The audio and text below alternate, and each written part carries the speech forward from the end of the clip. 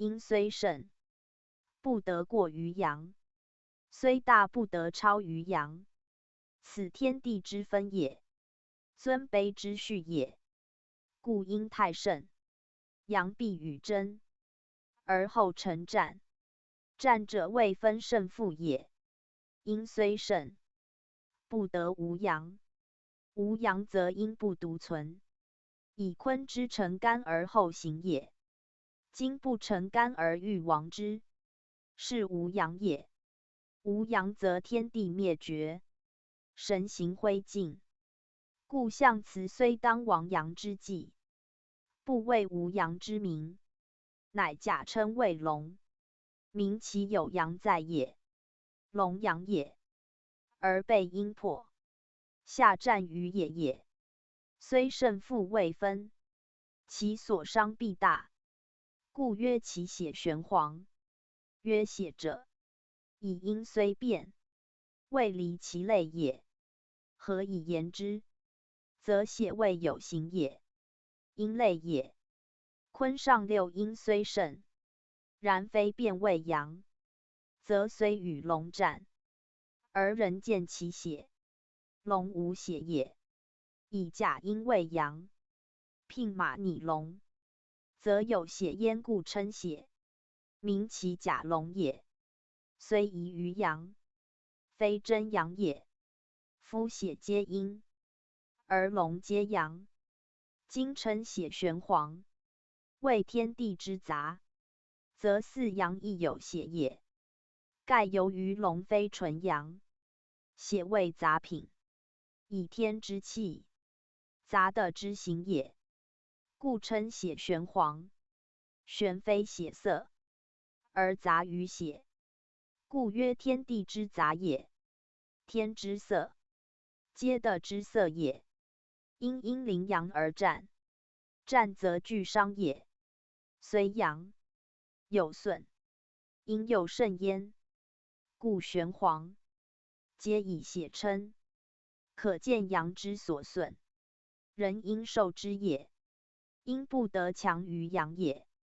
此先后之分，尊卑之序定也。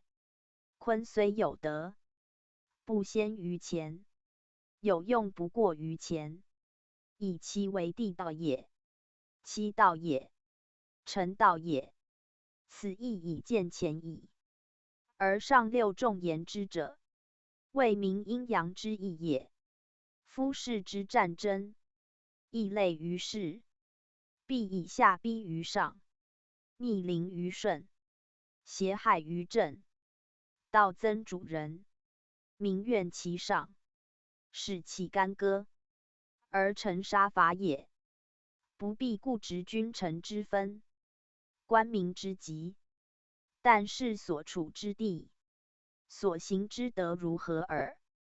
坤之类阴也，阴不胜阳，则德不先天；若非坤，则不现矣。故阳为上，为善，为正，为仁，为大忍，为君子。所至必胜，所处必极也。坤之上六征战，就在阴也。阴不守其分，反逆行道失，是以所伤大也。此文言明指其过也。咸于无阳，亦如一字，函数一言，谓坤至亡阳，而道不得无阳也。谓阴必将无阳，而圣人不许其亡阳也。此人道济天之穷，而立辞定民之含为义也。圣人亦教之止，故如是。综上所论，凡文言之旨，皆先人道，而重在以人和天地之德。其过也退之，不及也进之，以终为本，以和为用。由真于坤之六爻。坤爻有当位，有不当位，有阴阳交而成文，备而未害，有顺有逆，有得有失。故于此由详言之。以立人道规范，而是人事从为也。故文言者，义教所见也。学者须三复焉：宗主、父主、夫子所讲，皆立教之旨，谓儒教之本旨。中庸大学莫不由此推述者也。言教而志在中，言德而道在内。如黄中通理，即干正性命也。故曰穷理尽性，以至于命。此理自一义，即大学格物之事也。格物致知，即通理也。此道公彻始终功夫。道家黄庭内景，亦指是也。得之则成黄中通理之道，失之则离其血玄黄之哉。一在尽性，一在训育，君子小人之分也。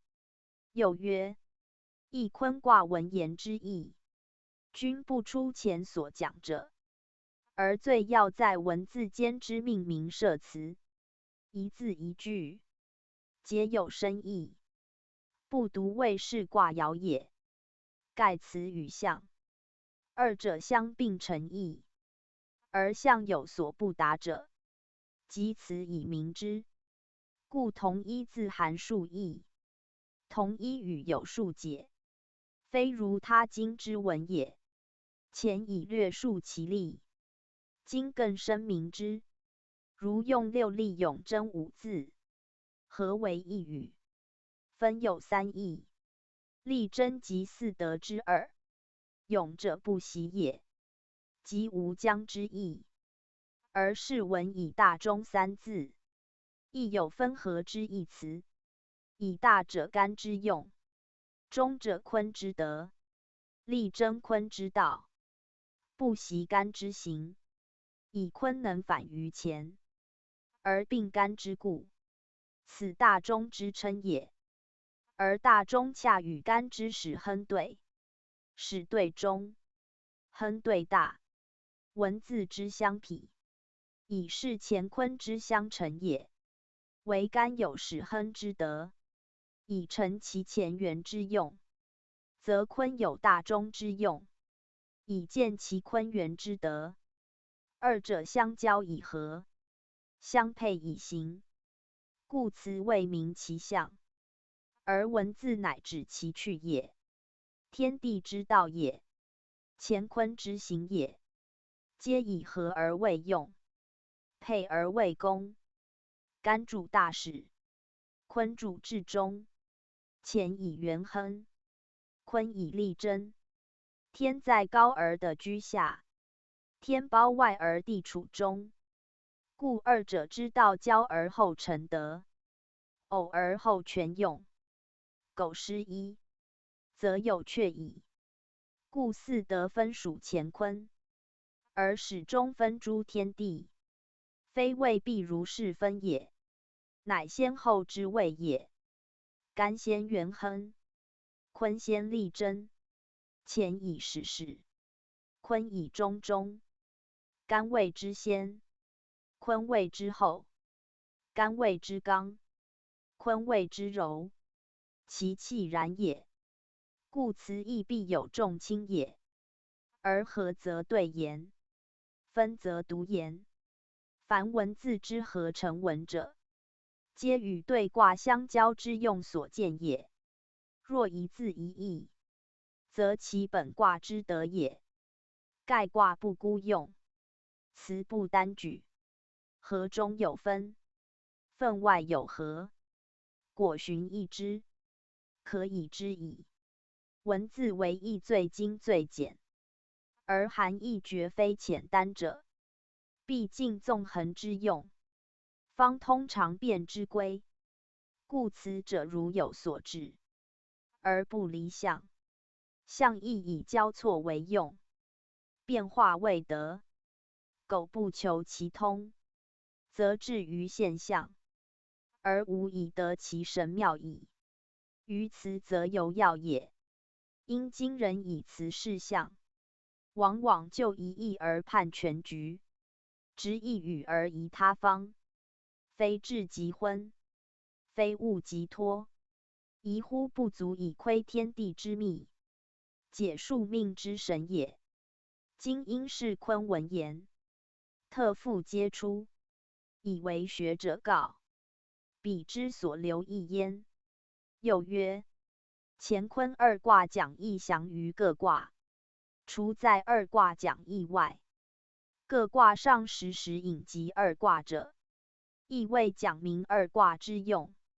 因权益各卦，无不出于乾坤也。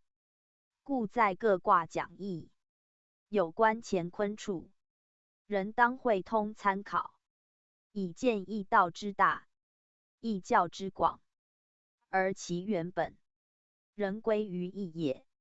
传所谓乾坤为义门户，即此义，无人独义，必先明此志。虽64卦，各具其用，而无不溯源推本于乾坤。而各卦，爻不离阳爻图、阴爻图组成，阳爻图、阴爻图即乾坤本体。如人生百骸，虽各不同，而莫不因气血以生以存，以动以用。气血亦如卦之阳爻图、阴爻图也，一阴一阳，互为其根，而性命主之。性命则乾坤之源也，故合全义。正如人全体，生则同生，化则同化。生化虽万变，而本来无二象，此所谓太极是也。太极以乾坤成用，人物以阴阳成形，此天地生成之道。而一身所包者亦如是，独义必先尽辟于己身，方知全义之用，方明乾坤之道耳。讲述乾坤大志，复甚讲述，义道至大，而包罗无尽，以其因象致用也。象本于数，数真于气，气归于道，道始于一，一生而万，分而无尽，谓始终之象也。故全部意象一天的宇宙，无物不涵盖之，书卷之也。此义卦有限，而用不穷；义道至简，而德莫大。非圣之不足以探索其志，解析其意，而辞则详其大概云耳。要知义之代用，本于乾坤，而乾坤之象，始于阳爻图、阴爻图。乾坤为其成形，阳爻图、阴爻图则其秉气，气在形中，形以气喻，此后天之定则也。又莫不有其数焉，数者所以别也；莫不有其名焉，名者所以记也。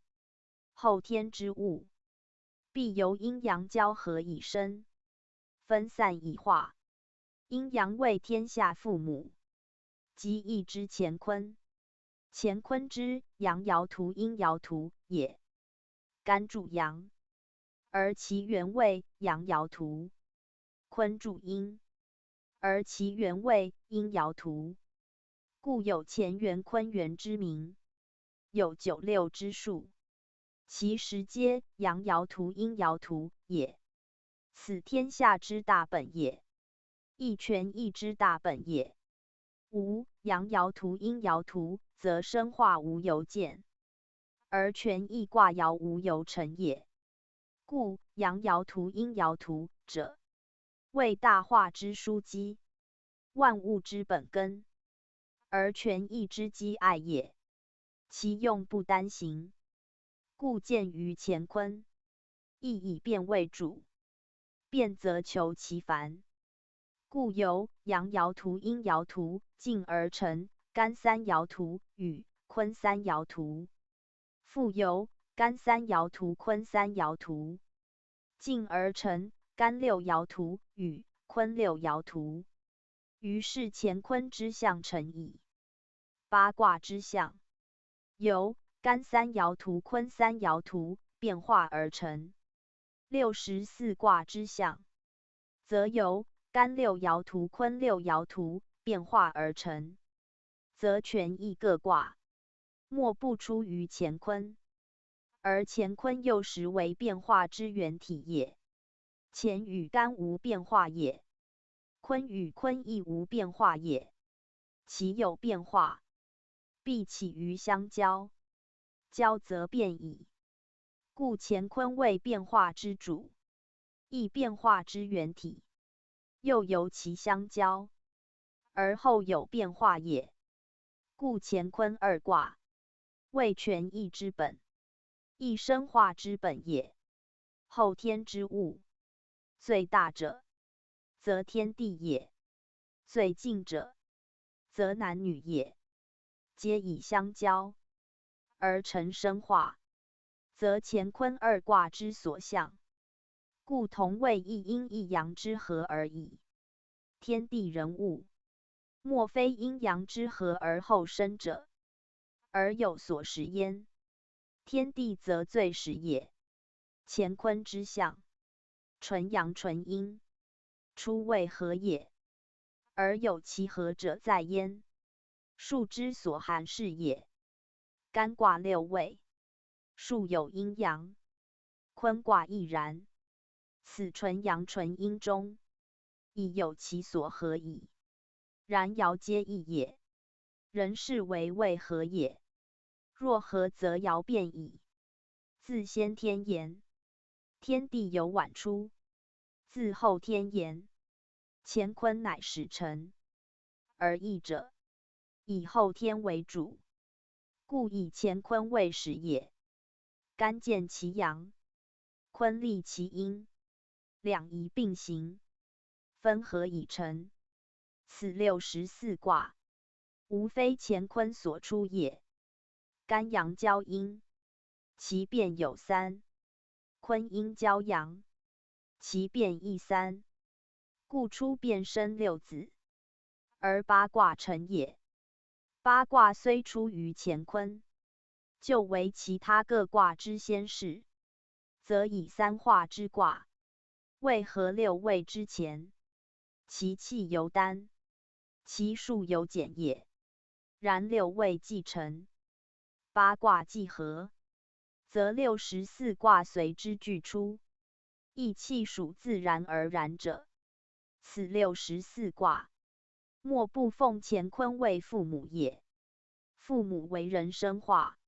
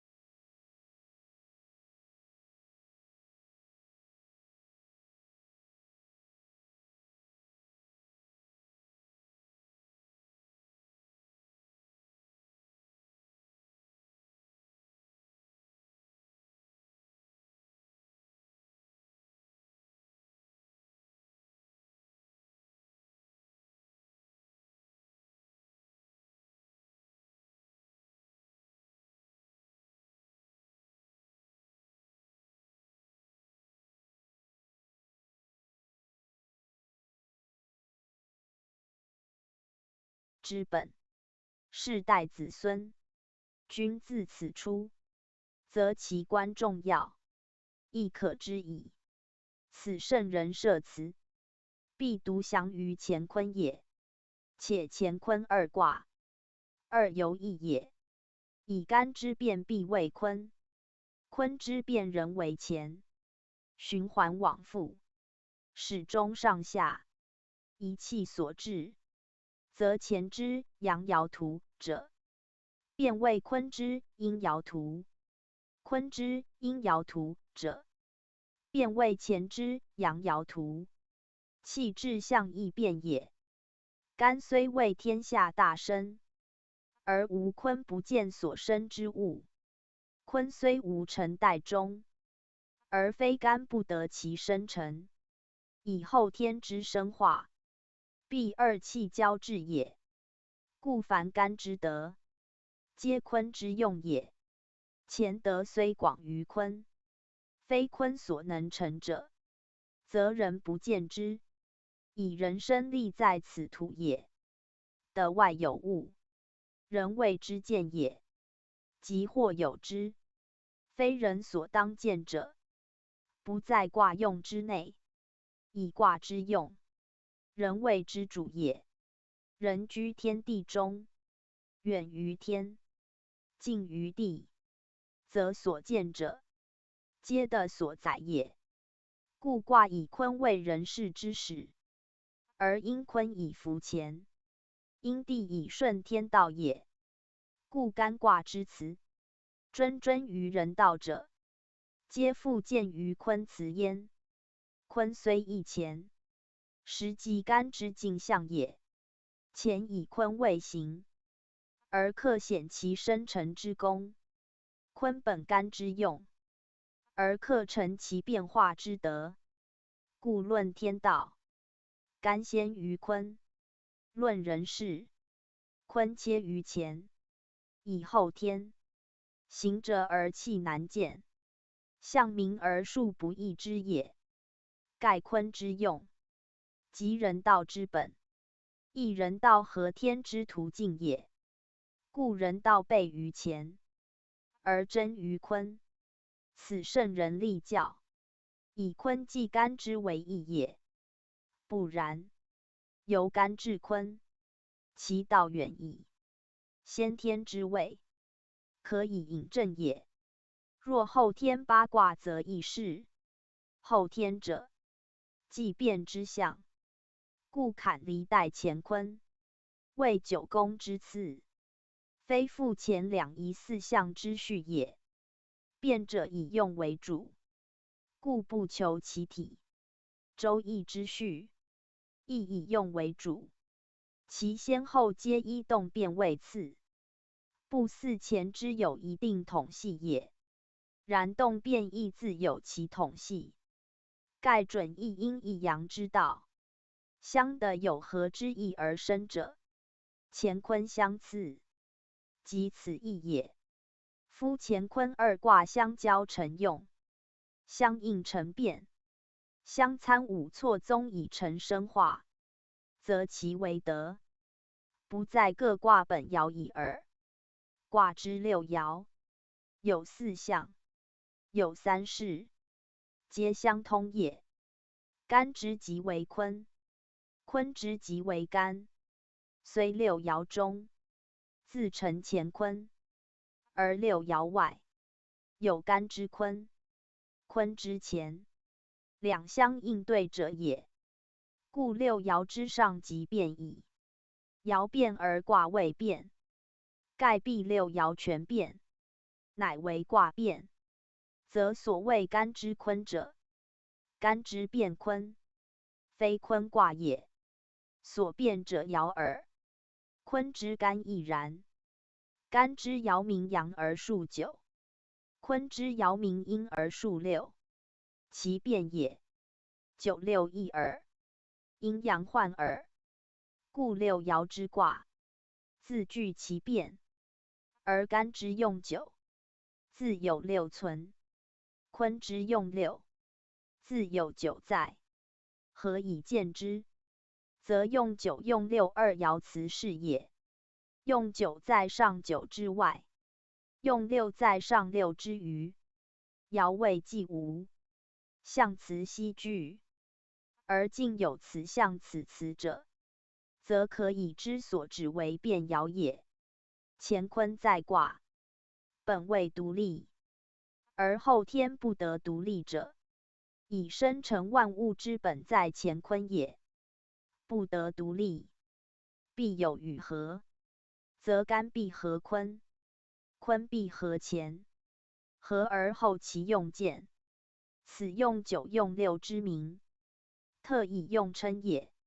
用9乃干合坤之用，用6乃坤合干之用。乾坤大用，乃在6爻之外矣。然9者干爻也，6者坤爻也，虽在6爻外，仍不出本卦，则象有限，而气无止境，谓有尽，而用无穷奇。此天地之义乎万物，而乾坤之殊于他卦也。阳气偏行，阴气偏沉，二五构精，妙合而凝。此用9用6，为天下大用，生化之本也。生化无尽，天地不与焉，得用无穷，乾坤不动焉，故待用在6爻外。乾坤未尝变也，且干之与坤，为权益之本。无论何卦，莫非由乾坤交合变化而成。64卦，莫非用9用6之所见也，则用9用6，不独为乾坤2卦所有，乃64卦之所共也。盖卦不离阴阳之气，奇偶之数，则万物原一体，万用原一致。用阳者，必用9；用阴者，必用6。不以乾坤现也，各得乾坤之一耳。万物各殊其身，而莫不得天地之一体。余卦各异其象，而莫不得乾坤之一体。故卦有异名，爻无异称。阳皆9，阴皆6，则9、6即各卦之精魂，而用9用6，亦各卦之得用。所谓一阴一阳之道，中始一致，干始之，坤终之，在其间者，不得外思道也。故干交坤，坤合乾，自成其德用，不为万物，而万物皆受其德，化其用。此所以谓大也。以一用而通天下，至于无尽，为道方知，故曰道。道贯于气，外见之于理，内存之于性。无不同此理，同此性，则无不同此德，同此用也。故道能通一切，而用9用6，能通全意。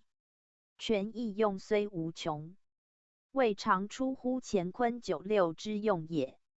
前乎9、6者，必以9、6为归；后乎9、6者，必以9、6为本。9、6盖数之总数也。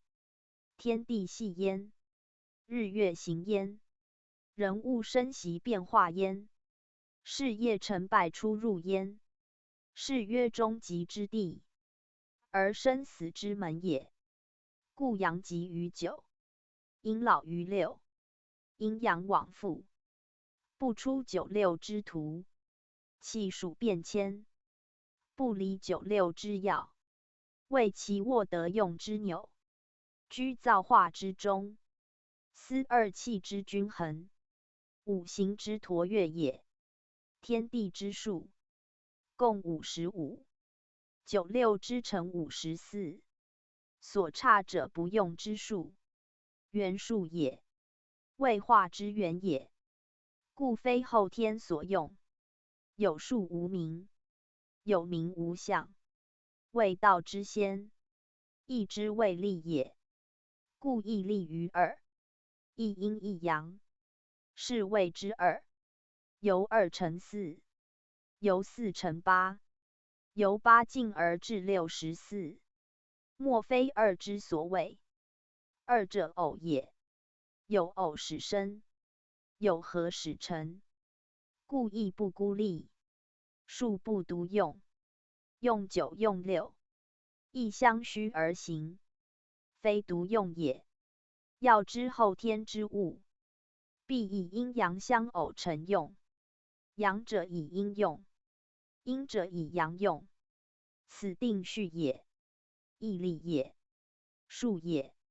为此者，不成用，且害之，谓其始终不全。刚柔失中，则乖太和之道也。故阳体阴用，阴体阳用，相调相济，是曰道行。如刚胜必折，柔胜必屈，有始无终，有终失始，皆害道也。天地上不孤行，况其下乎？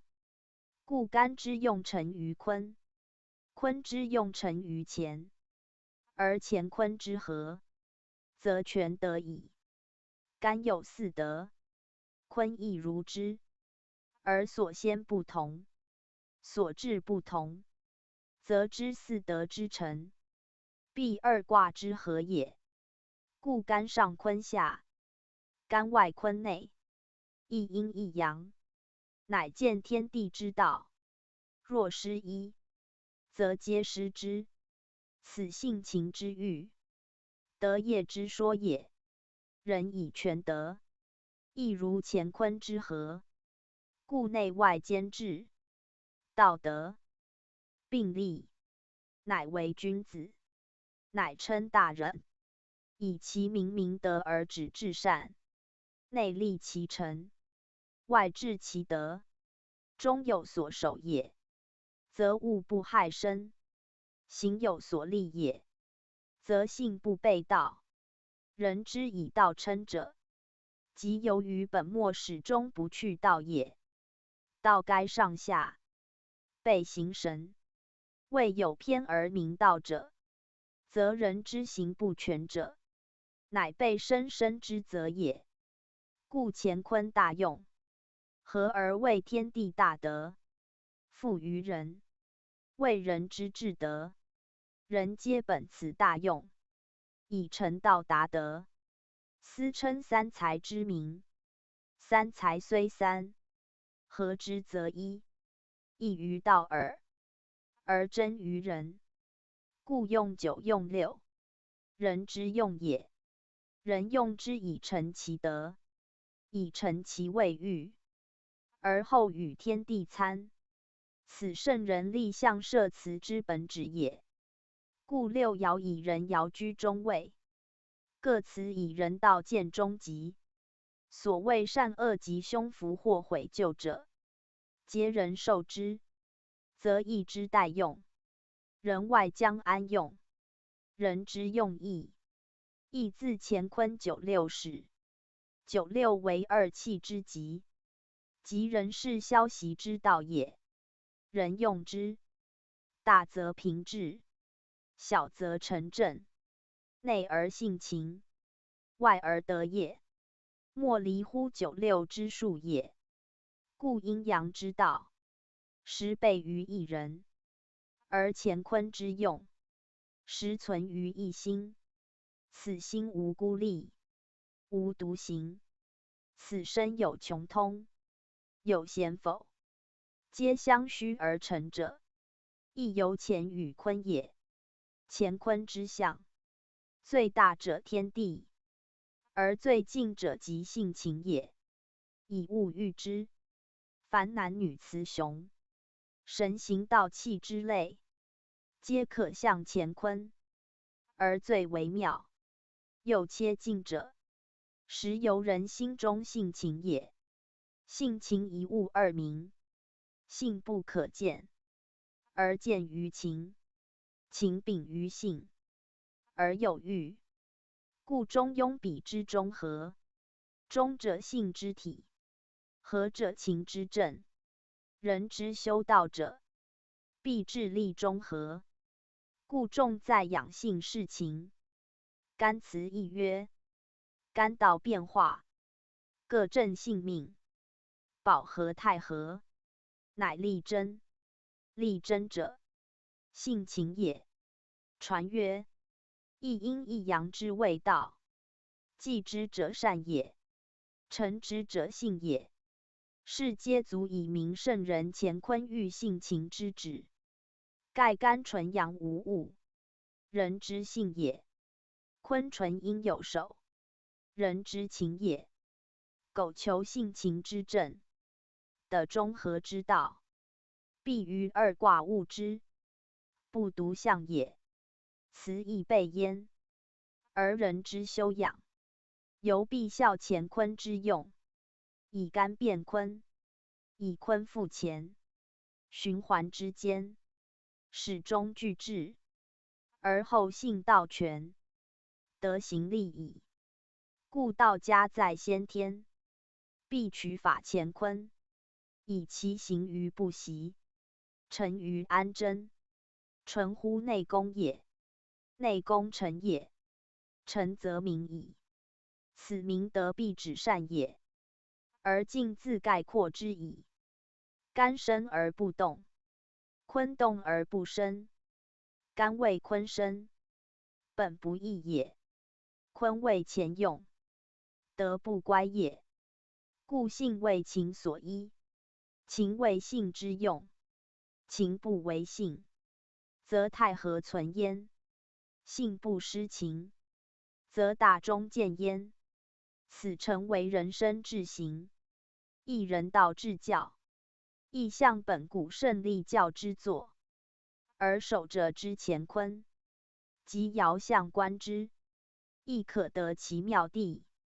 以奇偶交用，上下相报，内外互因，中谓不失，足以知所至利矣。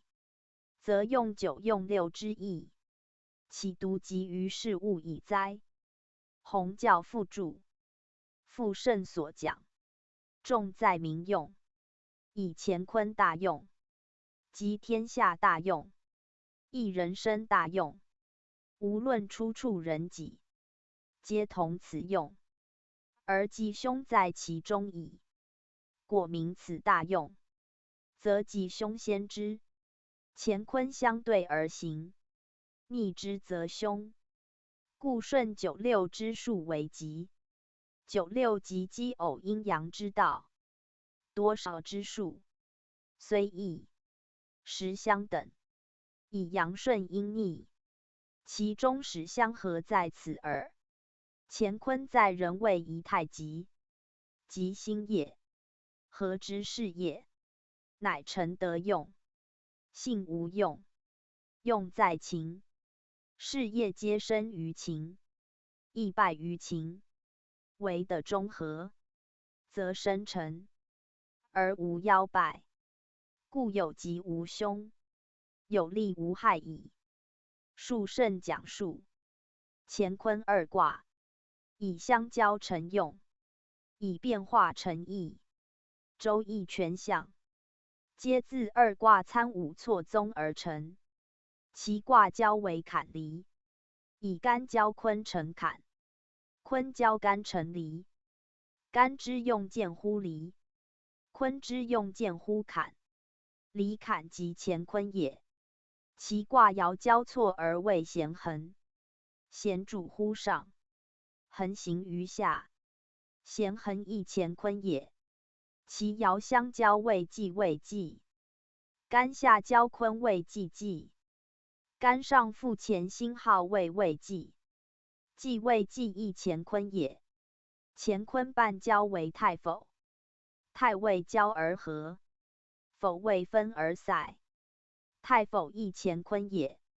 此其变，皆自乾坤来，而卦爻有异耳。故周易上经始乾坤，中坎离，下经始咸恒，中继未继，而以太否分合其间，以明天的大开合，宇宙大始终也。干主大始，而坤主代中，故干起至未继止，未继之穷，即坤之大中也。乾坤虽交而气星号似乎有物绝，故从坎离之象。坎离者，后天之乾坤也。交则生化成，分则人物尽。未继以离坎分道，而世界大中，以见乾坤之不交，而生化遂止。未继虽三阳三阴，相见成卦，实则阴阳离散，乾坤背道之象也。故乾坤大用，必阴阳交合，而后天生化，必水火互济，此一定不移之理也。干虽未大始，非坤不见其功，故见其用于坎；坤虽未代中，非干不成其德，故见其用于离。离坎之代乾坤，实乾坤所自化也。参无错综，人物以生，咸恒乃成。咸恒谓更对正巽四卦之交合，亦乾坤之所生，坎离之所出也。故咸恒为人物最繁盛之象，亦天地生化最茂育之时，时后天中最的气之际。故下经以之始，名乾坤代用之成也。乾坤既属二体，本有分合，分则否塞，合则太亨。此太否之象，始与二气上下，而乾坤生化中始，亦由二卦可见。故乾坤之用，必以太否分明，而始终之数，则以继未继概括之也。继未继，以坎离分合，是生化始终，足见乾坤之所以始终者，即由二气分合来也。合则始，分则终，而干之大始，气之始也，非即生化之成也。必合坤而后成其生化，故卦必以坎离代乾坤，以水火日月，明阴阳之功，天地之用，其意至明显。盖有形者，必有生化；有名者，必有始终。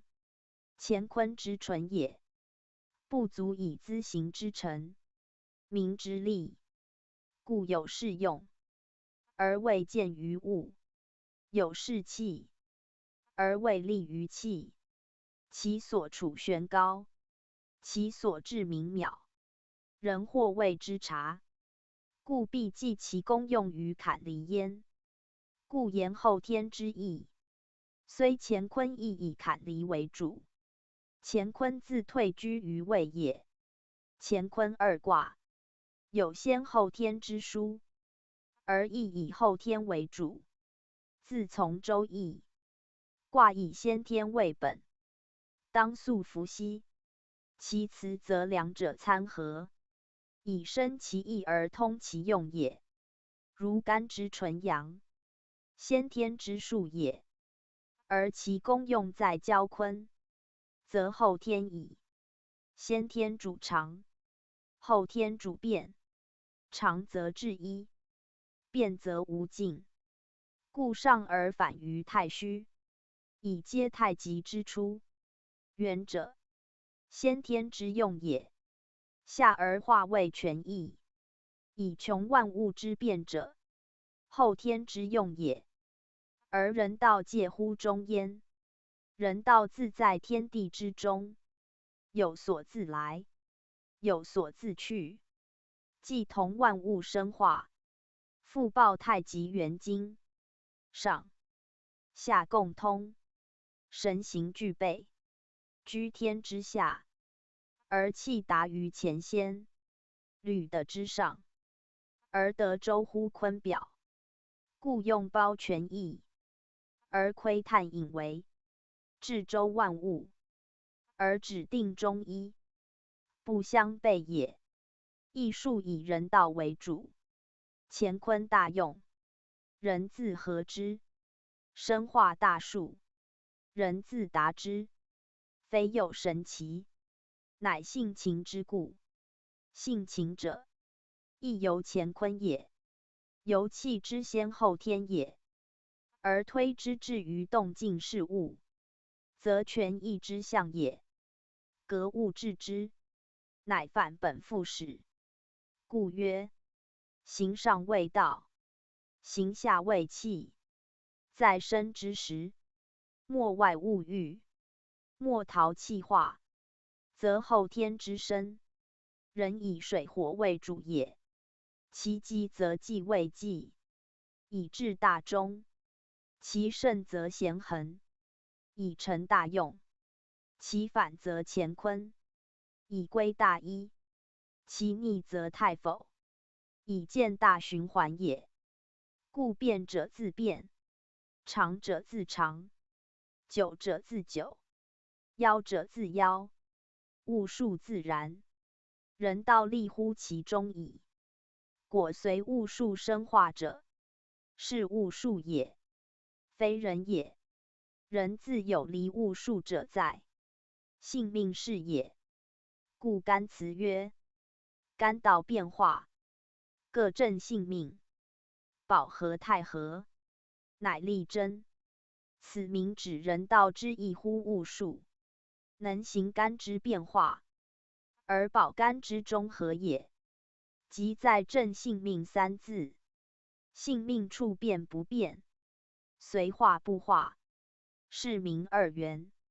乾元坤元，永不变化，乃能主变化，人道所立，在此意矣。故乾坤在变化言，即64卦皆其用也。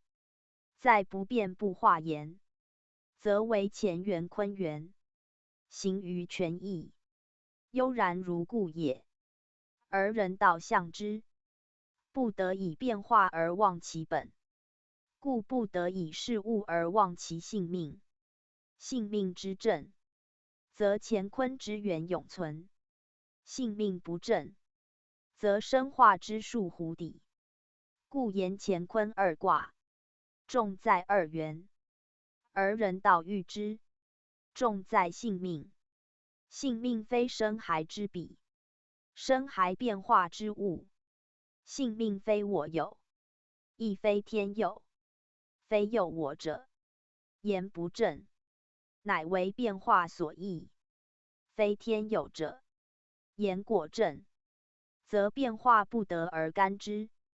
故性命必待人自正也。如乾坤二元，乾坤不使之变化也，虽穷极犹如初也。在物数言，是二元未变，而时变在物数，无与二元也。六爻至上位，变化之时，而二元乃见，以长者自不随变也。乾坤皆以变化为用，皆主变化，干主气，坤主形。而二者之变化，则以交合成用。此由后天之物，必合气形，而后见变化也。如水与火，为变化之源，而水中有阴阳，火中亦有阴阳。坎离系以交合之乾坤也。若纯干纯坤，则不见其变化之机，物之生也，必因日光之热，水泉之盖，而后生。若徒有其一，不能生，生亦不能育。此可见后天生化之非纯气所为也。物之化也，亦如之。必由一暴一寒而后化，一火一水而后变。天下之生化，莫不由是成，则乾坤之生成变化，时必合而后见。故占变化者，必占其合；而取乾坤者，必取坎离，乃常理也。为人道不然，有合而变化者，有分而主变化者。人道之乾坤，取其纯，而坎离取其合。故研修者，必使坎离，而还于乾坤，即由变化达于不变化，以不变化而主变化也。事物万变，而心永长；言行万途，而道德一致。此象乎乾坤之用，而能保其乾坤之源也。为圣人治焉，乃正性，命之功也。故道家研修，必归先天，而必自坎离着手。乾坤未成，乾坤之外，即坎离；坎离之先，即乾坤。合先后天八卦方位观之，则了然矣。亦教言乾坤，为事物生化之初，亦人生修持之果，为天地变化之始，亦人物本源之书。乾坤在后天言，尚无他物数之杂；在先天言，已觉有形气之分，向此所指，实该上下。而人道立极，当于此时，自此以下，皆属既变之象。而在此二卦中，则犹见其初变未变之时。此乾坤二元，皆其不变之真，以为天地立极，即为人道立极也。夫卦之为用，本以测天道，而定人事。天道长而有变，则实谓之殊也；地道变而有常，所以奉天时也。人立其中，则应变以常，居常达变，方谓道行。传曰：神以之来，之以藏往。来往者，常变之事也；神至者，天人之分也。神以之来，非神不知，而阴阳不测之谓神。何以知之哉？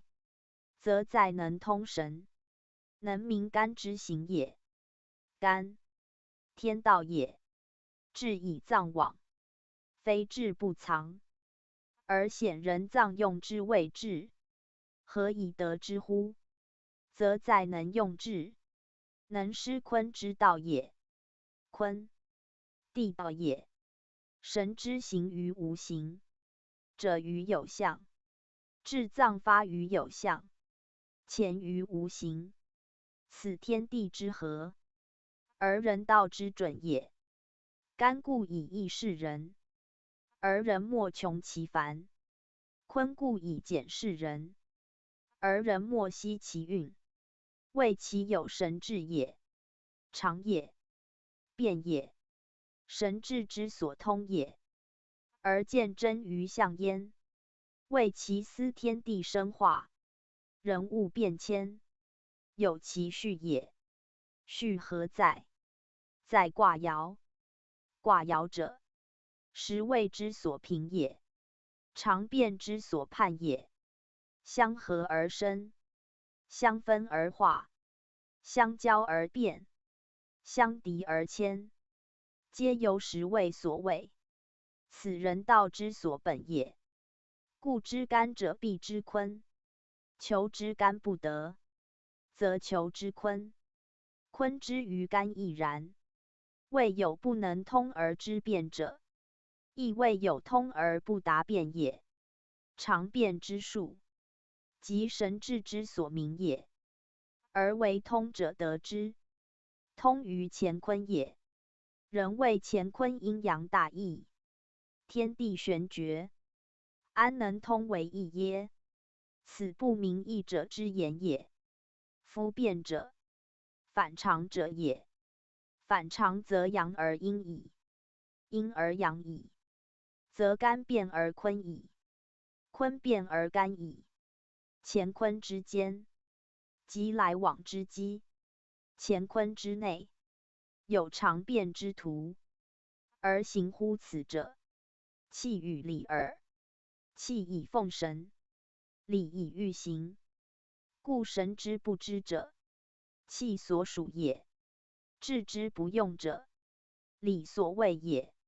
理以恒乎治，则坤藏用，而无不用；气以明乎神，则干行玄，而无所玄。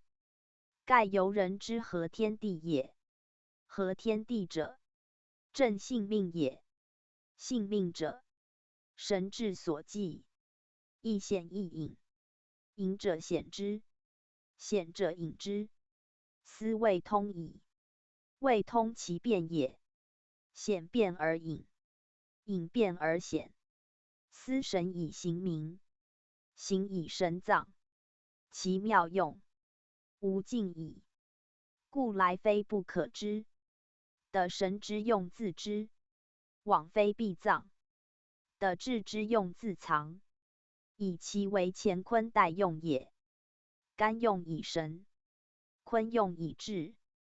干则智来，坤则藏往，合之以用，天人之道备矣。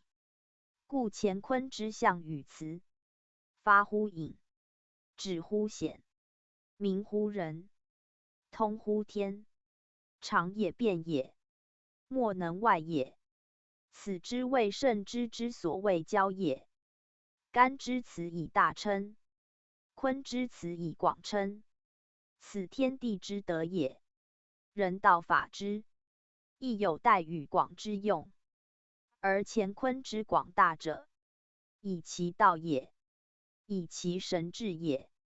人之施法，亦如其神智，如其道，方称三才。若有不及，不足称也。故卦六爻中三四属人，而辞盖众人，明是人所以配天地也。天在上，德在下，无论何卦皆然。而乾坤尤明显者，以乾坤象天地也。然干有天地人，坤亦有天地人，则天地之内，故有人在，即可见天道地道之中，无不有人道存也。人道所以为人，亦所以明天德之道。天地之道，为而玄，深而大，而人道时抚养之，左右之，以共成其三才之称者，实为人无以着天地之用也，无以明神智之妙也。无人者之明之，于天地无伤，而天地亦合于人，则亦可无作矣。而圣人作之者，众人知者明天德之道，且以天地之道成人，又以人之道成天德之用也。天地有以人用，况下此者乎？故全亦皆人道也。皆天地之所示人者，即圣人之所以教人者。人习义，必求于此志，必能合乾坤之意，以为人之德用，以达人之神智，述乎尽意之用，通天地之心，而克称三才。不然，卦爻何独贵中爻哉？吉凶祸福，何谓言哉？直来者，谁命之神？藏往者，谁明之至哉？何以见干之大，坤之广？又何以通干之意？坤之简哉，故亦为人道利也。而守着其止于乾坤，学者读乾坤，要当神皆至运。于乾坤之中之有人也，虽乾坤卦六爻，要无非人道所上下者，人是所终始者。神至故人之用，天地一人之身，益之减之，大之广之，皆人之德也。圣人虽言神，而民之存乎人；虽言义，而用之在乎人；虽言气与理，常与变，而通之一之由乎人。故乾坤二卦之辞，必配之大人君子也。不言天神的旨，而独指大人君子也。弘教附注，卦用常变，各有异同，而文王亦纯主变立，与伏羲之易书用，故乾坤二卦相连为用，而八卦方位反以坎离为主，坎代坤而为阳，离代干而为阴，以明乾坤交合成用之意。虽曰坎离，实乾坤也，不过以交合之乾坤，非纯阳纯阴之乾坤耳。故后天之象，以水火为主用，以日月为主体，其取一权一先天，为其变也。Top 善书图书馆，首页善书目录，善书影片，善歌，道之宗旨。联络我们，查询善书简体。易经正式上经第五册屯卦蒙卦虚卦讼卦师卦。屯卦正下坎上，宣圣讲义。周易卦序，乾坤之后，继之以屯，以象天地生化之序也。后天生化，皆自天地始，万物之生，必在天地既定之后，故屯在乾坤次也。自先天序言，则乾坤之后应为正，以木道为物始也。而屯之象，始于正，其意亦洽。万物之生，必因于水，故屯为正和坎。坎为后天八卦居坤之位，代干之正，则屯之取向于坎正，亦是伏先后天生化之序也。震动于下，坎润于上，此纯物生之本相也。以分言，则半正半坎；以合言，则少干成坤。故屯即乾坤，时天地生化定序，不独象物之出生也。夫屯之为卦，二阳爻，四阴爻，上下皆阳，而伯仲义次。卦属阳，而其气多阴，以行于阴也。有动则有德，有生则有功，有德则善恶备，有功则以显分。屯之象，内刚外显，内动外阻，以阳虑阴，而为阴所制故，以用为道，而处道之艰难。故其卦象，本身之始，而又介于身；本行之初，而又难于行。如草木之萌芽出着，其生机犹未畅也。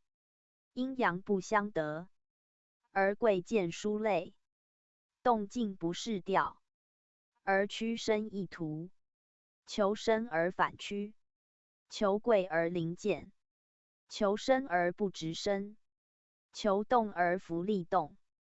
盖处震之地，行坎之方，沉雷之分，遇水之限，其卦实该二义。而为物之始生，天地生化之初见，其象故如是也。然促的生成，不尽艰险者，则赖其禀刚而致动，成阳而达生，因天地之应运的乾坤之合欲，故虽难而成，虽屈而生，虽险阻而不害，虽折辱而不侵，乃见其本乎中正之性，至乎中和之道也。就卦爻言，阳卦多阴，而以少为贵，以阳主动，而能御阴也。故阴爻中随阳用，以成其功。不过有时谓之别，而有从为之殊也。然以内外卦言，62位坤正位，95位乾正位，适当其位，乃昭其德。故屯卦之纪乾坤，能见乾坤之用，以其德不移，道不易，则克有所守，有所畏。此屯之待用，一体乾坤而不失，是以为生化之始，万物之初，足为一切经世也。故屯卦爻虽益乾坤，而功用则少乾坤而立其始，自有其象可执也。学者先观其象，自得其意，虽合坎正之名，以服乾坤之德，则谓道义大矣哉。六爻之所至，内外之所向，二气之所行，生成之所见，则其次乾坤者，故有其意矣。文王之序，大都以义名相，以象正义，初非如后人所测，未任意变迁，亦非人前意之规，未有心错综，盖皆本后天之序，依物类之身，而却乎不拔之定则也。以下各卦皆如此，唯屯未有者焉。至于屯卦之辞，屯者，屯也，有所积而欲发也；难也，有所动而不易行也；生也，而未能遂生；始也，而不克尽始。故其自行，如草木之芽，出浊而未放，如蛰虫之动，出如而未及生。有所见，而不离其居；有所畏，而不去其位。故名曰屯。气蓄而未通，行利而未明，生机急而未透，待用欲而未彰，如仓箱之屯盈而未起，如江河之屯满而未泄。故以象天地生化之气既至于物，物遭之而皆有其生意也。故曰屯。盈也，物之始生，以盈于天地间也。天地以其气盈而生物，物以其生而盈于天地。盈者生化之本也。不有盈，安有生？不有生，安有盈？故屯虽难而人易，虽见而人不失其居也。以气之与行，成循环往复之道，而屯之与乾坤，具盈虚消息之德也。盈之为虚，息之为消，此屯之所以谓盈也。洪教复注：屯卦为64卦之始，以其属子卦之始也。在八宫卦属于坎，而其反复卦为解，其对卦为蒙，其比肩卦为鼎，故其象与辞，皆有关于各卦。不独为坎震之交，见云雷之和也。而所最要留意者，则乾坤之初化，以之代是生化之机；而天地之初交，以之代见人物之欲。权为二五阴运之所运，父母精血之所凝。在气未出生，在形未出成，将分离而未分离，将化育而未化育。故人保有乾坤之正，循行阴阳之交，以接续于乾坤二卦，而引言于人物万类。故自屯以上无物也，屯以下，物乃盈矣；屯以前，未生化也；屯以后，生化乃无尽矣。此后天64卦从屯始，而周易上下经之序从屯起。乾坤八纯卦，木也，不可以其余生化，同于物类，故言生化，言物，必自屯始。而屯又足以见乾坤生化之功，交合之用。此夫子言之颇详细也。屯，元亨利贞，物用有攸往，利见侯。宣圣讲义。此屯卦之彖辞也。元亨利贞四德，全如乾坤，而用乃殊，以位虽当，而时不同。卦虽正，而爻有差也。故物用有攸往，而利见侯，以其阳也。得备而不能尽用，有志而不能自往，则其难，可以见矣。而道中正，居其位以成其德，则利见侯，王者之事也，以处事顺也。必显行仪，去奸事讳，此其成人之德，有别于自用也。故屯辞之意如此，其概述也。虽难不难，以盈而善持之；虽深不深，以动而善处之，有是义也。彖曰：屯，刚柔始交而难生，动乎险，中大亨贞，雷雨之动满盈，天造草昧，一见侯而不宁。宣圣讲义。此身是彖辞之意也。指屯之象，为阴阳始合，而生化始见，以其始也，故难；以其动也，故险。未始于下，而生于上，故不易生；未动以阳，而阻以阴，故动未显。难者，不义也，不顺也；险者，有限也，有志也。而屯之行也，不失其首；生也，不失其宗。虽难而足达，虽险而自全。故曰中大亨贞，以服四德也。不失谓曰中，能生而盈曰大，难而特达曰亨，全其始终曰贞。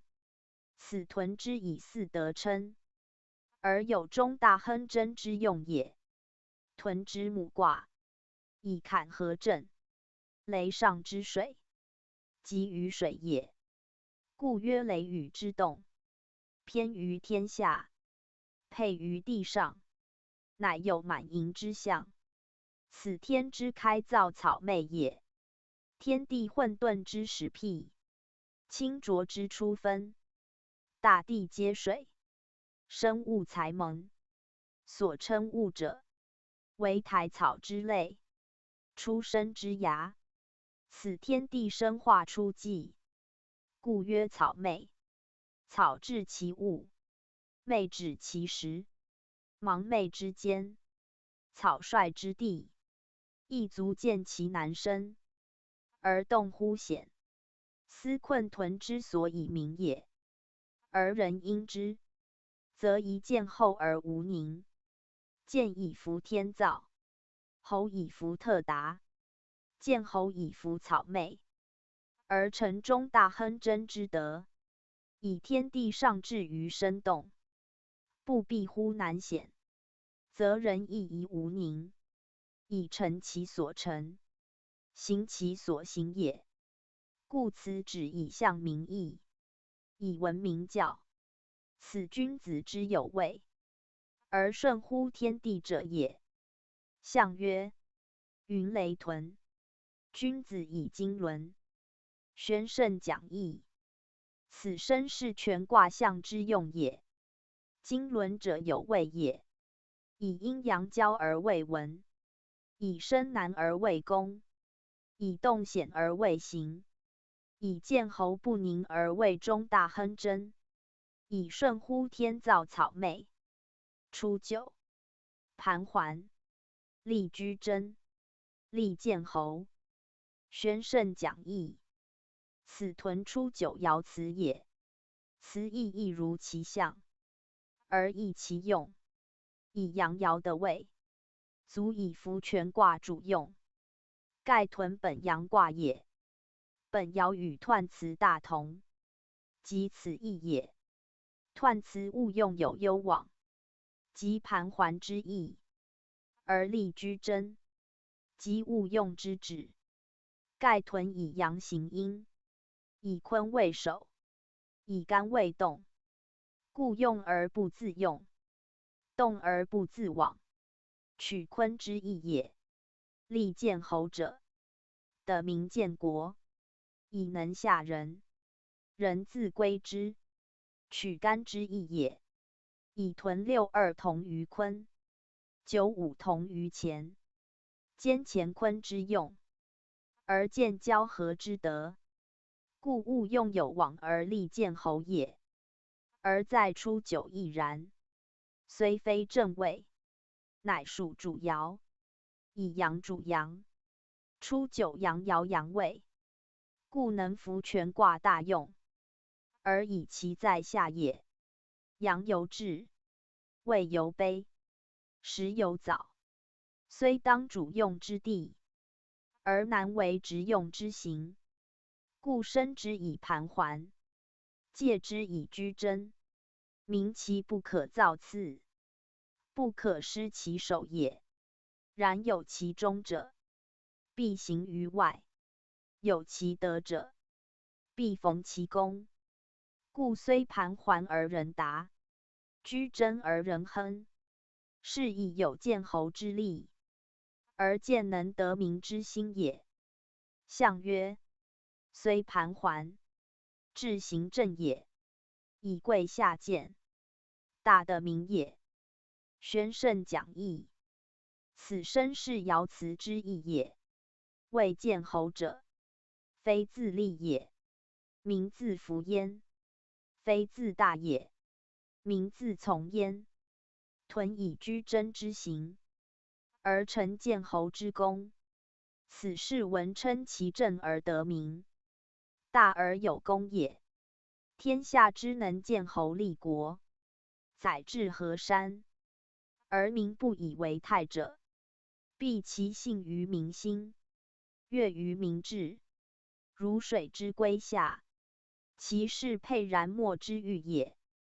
故有云雷之象，而后见其经纶之成，正如天之开造草昧，万物莫不欣欣向荣，如的之履显行间，万类莫不悠悠同化。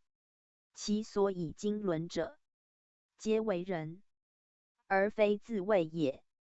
故见侯之基于的民，成功之由于居贞，虽行之如难，动之如险，而事实以正，居位以中，成德以大，致用以亨，合乎乾坤之志，兼乎刚柔之行，则其为道至顺，而君子之所以成名也。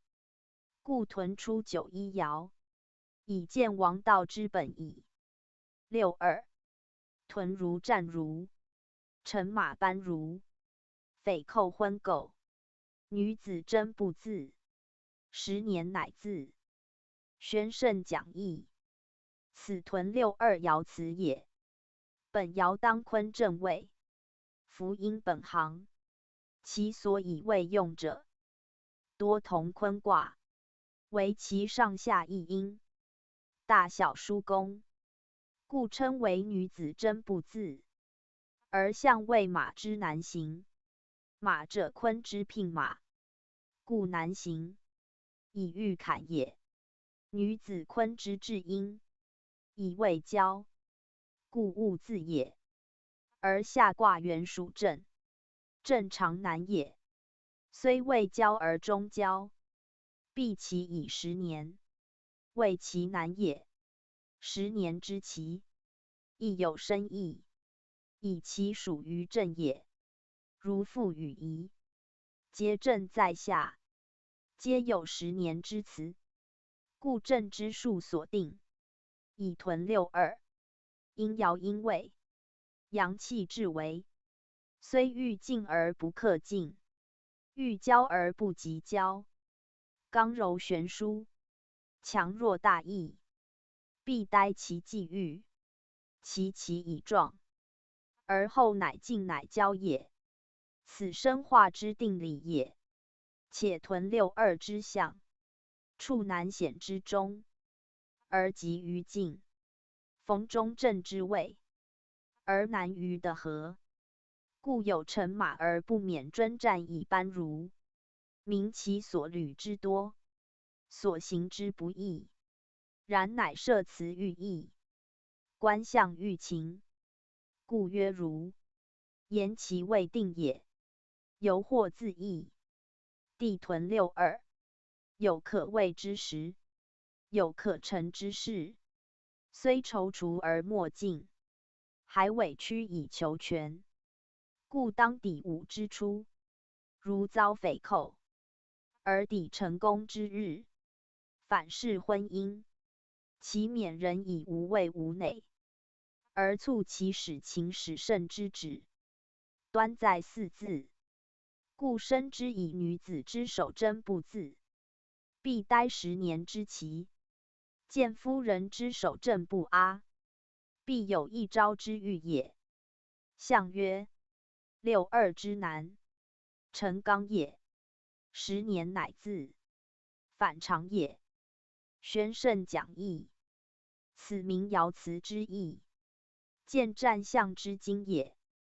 盖以柔成刚，欲刚而不能自已，以下动上，为上而不能自成，唯有顺应其时，磨砺其志，贞洁其行，动之以正，出之以坚，以犯难而越险，却疑而明为，使敌未亲，反仇未爱，则成德达道，必本非常之人，而取未用时，必合反常之事。故10年之自，虽迟迟而无伤，生归之真，时悠悠以自得。人之欲立大功，成大业者，正如真女之自始也，而赖乎其行之勤衡，心之坚韧，善用其事，而无废于中途，善推所谓，而克屈其阻碍。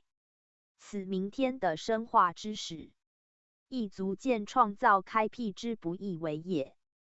故屯六二之辞，实明人事之教，计时之间，度的之险，恰如乱世之盛，必有以整天下之机逆，而致民于任席也。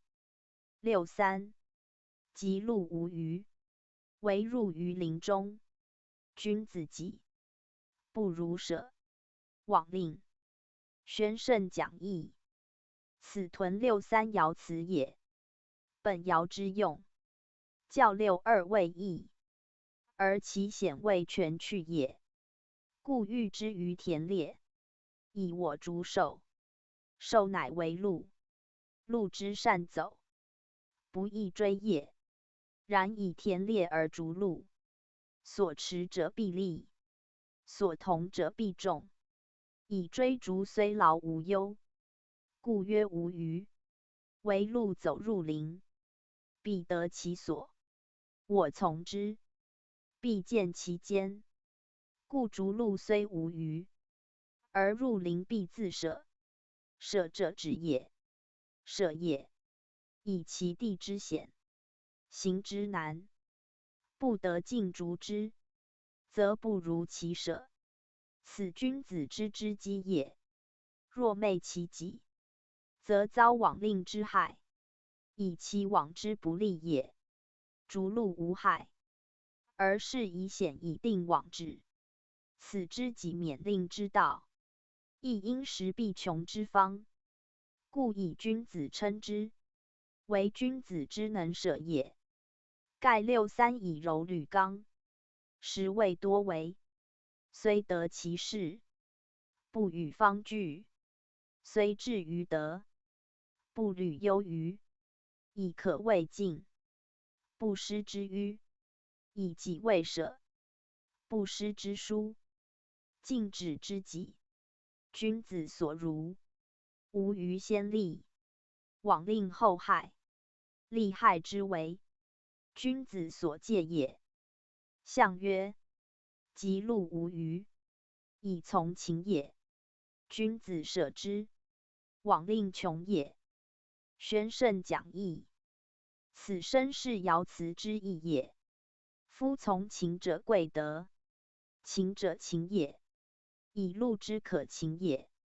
待入林中，禽乃为放，以行之阻，是必舍也。贸然罔逐，履道之穷，其令必矣。辞名义，而闻声义，重在知己，民于取舍。虽挟所欲，勿昧于时；虽凭所胜，勿追其亡。故入林之鹿，不可逐也。小人殉禽，反利未害。此屯6·3爻辞大志，而喻之以田猎也。推而言之，夫获得失，莫不如是。彼及鹿，亦是也。而林中，则难得矣。无余，顺势也；而罔令，则道穷矣。处难易之间，辩穷通之理，则在乎知己。知者君子，昧者小人。其判然矣。鹿字，亦推作鹿解，由后人逐鹿之喻。鱼字，亦有指于观者，谓的义，可无待于观也。舍有上去二音，亦有指舍二解。禽有禽兽禽获二解，穷分指时的之象，含义如是，皆可通也。6·4乘马班如，求婚媾，罔极，无不利。宣圣讲义，此屯6·4爻辞也。6·4与6·2相应，2·4同宫异位，以皆阴爻也。而屯，阳卦也。阳本乎生，月上月达，故6·4利于6·2也。然屯全卦，不外艰险之象，则爻辞，不离难阻之文。地静而见简，深而见亨也。乘马班如同也，而征战则易，婚媾痛也，而吉利则易。6·2上有匪寇之疑，6·4则直求之矣。6·2上有10年之限，而6·4则罔极无不利矣。故6·4之用，以别于6·2，而进行之道，艰险之差，于是文中已可见之。如乘马之班，言阴阳之杂，而急于求和，故昏垢以求而得。虽往亦吉利，又异乎六三之往令也。为其处时之宜，因事之顺，所以往求无不利也。象曰：求而往，名也。宣圣讲义，此身是爻辞之意也。言六四重因贵阳，阳贵而明，因时而明，以宾主之气，升降之和，故谓明也。明自日月相对，一阴一阳，阳其阴偶，恰相配合，故成大明。言日系皆明也，以升降相直，来去相协，如月之与日，乃成旦夜之明。而六四之爻，因动而往求，因和而昏垢，乃和明也。虽乘马之班，若不俱进，而往求之急，则无不利。此昏垢之贵乎相得，以其恰配也。若六三，则不配，故不以往从。故虽一卦中而爻有异用，虽一爻中而动有殊途，或往或来，或昏或敌，其事既别，即令思分。六四之辞，实以见屯生之以成用，而天地生化之象治世更有合御之观。盖自此爻以入外卦，得见其表，其用以彰，其德以显，故亦有明之意。又不独以其之时而往求，合照而为要之称明也。以利人事，贵乎事实，小然往来，判其离合，则明哲之道，君子之所行。夫屯权卦，皆以阳行阴为利，以阴及阳为宜。故六二、六三、六四三爻，越近越有功，越上越得利。此阴阳相得之道，亦后天生化之理。若过此例，则多争讼，以其刚柔失度，顺逆为行，必有所伤，而成为令矣。95. 屯其高，小贞吉，大贞凶。宣圣讲义，此屯95爻辞也。本爻虽居外卦正位，当阳气大用，而有吉令之分，以明其二德之难合也。故此有屯其高，小贞吉，大贞凶之战也。屯95阳爻，阳行阳位，以太刚也。刚则静躁，故贵于高。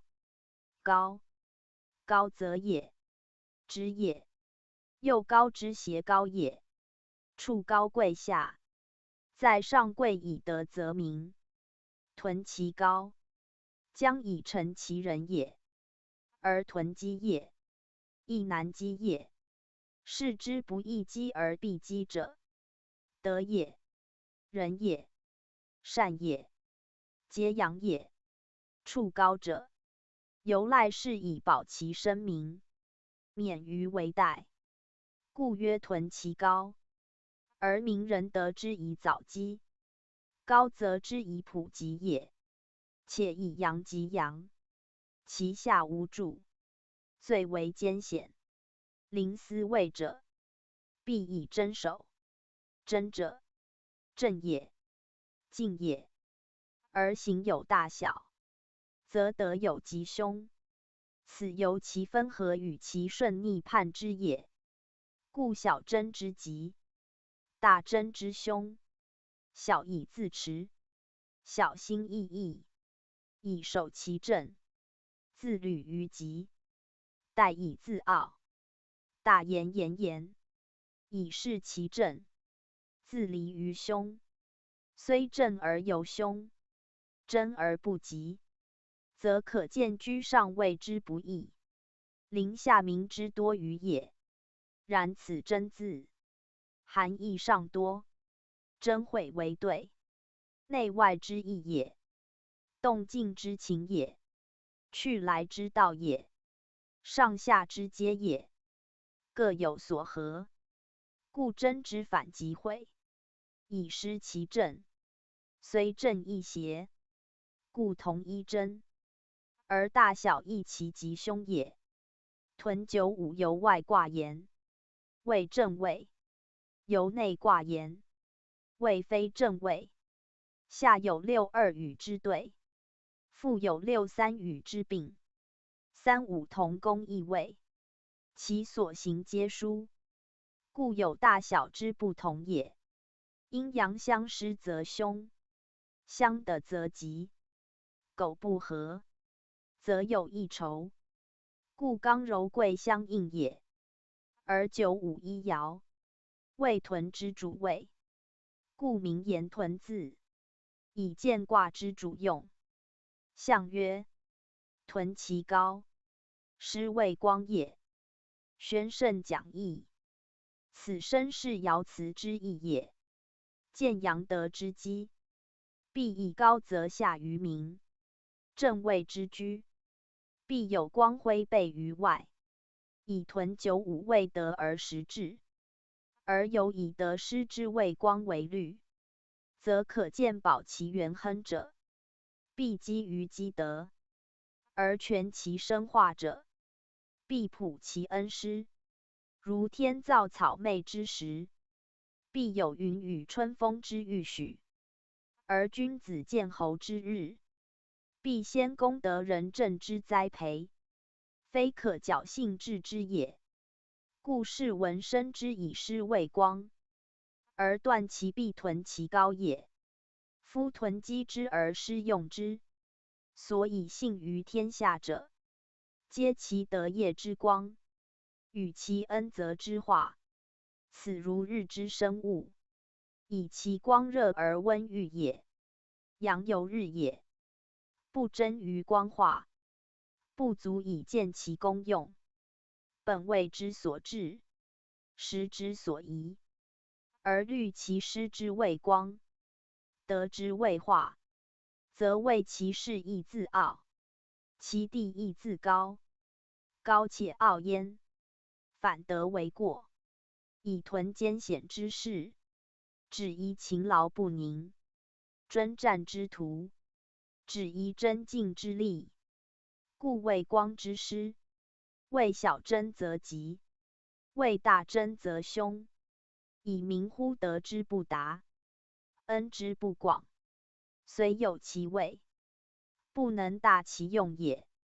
而此亦足以明屯之为屯，有益乎干之元亨也。干之德全道大，故无谓光之贤；屯之德先恩殊，乃有大凶之戒。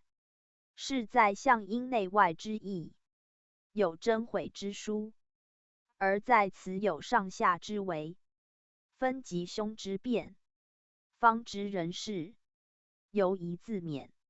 慎勿以为光之师，犯大凶之境，反而体肤艰险之意，推其屯高之心，则行之以达于见侯，治之以辟于生化。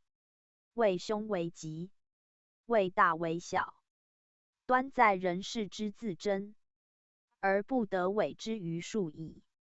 上六，乘马班如，泣血连如。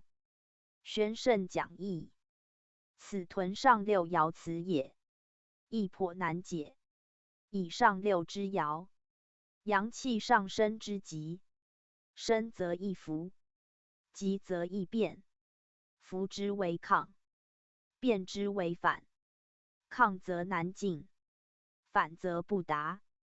升而未降，阳而未阴，进而未退，生而未化，喜而未悲，得而未失。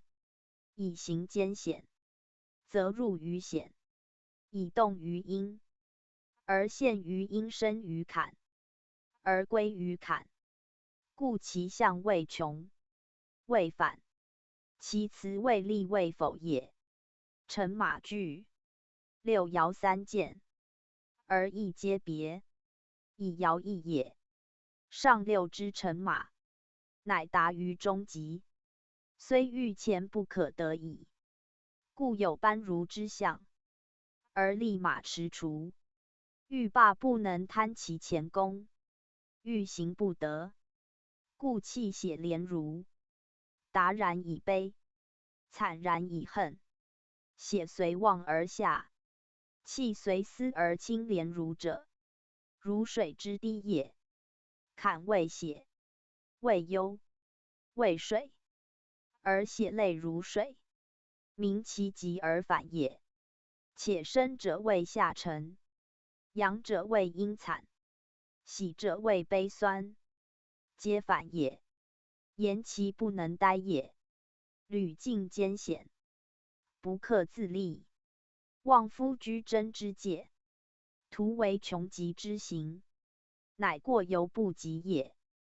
般如者，非竞马也，人亦随之，心已乱矣。欲自成而不得，欲自反而未能，欲进则道以穷，欲止而未不顾。心因事杂，神因思伤，不知气之何从，血之自出，故其辞之迫切，以明其象之变也。心主阳而藏神，血属阴而主情，神乃自伤，目中气血，阴见于阳，屯以阳用，而为阴所加，则其用之节也。故生化相推，成败相随，马力之促，心死所悲，屯难之所以为难，险之所以为险也。象曰：气血连如，何可长也？宣圣讲义。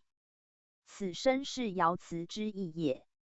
言极则必变，不能少待，虽本阳德，不能再生，乃反于阴，以同物化。此兴亡之相续，而屯蒙之相继也。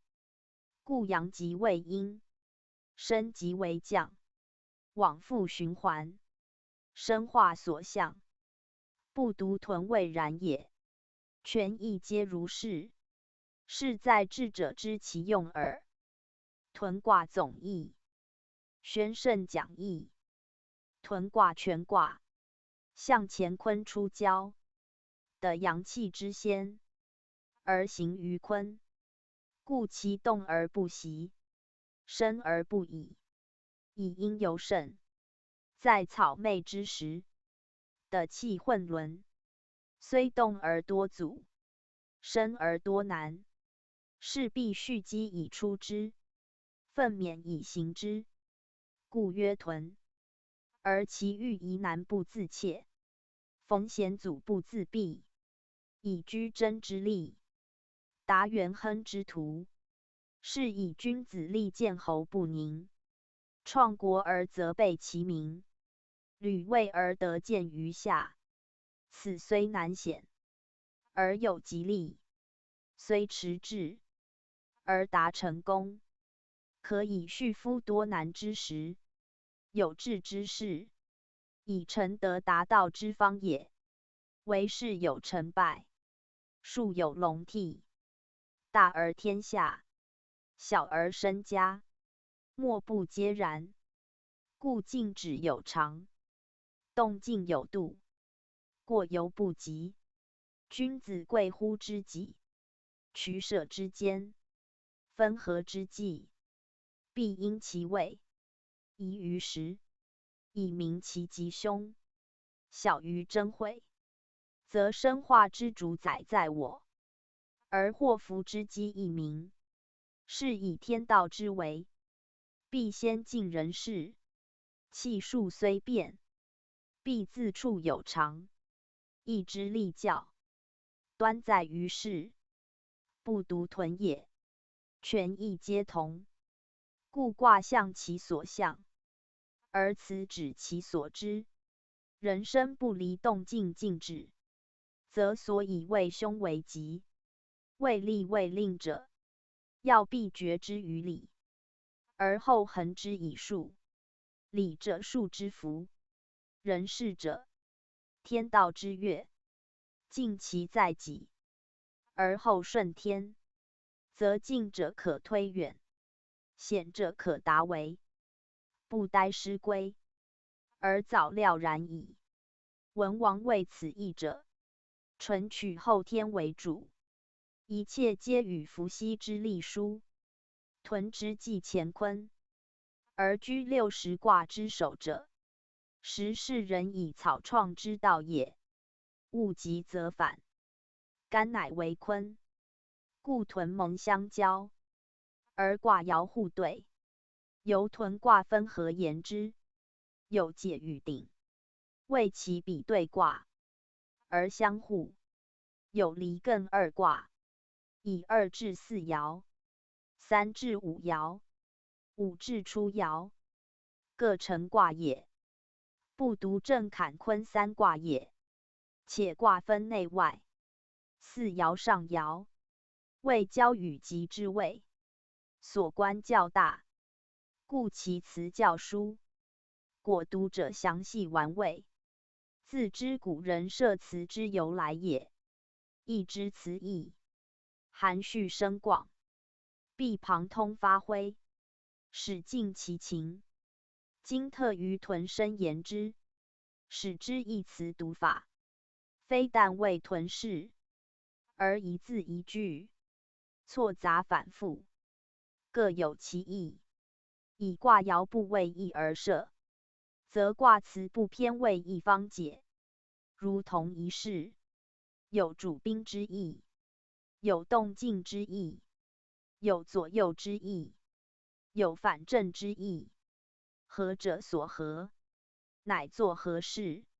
或于此大吉，于彼大凶，于近为利，于止为害，皆在此一字一句中推察得之，故非常恍无定也。要在观者，会通不逆耳。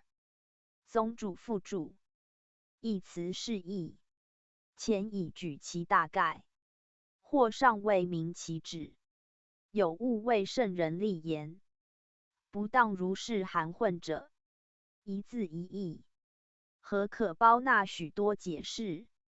遂至一猜，此时不知古人原意也。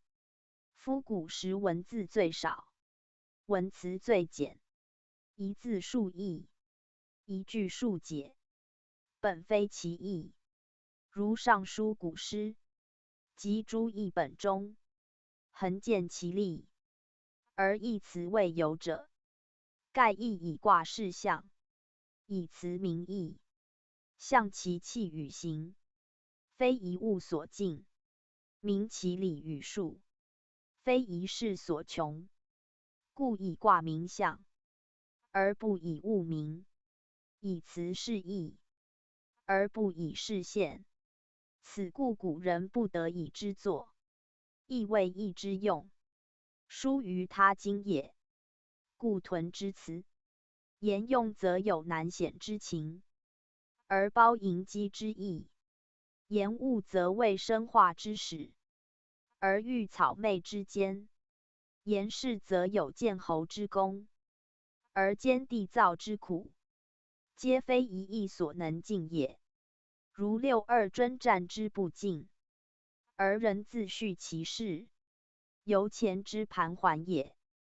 而班如有班回之意，有班不之象，有通作班杂之解，有事为班白之劳，其所指故有数端也。匪寇亦有2义，非寇也，匪寇也。以对举言，则匪寇而辩昏垢；以一面言，则非寇而实昏垢，其义皆具。不得指此失彼也。又即禄，禄字谓受名，亦谓禄，谓禄，禄以民劳而无功之情，本可通也。即如山路之路，亦可会通解之。古人路路常通用，且有与路流通者，如辘卢、六轴之类。余字亦然。余患也，虑也。而山则之官曰余，亦以其防患而虑事也。而邻邻亦互用。己字尤多义，如知己、己兮、恕己、忘己，乃己度己人。或推及积各义，皆字中可通事者。舍字有止舍、居舍、是舍、恕解、如舍、易解、不如舍，又易解，而令止不利，亦止自色，止有所习，亦止形而致色也。此皆以个人所占，各事所执而解之，非尽一义也。唯圣人立教，必先就其主义言之。故夫子所事详于主，而略于宾，然非不可通也。要将古文辞熟读，使得其变化之用，切勿执一而不能会通，偏见而忘于正旨耳。蒙卦，坎下艮上，宣圣讲义。蒙卦，未上艮下坎，山水相交，阴多阳少，以阳为贵，而阳反在上，其气下行，与屯相悖。屯上蒙下，屯进蒙退，一往一复，一降一升，而成循环，是气之自然，理之自治。天地转轴，生化推移，物之定序，数之定力。此周易蒙以纪屯，实有故也。天地交而后万物生，水火分而后生化见。屯以水成于雷，成雷雨之象。蒙以山加于水，为山泉之行。有动必远，有招必至，有辟则有合，有息则有消。故水行于空者，下流而为泉；气动于地者，中止而为山。通者节之以塞，生者皆之以化。险阻者有所至，草昧者有所循。此蒙之所以谓蒙，而其意以自象中见矣。夫蒙，内坎外艮，坎为中南，艮为少南。以阳从阳其阴为消，阴起于下，阳止于上，中承重阴，而互以震动，动而育阴。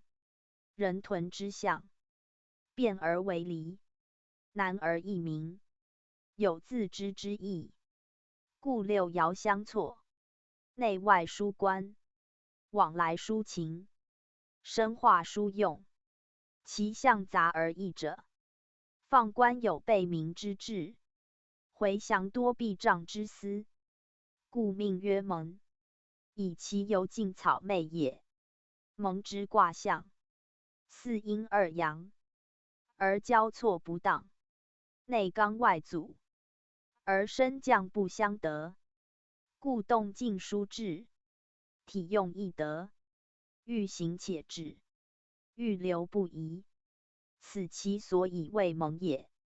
蒙之对卦谓革，比卦谓简，而变相亦随其互交而异。其反则屯也。故屯蒙谓易循环，易往复之象也。屯谓进，蒙为止；屯谓升，蒙为降。虽阳体而应用，故其道逆行，乃阳中之阴也。气自屯复故也。蒙者，昧也，闭也，相隔也，有障也。其气不阳，虽出身而功未大成，犹同蒙也。故虽往来而有所避，虽流动而有所障，其所欲之不实也。未克也，未尽也，未所执也。故如物之出身而蒙昧也。物生必化，极则反，理数所然。内互坤正，外互离，皆相杂也。虽内刚而不尽其志，虽焦明而不得其光，此所以多变而不能自尽也。故蒙者，猛而不克微，蒙而不全愈，处乎昏暗之事，而不能独明；生乎避障之时，而不能独达，乃受其类也。此观卦而知象，见象而知义，必先择其所得，而早谓之备也。盖不能久蒙者，必求脱乎避障；不能安于昧者，必思至于光明。此将有所序也。所序为何？德行是也。夫阴阳交而生化始成，奇偶合而功用始见，此权益之大则也。蒙以阳卦而应用，阳爻仅二与上爻，以屯比之，恰成反例，则阳之舍身而降，实地位所限，以阳居上位，更无所尽，欲不下达，将无所用之。此以降位正用者，乃义之变也。以变为常，则反顺为逆，故蒙之体用，成常变二例，而卦之气数，成来往两途。自卦言，常从下上，以顺为正；而自阴言，则从上下，以变为常。盖阴道逆行，合图定序，阳顺阴逆，乃得循环，以尽其度，而生化不息。故蒙卦为屯之反，恰如屯之逆行也。然气逆行，而卦自顺利，则其始终相疏，主宾不类，动静个别，吉凶乃分。故言蒙卦恰如屯之反者，以屯之正顺，为蒙之变逆。气所自治，理所治当，然非卦之罪也。如人战之，则宜于中辨其主宾，知其体用，以定其顺逆，而因其正变焉。故卦辞为我与同盟二人，以明主宾之一人也，而设来往二道，以判体用之殊途也。故观六爻，各有二义，各分刚柔之当否，辨阴阳之宜否。一爻之中，有吉有凶；一室之内，有正有反。此故不独蒙卦如是，而蒙则其首立也。以屯正蒙变，为周易第一开合，为易循环。世界之大，人物之众，如此循环，以至无尽，而屯蒙先起其端。此圣人立卦是其立也。苟明此立，则以后60卦，皆可循势以得其道。数不至为一象有所拘泥，而无以通乎常变也。故蒙六爻之用，要分别其所属，而后可明其所至。若以为与屯同者，则无怪其蒙矣。蒙者天道，明者人道，不先自明，安求发蒙？此观象必之所先物也。以阳至深，处于不可生，则为反而求之，以服其志。此往耻之寻之意也。故阳与阴交，而贵在和；阳与阳阴，而贵在服。不和不服，虽交不和，虽阴不称，不利且害。此君子所以重自反也。自反求诸公，则得之矣。此盟之为交，而欲于同盟，而民其有我在，谓同盟师也。卦爻之意，故见于辞，而辞之未尽，又当求之卦爻。如盟之阴阳交杂，而不当位；奇偶互错，而不服阴。蒙昧无知之状，障必难尽之事，亦足以小然于辞之所指，与圣人立教之所由矣。欲明其详，当更读夫辞。辞指教显，学者易于探索也。蒙卦辞义，取蒙昧之象，亦蒙喻之形。故蒙字上有草，下未茂，而中藏始，明其外谓草昧，上备必障，中如使之蠢然欲动，以其内同似而外昏暗，心蠢动而行粗律。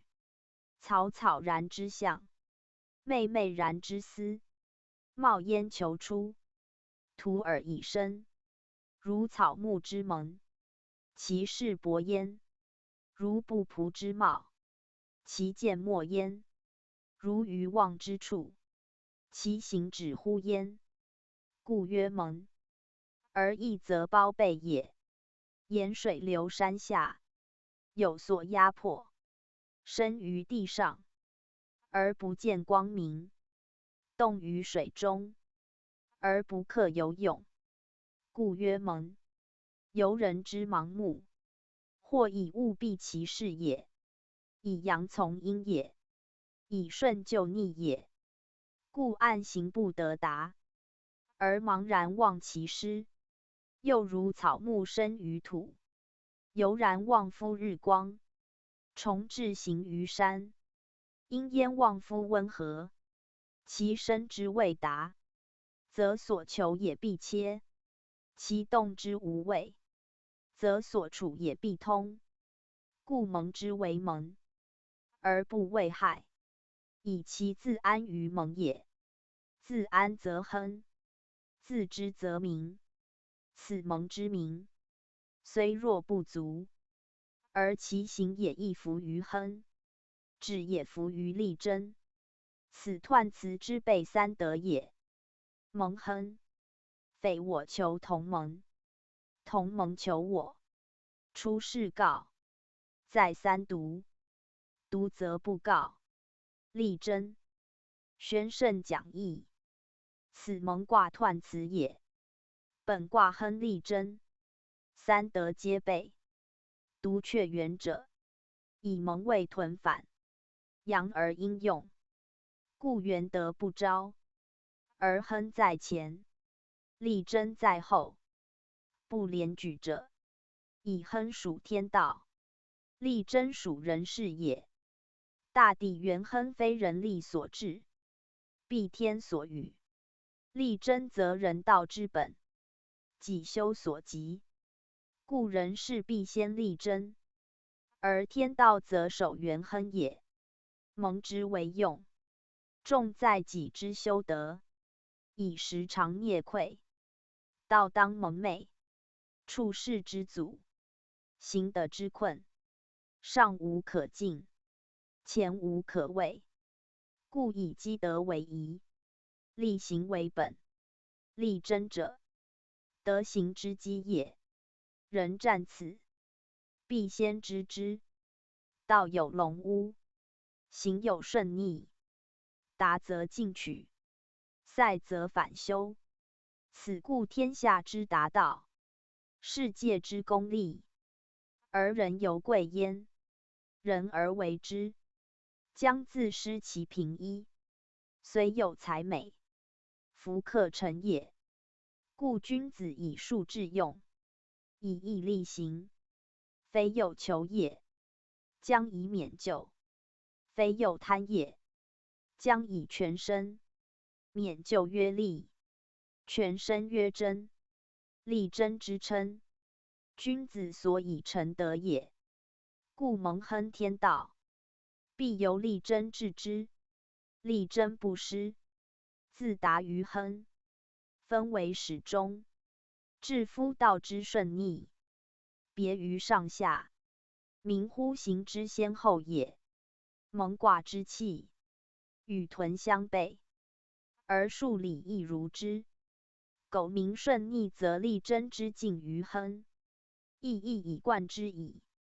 匪我二句，以蒙之道有顺逆，则其行也有主宾，蒙之为同盟，此正也。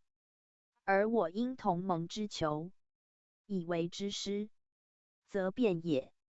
正变之间，主宾之义也。行变以为主，循正以为宾，此逆道也。逆而有成，故不为道，乃属夫亨。我不往求，同来求我，此故正道，亦由变之正也。人处乱世，顿亦为正，即变之正也。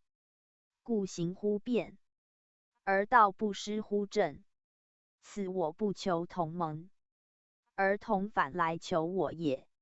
出世告，再三读三句，名蒙昧之事，人无所尊，必求之神。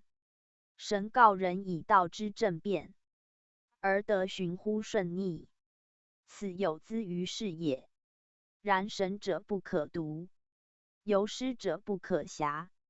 暇则不成，读则害信。诚信之差，神不降临。故出世则告，再三则不告也。告者是也，是其道也。神者，人之师也。神以人蒙而是其道，必依于诚。人以神告而得夫道，必本于信。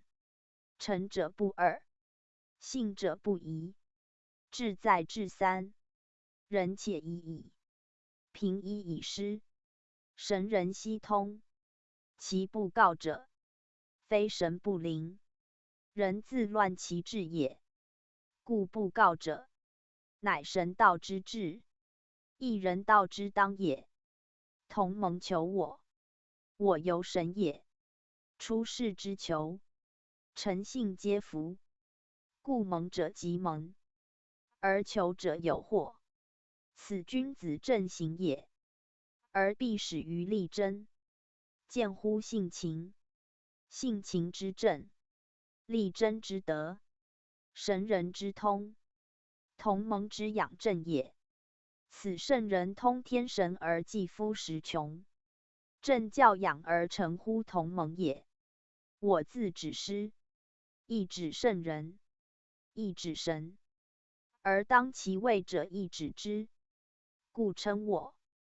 而因有来求者，有蒙于前者，故称我。求之道多矣，而最切者，为弟子求师，人之求神，皆以不知而求之也。故彖此举为例焉。又蒙卦六爻，为二上两爻为阳，中隔一坤，亦如屯，而上下疏，则其道义，内坎外艮，坎为阴，九二在中，是内刚也。阳以刚行，而止于艮，艮阳在上，阳明下照，故有亨象。而内刚一力真，外名宜达亨，上谓阳明，宜是神，下有其因，宜得闻道。此同盟有求，而出世的告。然阴阳杂处，上下不当，远近相违，虽名于上，而下茫茫；虽刚在中，而外昧昧。故异于昏迷，时生疑猜，乃有再三独不告之语。明其决疑不可自疑，去蒙不可自蒙，必小于正辩之途，胜于顺逆之道，以立真之行，成明亨之官，方不困于蒙，而能养其正也。彖曰：蒙，山下有险，险而止。蒙，蒙亨，以亨行时中也。匪我求同盟，同盟求我，至阴也。出世告，以刚中也。再三独，独则不告，独盟也。盟以养正，圣公也。宣圣讲义，此事彖辞也。言盟以坎险而欲更止，行之顺逆不逆于物，故曰时中。时中者，至道也，天下之至德也。人之所以成圣者，在乎时中，未能以时而终也。直义则乖时中，故君子中庸，必以时中。时顺则顺，时逆则逆，时行则行，时止则止，出无所至，而复不失中道，乃曰时中。蒙之能亨，即以行时中而永亨也。同盟求我，乃至所感应，以盟由辩之正，由盟而明，必两相应，乃见其功。我不往求，而同来求。正因逆顺道义，正辩情书，以往义来，以明呆暗，两至相得，有如伏骨，故曰至阴。以行止皆当，欲合相从，无曲折逢迎之嫌，无尾蛇追逐之类，故称至阴。而见盟之所行也。出世以刚中而告，以服至阴之意。人之与神，正如同之求我也。再三不告独盟者，谓独神位自疑，疑则越盟。本求名而越盟，安用是谓？故曰独盟，谓其独而盟也。如人有不知，师以教之，乃疑师言，而再三问询，必越曲越惑，越辩越昏，此所以谓独盟也。神者聪明正直而义者也，义则不得二之，况再三乎？即卦象言，上下二阳，差相呼应，若更分之，将安以和？神赖人臣，而传其灵，分杂之思，人无诚信矣。故出世告，再三则独而不告矣。盟之所以用者，在此一耳。义也，忠也，直也，道义所以者也。合义与治，乃为正字。忠道以行，正义以守。此君子之于盟，有所养也。故曰盟以养正，圣公也。夫盟之难者，以其杂也。其行之顺逆，道之正辩，不异别也。故必有养焉。养其用，辩未正，处逆未顺，则由盟而明，由同入圣。由人合天，斯亦教之大旨也。而独招于蒙，以同之求之，惑之求变，乃是蒙之有养，则民夫圣人之功，在立人道，以尽其天性，故曰圣功也。养正者，谓养之以复于正，以其当变，或忘正也；以其当蒙，或不见正也。故贵在养，因蒙欲养，有上下之别。在上曰教养，在下曰修养，皆蒙之所先也。而其意取于物之出身，的养始欲，不得其养，不全其身，为圣人谓欲，并天地生成，故养正之功，称曰圣功。由之养生之功曰天德也。蒙而求之，惑而求变，此养正之极时也。时而不养，则终蒙惑；养而不正，亦终蒙惑。为养正之功，斯所以谓圣矣。此蒙彖辞大义，不外是圣人义教主旨，而最宜之者，则蒙为处变以守正，顺时以行忠，诚己以敬于神，立志以明于教学，敦行以尽其性情，诚业以达其道德。术者之意，概括彖辞中，而中庸少数之。学者读此，当并集焉。弘教附注。此文所指最精，要细读。蒙卦为易经代用之力，亦重在战吉凶，测顺逆，故蒙此有出世三读之语，皆举例也。民意之所以致用，即本于蒙；而64卦之变用，即首于蒙。蒙即屯之反，和权亦反正共36卦，上经18，下经18，以符周天数。此文王义之大序，而先者其止于蒙。蒙屯2卦，11卦。屯为阳之正，蒙为阳之变。变则阴，故用阴；阴逆行，故蒙之行以逆。此后天亦先天者也。先天无此分别，皆顺行；后天则顺逆并行，各有所宜。此夫子民主兵之别，动静之殊也。即按之用事异同，时蒙昧以极。而我与同盟所处异地，不可错我为同盟也。若失其主，则反为同盟所弄，此指圣明。故以二求字，指主兵之用意也。而问神亦是其道，出世告，再三不告，亦以蒙之义必也。蒙者，由人道以启天道。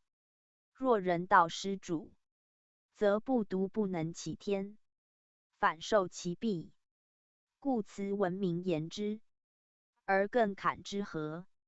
犹见其禁止之有疑否？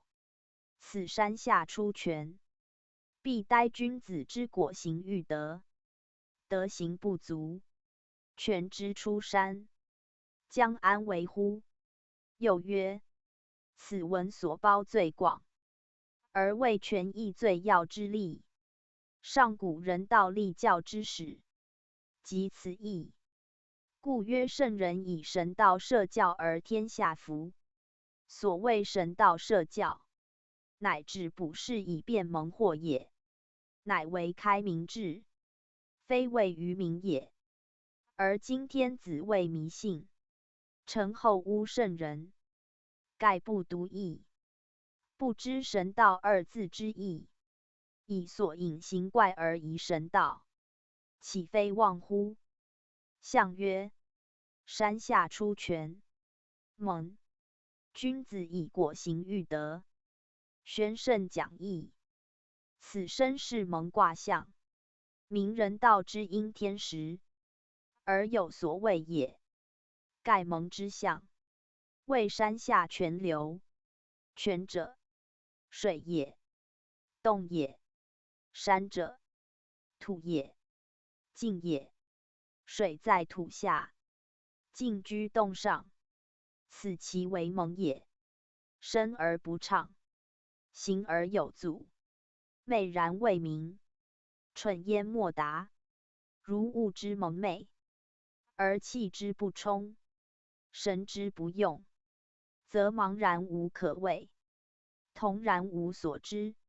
是欲动而未能静，欲明而不见光，则其所持之不盈，所本之未足，必有其培育之道，有其之方，以反求诸功，而实立其德，乃可以因夫时，以善其道，因乎地，以治其功。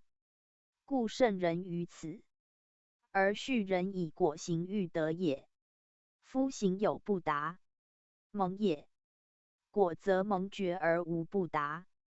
德有不充，蒙也；欲则蒙开而无不充，以己所能，解时之困，超得之障，则君子之道也。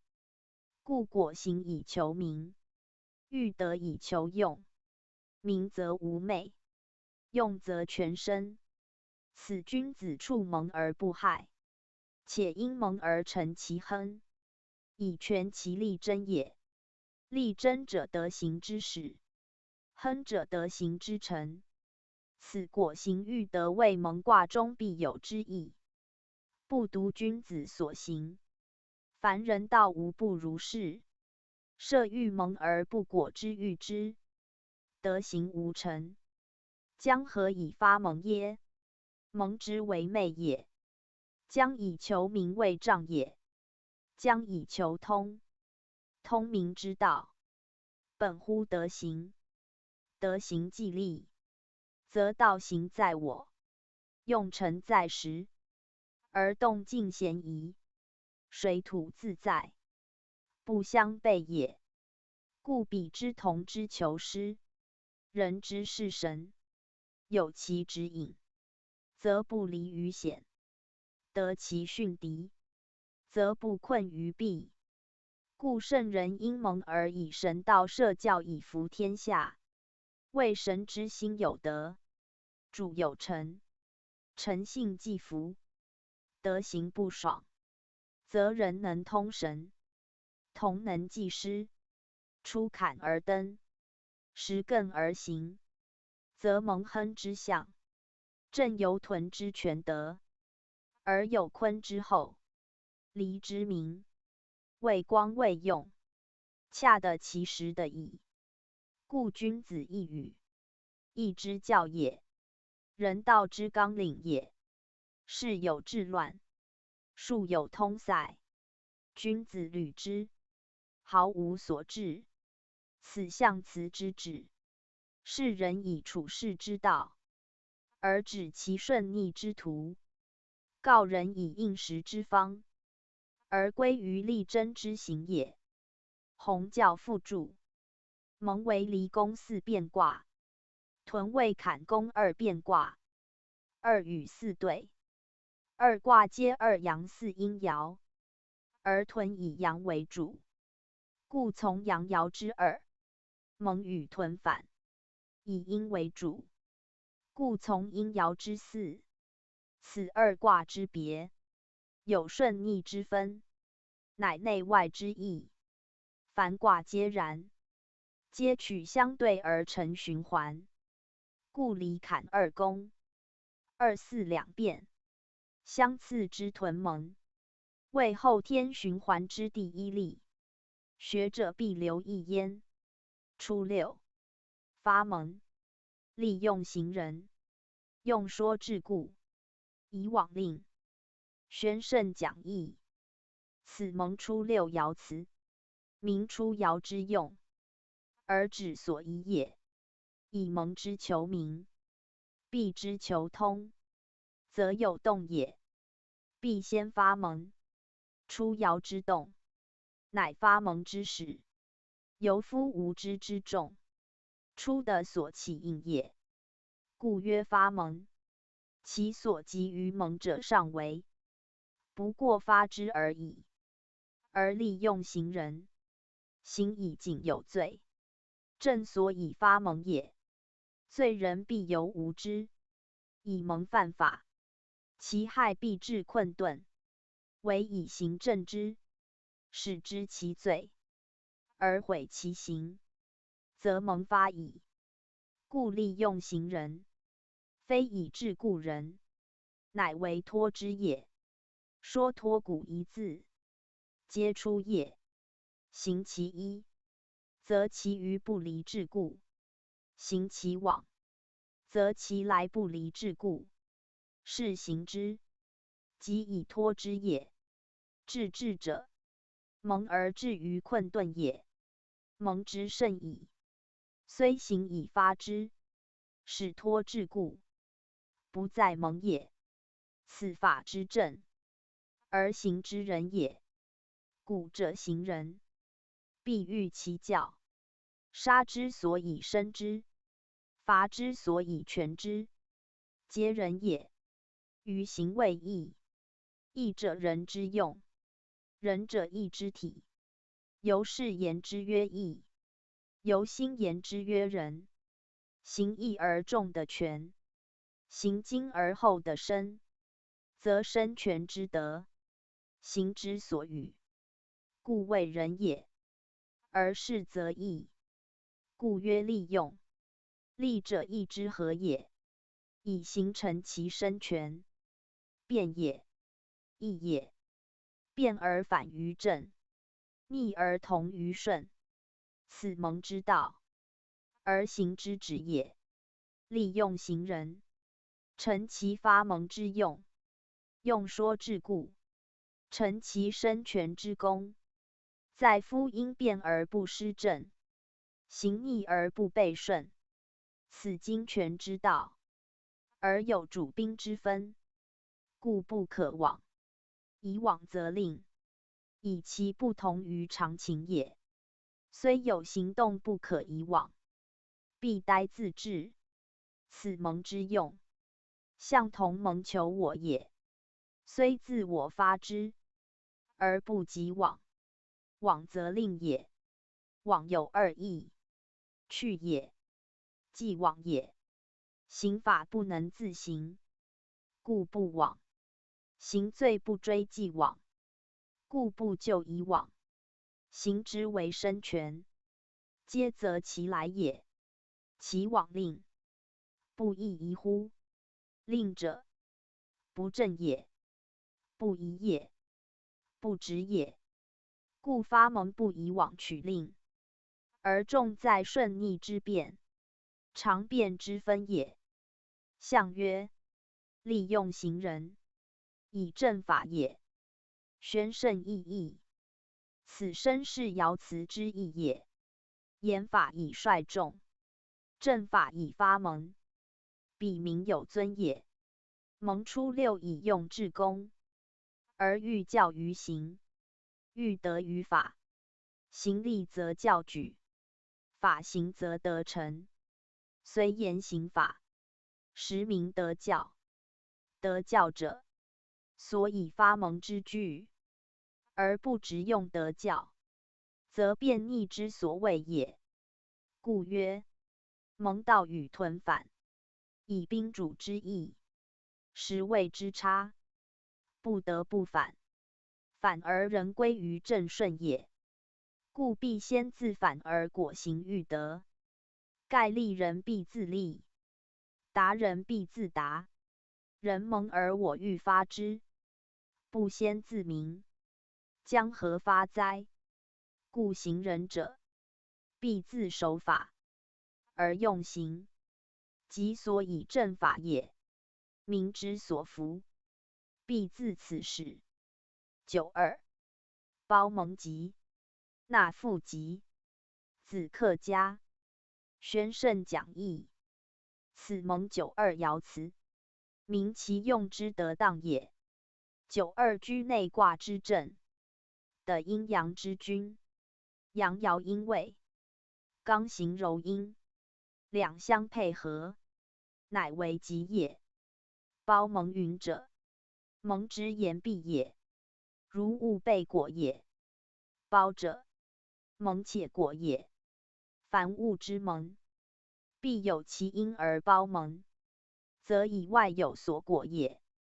蒙卦大义，以阳从阴，阳在外则包阴。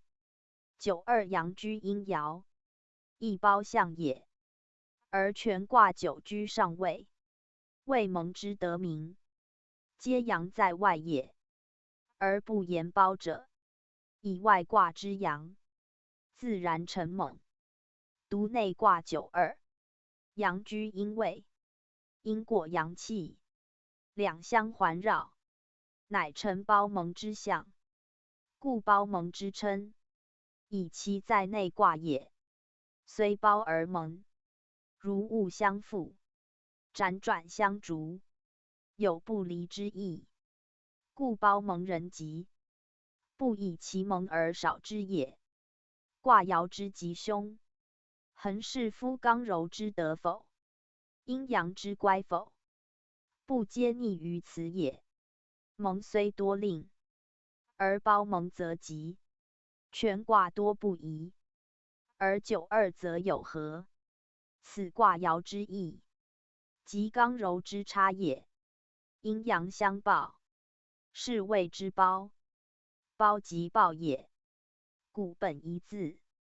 报蒙之意如上述，而其象则有如母之抱子，鸟之抱卵，又如夫妇之和好，雌雄之匹侣，相从不二，相合以生，此其所以谓吉也。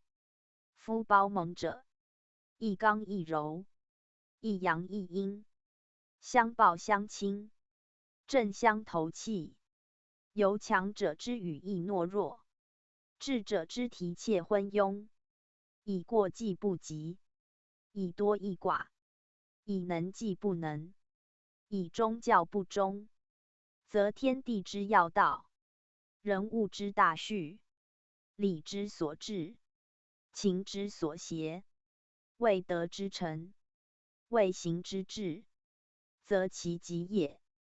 不亦宜乎？故虽蒙而不害于蒙，虽包而反益于蒙也。此包蒙之蒙，以92之正用，而得相济相成也。故欲之于夫，则应纳父之吉；欲之于子，则有克家之财，以其正相求也。夫以求父，父乐其夫；家以旺子，子大其家，皆相应相感也。盖以阴阳合德，上下同心，贵贱和情，内外同治，则蒙者得所保育，而昧者依其提思。此包蒙之功，有养蒙之道也。故曰包者抱也，犹抱子也。视之最亲者，莫若母子；最爱者，莫若夫妇。而母之于子，不以蒙而弃之；夫之于父，不以昧而远之。而蒙者得教，乃克成其业；昧者得保，乃能服其情。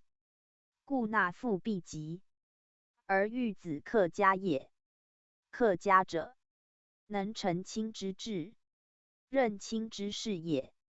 父母之保育其子者，必忘其克家；而子之报其父母者，亦必以克家为志。此教化之始，成德达才之基也。而蒙92欲其义焉，则圣人重家教之为义也。家教者，始于夫妇，成于父子，盖人伦之本，人道之初，孝顺之道也。蒙卦全德，在民顺逆，不顺则逆，反逆则顺。故蒙之无知不足忧，为无教之忧；蒙之逆行不足患，为其顺逆不分之患也。故包蒙之象，在守民教于家人，而家人之臣德达才，即圣人蒙以养正之功也。此爻辞之意，全取抱持与包含之意。为抱持乃亲之，为包含乃爱之。亲之欲其身，爱之欲其成。包含其盟，而启迪于无形；抱持其盟，而养育于未明。此为家人父子之间，足以敬之。而德有所因，道有所同，则生者必全，成者必达，皆感之所因，志之所至，礼之顺也，情之宜也。象曰：子克家，刚柔节也。宣圣讲义，此身是爻辞之意也。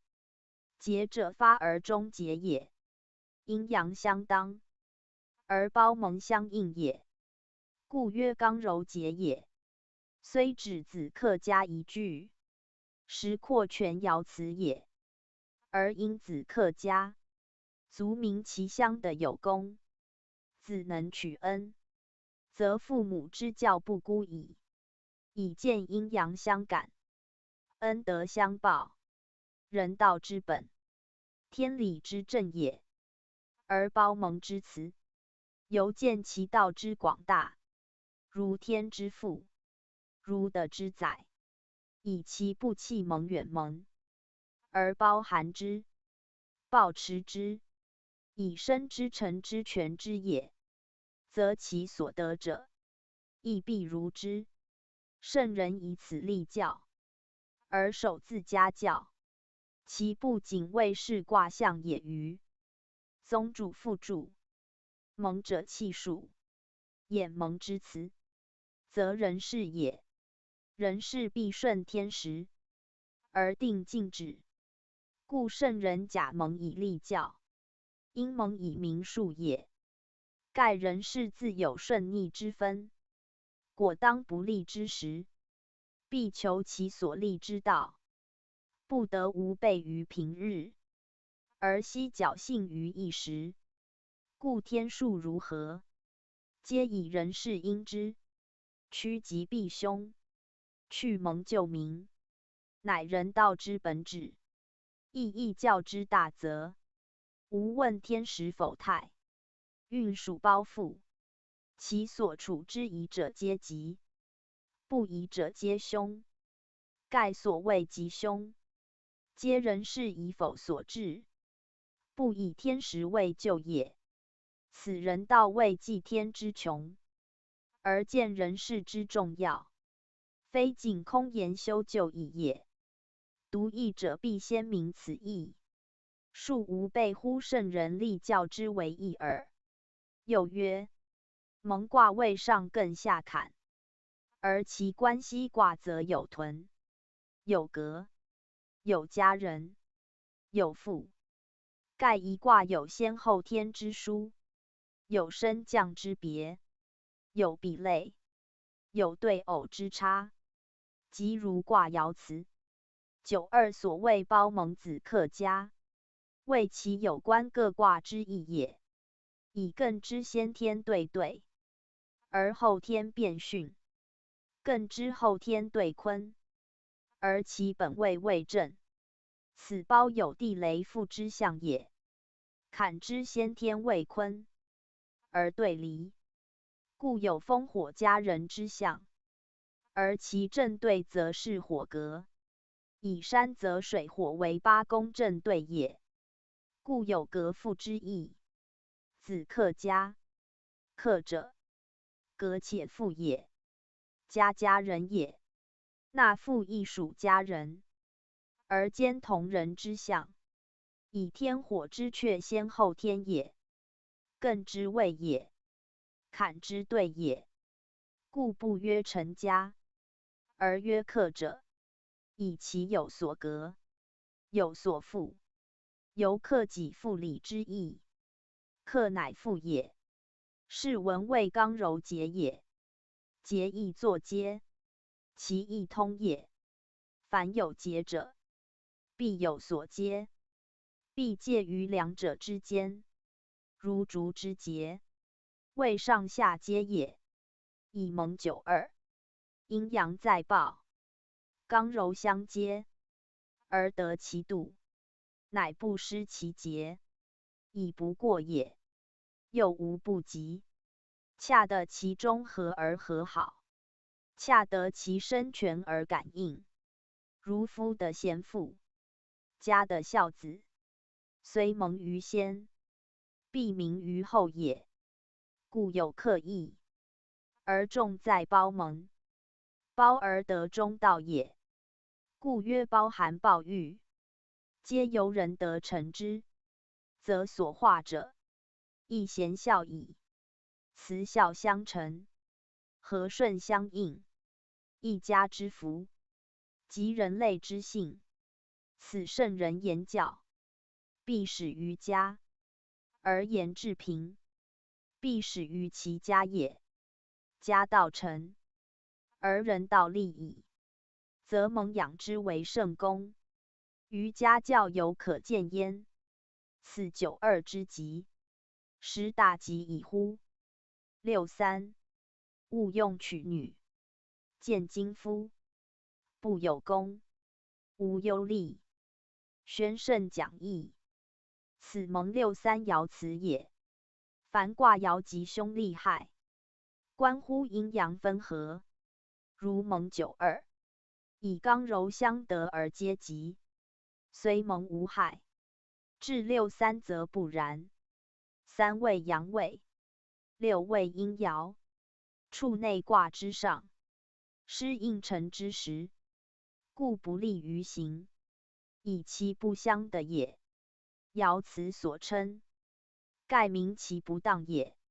以阴行阳，阳之为，欲阴之盛，阴不自巽，而藐视乎阳，又欲阳之有气，浪荡牵引，乃是阴不自固，亦失其守。是以彼之父不守贞，而现今夫也。夫妇者，从义而终，贫贱不怨，此所以谓贞也。贞者，信也，固也。守信自固，乃妇女之德。今63之象，应当岳阳，不有其德，由妇女之不贞。但求华富美好之欲，而忘其洁净之身，则谓之夫者，其的家道之正乎？故不用娶女也。娶妻之娶，故同娶。娶女而逢当妇，则夫妇之不和，可以喻之。不用娶女，正以女之失德也。盖63之蒙，女之媚也。艮之变训，有女而无妇德，以今夫之可慕，望玉体之无殿，乃以功训才，以行逐欲，蒙之诱蔽，陷之弥深。其事欲之所及，则乱家亡，国而有余，初不止夫妇之失和也。故曰无忧虑，言无所利，则有所害。利害相随，害之所至，必因物欲，以欲求物，害莫大焉。然不曰害，而曰无利者，正妄人之自恶其欲，而误迷于女色也。此以是交也。勿用者，境界之语。虽有来求者，亦勿尽也。谓其蒙之甚，而不能自御其德，此则贵我之行果。果以绝之，则不致害，不过无力而已。绝之不果，而逆其色，则将随而丧身辱家，民止无力矣哉！此圣人未尽之意在言外矣。以六三之不得因，而上九之不相配，故成此象。因缘乐阳，而必出于正。今舍正道而求私情之通，是逆也，不顺也。阳者上行，阴者下降，一升一降，乃成悖逆。故妻被其夫而别贪所好，此卦爻本义，一人道之变也。变者贵反于正，六三越变越离，其逆可知。象曰：勿用娶女，行不顺也。宣圣讲义，此身是爻辞，言失其顺应之正也。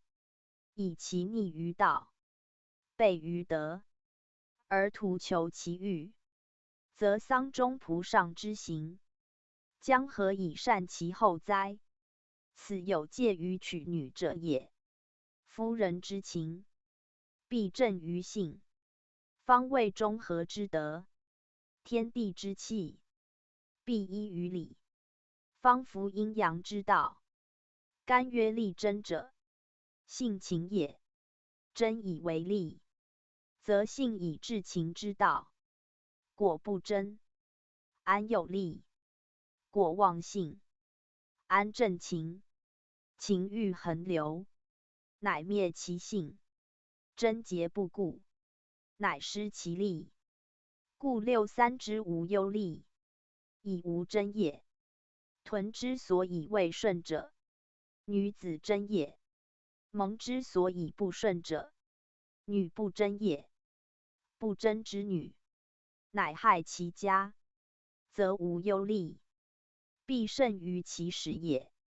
以失贞德为王本，本亡则身不全。蒙之出身，先折其本，将何以自全乎？故不贞，又不独女子之害于而家也。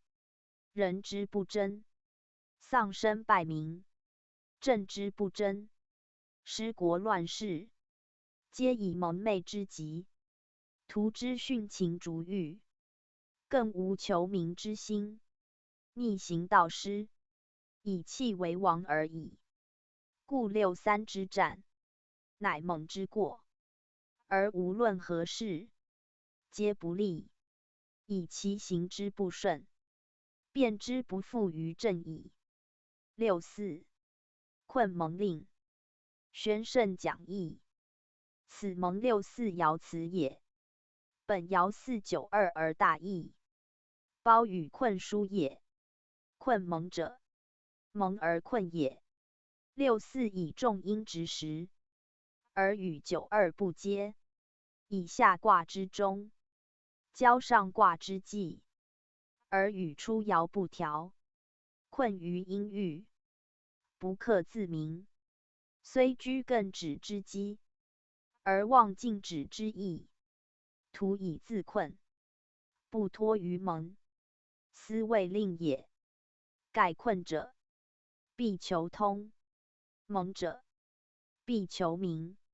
六四非当，无师之教，无友之辅，困而不达，蒙而不起，则虽有心，徒谓虚愿，不得其道，则无所适从；不欲其和，则无所导引。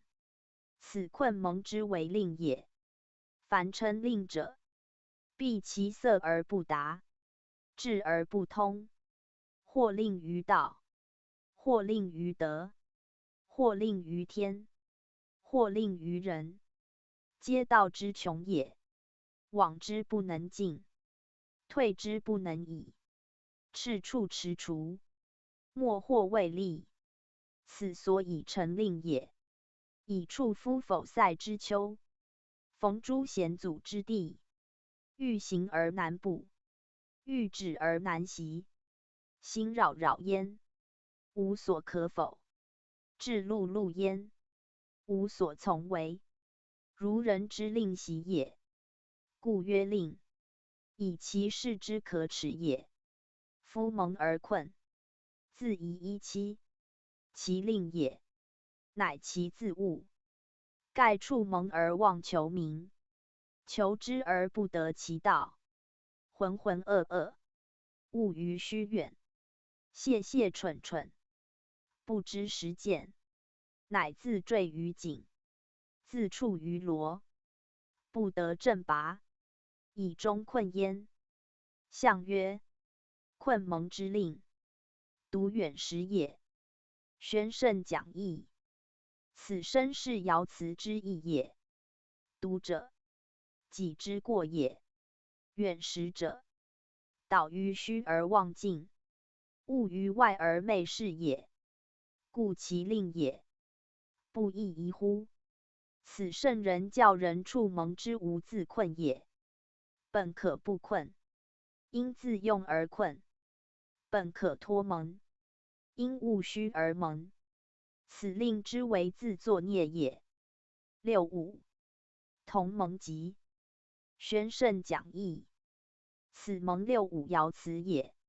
蒙卦阳从阴行，其正位为5爻，而当阴则2爻。盖2爻为内卦正位，反属9；5爻为外卦正位，反属6。则65为坤之外，92为乾之内，坤外干内，乃阳内阴外之象。故65虽正而非当，以阳逆行从阴也。然65虽不当，而人主全卦。蒙彖辞曰同蒙，此爻亦曰同蒙，可见其为主象矣。蒙者皆当作同蒙解，而65一爻犹称，故与彖辞同。蒙之言同，非中蒙也。求父师之教育，以复其名，则不蒙矣。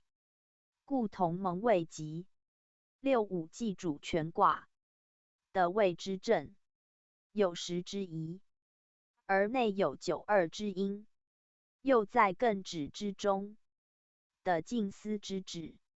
虽同蒙人不乖于吉，以同心无畏，同行无诈，直以为德，后以为用。虽蒙犹贤，此彼之至子不失天真之时。虽其行不彰，其功不大，而顺夫所生，守夫本分，则其所成必良，所动必正，有施保之象，得教育之资，则其身权之德，实天所与，而生成之道，亦时所为。顺天应时，安居莫行。虽出未蒙，终必大名，故谓吉也。夫同蒙之名，与其实服则内行无亏，天真之美，赤子之心，不为欲诱，不为物役，纯然出名之时，混沌未凿，虽善恶未判，而人为善，以无恶则尽善矣。既悠然无畏，静焉无私，则本乎行言之真，习乎生乐之欲，出无所贪忌，无所志求，则无吉凶可言，而人不离于吉也。故曰顺天者吉，顺而不与时侮，不与物害，则其吉也大矣。象曰：同蒙之吉，顺以训也。宣圣讲义，此身是爻辞之意也。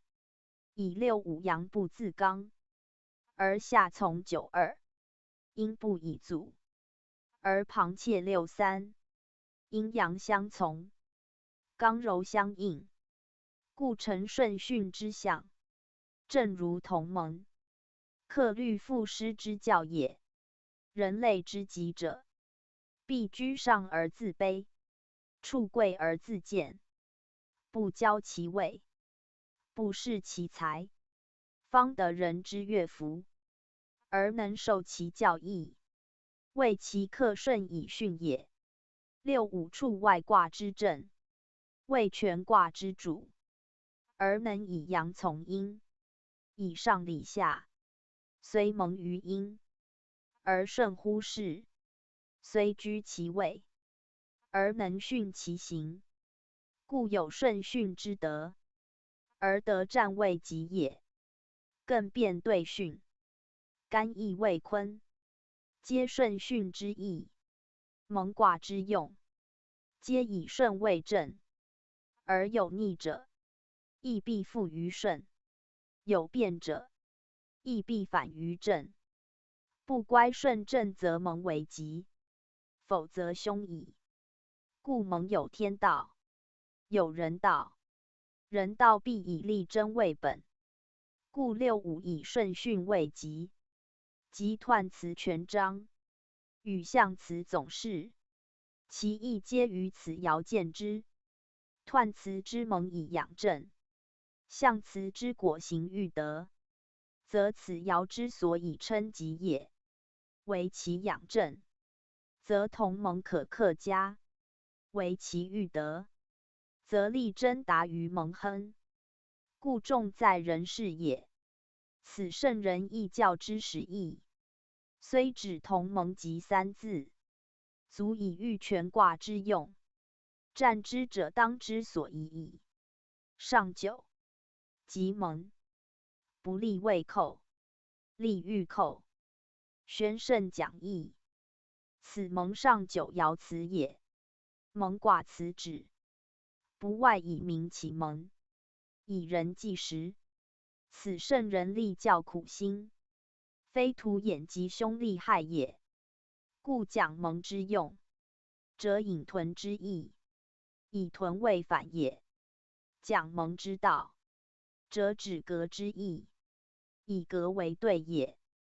反者，使之求己；对者，使之见人。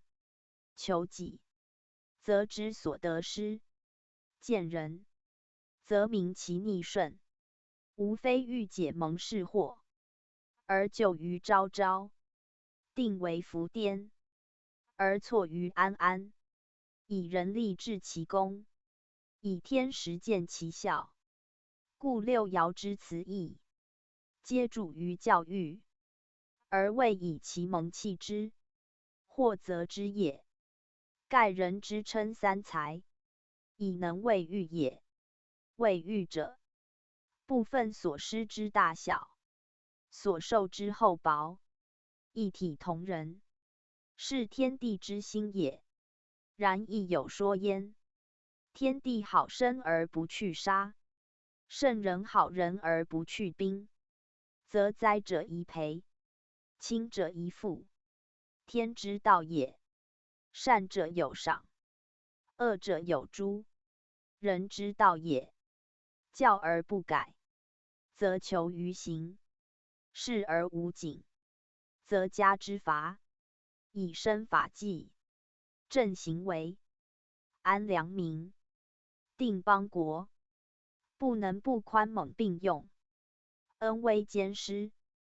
关于上九及盟之辞，可以见人道之有权矣。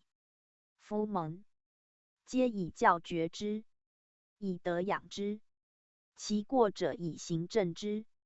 此前各爻辞之所指也。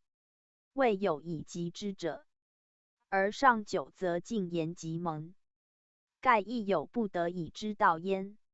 以教之不听，养之不化，行之不改，思无所失，宽有所限，则不出于极，必受盟之害。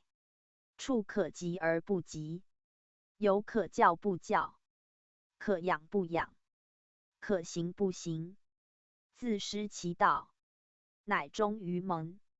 此即盟之宜于时矣，非盟之虑，而为吉之贵。以一吉则盟解，而道乃明。正如盗匪来寇，必有一吉，而后足以自免也。故曰不利未寇，利欲寇。言欲寇者，即盟之事也。夫寇者，为人之害也，而欲之，所以止其害，而保其民。除暴以安良善，人盟养育德之功。故上九以欲寇是即盟之意也。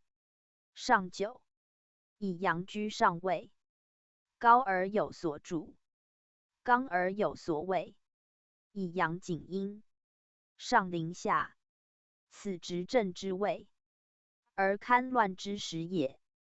既非家庭教养之时，亦师弟教学之事。当其盟者，既非刑罚治局之欲，亦非独辖布告之伦，则戒之不宜轻，欲之不得缓。此急之所急，而欲寇之不惶矣。以居其位，成其实，不太过以训盟为非，不及以包盟养患。彼非同盟之无事，亦困盟之无能。纵之则害及国家，容之则扰于众庶。此盟之甚至于未寇，焉得不及之欲之乎？况人道者，应时顺天，以其于平。逆则求其顺，变则求其正。顺正之道，乃义教之大则。以盟而未寇，逆之至也，变之惧也，不有及欲。将悉以顺逆而正变哉？若触盟寇之时，而忘及欲之备，以备矣，再随其盟，而自未寇，则犹备也。故上九之战，只利欲寇，而不利未寇。未寇自备，且害其身，宁止不利耶？以时虽盟而当急，虽寇而当御，则不当者，必有害矣。故辞明其利，而隐喻其害，盖以是顺逆之道也。顺乎即欲则利，逆而从盟寇则害。主客既分，吉凶自见焉。象曰：利用欲寇，上下顺也。宣圣讲义，此身是爻辞之意也。上九阳极而下，刚健而行，以正逐邪，以明诸昧。道合上下，是理之顺也。且蒙卦以指呈显，以常欲变，其道亦屯，其类尽格。刚以从柔，上以从下，义之所当，自成时宜。各爻皆以主宾并论，明媚相比，以先自珍而后亨利，以先欲得而后正人。故不失其主者，盟之道也。圣人以此安天下，保民人，立教化，移风易俗，除恶全善，而归于通神明，全身顺性，成德达道。此其辞之曲折比辟，各有所指，非圣人苦心，安能与于世哉？说者以为蒙昧之秋，人将无可畏而自弃；或以为蒙蔽之事，人将无所辩而自暴。忘其启蒙之主，正蒙之师，而比于顽童，校尉流寇，则其未害，宁有至乎？故盟者，生之始也，必有以权之遂之，乃无力于身，而得其道。此辞之谆于顺与正也。顺正之变，须河豚以观之，而权变之途，则在参夫革卦。此由象之自然变化，即人道之所谓准则者也。读者审之。宗主附注。按蒙卦称蒙以养正，而一卦亦称为养正，足见二卦有相通之意。盖蒙位艮合坎，一位艮合正，皆取艮在外，得之指有定之道也。坎与正，皆一阳在内，坎则阳得中位，正则阳出地上，皆本身动之用，而得合艮之静止，是名是其道，在能顺时自止，以全其身也。故皆有养正之称焉。读者何一卦观之，则更了然于蒙养之教矣。又曰时事变迁，气数随意。一卦六爻，13位4，爻有爻用，卦有卦用，皆随时位变化。故蒙卦自出爻起，一爻一象，各不相同，而气上爻情势更异。此卦爻大利，于蒙犹未明晰也。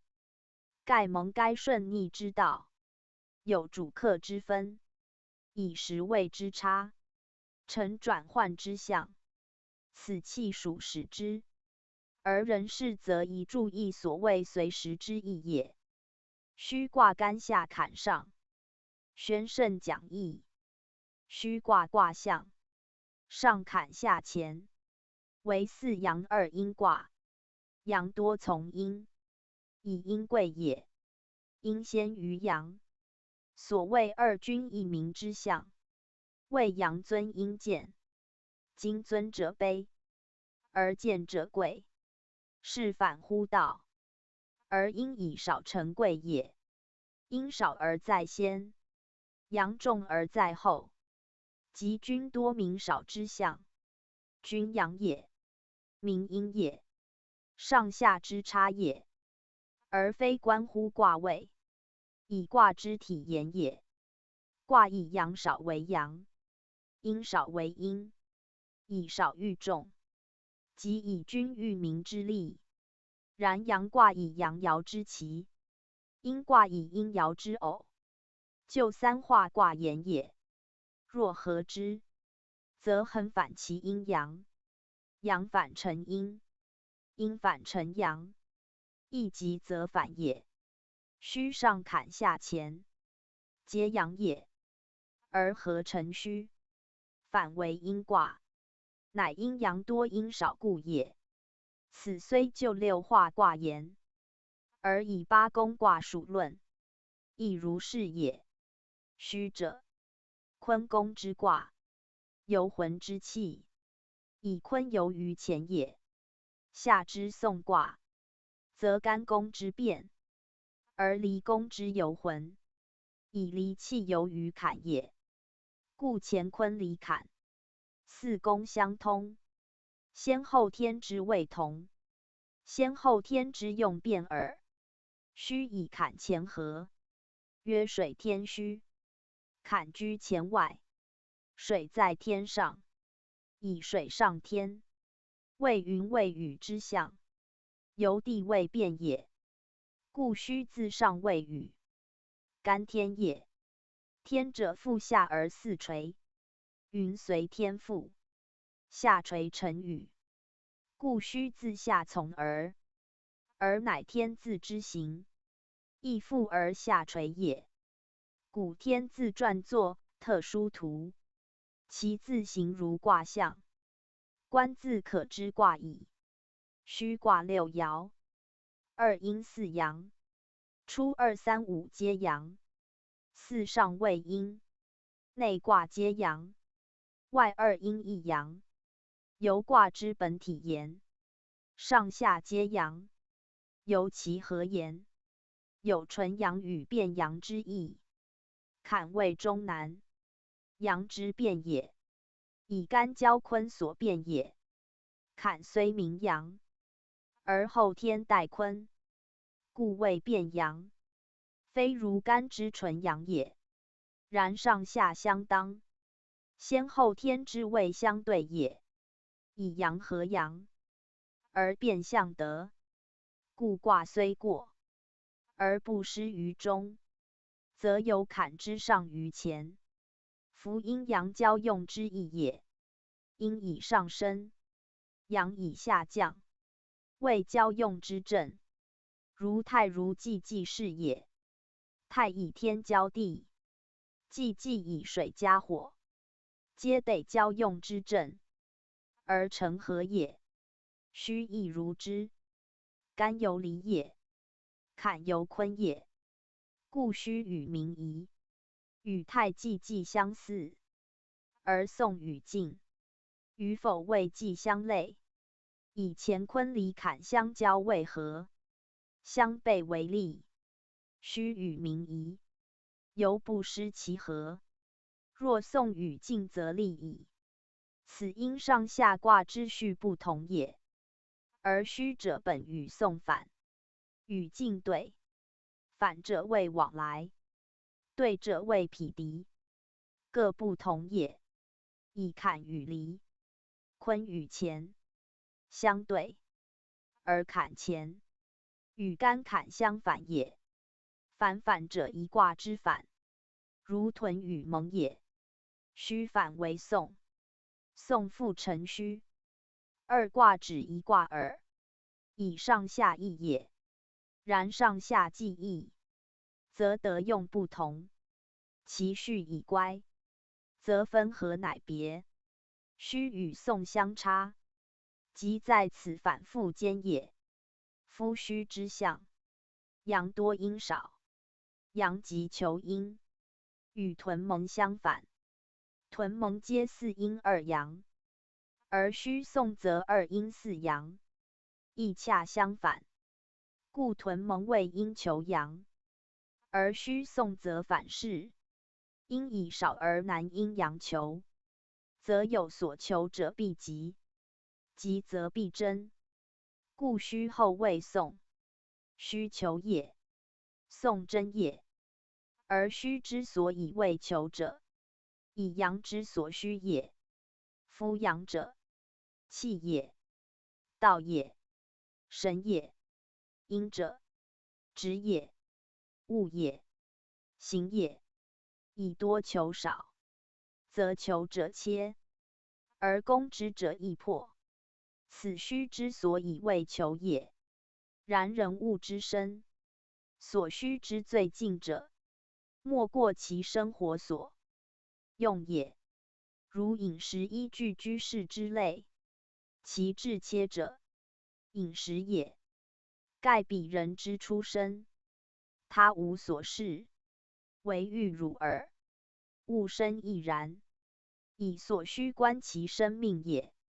屯蒙其始生也，则继之者，生之所需，故须次蒙。而以见圣人全身之道也。生者必有以全其身，育者必有以成其育。此圣人于民，必先利用复生也。民若失其所需，则安能生哉？故虚者求也，阳求于阴，民有求于物也。物以济人之身，成人之养，是物者。天以生养人物者也。百物皆然，而有所需者，有缓急之别而已。以虚者虚也，虚者呆也。呆其所急而与之，虚其所欲而复之。此虚之为阴乎求也，而阴象以见焉。故反阳从阴，阴晴变物，此虚之道也。圣人人情之至也。不能矫情以身，不能训物以御，则有待于虚道焉。虚者审所虚而后与之，辨所及而后待之，不立乎情，不乖于性，不忘于物，不逞于欲，是格物致知之道也。虚者格物之道，宋者致知之道，此大学始教也。故大学言格物致知，而即听讼也。此教义一贯者也，而后人多乎焉。不言异象，何以知其故哉？虚卦象，既以坎乾合成，而皆得半，是水天一气，与在空中之象也。其所变化者，有关乎对与离。2至4为对，3至5为离，合之成魁，以上下相聚也。与在空而未及地，亦相离也，则有所盼望之意，如汉之望云霓也。夫物之出生者，为台与草，而其所养者，为雨露与日光。天生之以成物，复与之以为养，不外于日光与露也。无此则不生不养，则无物，是以物之所需者，日光与露而已。日光为阳，乾也，离也；与露为变阳，坎也，兑也。虚象以二者合成，纯取义于世，而以见天之生养万物，与物之待天以生以养，全由乎阳气之合也。以气化炎，干阳化离阴，坎阳寒兑阴，以阳变阴，而成相得之物。然阳者表也，阴者内也。阳以在也，阴未来也。是阳有盼于阴，而不能不待之也。如物之待日光与露，必因时而后得也。有其一者，未必兼其二。有日光者，则盼雨露；多雨露者，则盼日光。皆不免于待。因待成虚，因虚成卦。此圣人是人以生生之道，而民乎生养之不可苟也。天故生之养之，而必有以调之。不调，则生者反死，养者反害。如过尽则腐，过旱则骄。腐与骄者，非不养也，失其调也；非不生也，失其道也。故曰中和者，天下之本也。为道乃中，为调乃和。虚也者，中和之则也。雨在天上，则不失于境；日沉水则不失于交。而万物皆以生以养，以权以成，不复复于天，不复立于道。此虚之所以谓虚也。盖过者非虚，不及者非虚。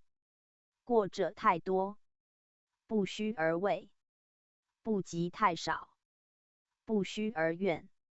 畏者无益，怨者寡恩。故仁义之道，无过不及，乃真虚也。不生者不虚，以死者不虚。生而未死，乃成相虚。故虚者，有必虚之道焉，有宜虚之道焉，有恰虚之道焉。以和中和是也。此天下之本也，生化之序也。因乎二气之感，依于两卦之和，乃见虚之意焉。非徒以民夫吉凶，察夫利害也。就卦里言之，凡物之所养所求者，必因其所观重要，而莫能自已，乃不得不虚之也。如人之身，食饮所需，衣服所需，居住所需，身具所需，得业所需，皆是其必要，而后名之为虚。若可有可无者，非虚也。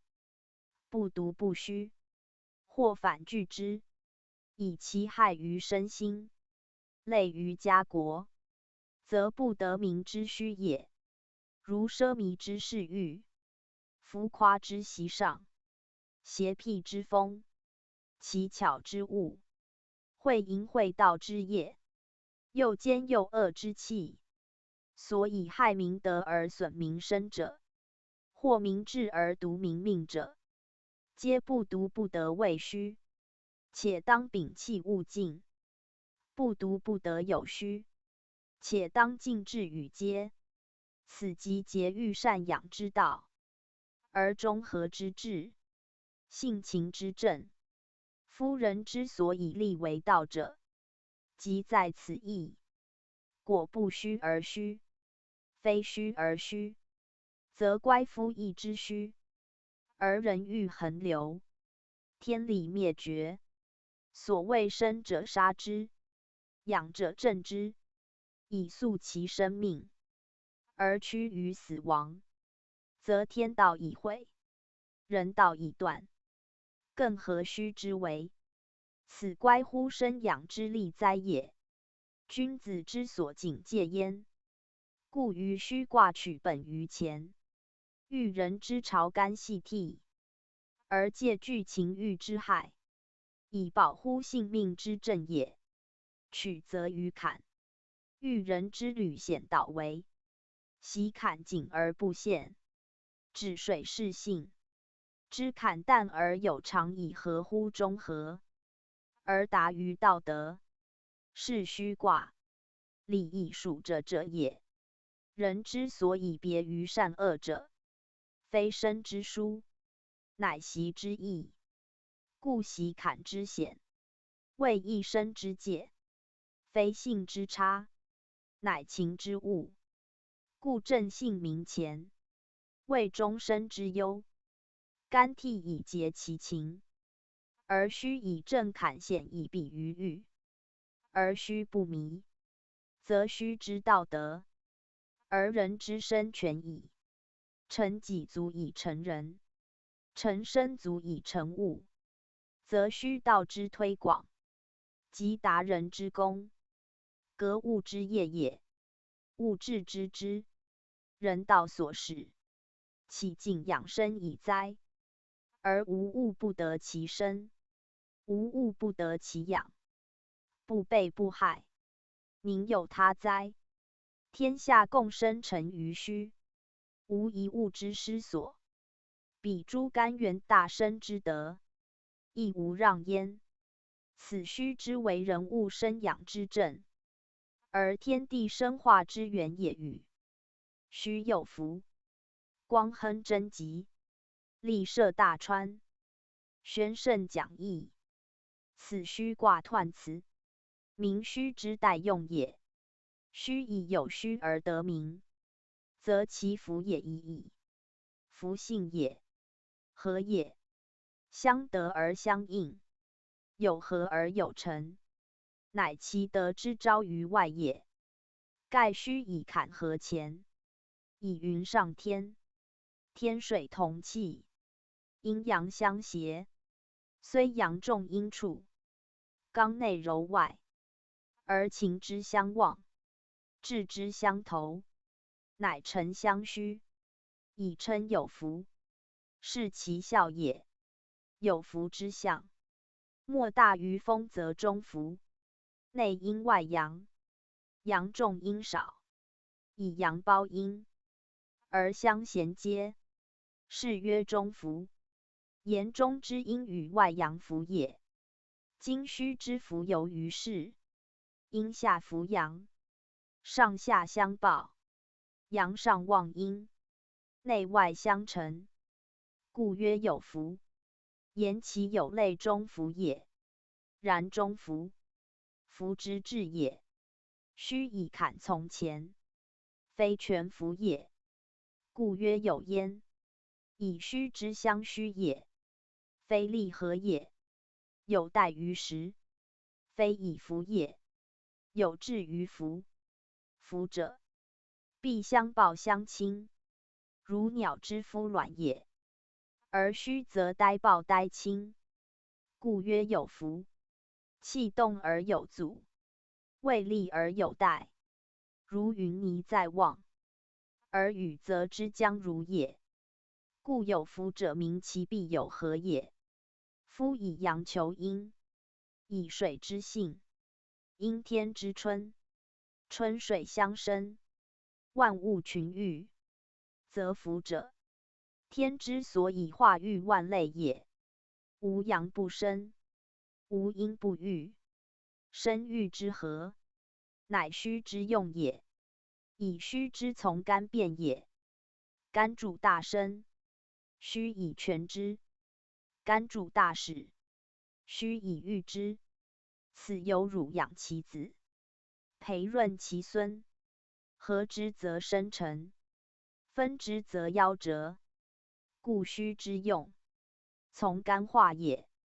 而阴坎之阻于显，积以时，故有待焉。然德犹在也，以克遂其身也。故曰光亨贞吉，利涉大川。光者元也，元而见者曰光。阳之昭也，日之明也。元阳本不见，而光则可见焉。曰光不曰元，明其用之见也。光亦似元自是，以为元而非元也。元则其体，光则用也。光亨由元亨也。以前在后天以离，而爻中又互离，天以日明，故以光亨称也。贞吉者，贞也而加以吉，则贞德之用于是矣。贞本该吉也。利涉大川者，利也而非全利，为涉大川之利，亦如髡利牝马之贞也。此本干之四德，而大小殊，内外异也。干上遇坎，天而逢水，故利涉大川，以水天一气，而德用同合也。以利涉大川，明水之利物，虽有阻而不阻矣。夫干之为德全也，而虚则有限，贞吉矣。而利止于大川，亨矣。而元见于光，则虚之用以明明矣。以虚者，因求而与之也。生者养之，行者育之，非自生也，非自形成也。故得急于养育，而不加于始，不先于生成。有鸟之以有卵而孵之，以有雏而乳哺之也。其用在生之次，成之际，而其象谓日光与雨露也。日以宣之，水以润之，以遂其身，培其成而已。故称光以待元，称涉大川以示利。光者日之德，阳之用；川者水之德，阴之用。阳生阴成，不外光热与润泽也。而虚之所本者即此。故四德虽具，而功用则殊。此故卦象所现也。而辞由生明之，利涉大川，故谓润泽之功。上有周集之利，故谓尽盖之用。上有渠渎之宜，盖水之用大矣。如沟如池，如江如海，生物者所赖，处物者亦有虚。养物者所宜，防物者亦有异。故水利之广，不独为润物以也，更有近者，则天空云雨，莫不争于川泽；人生饮食，莫不急于泉源，而以治火之灾，生木之德，平调造湿，防护城阙，其利之多，未可尽数，则须知利涉大川者，其为大利也乎？川者流也，川流不息，上下皆见其利。此云雨在天，而应见于利涉也。涉者相及也，连接也，度也，而以利言者，言利所及也。不独为度周之欲也，以虚之象。故以水在天上，则水之利当普及天下，非止于一川也。此所以称四德之权，而略别其用也。夫虚之为道，因性情之正，是欲之宜，而后见焉。故曰虚有福，光亨贞吉，明其必本于真正以为利，必因乎中道以为亨，而非中非正者，不足用也。反乎亨吉者，则令也，凶也。令之不亨，凶之弗吉，人所知也。而不由中正，则令凶，人或昧焉。盖谓明虚之道也。以虚者，情之见也，欲之达也。情见乎外，欲达于物，而后有虚焉。苟失中，则情迟而忘其性；苟乖正，则欲自而害于身。性旺则令，身害则凶。此亨吉之与令凶，纯系乎中正之与否也。辞曰有福光亨贞吉，虽名虚之德，似于乾坤，而是虚之道，却重于中正也。有福者中也，真者正也。有中福之道，全真正之行，乃合亨吉之战，否则利矣。故虚之为虚，必先审其情欲，而辨于物好；必先顾其性德，而察于是非；必有福而后光亨，必克真而后吉亨。吉亨者，天道也；福真者，人道也。人道不治，天道反常；人道不为，天道思因。诚以虚之卦合乾与坎，内刚外显也。夫情之急者，杀人勿恤；欲之甚者，暴天不息。故罪恶之成，必因情欲；而救殃之起，必源物好。为其生于情，发于欲，亦临于恶也。设无以节之，其害不胜言矣。如水之益也，如火之焚也。水益乃清滴，火焚乃燎原。其始也，涓涓之流，灼灼之焰而已。其终也，不可遏制。以挟其刚而行于险，则其导为福祸，亦是事使之。故彖辞曰光亨，名其为火，使之有光；而物燎物，曰利涉，名其为水，使之克季；而物逆生，此虚之待用，亦人生之大则也。苟不以性曰情，以德却欲，则中正既失，祸殃无穷。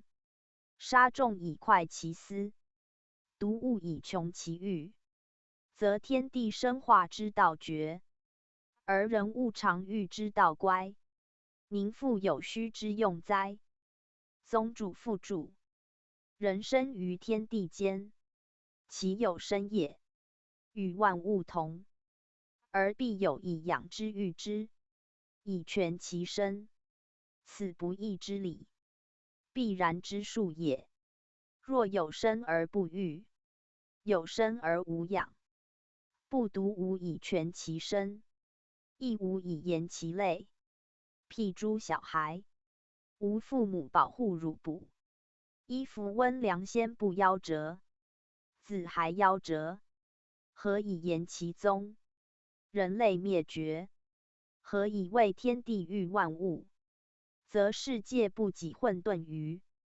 故有生者必有养，有养乃克全其身，是生养之道，一贯者也。若养不至，谓之无生亦可。天地主生者也，而亦主养，生之养之，天之道也，人之事也。取天之物，而攻其养，是人事也。故天生万物，生养俱备，而何生何养？则哉人之自责，不独人也。物之有之者亦然。虎狼食肉，蛙饮饮泉，各为其养，而遂其身耳。是养之于物，亦不可一时缺，惟人类犹贵其全焉，以人贵于物也。所谓全者，不独除患越口，衣裳蔽身，居有其居，行有其道，为安为事，以生以养，而又必有仁义之道，忠信之德，礼以序之，乐以和之，智以明之，神以灵之。则所以养其心者，育其精气神者，亦当求其备也。是则人之所以为养者，其所观不其重于，亦于屯蒙延伸之初，而以虚治养之要，虚养人物，以全出身，其意故至切矣。而学者或乎焉，故夫子详述之。此虚之彖辞大志，皆以全身治养为本。无论养身养心，养形养神，总不可无养，则民之虚者，亦足见其所需之甚也。大哉虚乎！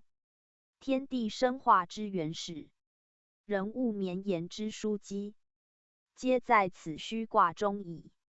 又曰虚之为养，饮食一切，凡有生者，皆有虚于养也。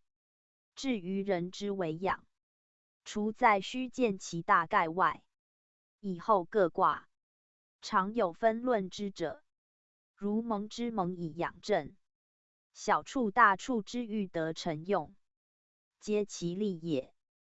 而专言人之养者，则在一卦，以养正为用，与蒙同工，而自求口实，与士科同义，莫不通于虚之用。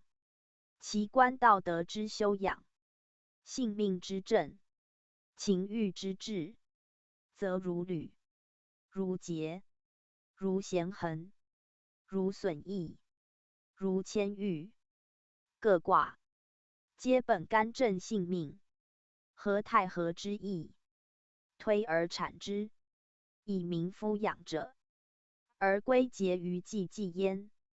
济济以成也，言以达其养志于成耳。若图口体之养，物欲之虚，则是科之外，如井鼎，如奔履，各卦又莫不本于虚养之意，而者其要道焉。此意之全体大用，不外生成变化四字之推演。生者成之，有生必有养，人本生物，无时不求全其身，则凡身之所需者，何一不观人道？亦何一不属义教？此各卦在四论之，不以为读者，实有养生之道，无在不虚耳。今讲虚卦，虽以着其大纲，望读者推而寻之，以尽其养生之道。而敬夫圣人教养之旨，则一经一书，不须读矣。彖曰：虚有福，光亨贞吉，虚虚也，显在前也。刚健而不陷，其义不困穷矣。谓乎天位，以正中也。立涉大川，往有功也。宣圣讲义，此身是彖辞者也。言虚之辞，有福光亨贞吉之战，乃由于虚之能虚也。虚则有待，有待则有和，有和则有德。虚以坎居前上，显在前也。天在水中，刚健不陷也。坎虽显而先于前，是干之动，因显而行。天以刚健而居水中，水天一气，是刚健而不陷。水与天随行也，以显在前，而不畏阻；刚在中，而不至陷，则其义不困穷矣。困者行有阻也，穷者动而陷也。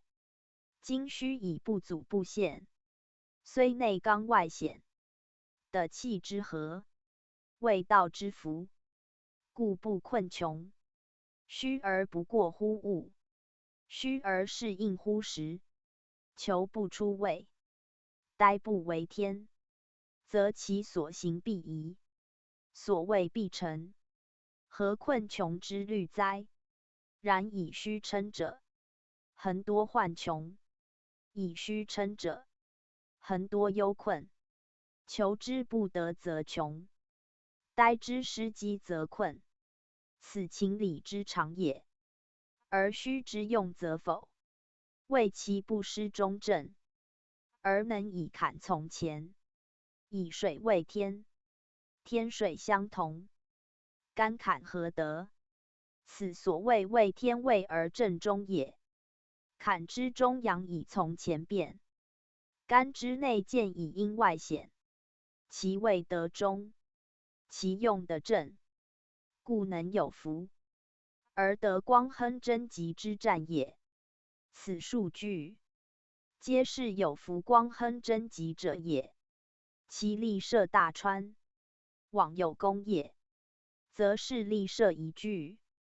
言虚辞所云，立涉大川，明其行而不阻于险，刚健而不陷于困穷，故能往有功也。功者，用之成也。虚以水天和，而气类之服，道应得邪，如川之流，而光亨之大，贞吉之允，两相契洽，其用乃成。故立涉大川，明其所需之有德，所往之有功也。其道全在正中二字，为中乃立，为正乃通。立以应时，通以达道，达道应时，何功不立，何求不遂。此虚辞之意，全在乎正中也。故过者，不及者，皆非中正，皆非利用。此圣人免人之所处也。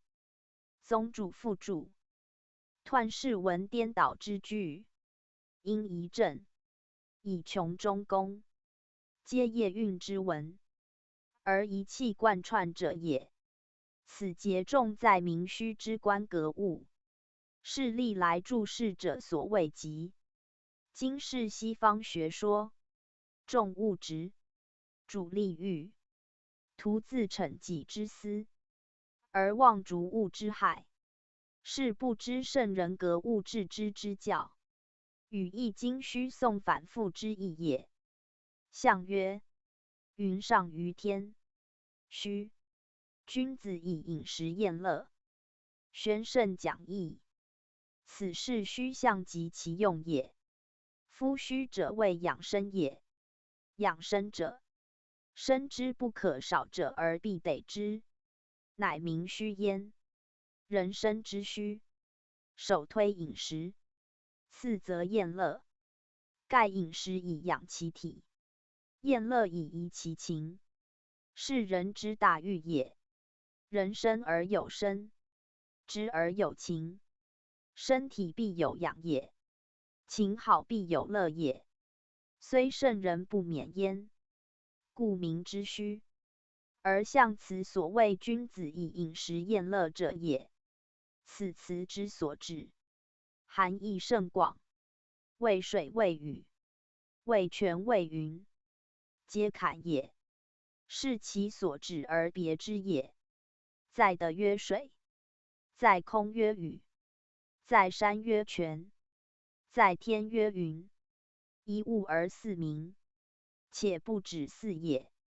凡此类者，皆得象焉。以坎先干，则云天之象也。夫天与云，同其位也。干之与坎，一上一下，亦同其气，故云天谓虚。言同气相求，同位相应，此数之自然，理之自治也。天与云同，气流得和，则其相虚也。数理使然。天不为生物之主乎？无云雨以润泽之，则不生。天不为化物之载乎？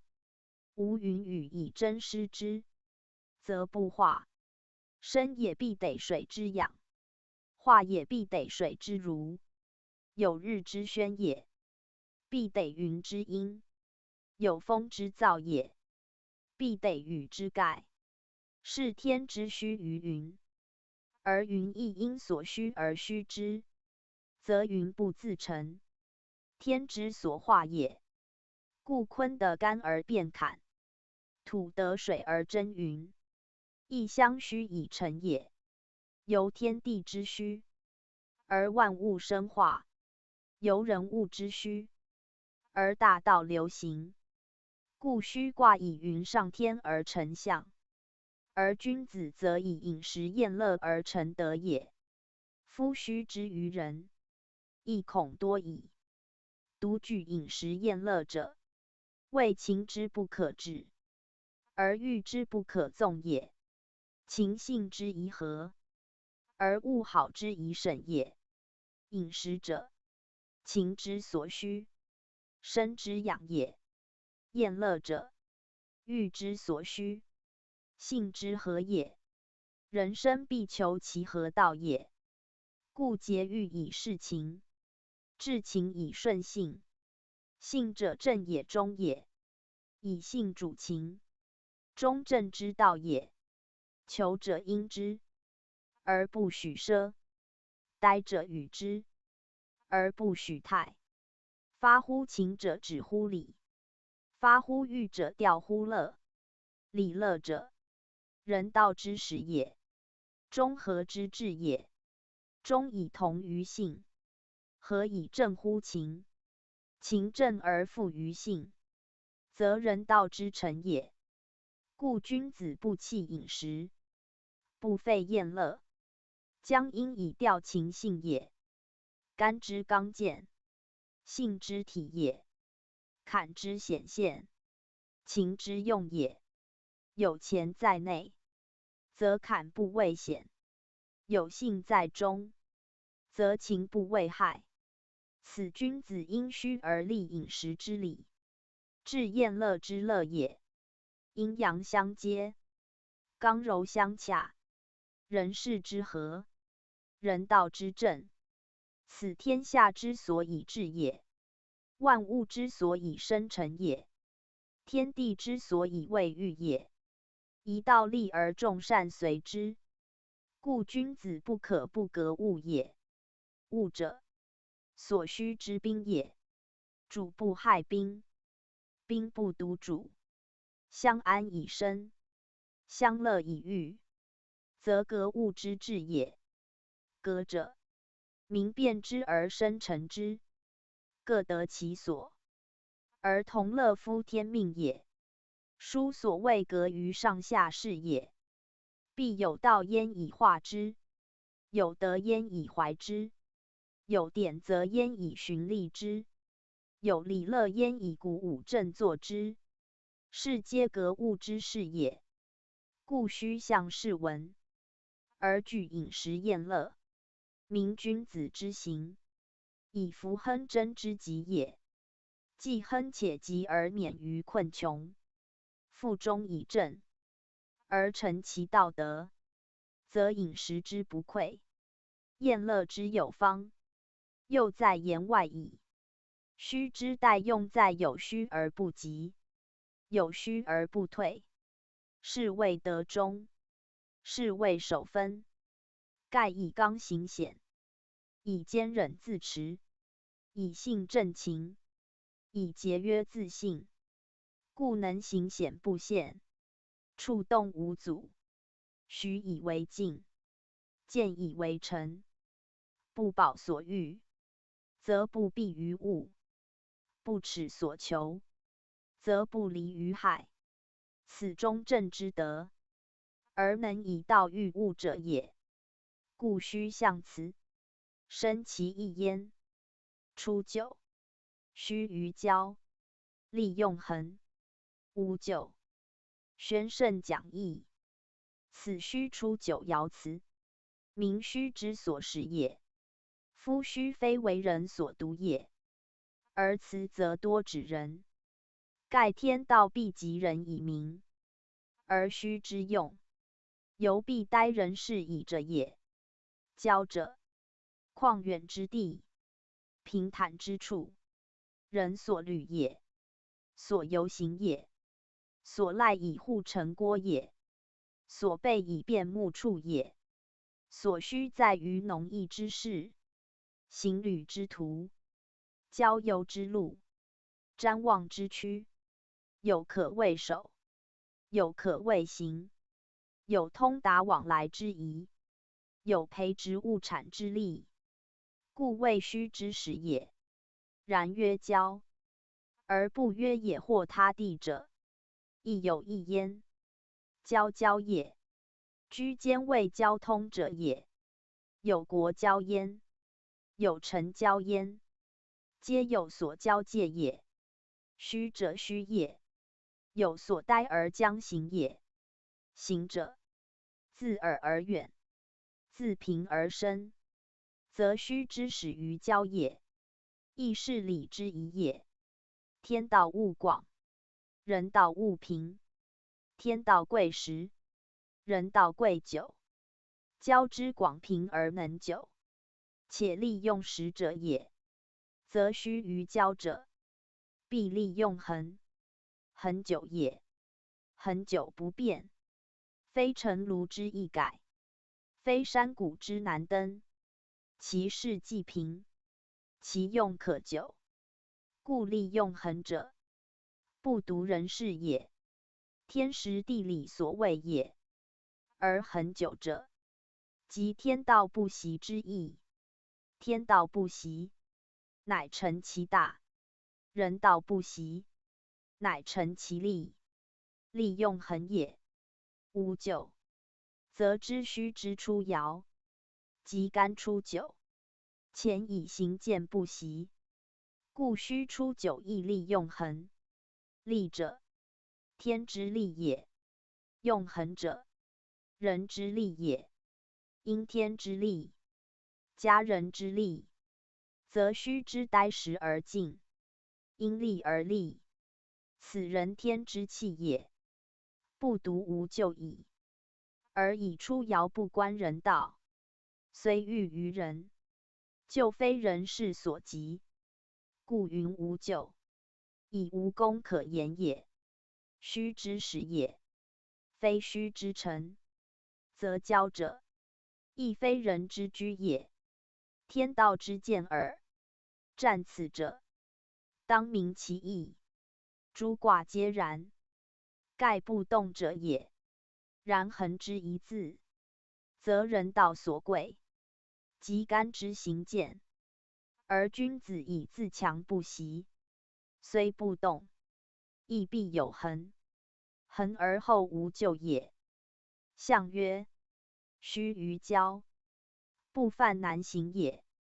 利用恒，无咎，谓失常也。宣圣讲义，此身是爻辞之意也。以出九虚之始，不进而陷于险，明其难行，而不犯之也。利用恒久，则有常行，常以为德，则无咎矣。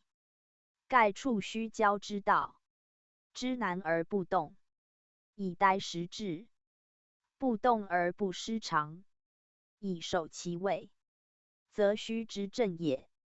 初九在下，本非动时，而所难者不动则殆，不进则懈，懈怠失常，遂离于久，故不犯难行。贵乎用恒，恒久自居，其进以时。此君子居易四命之道也。不为物役，而不弃乎常情；不为情类，而不悖乎中道。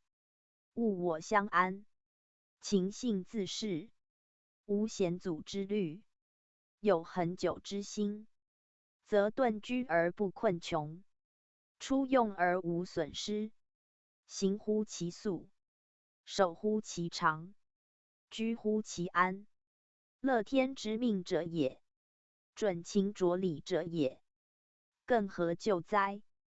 故出九虚于交，谓世人以坦荡也，告人以平安也。其内宜然，其外宜然，其动亦也，其进广也。此体干之道，而明天之命也。乾以恒毅之险，天以大身不息，故虚出九以之。虚之九二，则稍尽矣。九二，虚于杀，小有言，终极。宣圣讲义，此虚九二爻辞也。九二者，干内卦之中也，谓正乎内，其本不同，故当前进。杀者周也，水之进也，而非水也。杀在土石之间，教土为坚，教石为碎。进节之直，所系之体，积于水旁，隔于陆地，此其为象，一乎交矣。其用亦殊，济水者所履焉，集权者所治焉。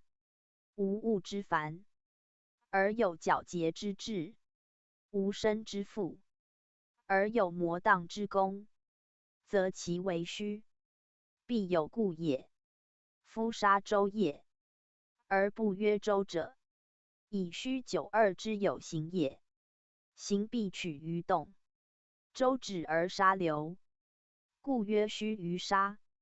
且杀自谓水少，明其爻象之阴也。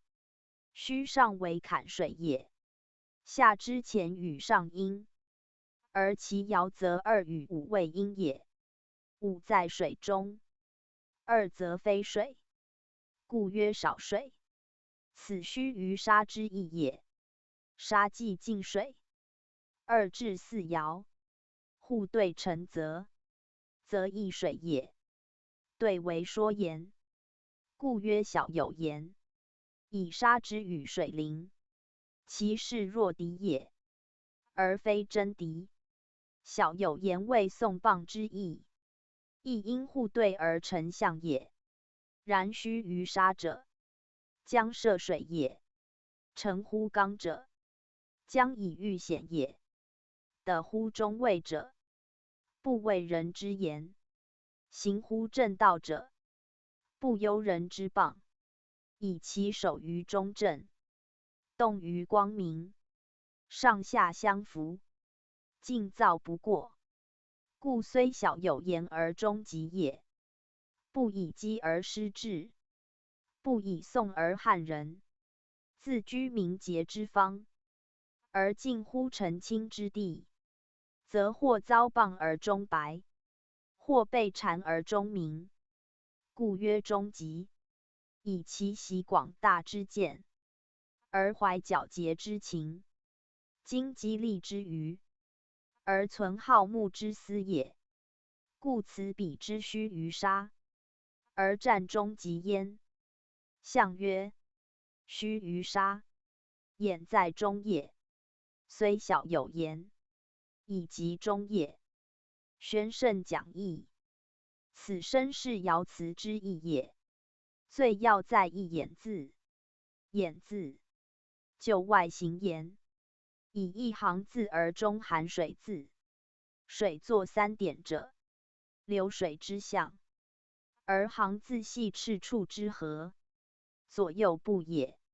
水在部旁未涉，水在部中未掩，皆行于水也。就其一言，掩者掩也。夫成其事而演习之也。演者泛也。泛同义。推流波远，而泛滥谓波未涛，谓川谓泽也。故演字皆含推广义。如大演之名，以演天地之数也。演本一字，而演则包宽广平远之意。盖义则近，义则远。近以地推，远以平流。地推则越演越繁，平流则越放越远。故如水之泛漫也，又如沙之推移也。以九二之象，居内卦之中，位干之正位，天之中央也。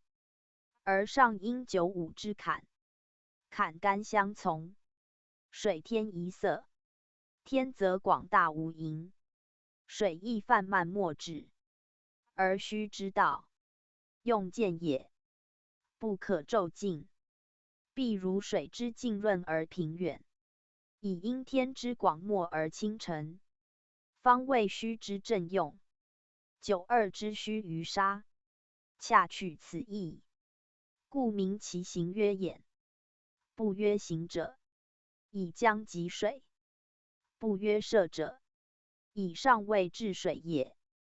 而杀者近乎水也，下有水也，故曰演。言由行水涉水也。而曰演在中者，以虽行而非行也。人之涉水者，必以舟楫，必以复伐，非自行也。人行杀者，亦有其据。故曰演在中，言行于杀，而如水之泛漫也。在中者，因中位也。演在中道，不至于杀也，而且行且近，且去且远也。发乎中位，而放乎中流。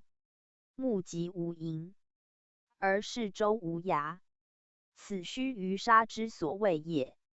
然上有说焉，杀者随水所推移，而周者为流所委积，既非如川之流也，亦非如陆之志也。动中得静，行中有志，此言之为称。不独谓行近也，谓平远也。平沙无垠，故比水之浩渺，而推沙成岸。又益水之回澜，则在虚煞之时，当有静止自如之象；在虚煞之用，当有动静无碍之怀。盖以中喻道，以时至德，时中者，可行则行，可止则止，可动则动，可缓则缓，无过于物也。必顺乎情，以正其性，不异议于民，不规规于利，不争于毁誉，不谐于喜怒，坦然以自居，节焉以待物，方谓眼之正也。不然则殆矣。盖眼者，无心之行，若摄于想，则反成牵。牵自以有心为眼也，故眼可也。苟反其眼，则变为牵。眼者，广大能容，牵则直拟其是非矣。眼者平静共见，牵则伪折其增爱矣。皆以有心无心别之，故顺性者，必介于心念；而至情者，必淡于利民。苟谓眼静，而不自述，则人将择其贪；苟谓眼动，而不自检，则人将择其妄。于行如此，为止亦然；于动如此，为静亦然。处世之真，待物之见，必胜于眼，方克其中也。夫近水之势，多流之地，易移之方，不稳之处，其有谤也，理所然也。苟不明乎眼意，而反招于牵由，则其能得其中乎？此圣人是人道，端在眼之一字也。古道自作，特殊图，亦与眼字近似。盖言人之行也，而眼则水之行也。水行而人法之，是曰人道。天亦生水，虚卦本之，而其为后天生化之首，则水之行，即天道之一也。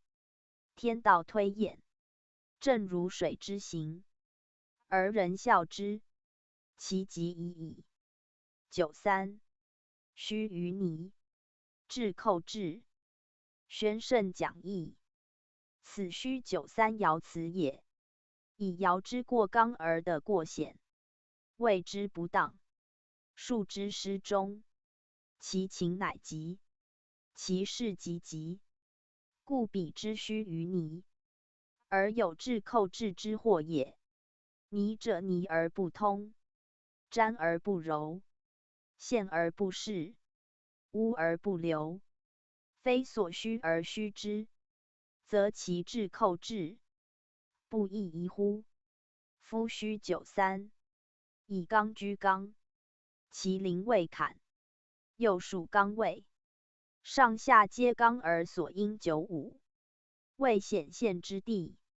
其所处第三爻，为下卦之中，居交际之地。其势迫急，其时间为，其数变异。盖以急则变也。进退所系，内外所属，成刚而不得其和，居位而不得乎中。此为危机所伏，构遂所兆之爻，故曰至寇至。泥者，亦乎沙，泥以水土之和，非坚非软，亦质亦陷，而又近于水。地势卑污，又介于内外，隔于陆岸，所积秽浊，故名曰泥。以其一泥质而不通也。须至于泥，其地静矣。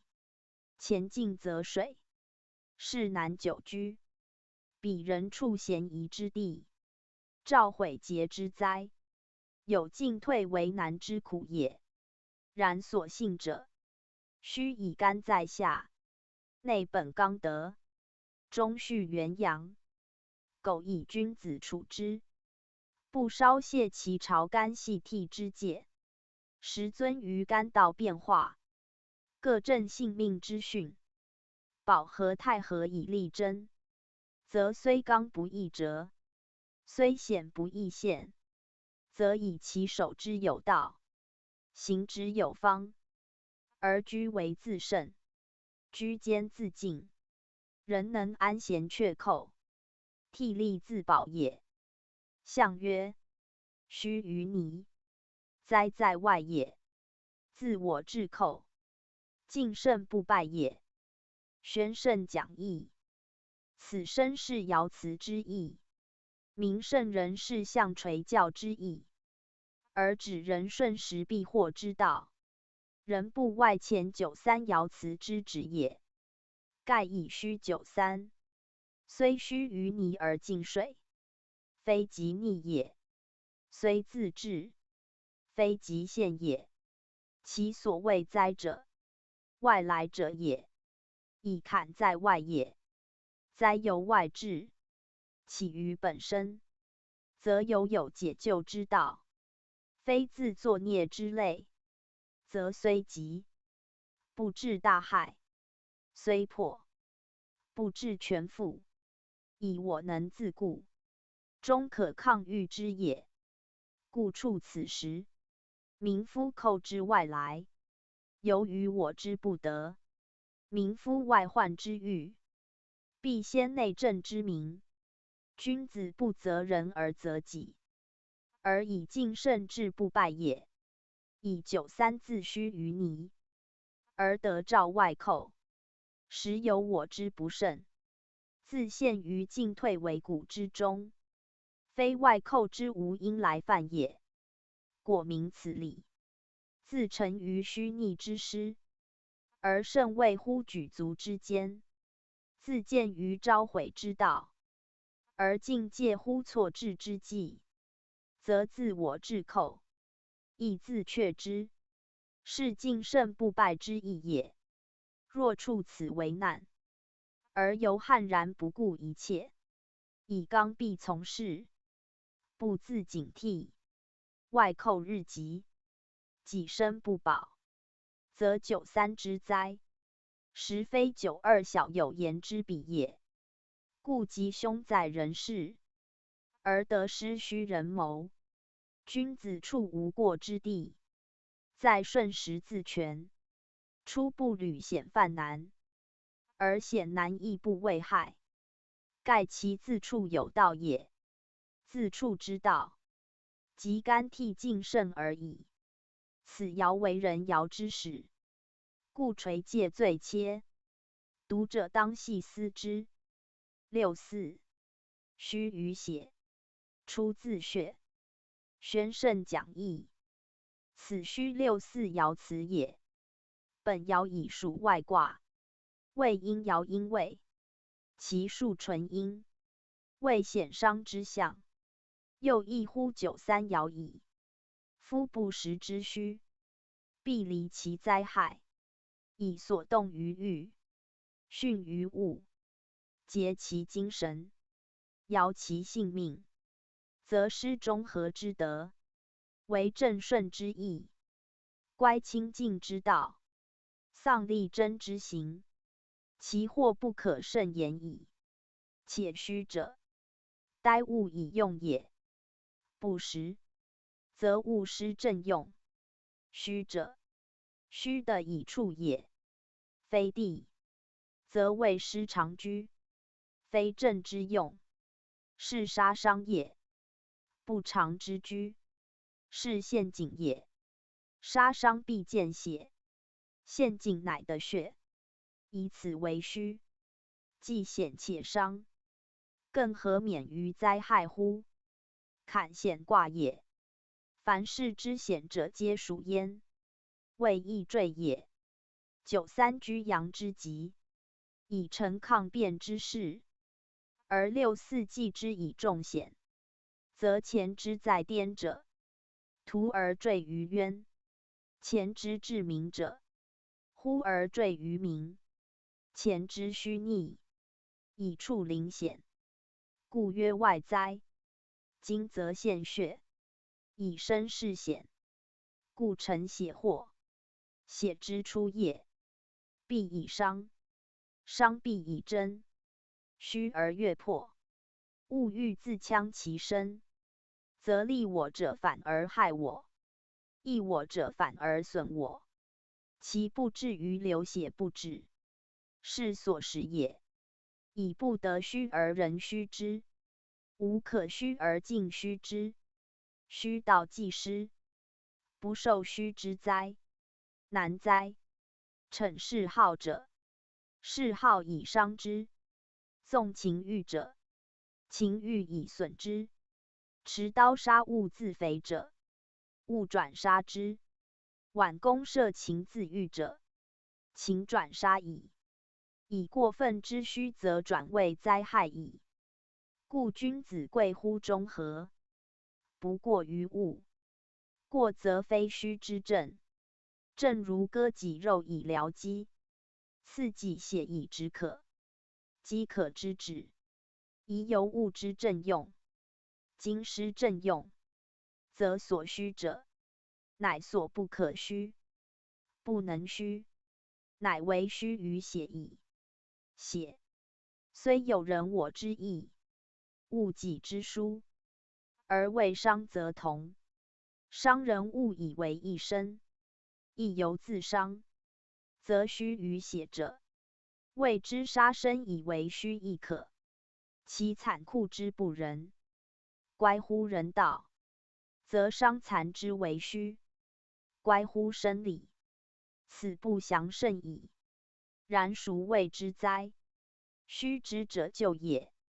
处中和者，必不过于物；逞情欲者，必致杀其身。故虚卦爻越虚越下，欲不可纵，情不可驯，有如此夫。然虚至血矣，是破是急，两不相下，征战之祸，已无可免。又异乎九三至寇，只求尽胜，人不败也，则在兹危险之前，要先备临机应变之志，以其所伤者少，所损者为，则因时之宜，顺德之利，不自困于险，速求出自血也。以六四居坎下爻的九二之阴，所陷尚浅，非无可出之途。所遭虽为，犹有出走之道。故象辞是义，明其救以往之师，晚将败之方也。亦象以明天时为本，今此以指人事为先。虚六四虽处险伤之地，四成不免之灾。而圣人则告人以挽救之方，庶足以不困于天时，不逆于气数。所谓修道四命是也。夫险而不险，为而不为，居高不坠，履深不逆者，必人人也。修行之事，超然物外，无以险之意志，安为之存心？自能处困而舒，临难而免，出无呆乎智力也。而在常人则有未能，则唯有静以自责，静以自持，朝肝细涕，以避灾缠，腹必下气，以远贤远，则一足逢凶化吉，屡险如夷。此则圣人事交之大则也。故虚六四险伤以见，而有自免之途，陷阱已成，而犹或自出之道，则以吉凶之由天者，虽吉而可畏。若人视之不脏，动定失纪，则不独无可幸免，且灾害之至，有更甚焉。诚以人居天地之中，身习行止，举与天道应。善者得福，恶者未央。灾由于天，是心于人，人苟自定，灾亦莫轻。果无为天逆时，自免吉凶大难。如道路也，有平坦者，有经真者，果自择焉，亦不为害。故人立足以济天时之穷也，而其道在一顺字。顺者，顺天应时而趋吉避凶也。象曰：须臾血，顺以听也。宣圣讲义，此身是爻辞之意也。夫六四辞曰出自穴，即是人趋避之道也。是闻恐人未明，复生之曰：顺以听也。天命不可变，人事有可立，则顺天听命者，正有所谓也。盖处六四虚血之时，前途大难，举足将现，而信所入未深，有出灾之望，则宜顺天之术以自反，听时之变以求出。果反而得出，则虽伤不伤，虽损不损，以前后有光明之图在也。须下卦出992，外卦95，皆与六四接应，果中顺听，不患无免灾之方，则以诸爻皆阳，有前后光明之象也。物极亦反，数穷亦移，苟察其所行之非，而反于正大之路，则易转移间，不独免灾害，且得真吉矣。故实者，人所用也；虚者，人所谓也。人克自主，不为天逆时，不徇情过物，则灾害自远，而吉利在前矣。故圣人成人以顺听，正同93之敬胜不败也。然就异乎93者，时更迫，事更急也。果不自反，以求出穴，则虽敬胜无益也。盖顺自对逆言，六四因行因位，原逆行也。今曰顺听，必反其所行之逆，而后至于光明，必见于虚血之非，而后得出于穴。此顺以听一语，不止顺天听命，无所事事之谓也。既虚血而入穴矣，其能图顺听而无谓乎？言顺者，顺以正其先之逆也；听者，听以察乎后之光明也。此有谓也。向来著此者，多不明是义，以为顺其所行，听其所谓，则误矣。虚者，有所谓也。人之情正欲当，不过乎物者，虚之道也，则宜顺以听之。人之情纵欲多，过乎物者，虚之失也，则宜反以治之。故顺以听者，顺天以听于性也。性命义也，天性亦义也，中和之道，故如是也。格物之道，亦如是也。凡经文未详，而是文补之者，皆为人道立教也。须3、4两爻之力由明，盖其精义，即不过乎物，而竭情止欲，就正于性命而已。此本干义也。须以坎从前，故有主事义。六四又坎出爻，其以反于前也，理所然也。坎为人情，干为人性，顺以听者，即归情于性也。圣人之学，始终不离此义也。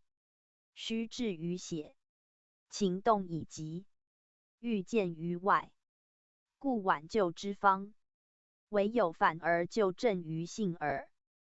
95. 须臾90，真集。宣圣讲义。此须95爻辞也。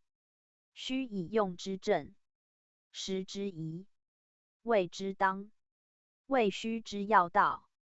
人之所需最急者，饮食宴乐，以生之必须，生之必备也。故虚者有分定也，出分而虚，非虚也，奢也欲也。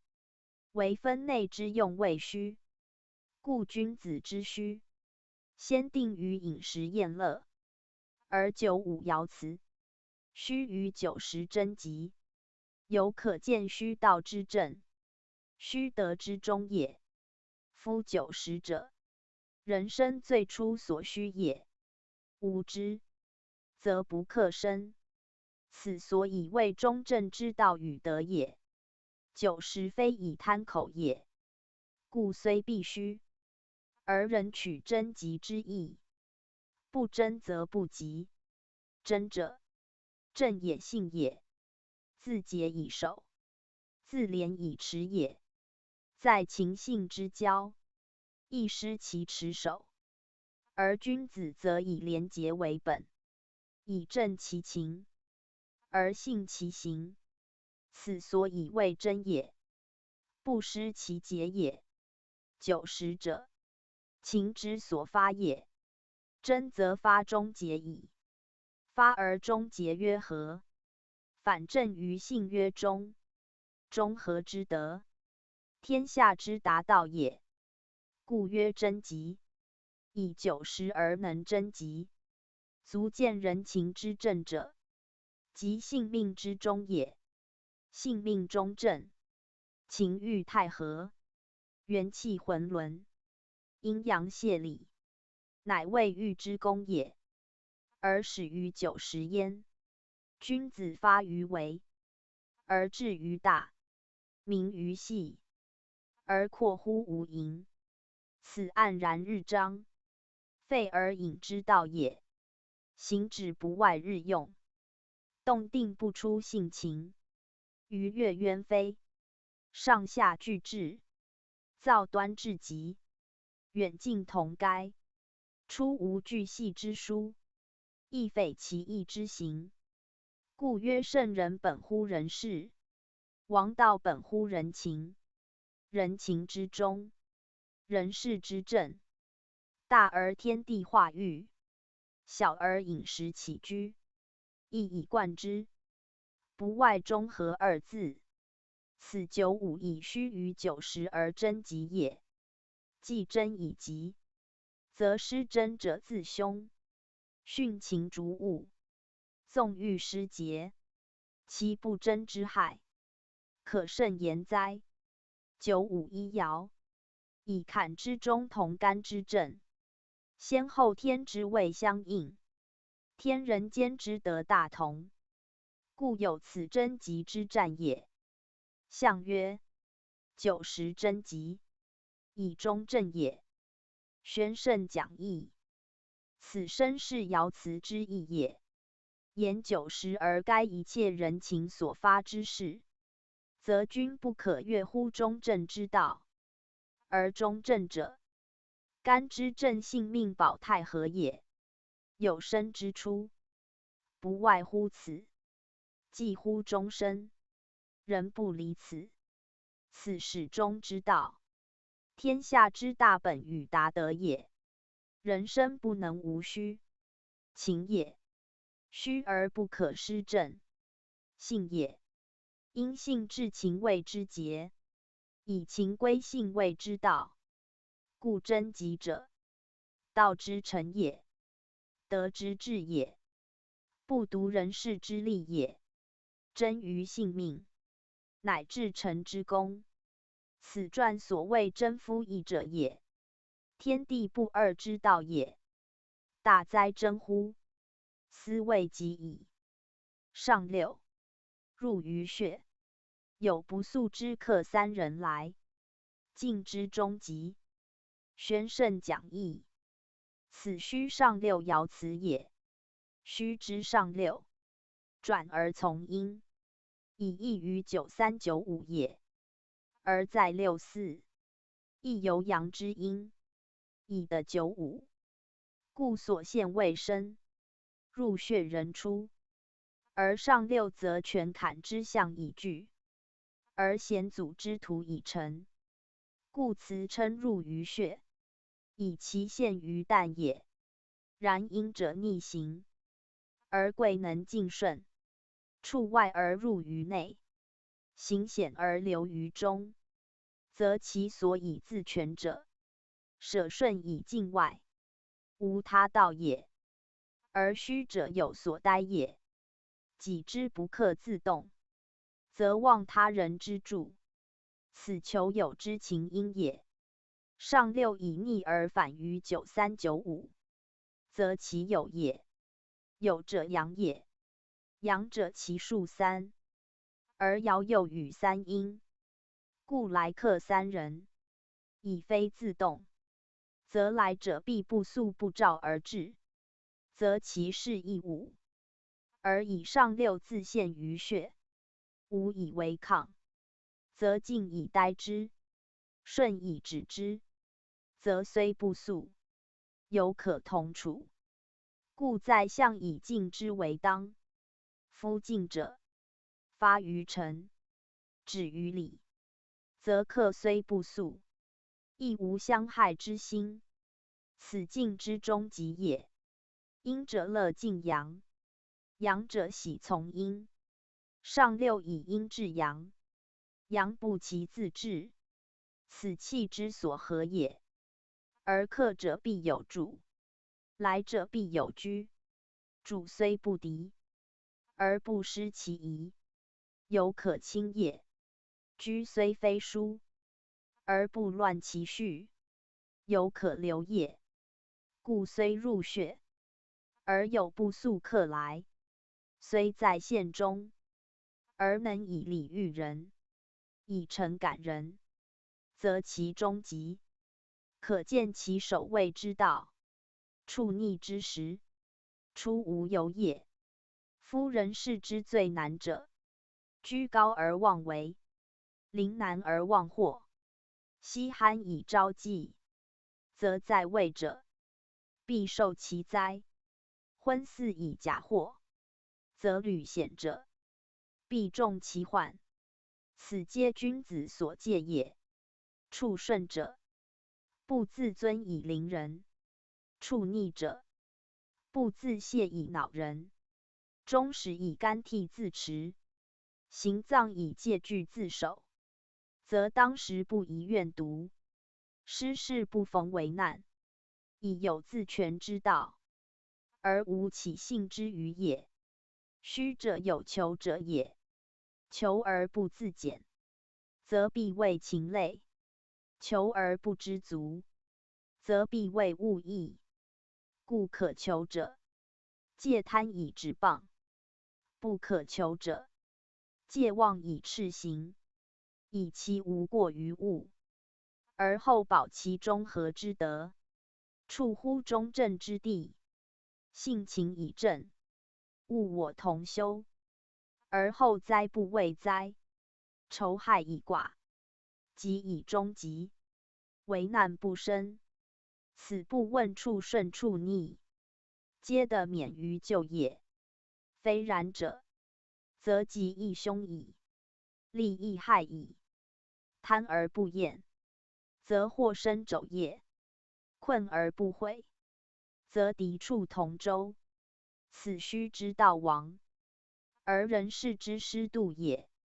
情欲者不可灭，而必以礼节之；信道者不可移，而在以中正守持之。不问其为吉凶也。以上六之险阻困苦，而由得终极之战者，重在一静字。静则吉矣。故礼曰：静胜待者吉。而君子无时失其静也。庄敬日强，乃全其身。保其性，此不义之理也。故须挂名人事之始，而归于礼教。为礼以疏敬，为敬以全身，此干剔之训，力争之戒，无非为圣人治理之本旨也。而礼必本于人情，情必始于饮食，此须挂始终，皆以酒食为喻也。不速之客敬之者，亦不外酒食宴乐耳。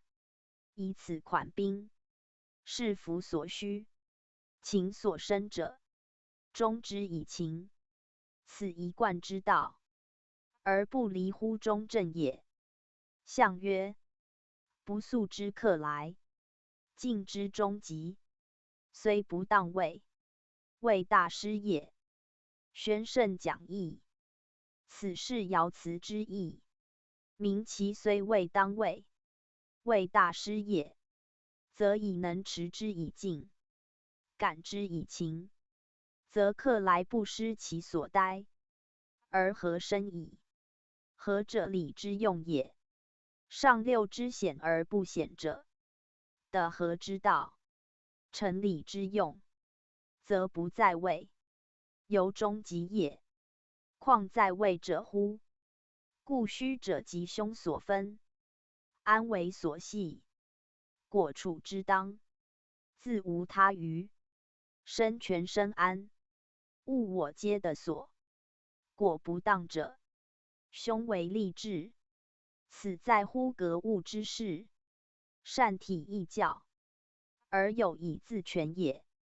须知反击讼，欲求无讼，必先行虚之政。而虚虽以饮食为言，实则包一切人情所生者。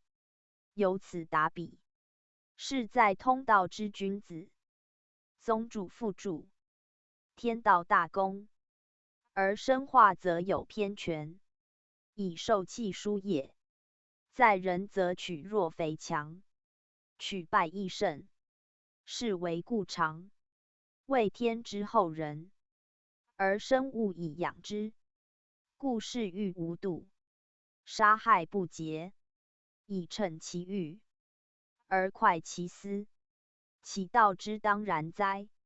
然人既有生，不能不食以养之，衣以温之，居住以安之，男女以慰之，则有所待于物，以服其情者，实亦人生之常经也。而圣人于此乃定其志焉，以天生之物，养天生之人，以物生之职，言人生之嗣，而避其于不害，至于不过。人物各得其所，以同生于天地之间，是在乎格物之功，亦即亦须卦所定之意也。夫人取物以为养，物亦即人以养；人取物以言祀，物亦即人以育。此两相虚也。不独人物相虚，物与物也，一时相虚。凡能生息化育，延绵不绝者，皆有其所需也。而虚之名，则必有一定之志，不义之意。果为养而饲其贪灵，为育而惩其情欲，则非虚之正也，不得谓虚。此过乎物也。礼曰：人人不过乎物，孝子不过乎物。不过云者，中道也，恰如所需而止也。是先明物与人生，物与物生，而得其并育不害之道，并存不仇之情，是当上观于天，俯察于地，明于春生秋杀之理，达于调虚济盈之方。而后之所需者，为何谓正，为何谓中，而定其防，治其用，此则格物致知之意也。故大学之教，首以格制，明其学为人也，明人生之始也。亦之虚卦亦然。虚之前曰蒙，蒙以养正，小学之事也。近于虚，则大学格物之道；近于宋，则大学治之之功。此古人立教一贯者也。而虚之第一要义，则在乎何者谓虚，何者非虚。此则理不过物之旨也。能明及此，则格物之教，可了然矣。弘教复著，虚宋反复，谓儒家格致大则，亦古人刻欲治情第一功夫，而后人多呼之，是不明义教，亦不知大学之教。何以守格致？而格致彰，何以有听诵之文也？圣人心传，万古一贯，于此可以见之。宋卦，坎下干上，宣圣讲义。宋卦为虚之反象，虚以水天相从而成用，宋以干坎相悖而成真。虚以相得为象，欲人有所求；宋以不合为止，欲人有所度。此由气之顺逆，数之从为，两不同也。宋之为象，上干下坎，坎者干所生，水者天所化，天亦生水，原为同类，而上下为形，乃反得为仇。天主阳而上升，则气无由降；水主润而下注，则得无所成。故天在水上为宋，明其情之乖为也。夫水者，得柔而性顺，而其用，则显而易现，刚而易成。处于高，则得其盖灌之功；夫其润泽之用，处于下，则变为泛滥之患。加其馈自之余，盖所居不同，则得失以异。天者至清明而得玄虚，至刚健而用渺远，以其主阳气，而载生化，履高明，而含神用，不能屈之为用，泄之为从，故其德以始生，而其功在大远。此复万物而生化万类，初不见其机也。今处水之上，成气之深，日与的远，不相接洽，则两者之间，成魁为之势，而两相之意，怀嫉妒之心，此其所以反虚而成宋矣。天下之所以有争者，必因于利害之不齐；人物之所以相讼者，必由于情性之偏激。失其中正之道，则无以治其均平；背乎太和之德，则无以调其虚实。此争讼必始于失中和也。虚之为虚，本于中和，情不离性，欲不逊物。人以礼为首，以敬为行，争故自持，利用不过，故谓人道之正。而宋则反是，逐乎物欲，以自处于行，忘其礼敬，以自失其守，以物为满足之望，而物乃酬之；以情为自肆之行，而情乃害之。使性无权，而为义气之争；使礼不正，而求法律之效。此人道之不利，而民生苦矣。故同生者不亲，共存者相恨，私欲事成，志信已离，人际不刚，太和已坏。此情势之所恶，而非正知之所裁也。君子知之，必先格物致之，以期其抵于性命之正，保其中和之功。此讼卦者，圣人明致之之教者也。就卦象言，讼以上干下坎，上为纯阳，下为阴卦，以阳从阴而不相得，内藏险阻，外是光明。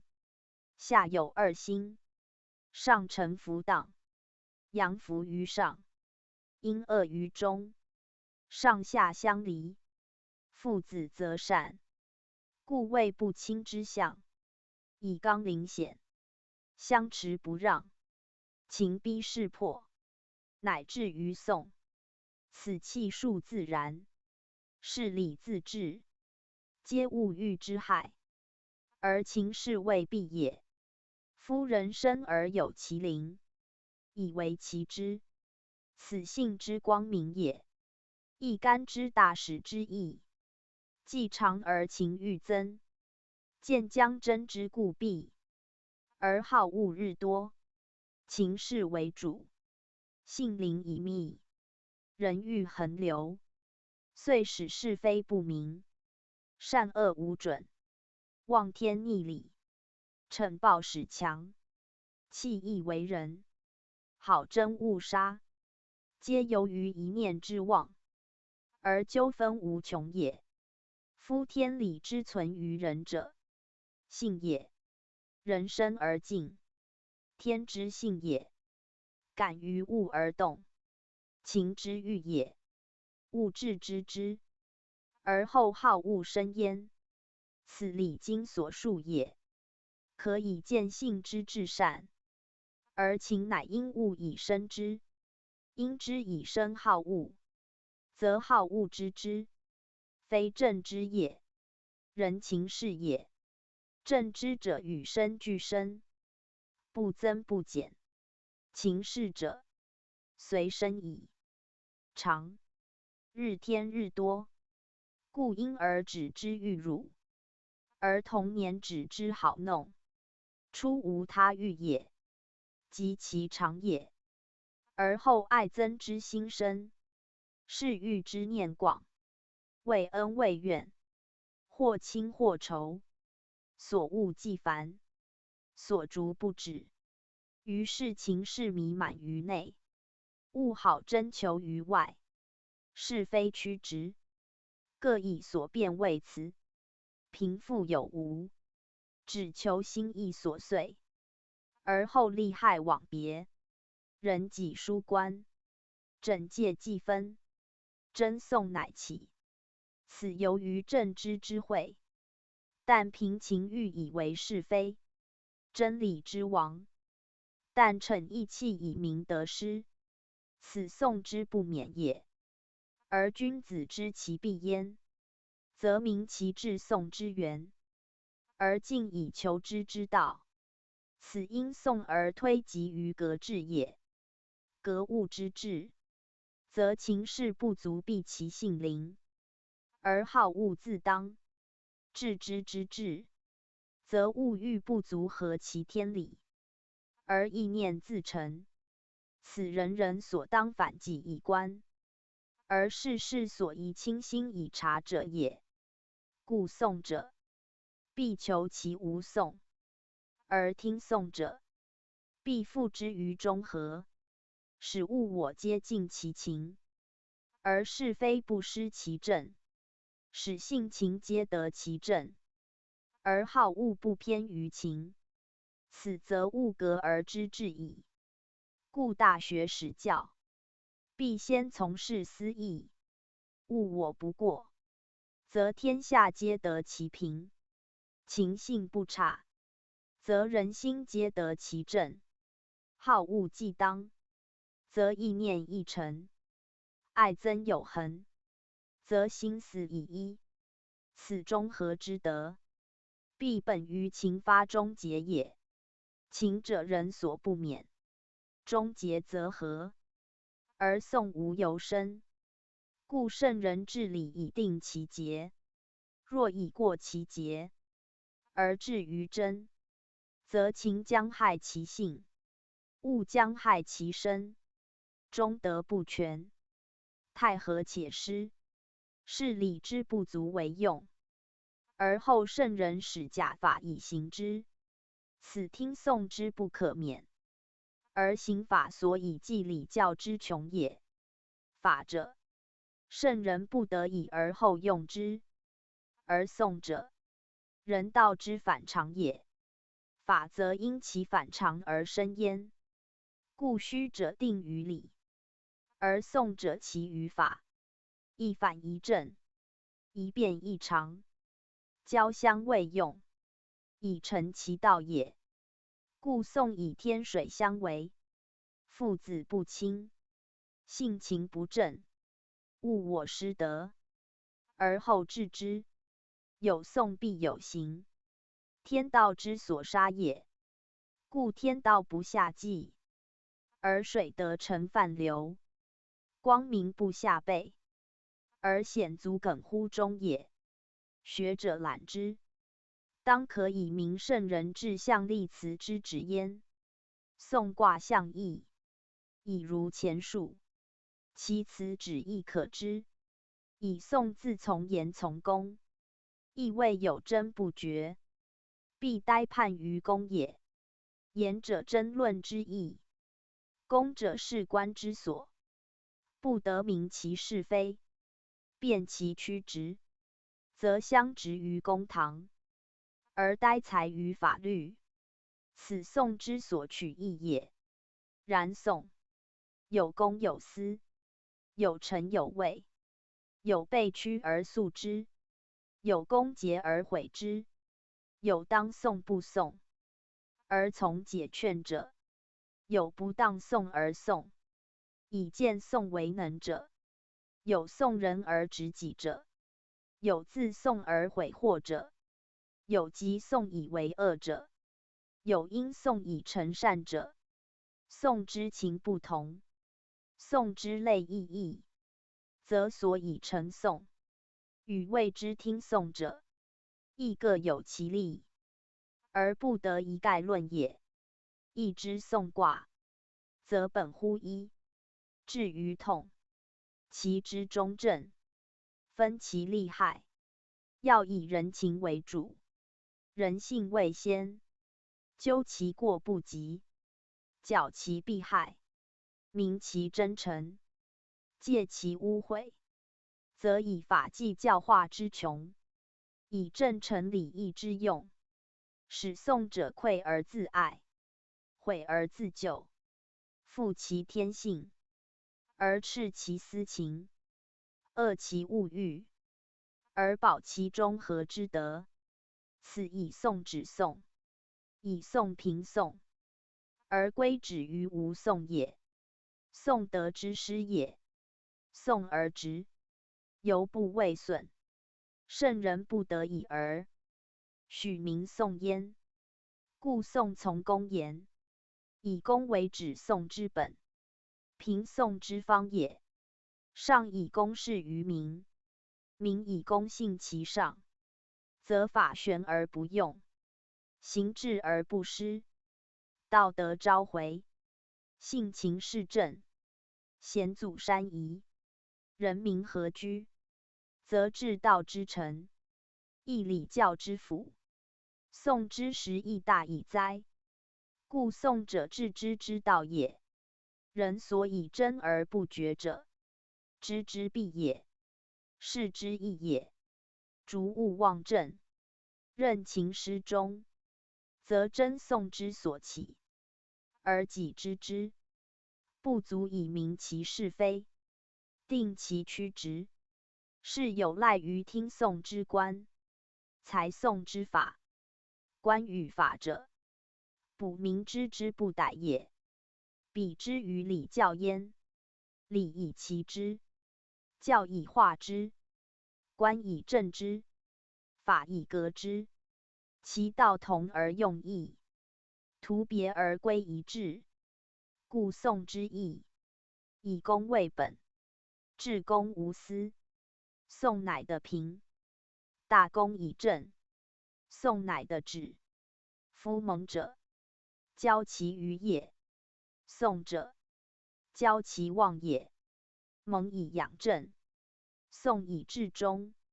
中正之德，教之所成，法之所行，故曰宋以治之。在物革之后，革物治之，人道之始，故须与宋相反相成也。宋有福，治，替中吉，中凶，利见大忍，不利涉大川，宣圣讲义，此宋彖辞也。以宋之象，与虚相反，而又相成，故同谓有福，有所合也。干坎虽相违，而父子当有和，此由其本来言之也。干者纯阳，坎者生阳，上下相扶，此气之阴也。天水为形，此德之备也。气阴故曰有福，坎故干所生也。以阴交阳，以坤交乾，而后成也。而阳卦阴德，阳体阴用，内虽阴而外刚，刚与柔阴，阳与阴阴。上卦之阳，与下卦九二相应，虽不亲而有福也。福者，性也，气阴而不失常也。形虽为，其不失常，则与虚同，故皆曰有福。以真宋者，发于情，止乎礼，则宋以成者，不失宋之正；宋不成者，不乖宋之道。宋故求其平也。故宋虽为过，而不失其福也。然宋者亦趋于偏激，因求平而反失其平，因不直而反过其直，则非宋之正，乃乖宋之道。曰有福，言不过则福，过则不福，此人事之变也。而是宋之所至，如宋而平而直，则福；否则过矣。过犹不及，屈者辱者不及也。今以宋而屈人辱人，是过矣。过则不福，此中福与大过谓相反也，以其或过也。故曰有福，名其非必福也，人事之所谓也。然有福者，性于外，达于物，明于情，通于道，此其德也。而宋以上下相违，内外相度，气和而行反，体同而用乖，是虽有福，不全其德，故曰治，替中吉，中凶，以其不通达也。故曰治，治，塞也，阻也，不顺也，不和也。刚险相交，外于内治，故谓治。治则替也，行之不可进也，居之不可安也。成刚而阻于险，度物而迫于情，欲让未能，欲抗未敢，不替的乎？然事之害者，恒以位而得利；情之急者，恒以谨而获安。是人力之甚也。则因替而终极者，义理是所至也。而替之终极，非可视也。情因安而自待，事因利而自交，则象之替者，转而自信；象之有备者，转而不忧，则事变之来，将与时异。过失之咎，将与数千，则相之终极者，遂转为中凶矣。此讼之常也。讼之初也，基于义气，必因义愤，而出于诉。有其理以治其辞，有其情以喻其事，此所以有福，而志在敬也。待其未判，心念法之难事，情之难生，或观之不信，视之不达，因忧以替，因志以思，则一念之为，足以悔祸；中人之劝，足以解愁。此终极也。既夫情一事谦，心高志傲，或不恤于法，而弄智谋；或不畏于官，而假势利，以图直趋之反，遂无善恶之分，失中而偏，不正而邪，则中孚之战，变大过之象。此所以谓中凶也。故讼之所至，恒谓中凶，非必凶也。情之所易，志之所纵，乃反即为凶。故官吏不可假也，欺诈不可弄也，法律不可读也，情欲不可自也。此讼之正道也。讼者求生于官，陈情于上，故力见大人，而干纲居上，大人之相也。讼者处险难安，临深莫测，故不立设大川，而坎水在下，大川之象也。干坎相背，天水相围，行而多险，居而多艰，此人道之苦也。此乃欲其义焉。夫讼出乎不义者也。若好为之，则逆行而道失，不治之甚也。虚者情之常，讼者情之变。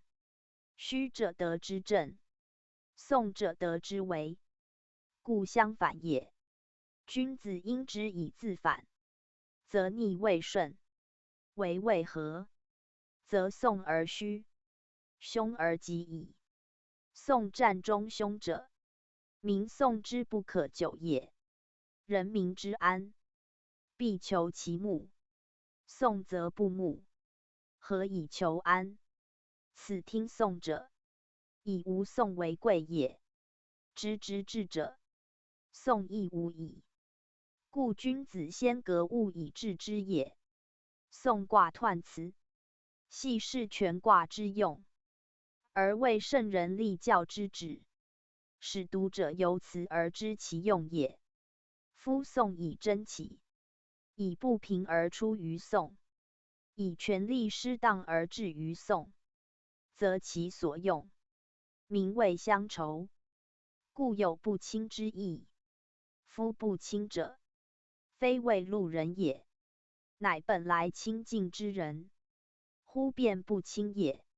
若路人无利害之争，无恩怨之缘，无嫉妒之念，无欺侮之行，自无讼之可言，则其不亲，不过莫不相识，远不相闻而已。无得失也，无吉凶也，唯其亲而不亲，敬而不敬，本同生而不同道，本共处而不合居，反恩为仇，辩和为利，则其得失矣者，利害甚明，争讼不休，吉凶自判。故讼之所起，为失其亲亲之宜，而悖于和睦之俗，乖于有助之情，逆于公让之德。此人道之变也。强乃凌弱，智乃武昏，为利害之徒，胜负之变，民德以薄，民风已骄，国俗已非，国本已动。在群而不能合其群，居类而不能合其类，各有异志，而无同心，是离乱之因，败亡之兆也。故君子恶之，而立教以让为本，以贪为戒，以忍为德，以暴为非，以相爱为仁，以相争为业。立人道而治礼节，谨明师而定国法，训之于始，罚之于中，导之于先，敬之于后，使强暴有所畏，良善有所保，仇怨不长，远近如一，则争者化为和睦，讼者亦为退让，民情已平，国本已固，人生已定，物力已盈，此大同之治也。民不思其家，人不思其身，财用为公，利益为情，上下相亲，恩怨皆平，此人情之治，而天下皆得其平矣。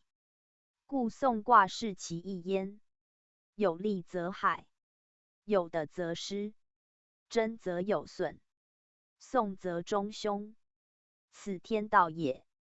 从之则吉，逆之则凶。凶者以反人情而悖人道也，人情以纵极而反，人道以失中而悖。故情不可纵，而道不可为。物不可穷，用不可极，利不可竭，智不可尽，争不可久，讼不可成。此顺天以全身，即格物以致之之意也。故宋词虽简，含义则宏；文虽显，寓理则为。道之所成，教之所立，人物生命，民治国政，须基于此，而定于世也。彖曰：宋。上刚下显，显而见。宋。宋有福，至，替中吉，刚来而得中也。中凶，宋不可成也。利见大忍，上中正也。不利涉大川，入于渊也。宣圣讲义，此生是彖辞之意，民宋之所由成也。以刚而行显，是以出于宋，非民情之纯，民德之后也。见者，有己言，则臣不忍；由人言，则谓很利。盖以我所不欲，加之人，人亦不甘受。是亦以显来，亦以刚往，虽见而不能合，故至于宋也。谓其刚则不让，显则多诈，诈以陷人，刚以反恶，此斗狠之事也。如非刚，则欲显必避，而不与抗；如非显，则欲刚能成，而不与争，则不至于宋。唯以刚而待显，又其同类，情既相济，利诱相衡，事事逼人，何让不可？此所以必出于宋也。以宋有福而治，则曲直之情可见，隐伏之祸可推。替中吉者，刚来而得中道，以道能自警，故吉。谓中者，两端之中，不偏也，不过也。不偏则能恕，不过则能忠。虽刚犹可和也，自处之得道，故能忍而让；今人之解辟，故能和而安。此中吉。不为刚折，亦卦象也。卦内外之交，上相应也，至其后也。刚以处险，险以交刚，事事既成，何让不得？宋乃日吉，其中以凶，则礼之所当，术之所至也。人之不量，我又不容，唯狠心以攻节之，恶身以报复之，争执无休，灾害乃大。此中凶之兆，民宋之不可成也。亦卦象和上下之数也。其气已极，其道已穷，两不相投，遂成两败，胜亦未复，得不偿失。此中凶之所由来也。故君子是戒焉，民宋之不可成，而必求其出之无讼，继之不讼，终之解讼也。盖退而自忏，则情亦平；忍而恕人，则恨力解。只在充其服替而已。服则反仇未有，替则转祸为福。因逆而成顺，由变而复常，在人事也。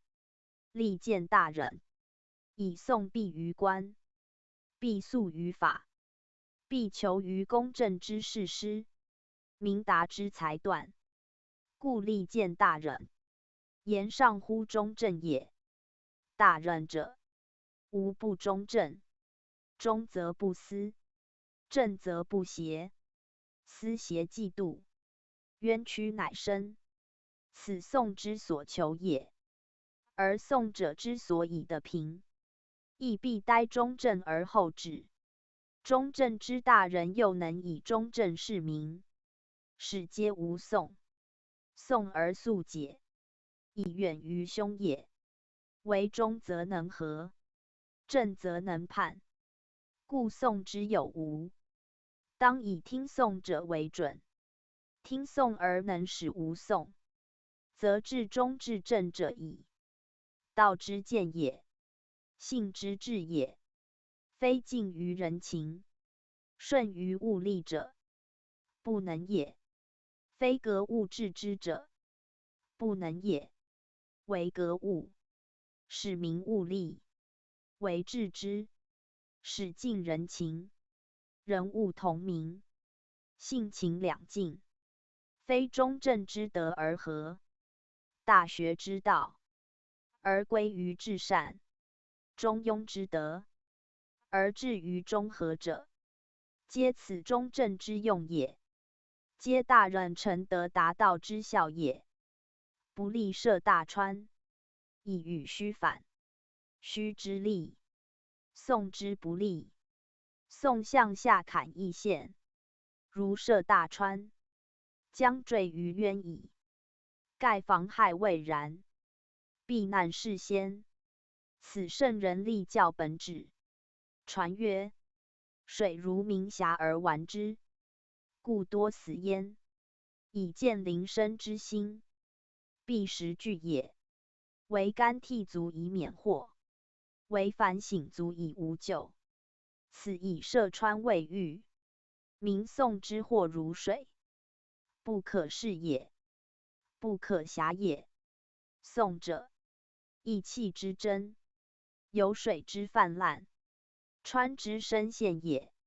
险莫于鱼水，而人之险，莫甚于情欲。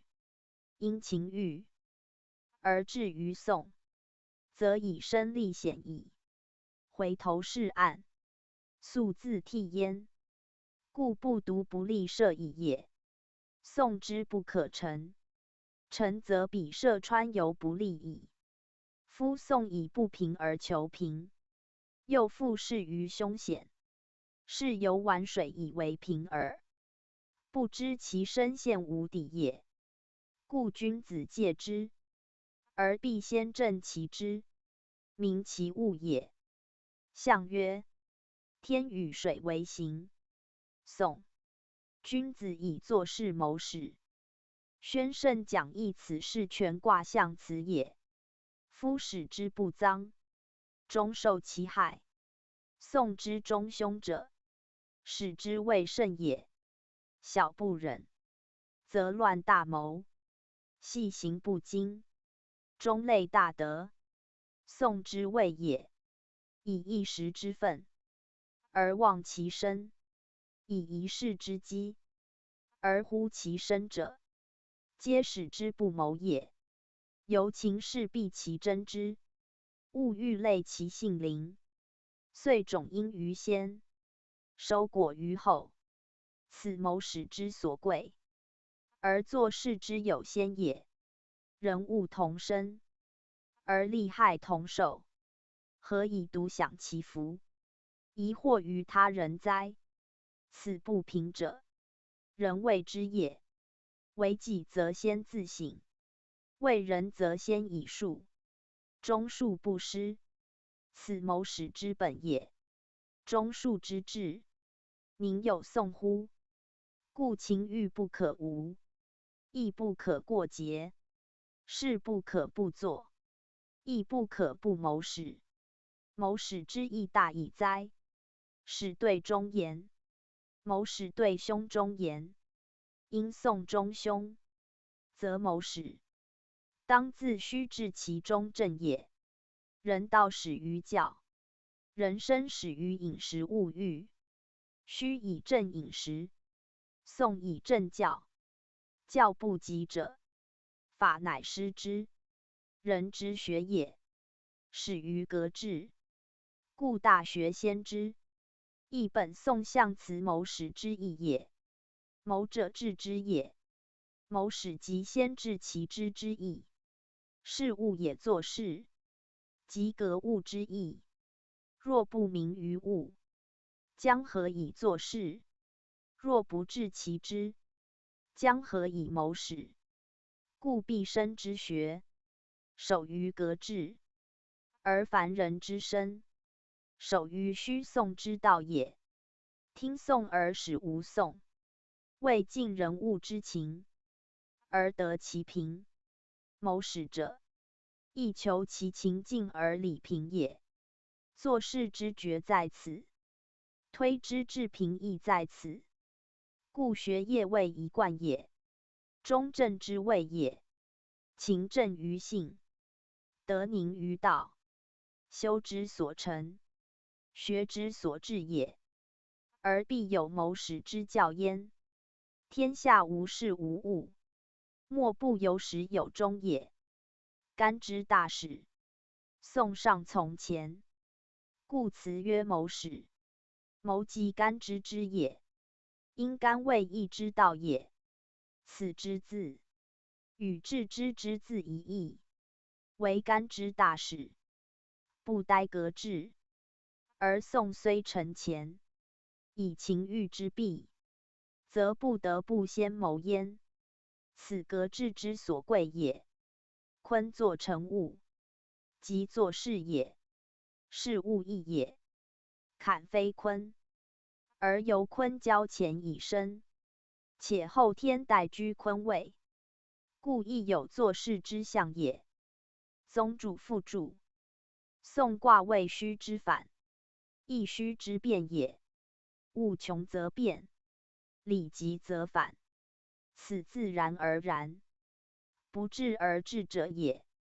天之生人物也，而与之以情欲者，谓将因之以言其身，欲其足也。故及其成长，无不有事欲之念，爱憎之心，利害之知，得失之变者，将以是繁荣其世界，发展其生活也。是皆属之情欲，而为生化之枢机，气数之标准也。故情欲者，后天之物，不可一日决者也。而其利之者，害亦在焉；生之者，杀亦存焉。求其利而不害，生而不杀，则为听命于道。道在人曰信，在德曰善，在行曰中和，在位曰中正。是所以贤情欲而保身利，免祸乱而成治道也。失于此者，必为灾害，必致纷乱。其无灾害，不纷乱者，则天理之治，人道之正，超生化之外，握权衡之术，而能与天同老，与日月同明，与鬼神同化矣。故圣人以此立教，以教治理，以理定法，止灾害，判纷乱，而皆不越于性，不离不道，不悖于中和，不失其中正，而又不反于情，不独于物，不残其身，不损于生死，不阻于世界繁荣。此所谓治教也，治理也，治德也，人道之大则也。故有利而无害，有生而不杀，足以和天之人，助天之化。此人之所以配天地而称三才也。亦须之后有宋者，为民情欲之师，纷争之害，而以教法示之，使还就于中和也。宋者，用法以正性，其功与教同，而为人道所不得不备也。故卦从变从反，因其变而知正，反而复原，则宋人为虚，秦人归性，世道已治，人生已全，岂不休哉？故宋与虚，一正一变，一来一往，道路所指，人物所由，为自辨之，以正其之，而明于物。此物格之治之意也。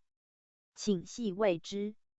初六，不永所事，小有言。中集，宣圣讲义。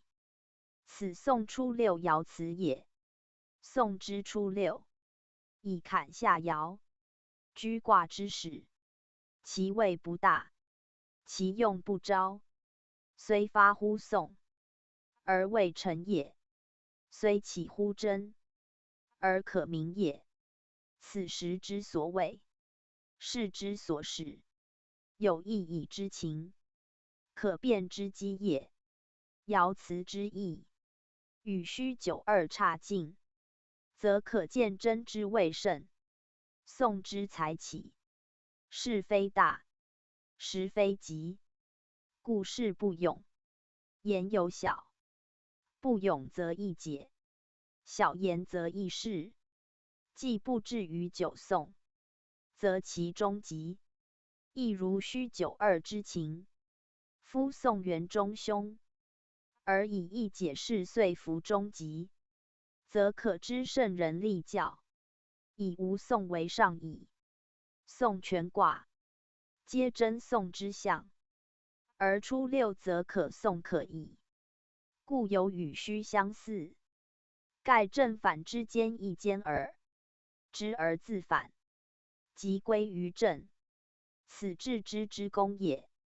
象曰：不永所事，宋不可长也。虽小有言，其变明也。宣圣讲义，此身是爻辞之意也。言处柔用柔，不谓以胜，则易饶人；以宽加宽，不事苛求，则易自解。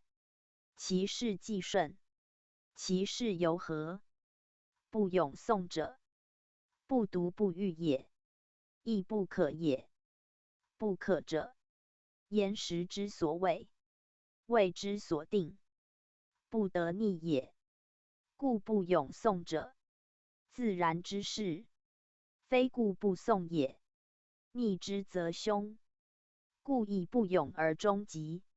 顺用时位者也。以义民之言，义和之恨，则所得于时，所立于位者，有其天也。故小有言，不为害，而亦辨明其故，则有些误会，不足以长征久讼。一语得以解之，一时得以止之，则虽讼于先，而和于后；虽争于彼，而解释于此。其所处者顺，故其志不逆；其所附者速，故其中正。此以终极也。92. 不克讼，归而不。其一人300户，无审。宣圣讲义。此宋92爻辞也。本爻居下卦之中，为阳气之行，上接乾刚，而不能协；中间阴爻，而不能弱。以阳之正，履坎之险，惠而不忍，积而难安，怨而不生，逼而自破。此由时之非，事之变，其情之窘，其行之坚，而不能自忏，不能复正，故其象颠沛，其境流离，不得已也。讼之不胜，愤而归，归之不安，破而逃，乃是所至也。克者能也，胜也；不能者，讼之不成；不胜者，讼之不直。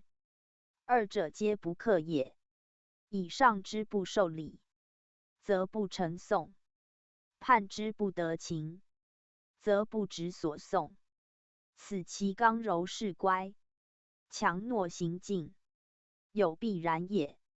以下而讼上，柔而争刚，立书未革，其不克也故矣。不克而归，被逼而不，以身训讼，以家训争，而未足也。所居在中央，所交多比户，则其连累者众矣。故辞曰：其一人300户，无审。审者，灾也。所谓灾者，以仇恨之至。今讼以不克，归而逃矣，则虽有比户之嫌，同居之义，仍无灾矣。此其所战，在能适时而避祸，去众而远贤，则虽迫于事，而无害于人；虽积于情，而保其身家，此重在不也。若护其众而不畏，惩其愤而不避，则祸及其一人，岂独患家妻子耶？故不者自不，而一人无审。言不者为权一人也。此讼之大者，辟之兵争，一人逃，而权臣免；辟之秦道，一人去，而胁从生。其所以权者，正其不求全也。宋92，其祸极矣。以能避而免者多，此圣人教人权乎轻重，则乎安危，而速自决也。象曰：不克讼，归不篡也。自下讼上，患至多也。宣圣讲义。此身是爻辞之意也。多者，相识而极也。以92之祸，大患也。果不篡，一人300户，将皆及于患也。盖以下讼上，其事然也。此上下二字，非限于君民朝野，凡大小强弱，皆上下也。以小争大，以弱争强，皆有智多之患也。故图全者，不屈重于为，人也亦义也。九二之辞，其旨深矣。宗主复注。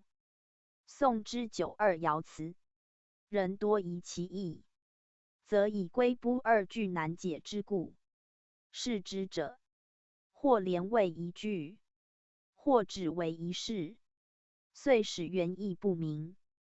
龟而卜，是主；一人300户，是客。无审二字，则共有之。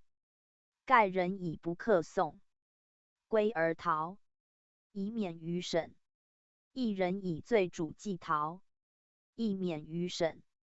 是以一人之逃，而免一人300户，结果不独一人之幸也。以讼者必有凶，而善必则免。讼者亦未累，而主逃者则免。故闻言人士之得以其祸福，足见义教之旨。或以为一句一事解，则误矣。如一句，则必为一人同逃，同逃既重，安免于审？如为一事，则审者何在？无审者何属？既曰无审，必亦有审而得免也。以讼者不逃，必有审；一人因累，亦将有审。今以其逃，乃皆无审。是重在不逃矣。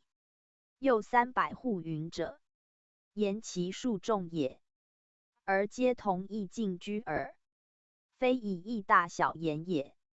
故闻言众多，则曰3，或30，或300，或3000，皆指其大多数也，非恰恰3、30、300、3000也。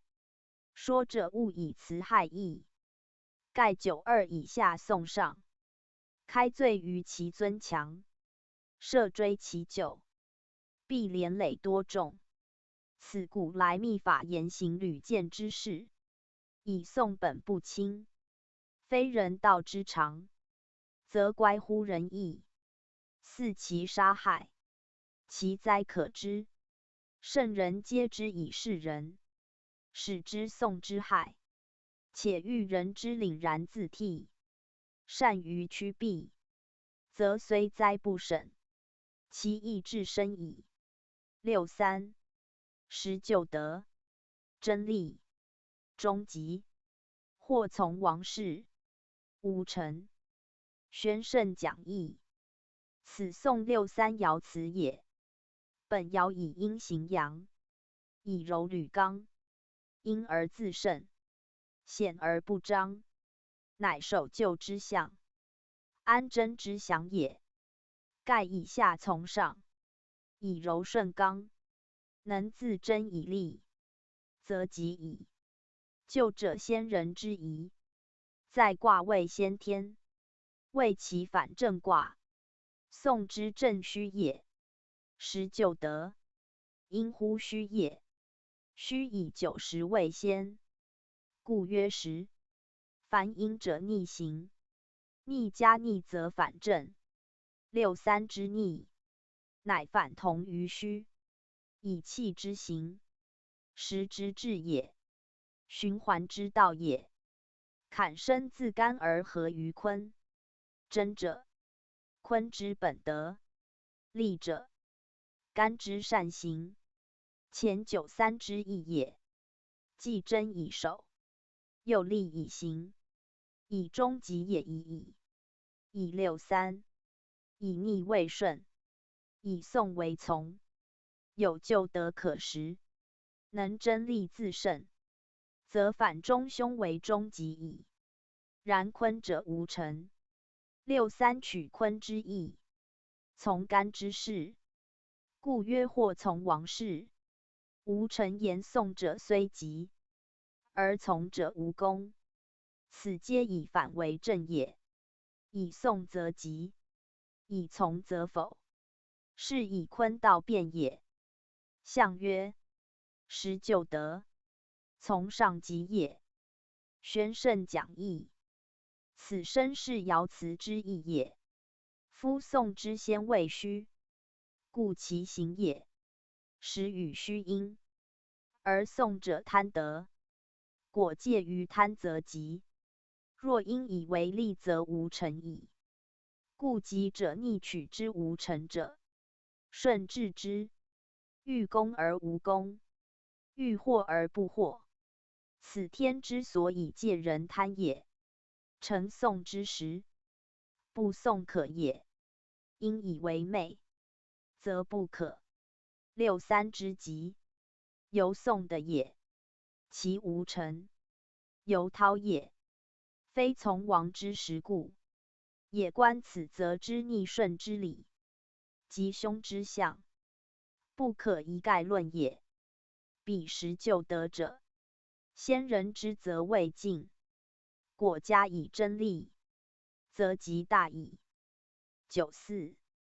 不克宋，复吉命。于安贞吉，宣圣讲义。此宋94爻辞也。94居外卦之始，与92相应，阳行阴位，柔成刚德，而以卦上下不同，内外异用，主宾各别，从逆异宜，故同而不同，似而不似，此理是然也。爻辞言虽宋而不克宋，与92正同，但94已在上位而宋其下，则与92异。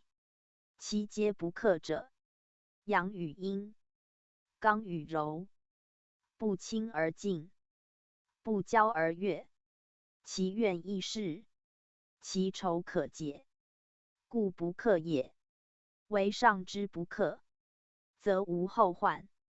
非如92下宋上而不克，其患至如多也。上者是之所及，虽不克，不足畏，故不似92之必归不也。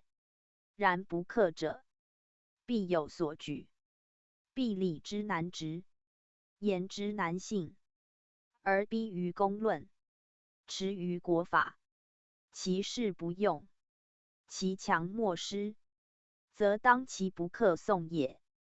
唯有自反而复，以听于命，自顺而守，以辨其中。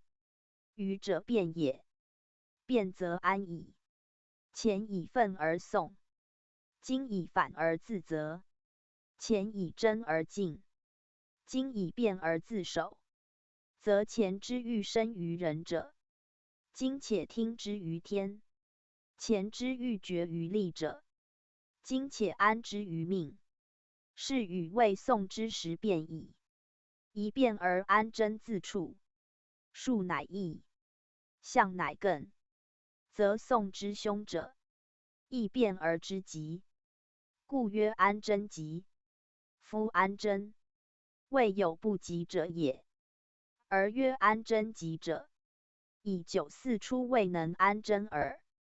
徒以宋之不克，反以听命，于其初中，而长守安贞，是以转位吉也。象曰：复吉命于安贞不失也。宣圣讲义，此身是爻辞之意也。于字句，言能复吉命于，是能安贞不失也。安贞者，坤之代用，以干而用坤，是有守矣。故曰不失。不失其德，不失其业，二者皆不失，斯大吉矣。若于自怜安贞，则宜事作于而安贞，盖安贞不可逾也。安贞之逾，尚未及乎？是闻恐后人误解，故生之曰不失也。言不失于安贞，则亦不失于己也。95。宋元吉，宣圣讲义。此宋95爻辞也。宋95为上卦之中，亦权卦之正，未当而时宜，是吉而理得。此一卦之主，亦宋之所由决也。夫宋者有三人焉：一宋者，一被宋者，一听宋者。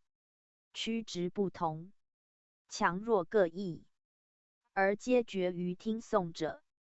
95之宋，则听宋也，以治正之位，行至中之权，中正不失，公直以判，则宋决而人情平，贞解而民治和，平和之治，国治民安，此国之福，人民之幸也。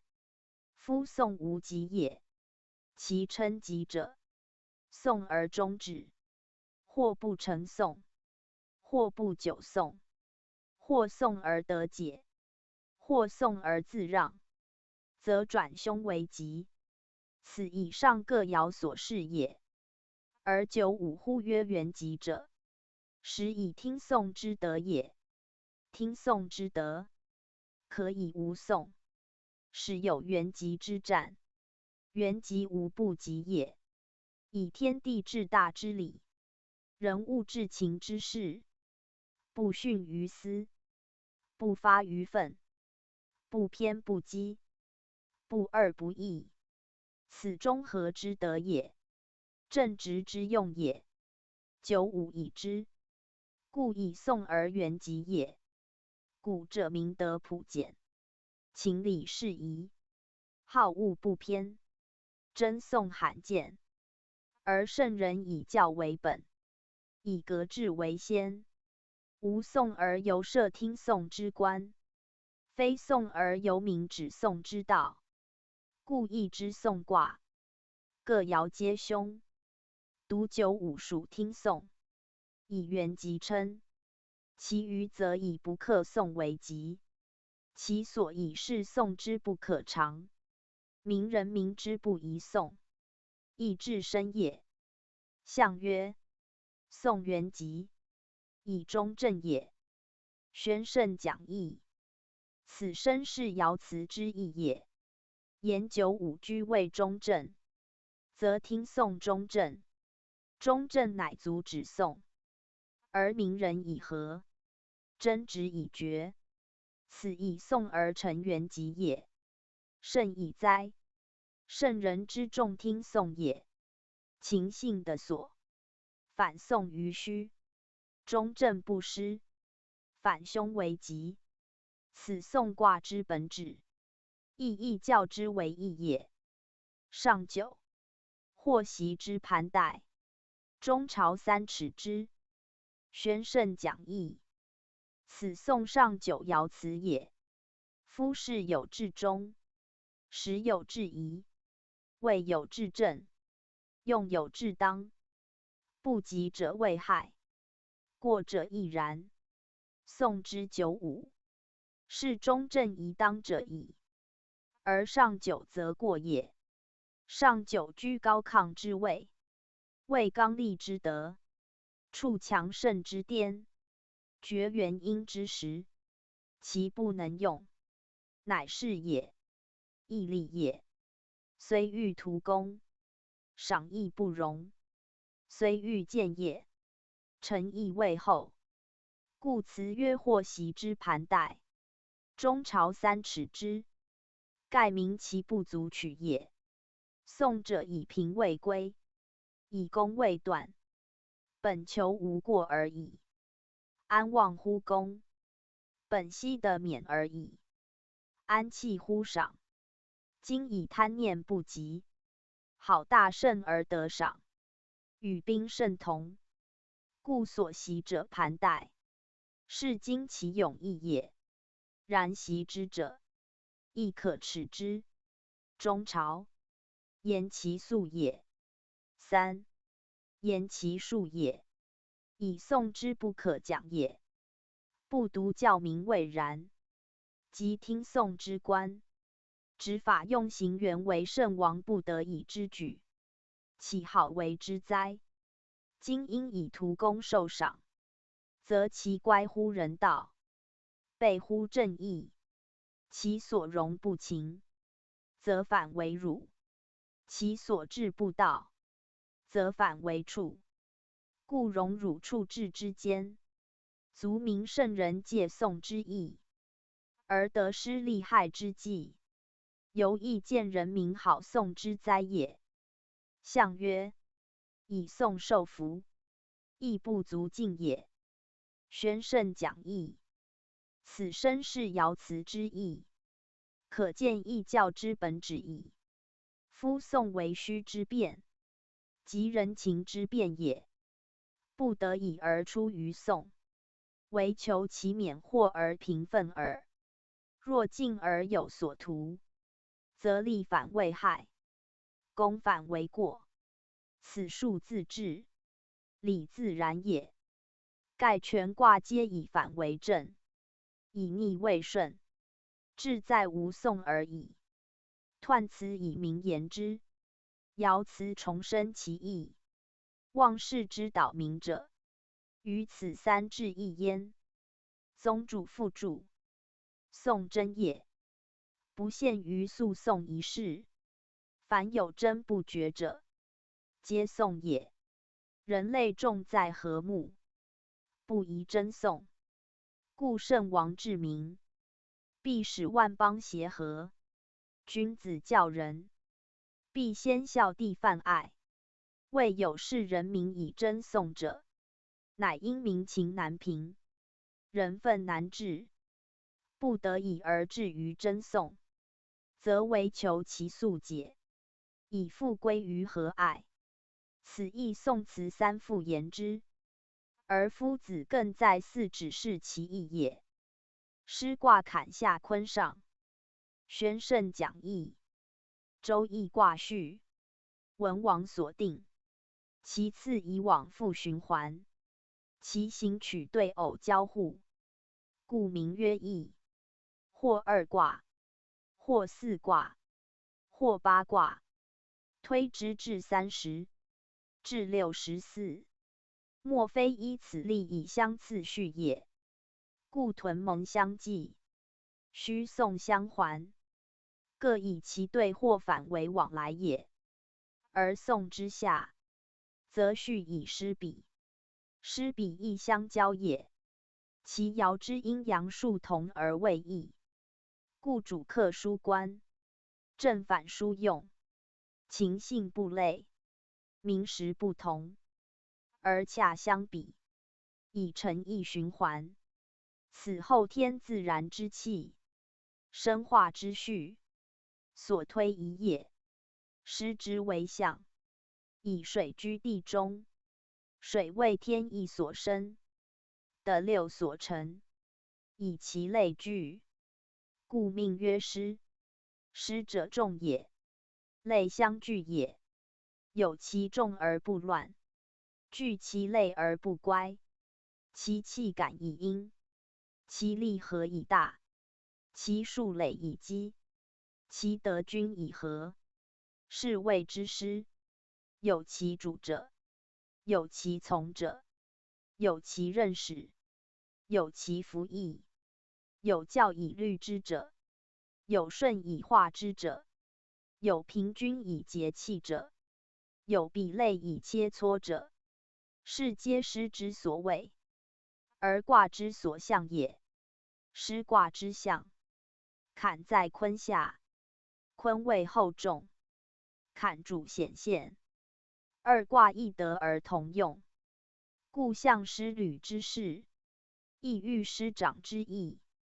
师履聚众，以及武力，旱灾害除暴乱，安良善，其旨光明，其行险恶，其本正大，其师强狠，其处重正，其出猛志，其德含容，其志猜忌，其在内恩惠，在外威严，在上仁慈，在下力拒，故其阴也。一阴一阳，一柔一刚，其师仁也。一仁一义，仁以养众，义以拒祸，仁以安民，义以去害。此圣人杀伐之事，诛讨之行，而于卦也。谓地水湿，得以寒水，水流而不侵地，由国以恤兵，兵备而能保国，其义义也。若推之师长之义，亦可象焉。师言而后道尊，教行而后化广。师以谓道，教以去邪。为严则讽真俗美，广则国泰民安。铺作教行，不虑教者无赦。法以正众，不守正者必诛。取得水之师，比教化之主，其象故无武也。而称其旨，则重在军旅之用，以将计送而决真。合群以御武也。屈之不直，良之不安，力之不足，礼之难论。不有师旅，何以自存？不集众力，何以自保？故有宋者，终必有师；而以真者，终急于战。师谓战备也。以后行险，以柔用刚，不得不然，则师之为义。一时以灾，就卦象言：上坤下坎，五阴一阳。阳爻居内卦正位，当位而不当权，主下而不主上。彼在下位之常，而听命以督律群众者也。阳少阴多，阳贵阴贱，贵于下而得中，贱于旁而有众。此师旅之象，亦师长之德也。夫师之得名，非以其众而已，乃由众中的一人谓之长，而群集听命焉。行止有序，上下有度，身至有法，动静有仪，出入有时，聚散有物，进退有步，连接有方。一人使之，众人从之；一人挥之，众人因之。不乱其行，不越其志，律教务待，守命弗虞，而后谓之师。师者，行贵整严，道贵尊一，用贵敏捷，法贵亲睦。故师者，人所望也，国所赖也，不图以众称也。若乌合之众，不得称师；犹待之群，不得名师。以其非师象也。以坤后载，行坎显现，其德既刚，其道乃柔。此保民而亡之所由赖也，虑累而生之所由安也。师之为用大以哉！古者教人者称师，见君者称师。文武不同，名称乃一，则以其本不殊也。皆以安民生，利人情，增民德，尽民族福也。故师旅者，保国御武之用也，非以示威也；为民治暴之用也，非以为害也。主其事者，必得仁。所谓仁义之事，人道之权者，而从当之无愧，亦由教学之师长也。盖以卦象，一阳正位，其义甚明。苟乖此义，师道废矣。安能忘其成师之德，致师之用哉？故师者，国之保卫，民之护持。如赤子之乳母也。得道则吉，失道则咎。此失象之意于他卦，而失名之意于他称也。失卦之辞，以失为卦名，故由象所生，而出至卦，则无此名，则以卦命象，亦由今之以名命卦。不过有此象，当有此卦，当有此事而已。而后圣因之，乃得失之名，成失之称，达失之用，则失之所本。道立，得名，致用，是也。故失自始于卦，而失至本于卦象也。夫失自从匝，宜视其高厚，如鲲之德；宜视其周步，如水之流。由象二卦之和也。虽古书异于今体，其所取亦不外乎此。可见失之字，与失之名，皆从卦出也。失在今日，分失履失长二类，亦属于众义，亦属于正义。众则成君，正则成教。盖卦本含此二义也。五阴环列，众也。一阳居内卦之中，正也。既有其众，复得其正，则用之于外。当为君之师履，用之于内，当为教之师长。取象无殊，致用则易。凡卦皆然。而师有者耳。由师履言，君必有帅，帅者师之长也。故从师字出头，而帅律本一字，以有常可率众也。由教育言，学必有常，指导训诲，以教弟子。或属父兄，或称先生。师者，即父兄先生之代称也。师以行教，亦如军师，贵在督律群众，同趋于政，众有所仰望，痛遂其身。此师之为师，不仅为一君之师，或一业之师矣也。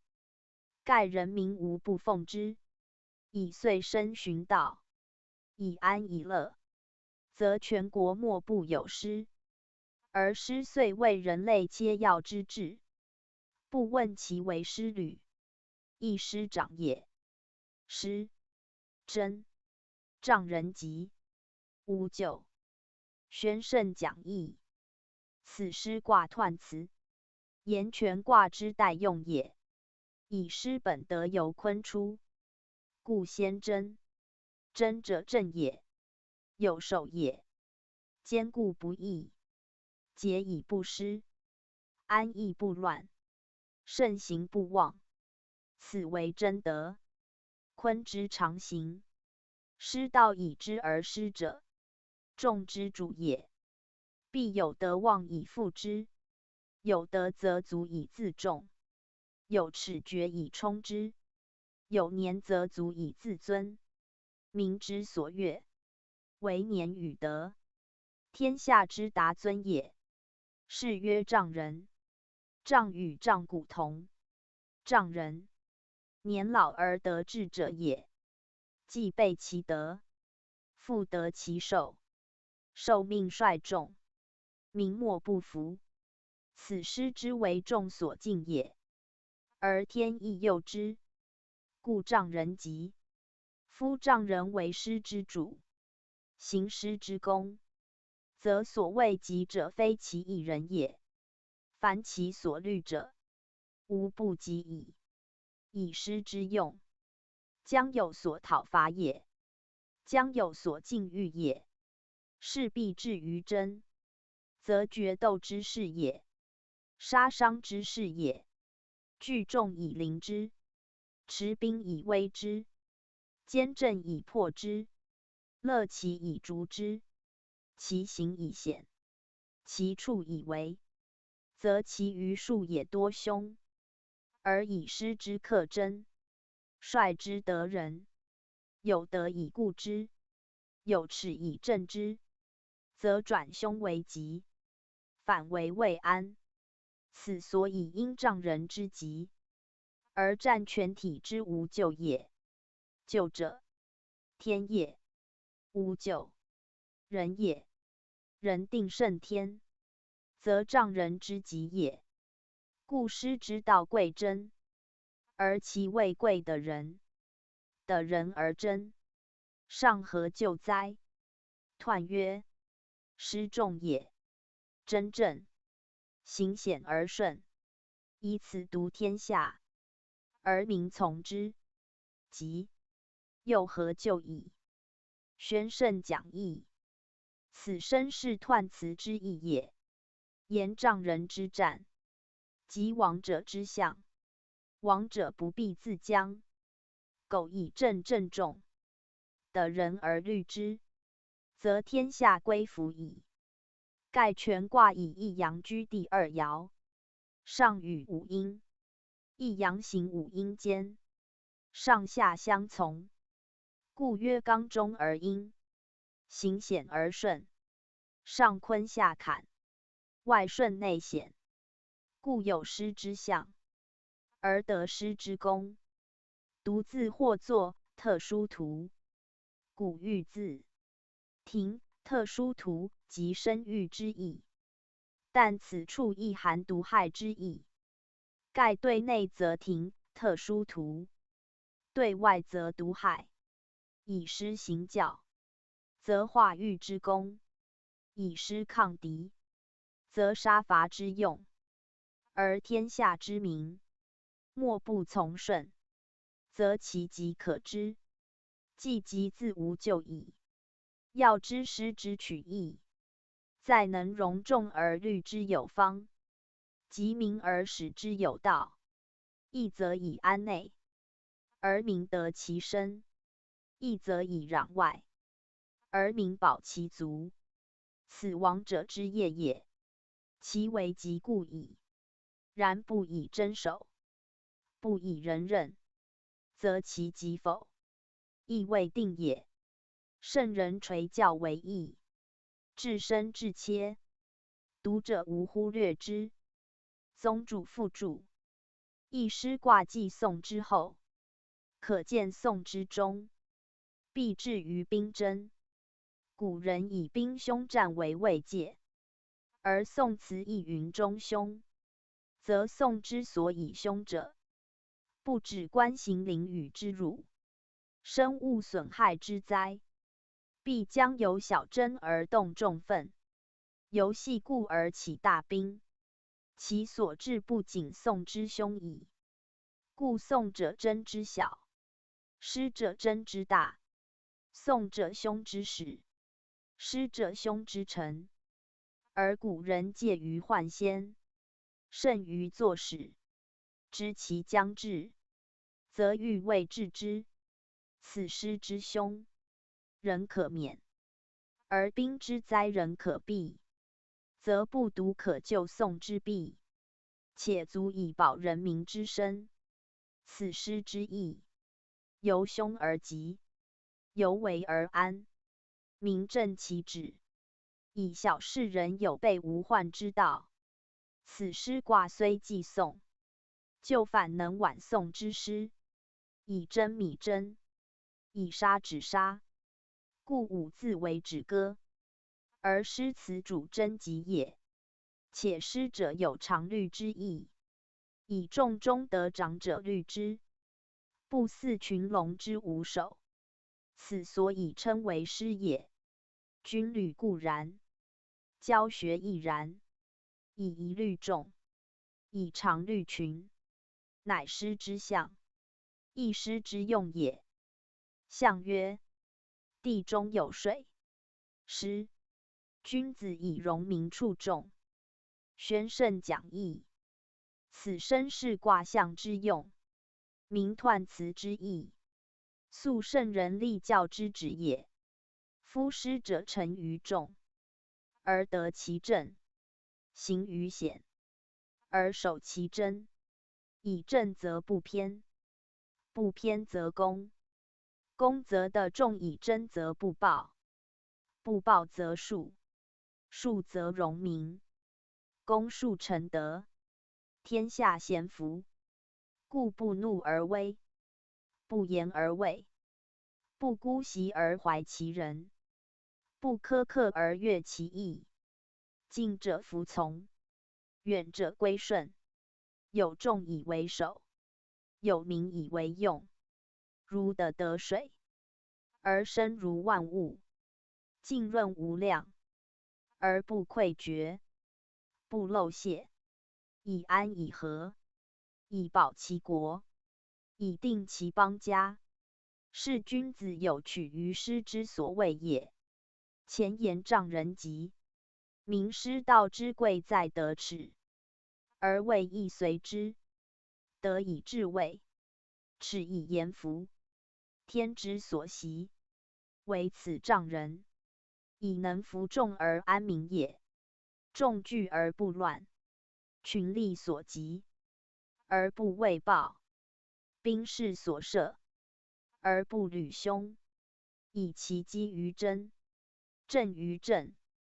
故虽独天下而民莫不悦，虽动天下之众，而国不摇；虽益天下之民，而民不叛。其本故也。夫得水，类也；君子与民，亦类也。师卦以地聚水，而比君子容民处众，此应象成用，因道立功者也。民之为师，出无殊其为士农工商也。居所以保，行所必备，故有其名，即有其兵，有其众，即有其用。不言师而独言民众，犹见民众为兵之本也。民众归服，兵强师多；民众叛离，兵师何有？故能容民处众者，自能有其坚甲利兵也。且民众之聚，不待武力，上下之和，不受侵伐，虽不设兵师，亦足自卫。况民众悦附，师旅一成，朝头齐气，系集于场，人人皆兵，更何忧乎师之不足？故圣人于此，但以容民处众为言也。容者安之，处者利之。安必有所保，利必有所用，则容民处众，不畏战争，而战争自亦备矣。故有国者，不患无兵，患无民；不忧难战，忧无众。舍本逐末，民众不富，昼夜皆愁。兵多战烈，亦希济灾。故君子取师之意，在此不在彼。初六，师出以律，否臧兄。宣圣讲义。此师出六爻辞也。初爻为师之始动，其余人事，即师之始出。师出必以律也。夫师以众成，众则易乱，乱则易败。故师出必先有纪律，纪律所以言师之行也。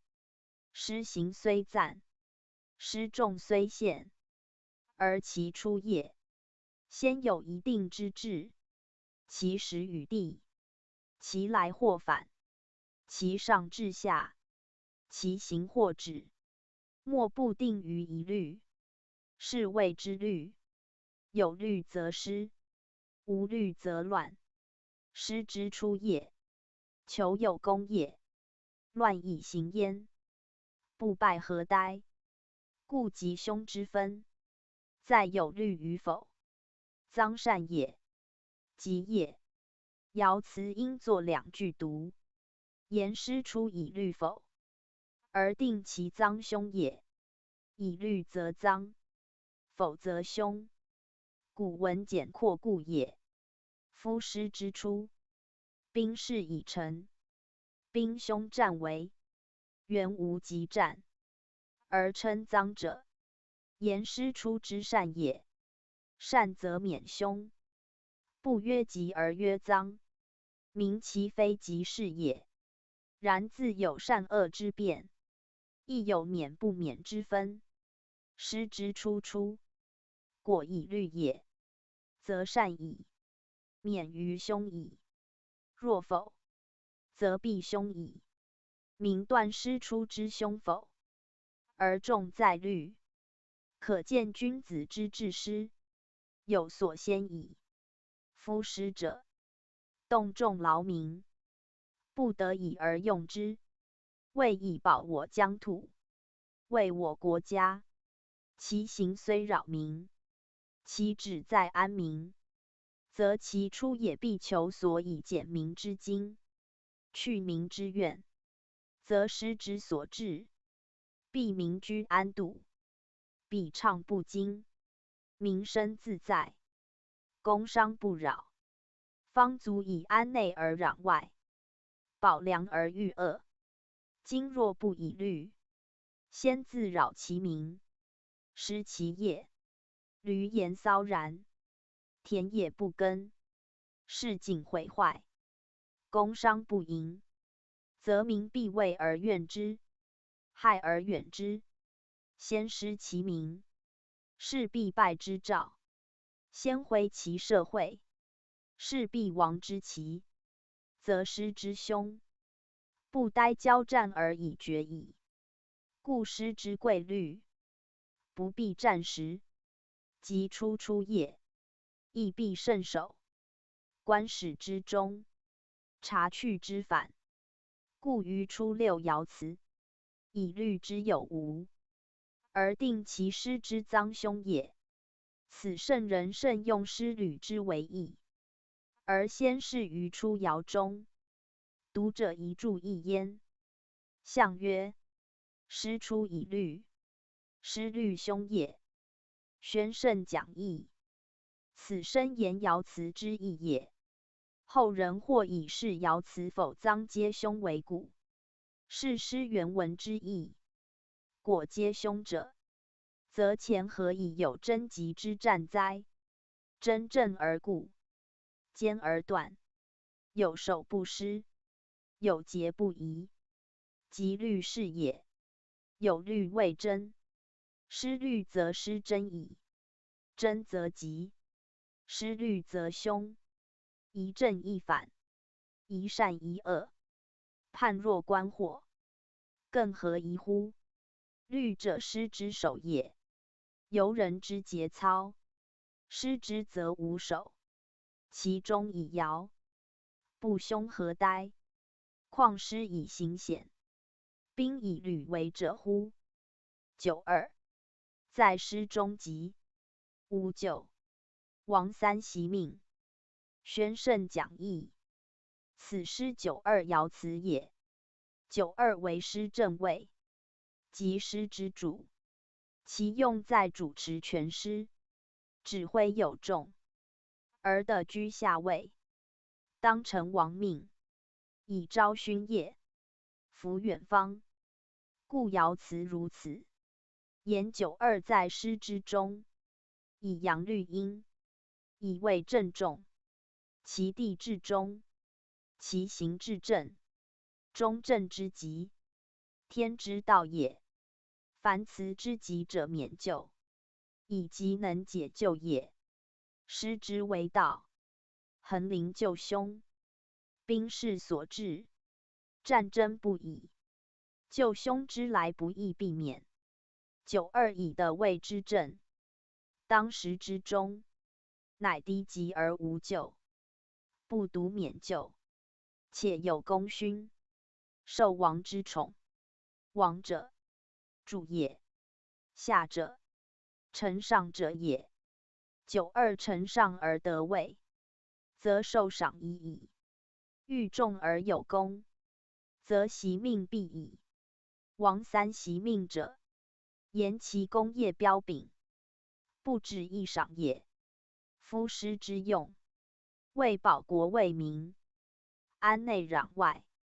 王师者得位有功，则师之道成，而国民虚赖，受命既平，策勋已至，则威亲远近，恩施万邦，不独一方之谓服矣耳。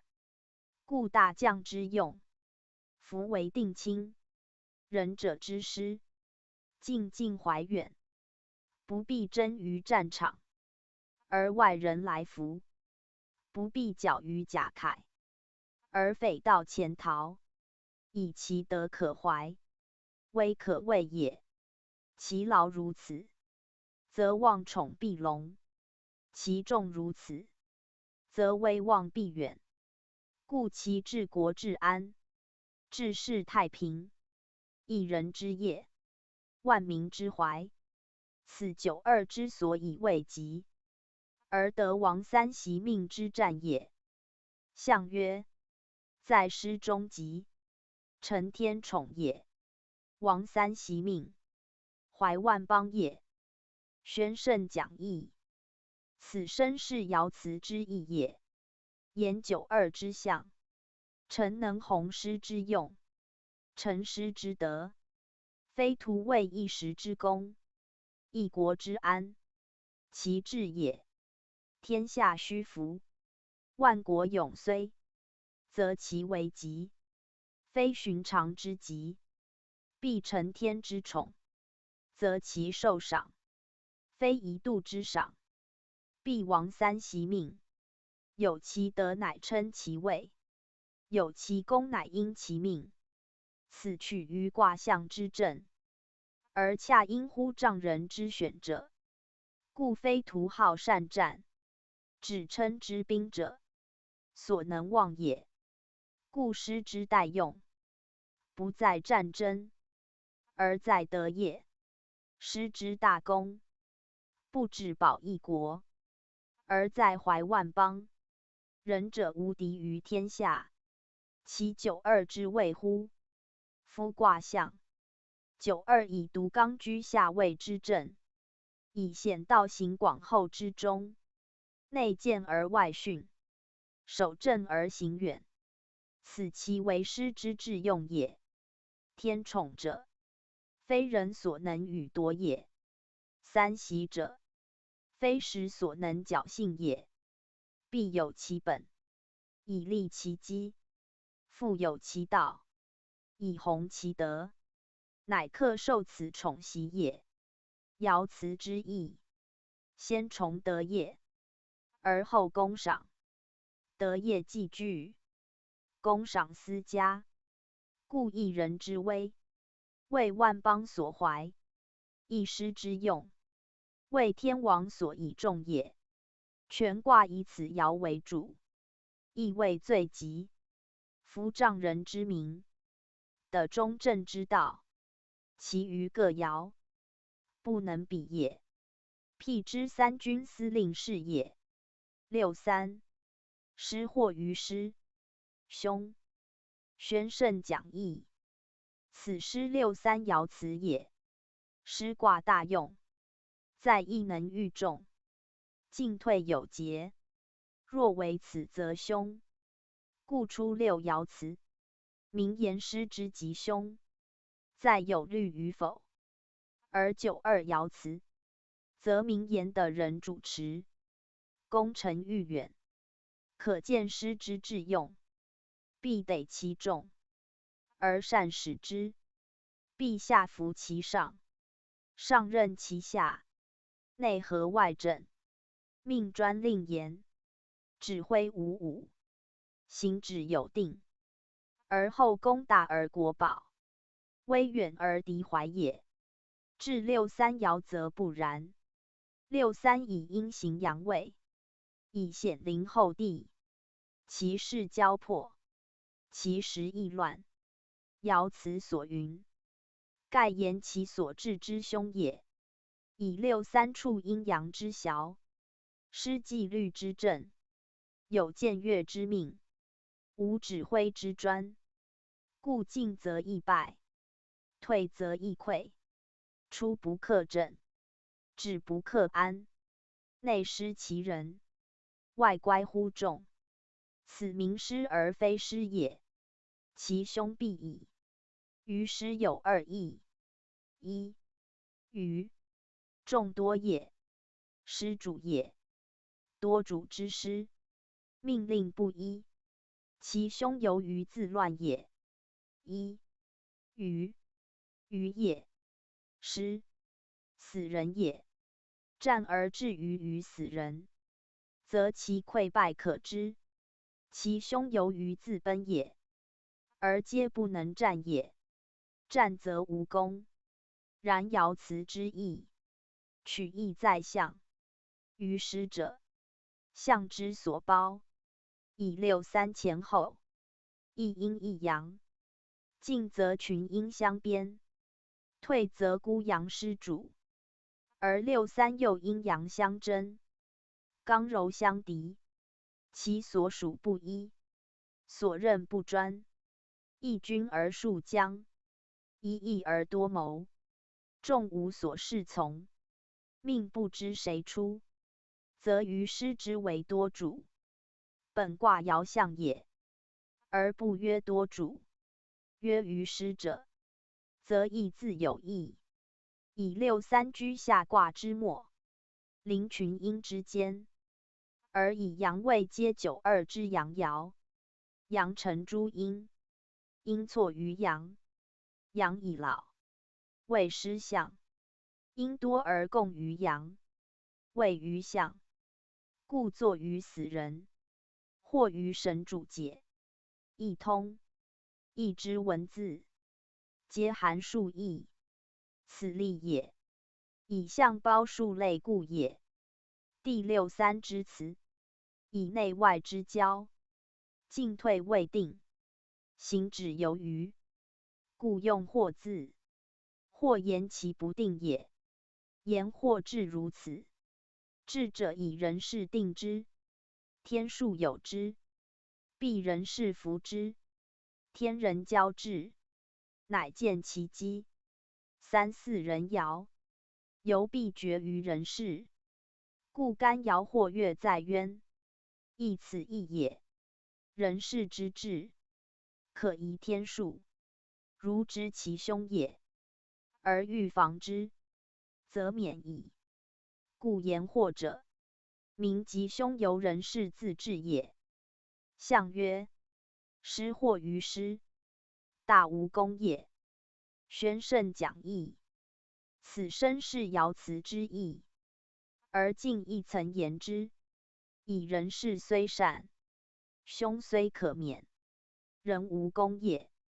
盖言六三之时不宜，谓不当，虽失众不能克敌，故曰大无功也。天指失言，亦名此爻之不宜于进也。无功则徒劳，以众而徒劳之，则虽免凶，亦不足取。故是文之义，重在戒失之轻动也。若于失而进，其凶必胜，故不止无功也。六四，失左次，无咎。宣圣讲义，此失六四爻辞，言六四爻之宜退也。前六三爻大无功，则进已不可，而六四亦然。六四以阴行阴，处事宜训，在上卦之始，为坤道之阴，退以为用，则不涉于险，故曰左次无咎。左次者，退必也，又进左退，次言其有定序也。全失以退，有相宜之地，非崩溃也。凡失能进则进，不进则守，进守俱难，则为退舍，以求自全。六四阴柔之地，不宜久抗，故左次无咎。如必坚守，是有救矣。右左次者，卦象也。阴降而逆行，阳升而顺行，六四阴也。从左以次降，此时谓所宜也。卦之所适，本气数之常，定顺逆之道，由天运而敌人势，由时得而战进退。六四亦人爻，由重在人，此古圣人所以名象至辞，立辞定义者也。象曰：左次无咎，谓失常也。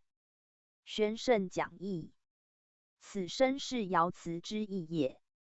言卦之所象，辞之所指，莫不有常，人亦应之。六四以常而弃左降，人亦以常而失左次。顺常不失，自免于咎；即以失言之，既不敬矣。又坚于守，则诚实以退，暗的以保。义道之常，不失其常，自无咎矣。故战不必克，而贵全失以保。失之强弱，不在进取，或固守，而贵灵机应变，此免咎。在乎审时度势者也。兵凶战危，守重审慎，宜设粗虑，其害必大。故失之爻辞，无一不主谨慎，无时不先保全，则可见圣人用兵之心矣。六五，田有情，立直言，无咎。长子率师，弟子于师，真凶。宣圣讲义，此师六五爻辞也。师六五居上卦之中，为众阴之正，其位甚宜，而以群阴连接，恒益师主，则象使然。其爻辞所称，则以六五为正时宜。故田有情，有所获也。田者下地，阴之所也。而此田字，亦作田猎解，以六五出师于田，亦具众所谓。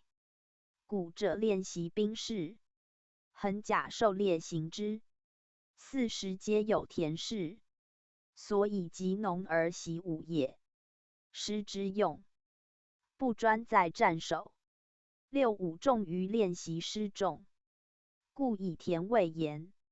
田之有情，亦由攻而有获，而圣人仁义之师，备而不用，不求攻伐，亦不懈于武事，则一年40，举田猎以阅武备，讲射御以示兵术，其意在保国安民，而不为穷兵黩武。人人之兵，而战事不常见，师旅精强，而无患多兵，此欲兵于农之志也。故六五不言攻有获，而言田有情也。有情则利可知，直言者，有所守也。六五正位，得所守，故立直言，由曰名正而言顺也。且直言者，谓有所深讨，如仗义直言之类。言师既精强，练习有素，则明天之讨，待天之诛，有其资矣。故因田有情，而知其利于身罪治讨，可见古圣不轻用兵之为义也。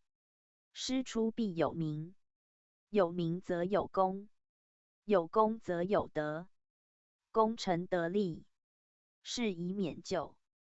故曰无咎。以其正位而行仪，因时而适当，善备于内，克动于外，此无敌之师也。更惜救灾。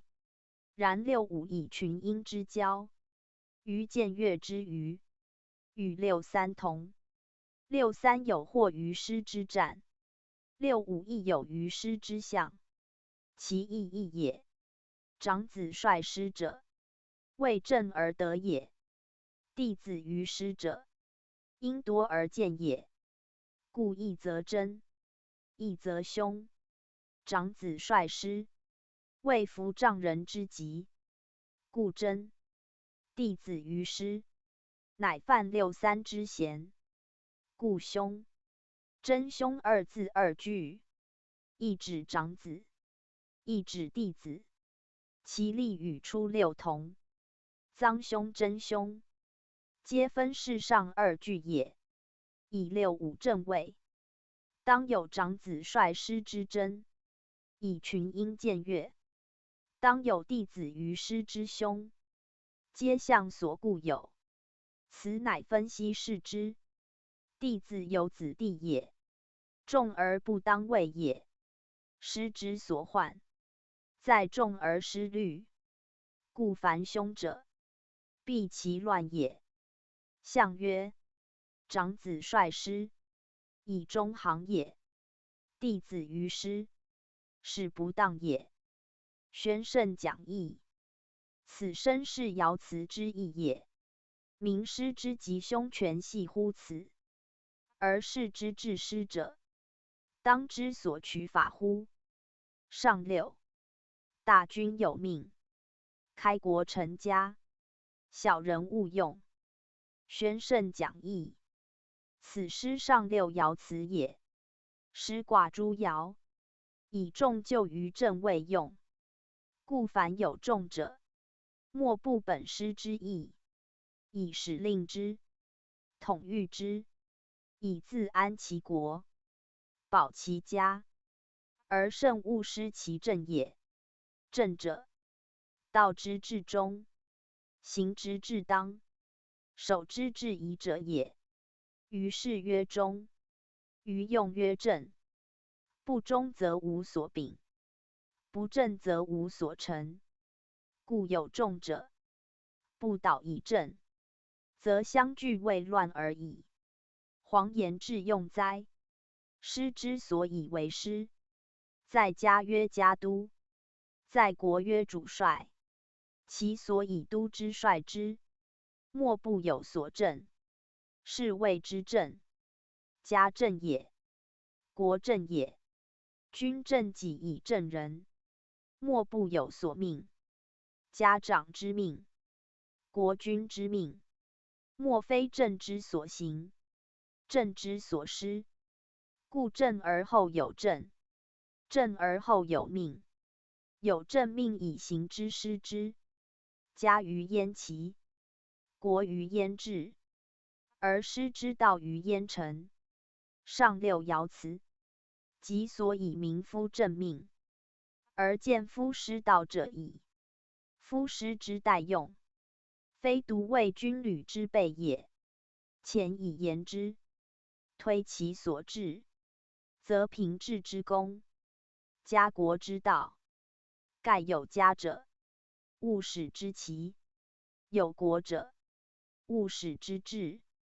家其国治，天下已平。此师之所以明师也。书曰：天降下民，作之军师，下民众也。军师正也，以正正众，以众就正。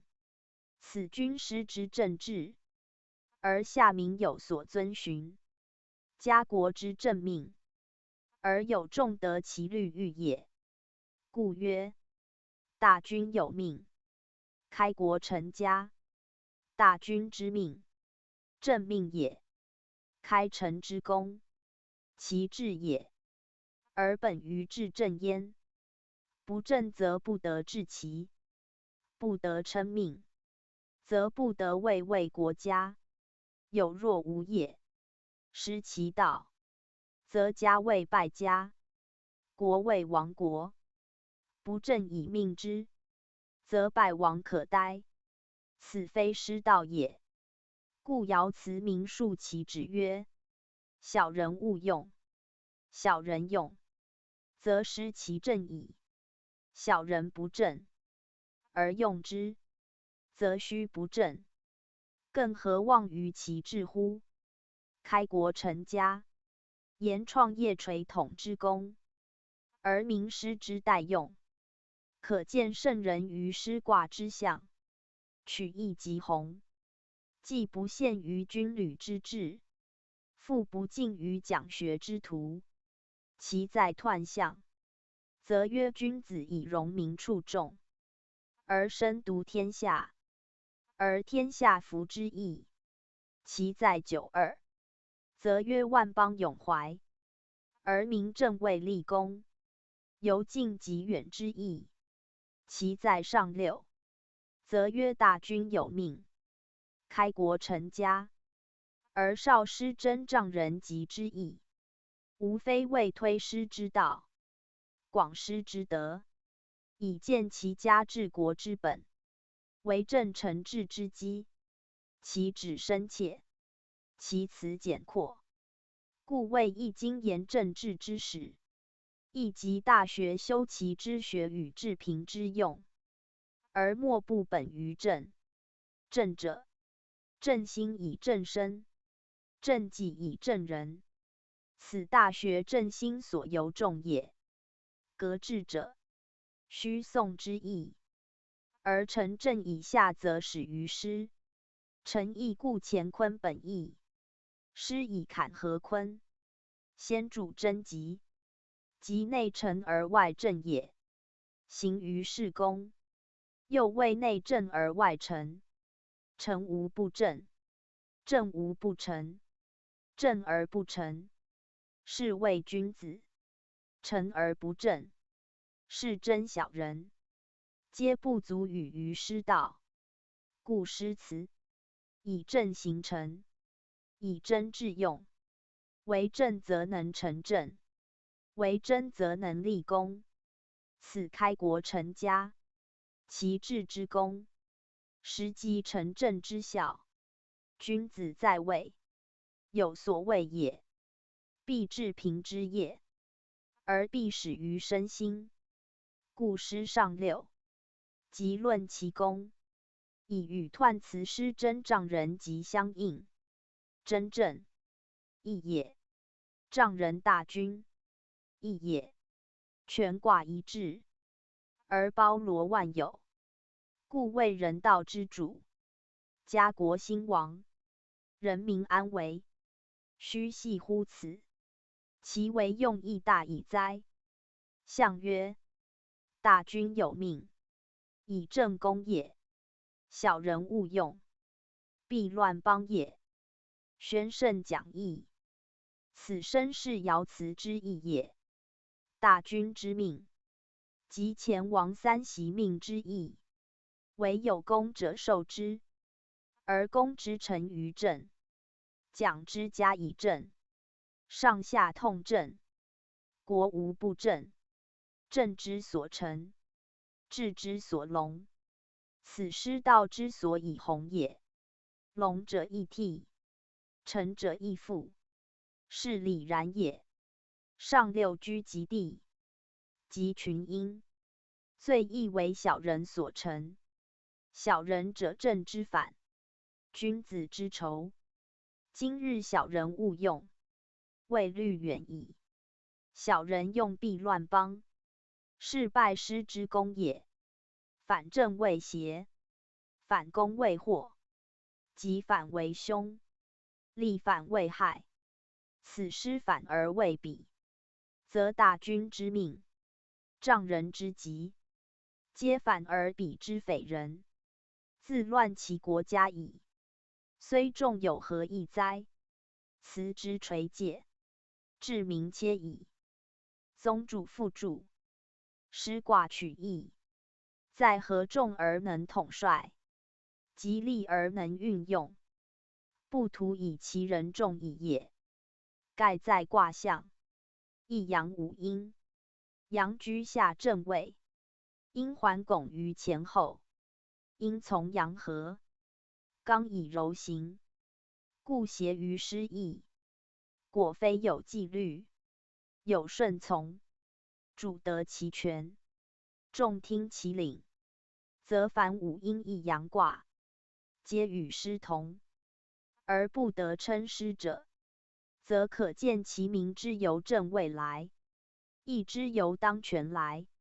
无位无权，则纪律不立，命令不严，虽有其众，直乌合耳。故反师谓彼，彼者匪也。匪道之具，教消奔图，虽多不足以用，故不得名师。而师者，出以正义，行以正名，止以正道，刚柔相济，权变有常。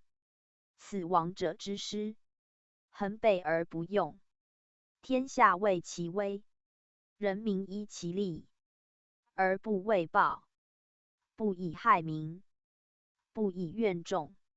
此人人无敌之意，师之大道也。故师者，人道所不可患，而国政由兹要焉。亦反其所谓，则成彼废。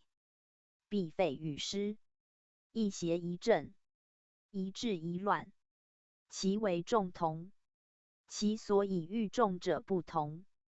此兵与道之分也。Top 善书图书馆，首页。善书目录，善书影片，善歌，道之宗旨。联络我们，查询善书。简体。易经正式上经第6册。比卦坤下坎上。宣圣讲义。师之反卦为比，亦五阴一阳卦也。而阳在上，与师书，则谓之差，是之一耳。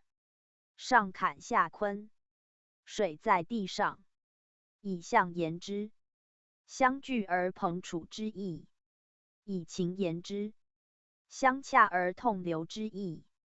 故曰比。比并也，相亲昵也，相匹也，相辅夹也。水也，的也。水流而的泽，的薄水广，能含如也。而坎险坤厚，险外而后中，是朋比而不和，交逆而不结。如众相聚居，灿然以群；如浮波逐浪，盈烟以和。刚于外而无主，柔于中而失从。此在平时大众宴集之际，欢笑杂陈之景，与师之以律相律，以正相庄者恰反。故在师谓忧，在比谓乐。忧则有功，乐则待事。圣人垂戒，众师保比，良有以也。然比之为比，非不可用，乃不易用；非不当取，乃不宜轻取。则以有其重，有其轻，其势不可侮，其德不可陷，唯在于善用之，而善处之，则功自宏，业自大。故称比为乐，乃言其待用也。果因其乐而平成之，则常乐；若以其乐而自待荒，则反乐为忧。师反为比，比反成师。二者忧乐之基，亦忧乐之兆。如因忧而忧，则成师之功。此君子有终身之忧也。如因乐而乐，则治彼之业。此圣人与民同乐也。故恒视其德业焉。忧乐者，德业之所始所终，成败由之，祸福随之。可不甚哉？按彼卦象，亦含此意。在上位坎，亦阳居中位；在下之坤君为阴爻，群阴奉一阳，即大众归于一主之象。而坎显坤厚，阳刚阴柔，显以御厚，刚以长柔，以夷下重，以权曰明，则比之于一国之君，天下之主，以有其重，以得其辅，其实实义，其位实宜，唯在有德以复之，有正以成之，有其道以安享之，有其威欲以振作之。庶乎克统其众，克制其用，故非侥幸可济，昏庸可得，暴力所夺，巧绝所取者也。故必视其所造，而后长乐永康，此彼之益于师者也。师以优而有功，是在下位之事；彼以乐而立业，是居上位之人。二者处境不同，心怀乃异，所事不类，致用一殊。得彼之正者，君主王后之业；失其正，则盗匪魁渠之类也。故反失为彼，而彼自有其正道焉。圣人述彼之象，以与师教，则可见夫治平之道矣。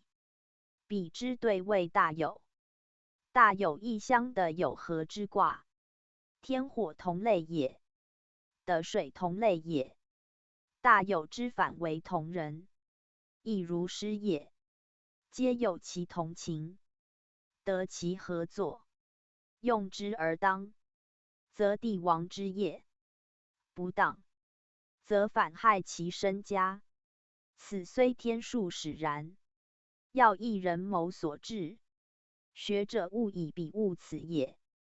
故一卦之中，吉凶互见；一爻之内，主客不同。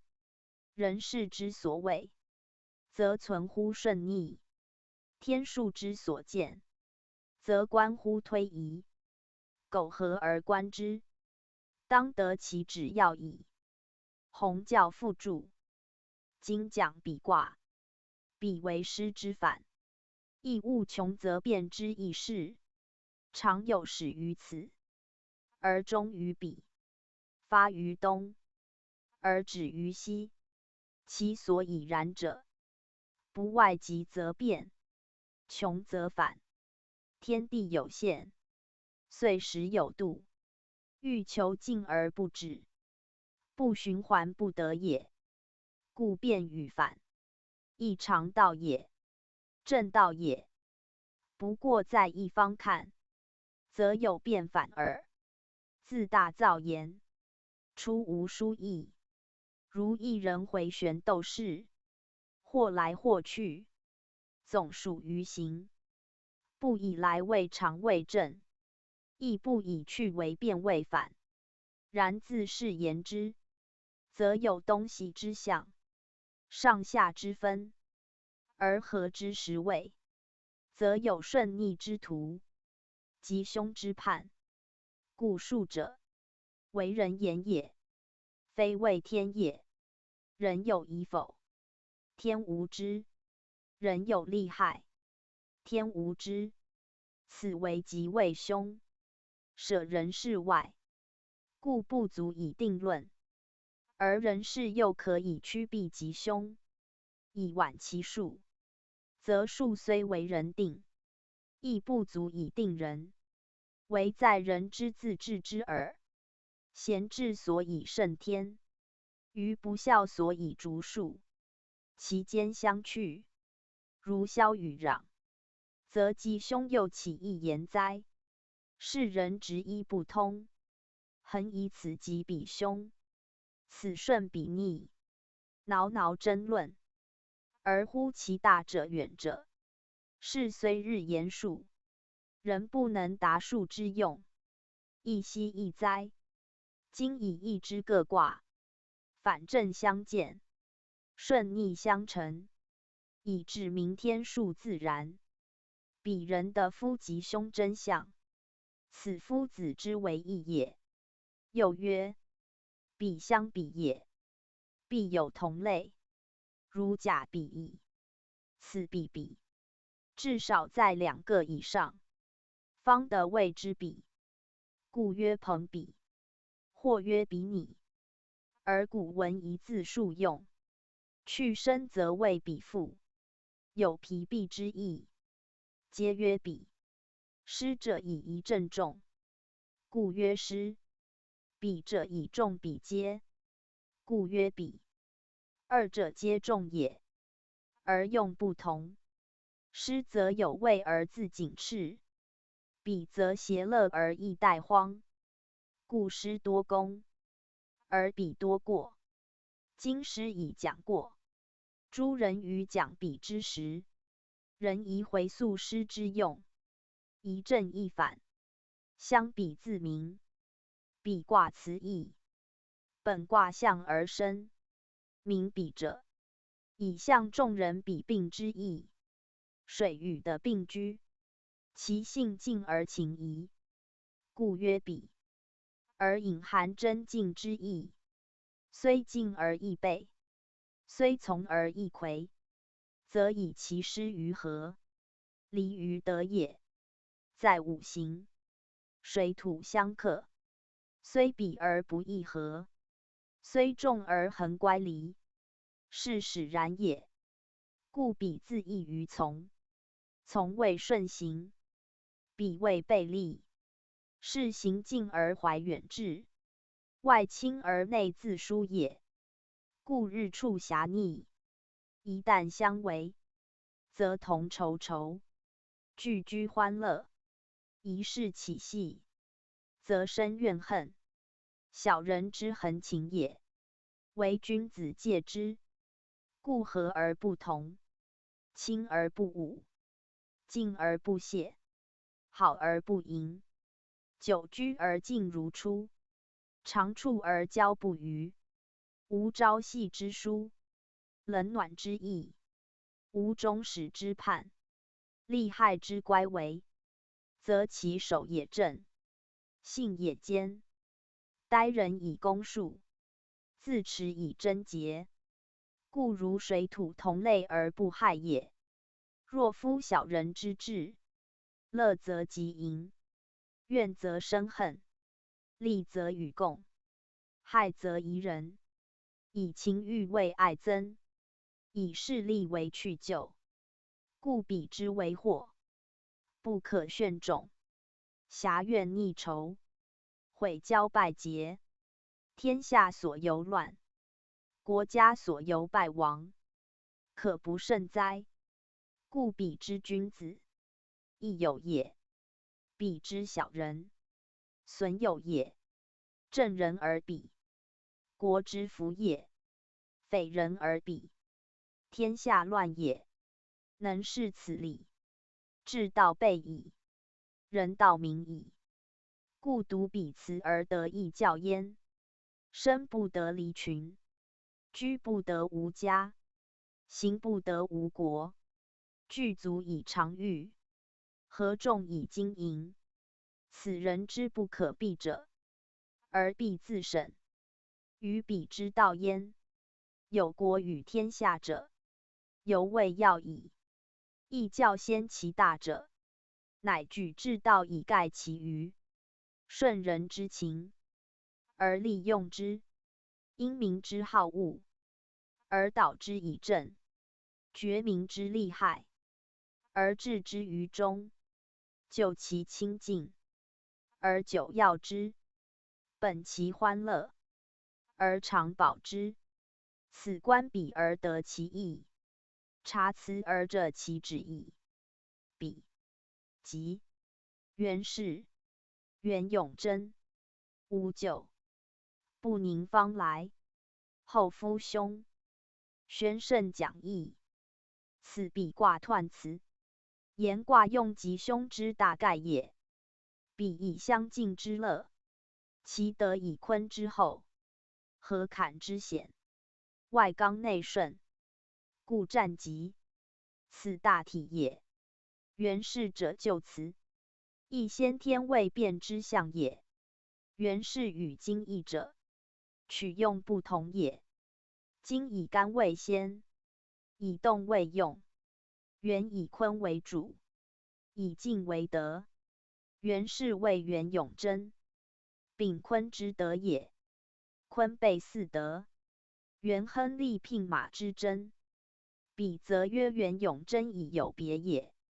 坤德纯阴，彼则有阳，故虽具坤体，而殊坤用也。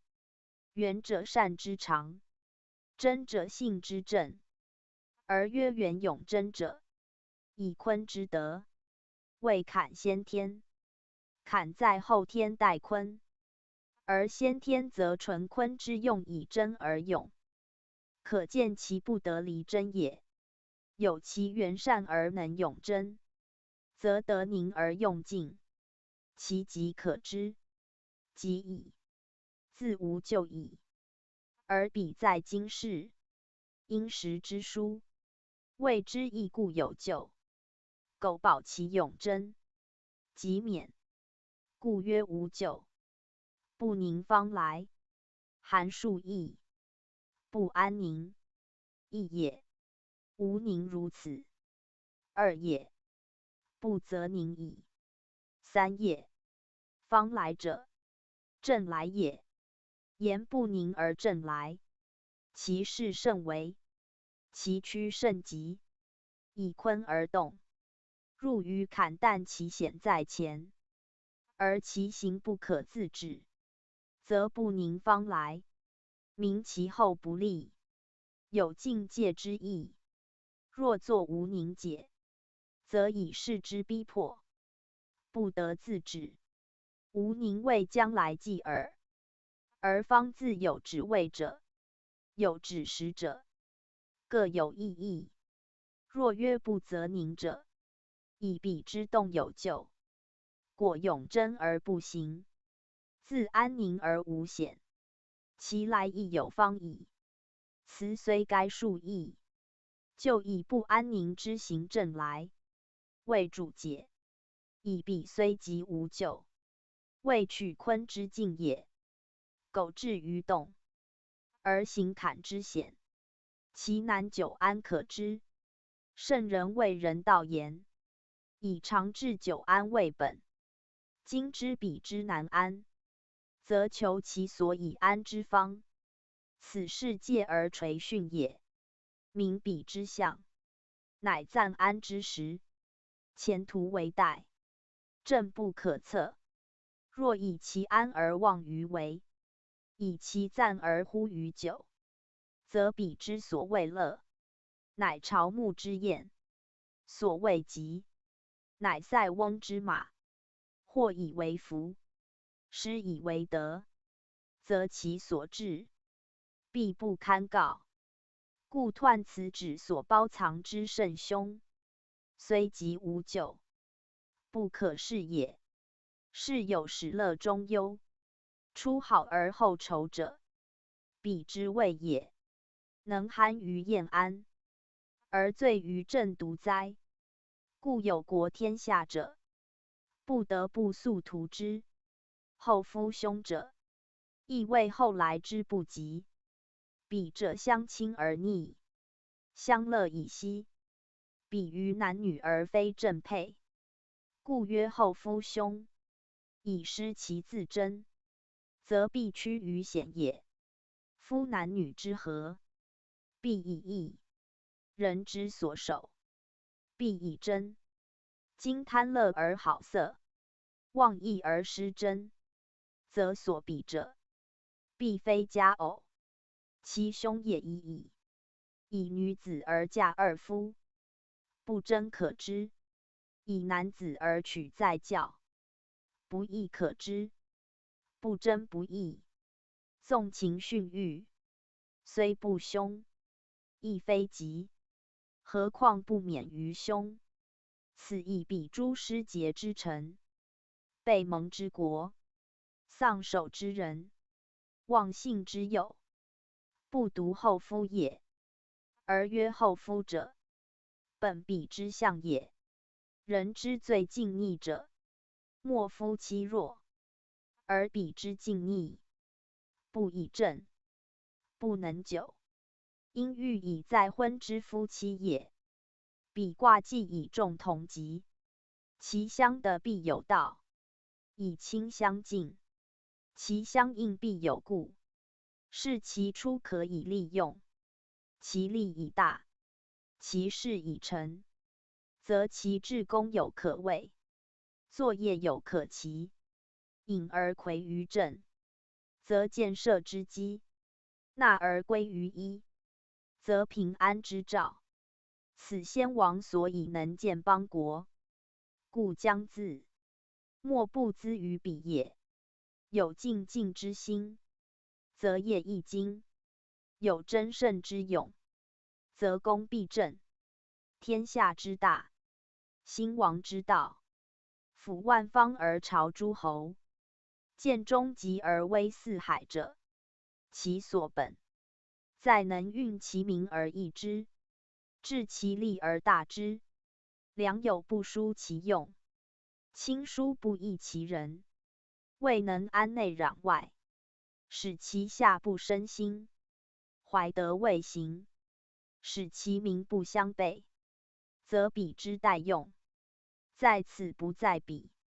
故彖辞民述其义，而揭其吉凶之术，辨其利害之因，彼后人之所法，而无自败其机也。故不宁方来者，民夫安之必速；后夫凶者，民夫食之不可失也。彖曰：彼吉也，彼复也，下顺从也。元氏元永贞，无咎，以刚中也。不宁方来，上下阴也。后夫凶，其道穷也。宣圣讲义，此身是彖辞之意，以尽其旨也。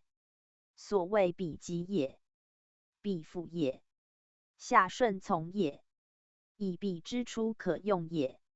由自助事者，不如用人之源；自见山者，不如因地之灵。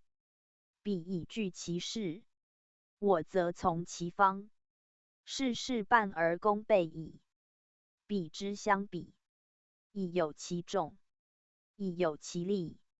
如巨族之群，部落之长，其下以顺，其辅以明，则因而合之，其举至义也。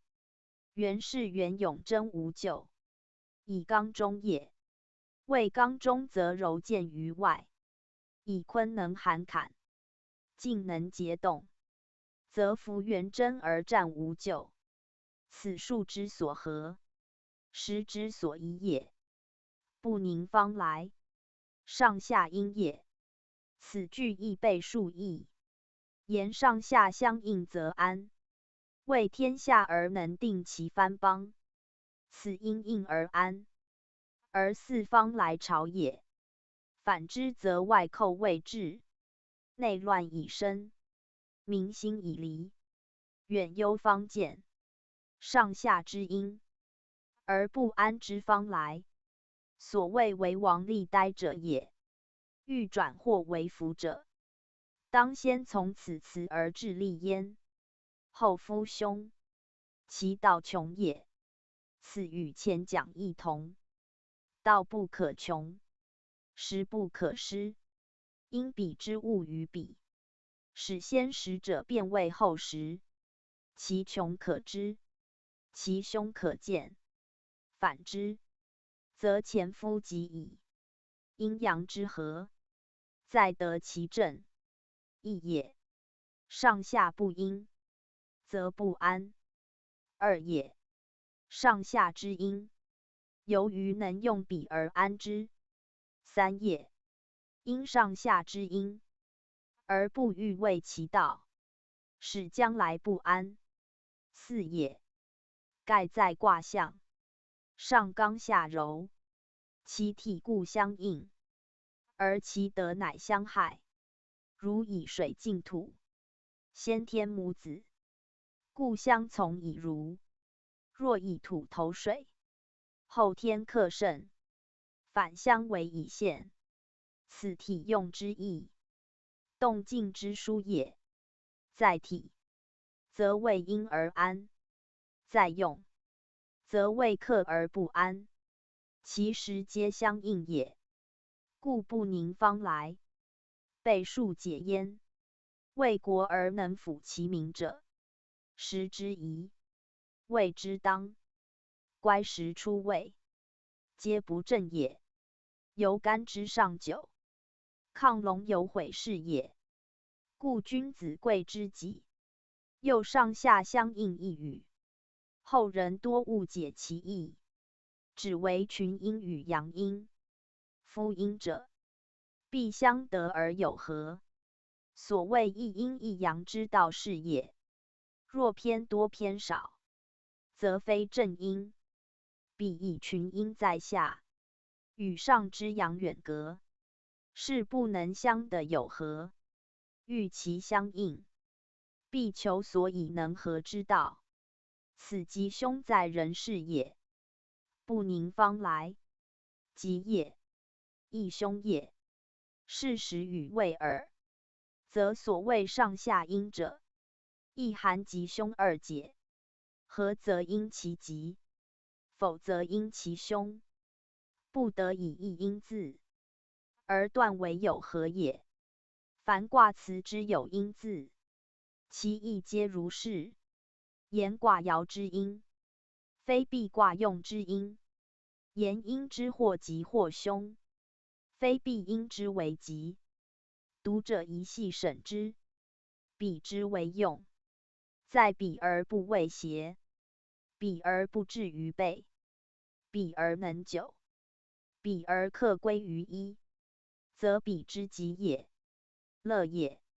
若图比而不能免于邪，凶于中，细于末，各阿所好，自以为是，则吉反为凶，乐反为苦。所谓无咎者，不免于咎；后凶者，臣属于凶，则人事之责也。盖必与失反，其德亦与失异。情感之所异，亦失其正；偏激之所为，亦流为害。此君子所以胜也。道穷一语，足垂见解，有其时而作物，当其位而不为，虽欲不穷的乎？故占彼之象，用彼之道，时大有为之时。师上六开国成家，将于彼见其事业也。宗主附注。易经自文王周公制定卦序爻辞之后，凡前连山归藏原有辞文，易录及兼载，以明一卦有重用，一爻有多义。虽周易采取不同前书，而卦爻人前，则至用字包括各义，故辞中恒有分列原辞与今辞者。原辞即连归原定之辞，亦可称为旧辞；而连归以次序之书，象义均义，所指吉凶利害，义字不同，以主客异行，前后异事，此之谓吉；彼或谓凶，先之谓利，后或谓害，乃时谓所观，人事所感，各不类也。如同一地，敌我抒情，攻守疏略，非数之差，是事之别也。而在同者，必有其共同之理；异者，必具其独异之因。此不仅卦爻未然，卦爻犹明者耳。连山归藏，既益周易，其辞亦大殊，而其有所同者，则亦与周易近。此周易所以人禄连归之辞也。彼之所谓原氏，即此例也。以彼卦本无所异，因序异而用途异。然彼与诗未反，则人同。其所不同者，远近之情，兼胜之理，略有差耳。故彼极周易之辞，而元永贞无咎，则元氏之文也。即教无咎，所差异间，如以动定之意，主宾之分，进守之殊，升降之别，则或吉，或无咎，亦以人事为主，故并载焉。大凡所谓元者，言有先天之意。三易对符易卦言，皆后天意，归藏于连山，或周易于连归，则可视作先天，盖有所出也。如母与子，子在母后，则先有者谓先天，此非全易之先天也，故称元焉。其辞则夏商之宜，其事则周易之语。者亦元字，民所自来也。彼之全辞，皆合元氏，不尽彖也。读者视之，象曰：地上有水。彼先望以见万国，亲诸侯，宣圣讲义。此是全卦象辞，明告后人知其大义。言虽略而旨远，文虽简而道广。所谓成治平之德，开太平之事，垂久远之业，治天下之治者，不独一方之政，一世之功矣也。而称先王者，谓言彼之待用，贵先时也。先王所谓，百世之师，规模所具，天下贤服。故因彼之时，达彼之道，成彼之业，为先王之上也。后人恶能忘哉？夫圣人者，此辞也。故为表彰先王圣德，追溯古圣开国苦心，以叙后世之君子。而在位者，亦当免继承之志，图丕少之功也。而在义教言，则重在用实际事之事，盖人人不必皆有位也，亦不必皆遇其封建之时，则卦辞岂无用哉？圣人不陷于用，不迷于道，古者重封建，则立国之所及也。若时易事改，而犹居止古人之志，必至汉革无成，则唯有审时作为，临己顺应，以奉时为本，以先时为物，则应于彼之辞，可尽彼之道，不致屡穷之凶也。故时者事业成败之官，人之穷通，物之生杀，莫不由焉。以彼而能及时自卫，何患乎穷？何忧乎凶？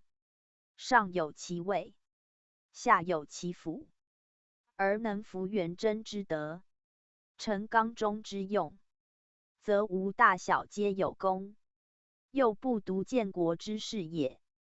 凡议措辞，莫不举其大者，以一概百可矣。初六，有福，彼之无咎，有福迎否？中来，有他吉，宣圣讲义。此彼初六爻辞也。彼卦六爻，下坤上坎，五阴一阳，与师相反，而其行也异途，其动殊归，升降各为次，动静各为情。顺而备，因而武，相协而不相视，相连而不相得，以其内外殊位，进退一时，故自出爻至上爻，吉凶不同，利害相反，此事也。数也。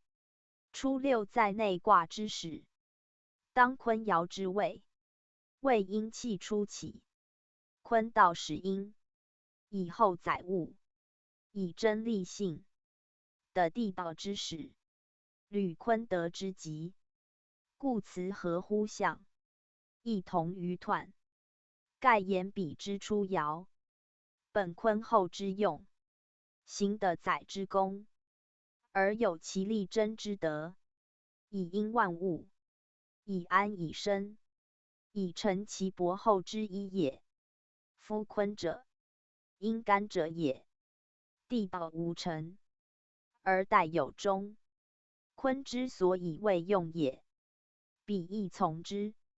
有福者，立真之因也，福性也。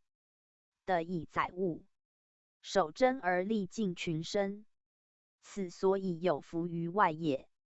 彼之外卦为坎，四爻为阴，坎为后天待坤之卦，又得干之阳，初六与之相应，故曰有福。言如鸟之夫其雏也，其气相感，其情相通，其身相依，其用相成者，皆曰福。言以其诚相信也。如同山之阴落中，琥珀之溪芥草，情性之气，气脉之头，不期而合也。凡曰福者，皆如是讲。而彼初六以全卦之始，合水的之用，其福由名。水的皆最信者，信以感物，无不信矣。如水之润下，德之薄厚，其德永不易也。故福而在彼，则称其用而有福焉。言或福，或不福，将是其所至用也。如用而克冲之，则谓永福；如用而或从之，或为之，则或福或否。故曰有福。明其德之可福，而必视其用之真福否。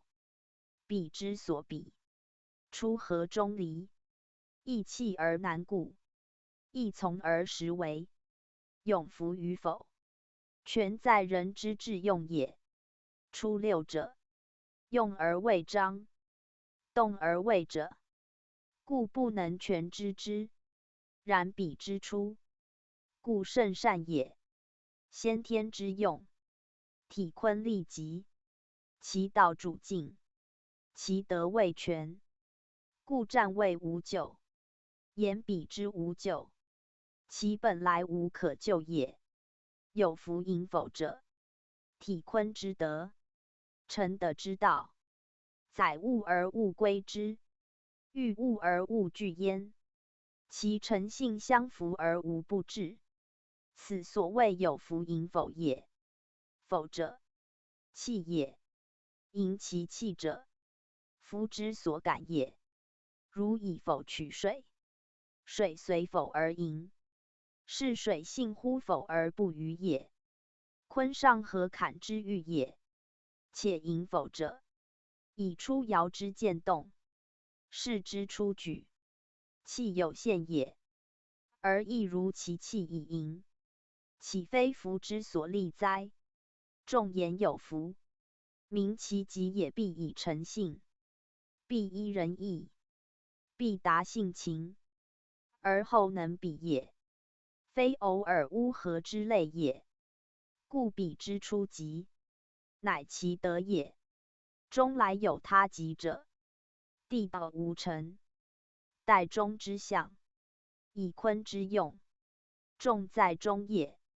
中者始之对，来者往之对，他者我之对，有者无之对，吉者凶之对，比之为用，皆取相对论也。言非全如是也。以彼出爻，事之方始，行之方举，而在象言，则其所依者，在中来有他极耳。外此则相反矣。故不言始往，而称中来；不言自我，而称有他也。凡卦用吉凶，皆有主客两面之意。彼之所及，在他在来在中者，则以彼之意变也。其吉凶恒难定也。中来者，因卦上下之因，内外之殊，而众视之。凡言有他者，必非意图之可循。彼者，相比也，必非一类之可称。故爻辞如此。夫彼之为彼，以其有众也，以其有类也，其相比也，必其近也，必其似也。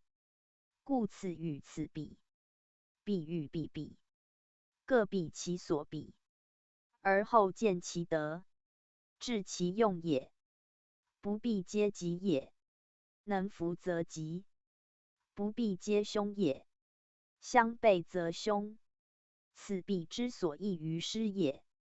天之生物也，原不一类，必有其足；德之载物也，原不一方，必有其宜。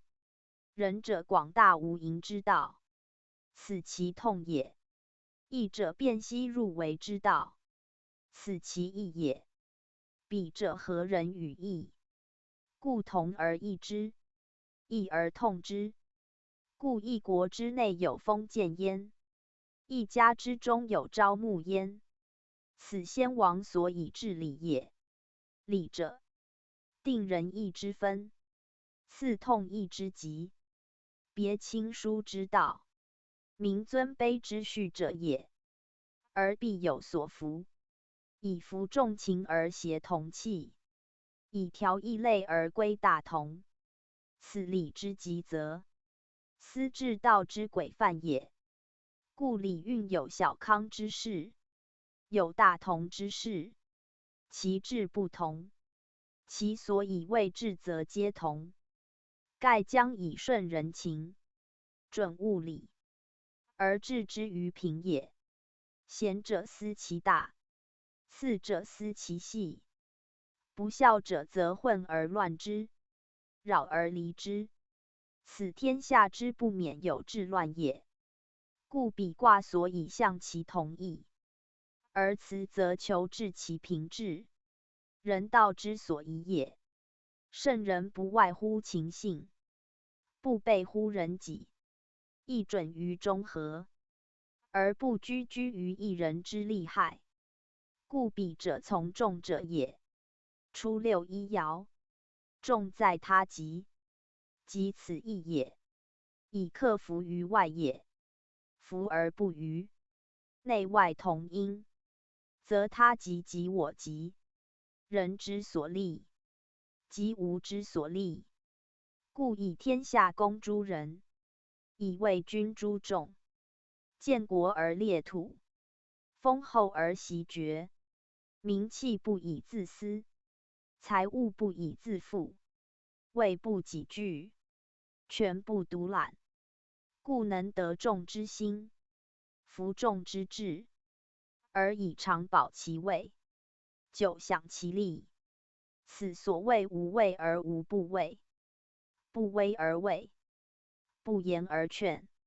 天下贤备其会，人民咸沾其责，而己亦与其安荣。此所以辞称有他极，即以因彖之极也。称有弗盈否，即以因彖元勇争之战也。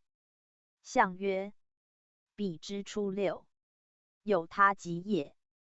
宣圣讲义。此是爻辞之意。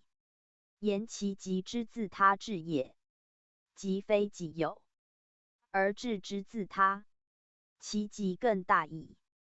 佛所谓自利利他，仁者利人达人，即为自利自达，此他极之止也。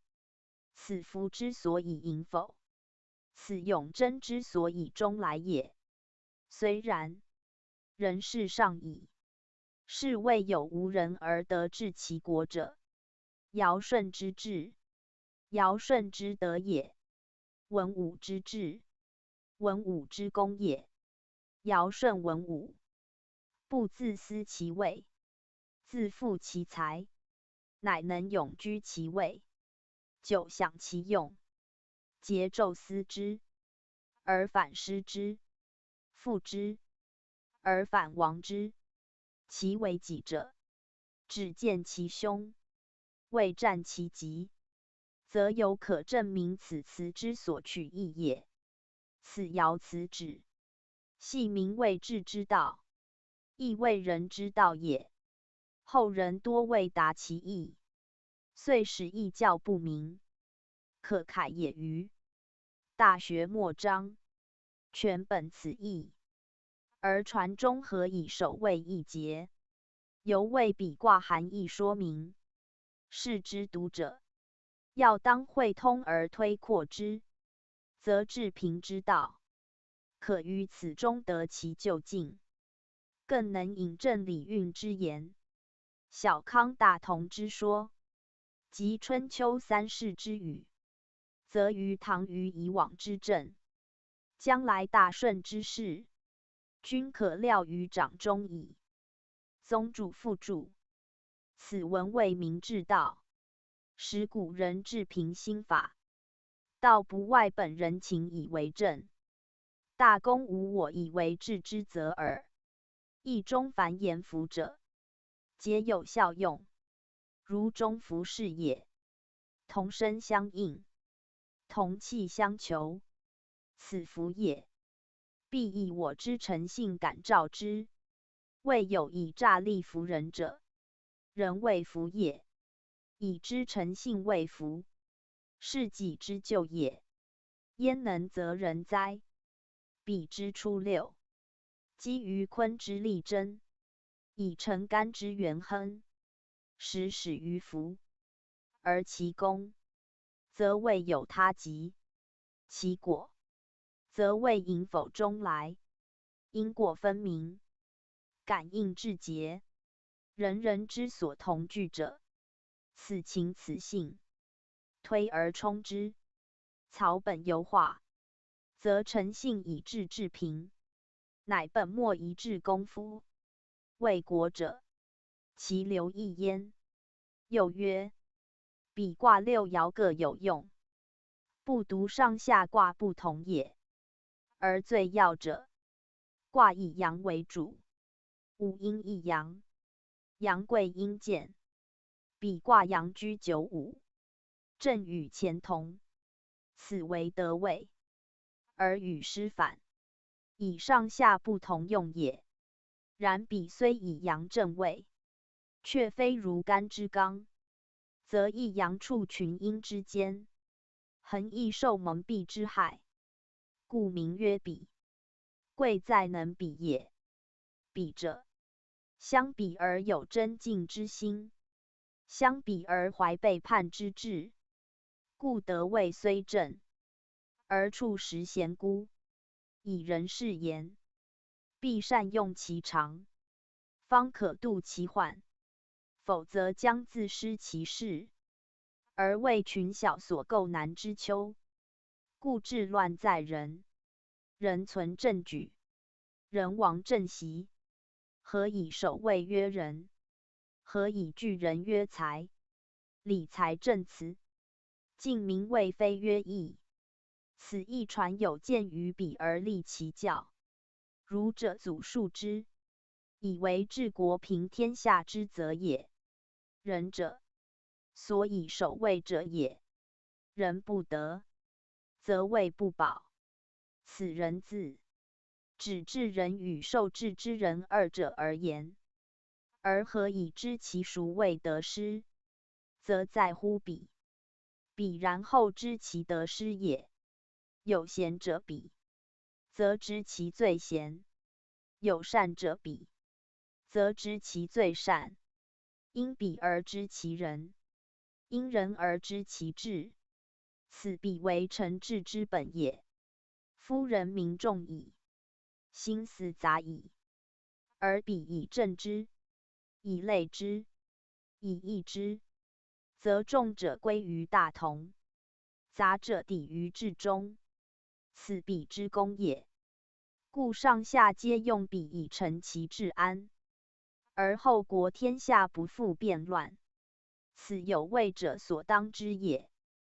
不然，上有位而自骄，下有众而自治。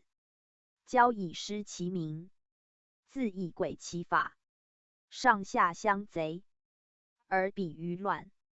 人各有离心，事各有二志，则众者助其为暴，士者纵其行险，则上下皆失。更何以保其位哉？此不克自彼，而图求其用之过也。故彼之待用，不外于人，不外于仁义，不失其位，不失其才，不失其政，乃不失其众，以克治其国天下，而趋于大同治中。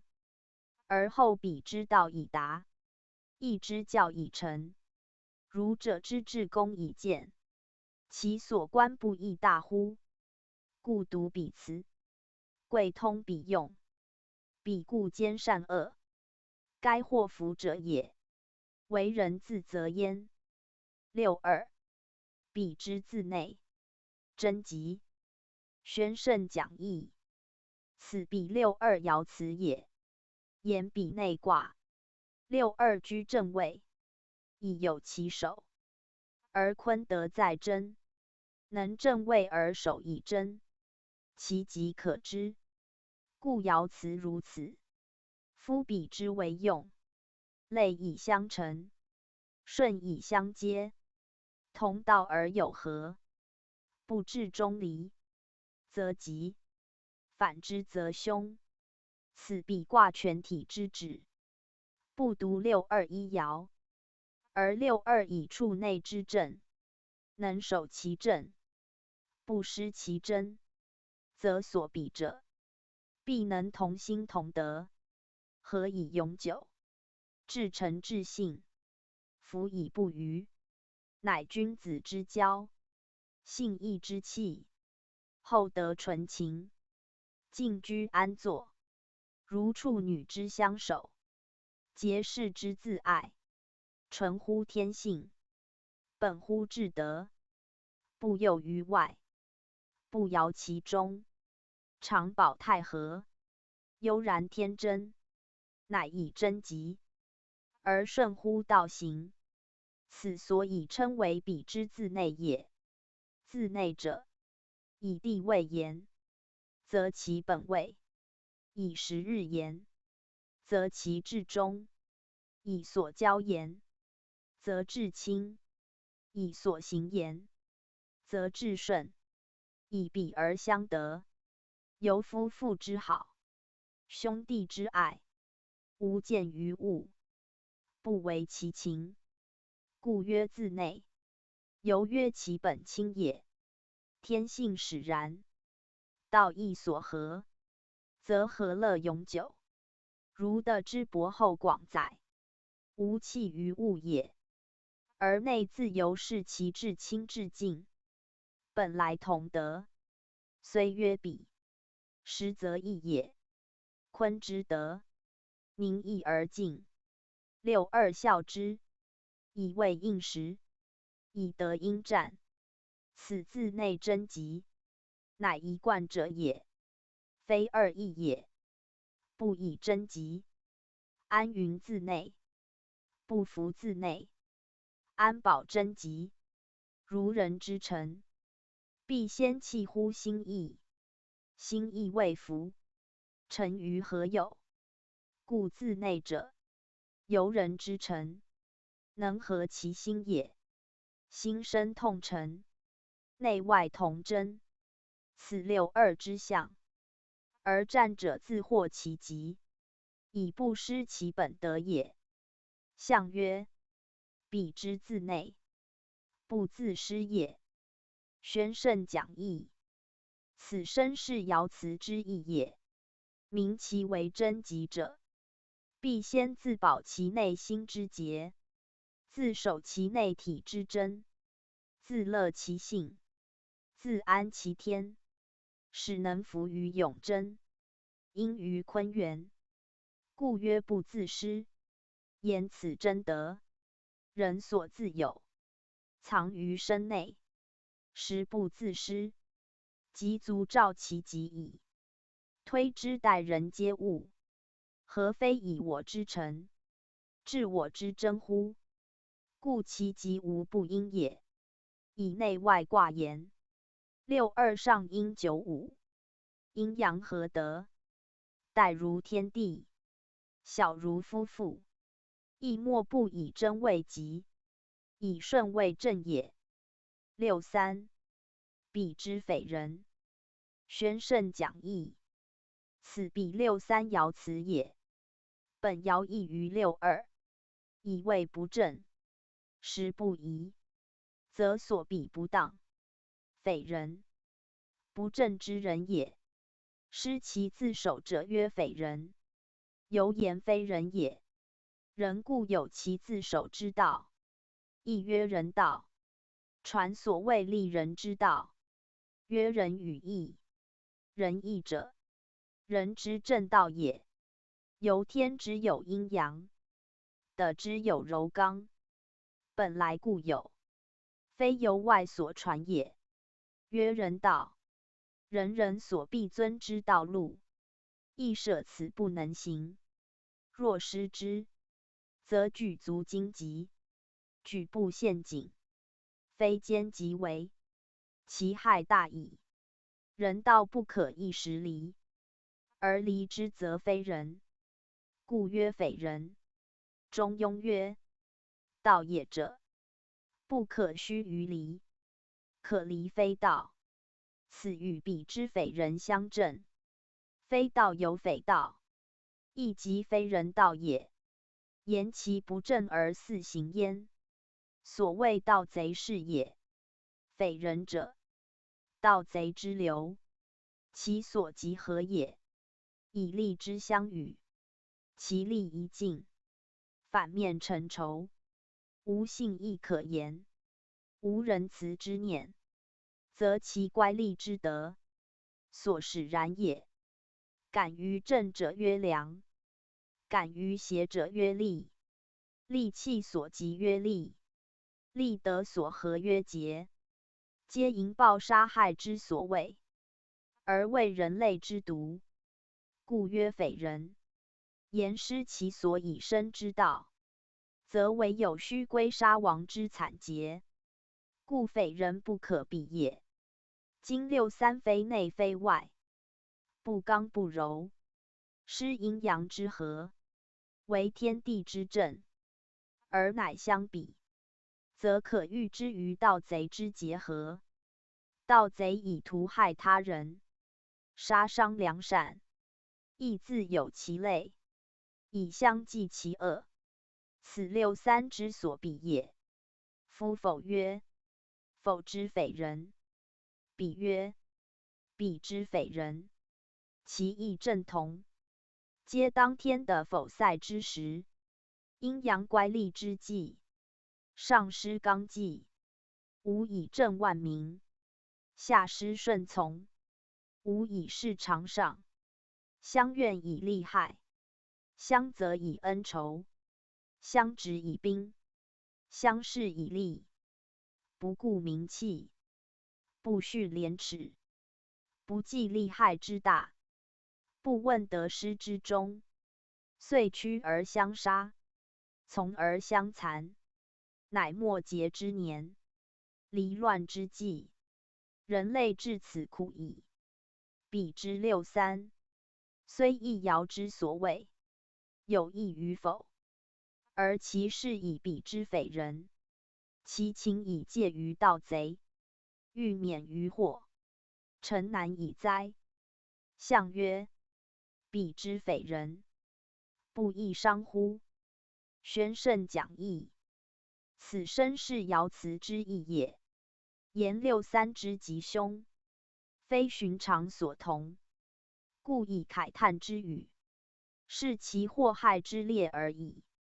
伤有伤害义，有悲伤义，有创伤义，有道伤义，皆是所必至。以匪人而相比，举国家而避之盗贼，连国内而哭宅盗徒，虑人民而追逐匪众，则其伤可知矣。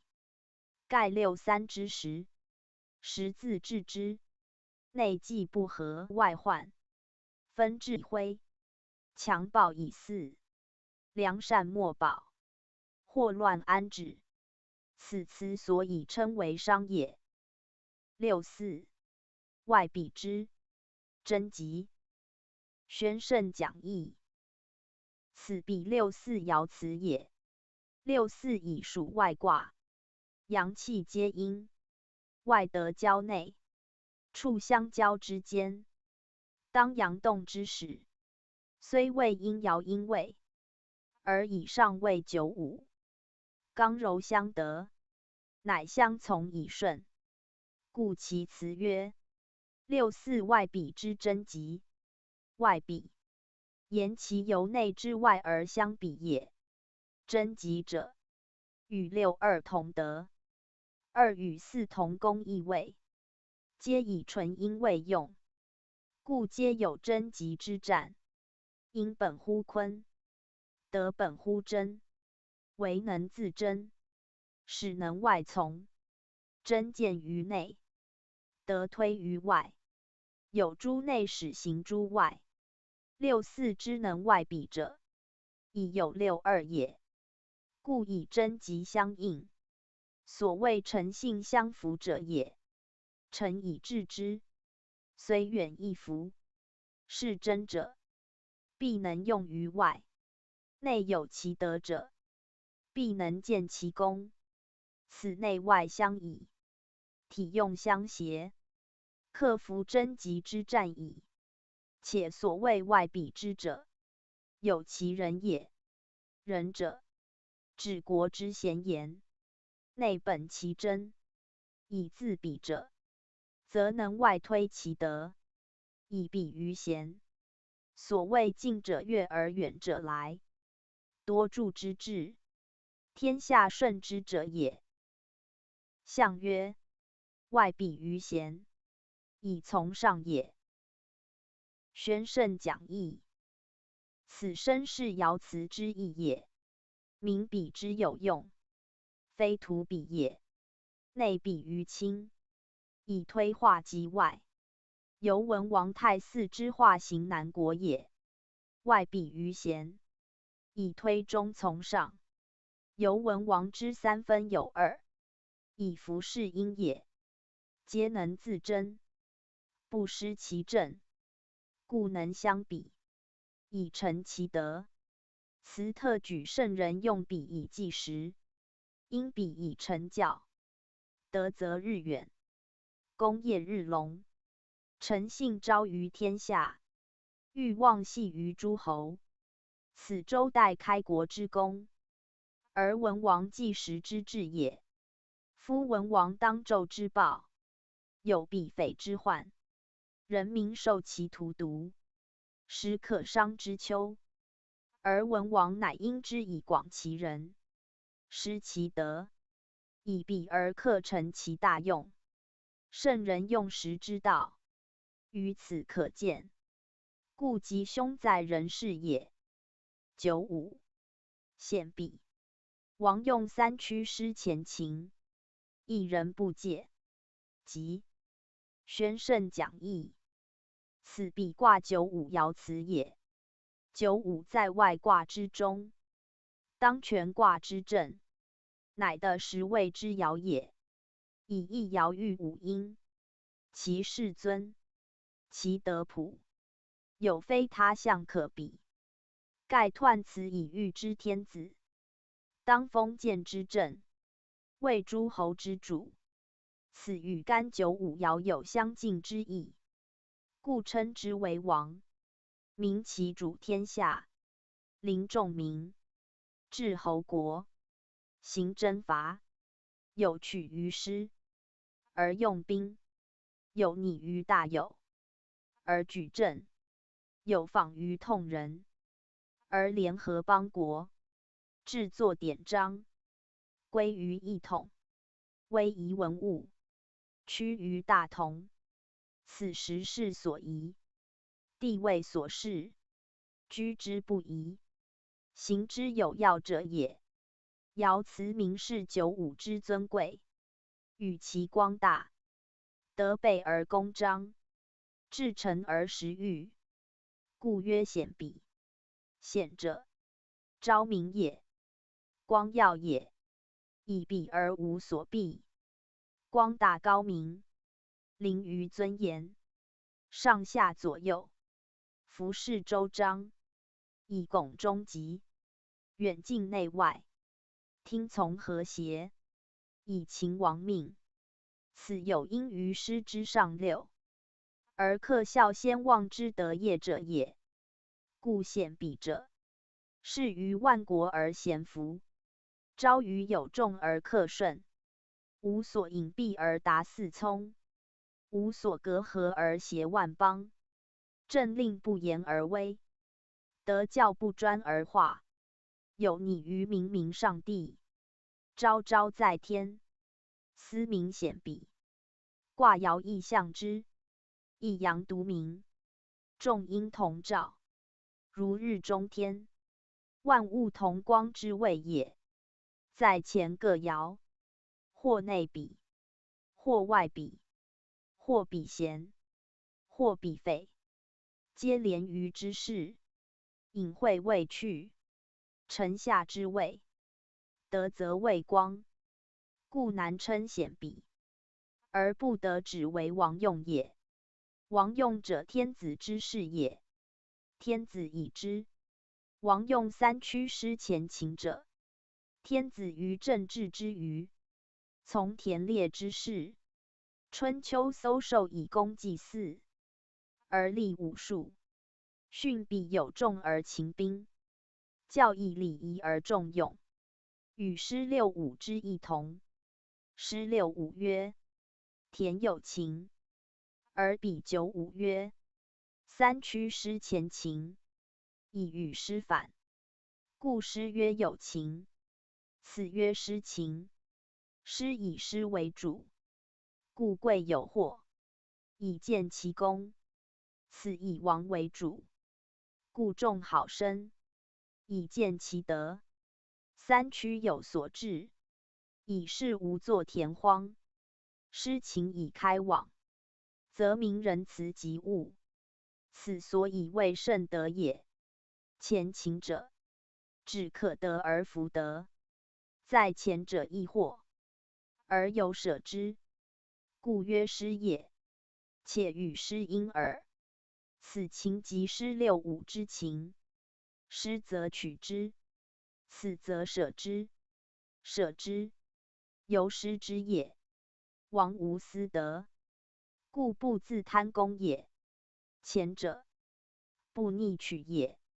前来为逆，后去为顺，舍逆取顺以失之，失天子之德，有往开三面也。一人不戒者，王行不戒言也。王者，众之主也，德之所及，人之所不，人人皆其位也。故不必戒言，而自无余也。且王亲贤近民，人人欲见其颜色，又田猎之事，与民同乐者也。故不戒土以警避，而与平民以瞻仰。此万众闻鼓乐而欢歌，见羽毛而舞蹈，成圣王之治，亦显彼之福也。故其为极大矣。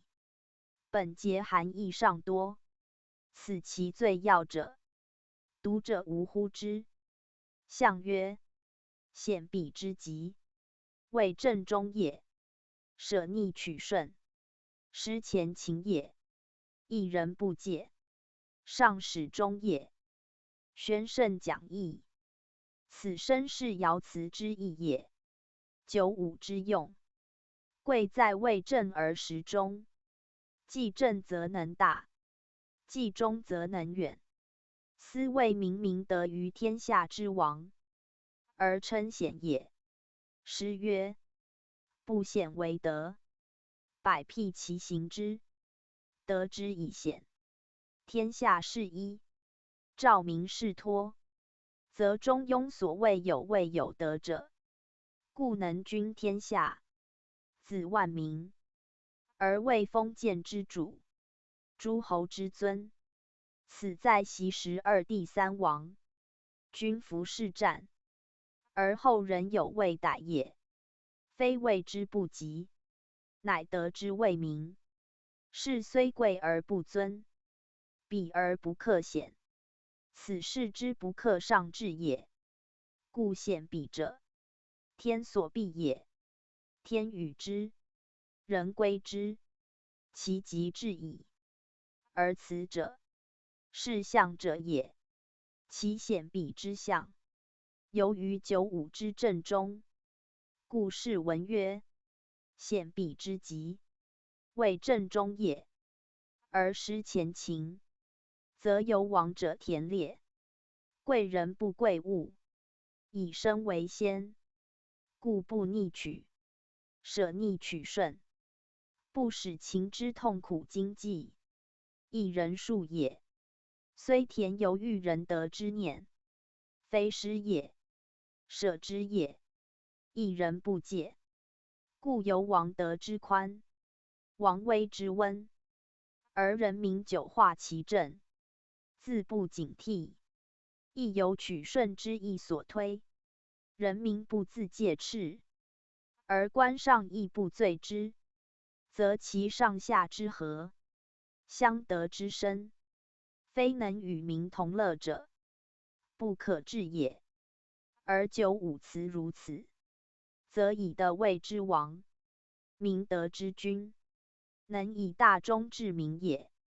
故是文曰：上始终也。言上能以中和之德使民，而民亦化于中和也。情者偏激，而发中节，则中和矣。中和者，无大喜盛怒，过哀极乐，故无惊惕之心，扰攘之念，无畏避之志，忽惧之行，用能悠然自在，怡然无害。虽临君王之前，宜若家人父子之侧；虽祭礼仪之盛，亦同平居谈笑之时。故不复戒，亦不足戒也。可见中和之化，谓欲之至，辟诸天威，而无涉于一时；辟诸神德，而无害于顷刻者。习于闻见，寓于耳目，不觉而然，所以谓化也。故是文上始终也一语，谓至今弘之意。此中字，乃天下之大本，性之体也。能以中行，天下无不悦服。而彼九五之德，即在此中字，而能推之，天下痛中。更何患乎兄？有彼之中，以服中服，则大小过可以免矣。大哉中乎！为天下国家者，其善用诸。上六，彼之无首。兄，宣圣讲义。此彼上六爻辞也。彼之上六，谓数之穷，乃气之尽，以彼而无主，成群因相构之时，此数之极也。故爻辞曰：彼之无首凶，在干上久之后，亦以数之近，而有群龙无首之象。然此亦乎前以纯阳之极，彼则众阴之穷，有不同也。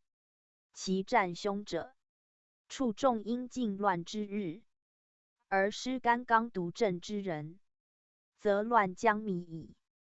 故曰凶，在义之用，皆以一阴一阳之道为正。若偏则有灾。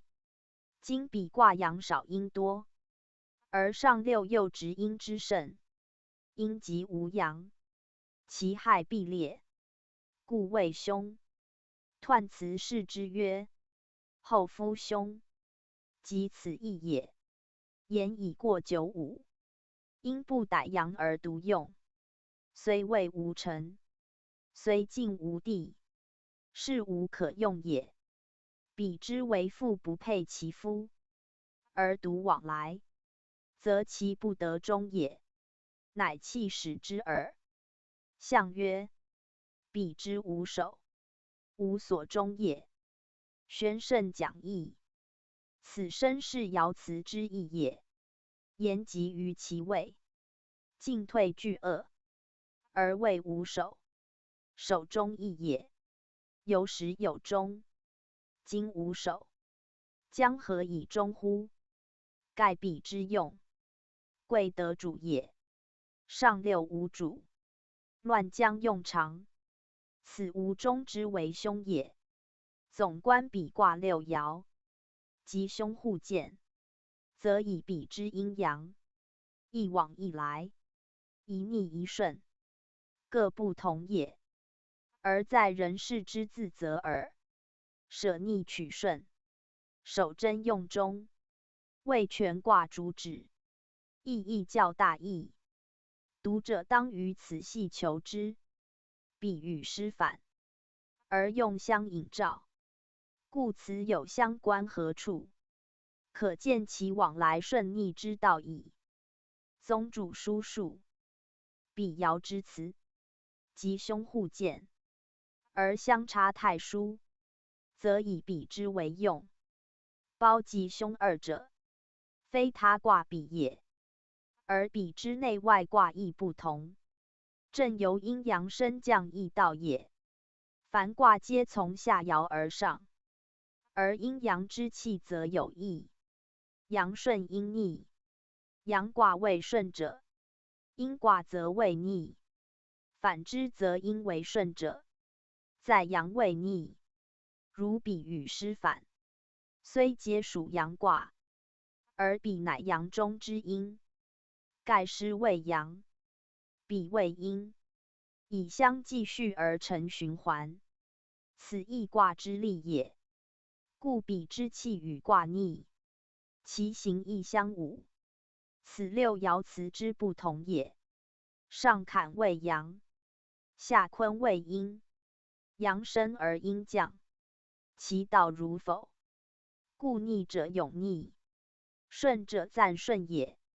其辞在六三曰：彼之匪人，与否之匪人意义正同，即有否之乾坤不交，阴阳各殊，其道与彼之逆同，故虽配而不合，随而不亲，顺少而逆多也。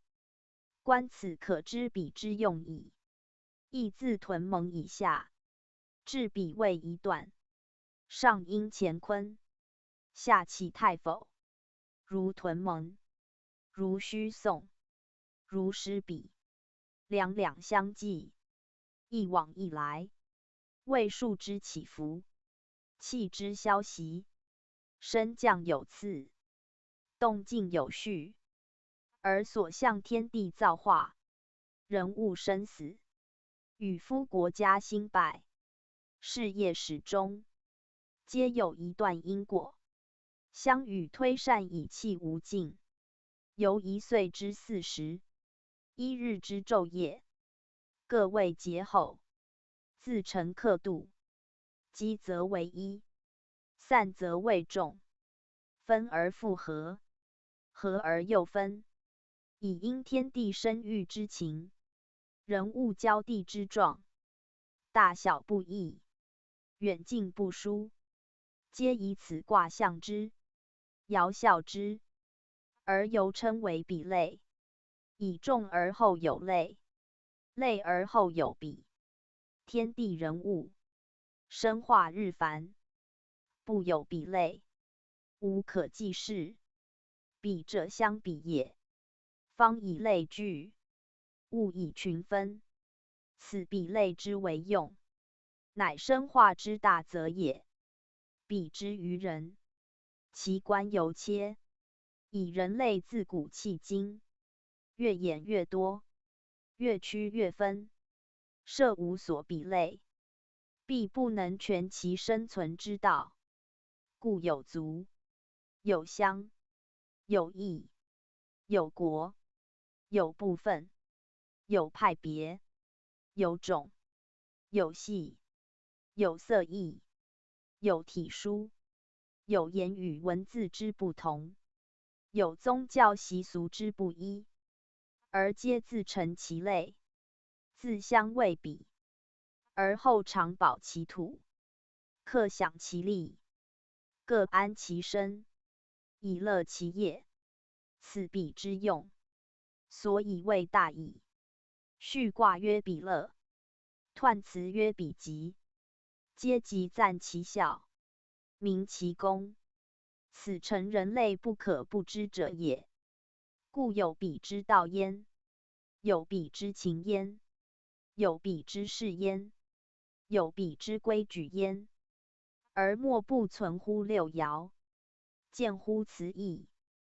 殆是人或守笃而未察，或罔顾而未信，或浅测而未深，或轻易而未达，遂使圣人治易卦之旨不明，垂易教之意不显耳，民非可慨也耶？比卦最要之旨，为明义内外之意。序卦，以家人主内，魁主外，而比爻6-2，则称内比；6-4，则称外比。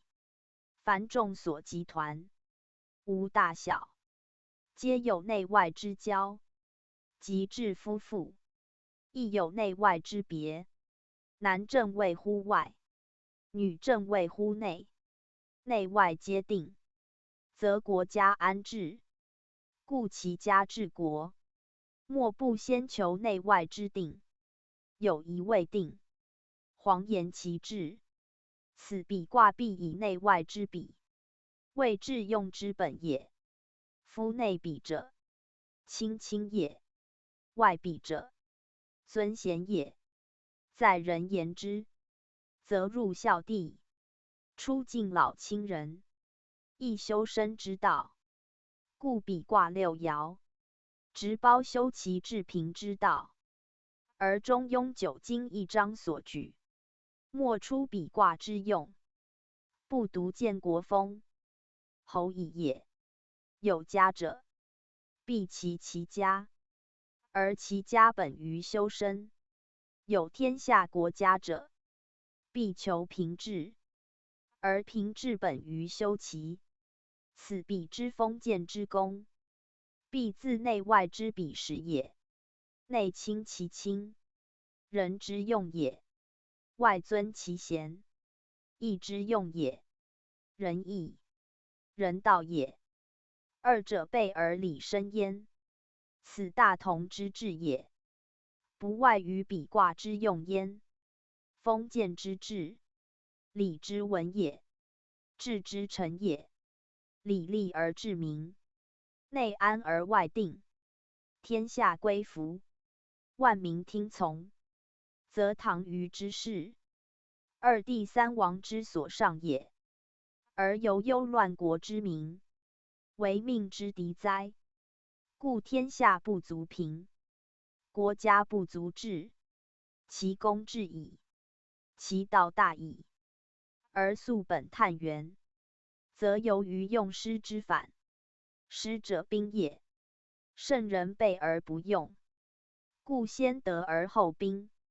以仁义怀柔万邦，而不贵武功；以爵赏劳来天下，而不上诈力。此内外能成其比也。亲亲则九族以和，而无怨言；尊贤则万邦以服，而无远志。此诚信之所服也，中和之所化也。故能促成其乐，永战其极矣。大哉比乎！大学中庸之义，贤备于此。读者其事之哉！从之则泰，为之则否。泰否之分，彼得之成否所致。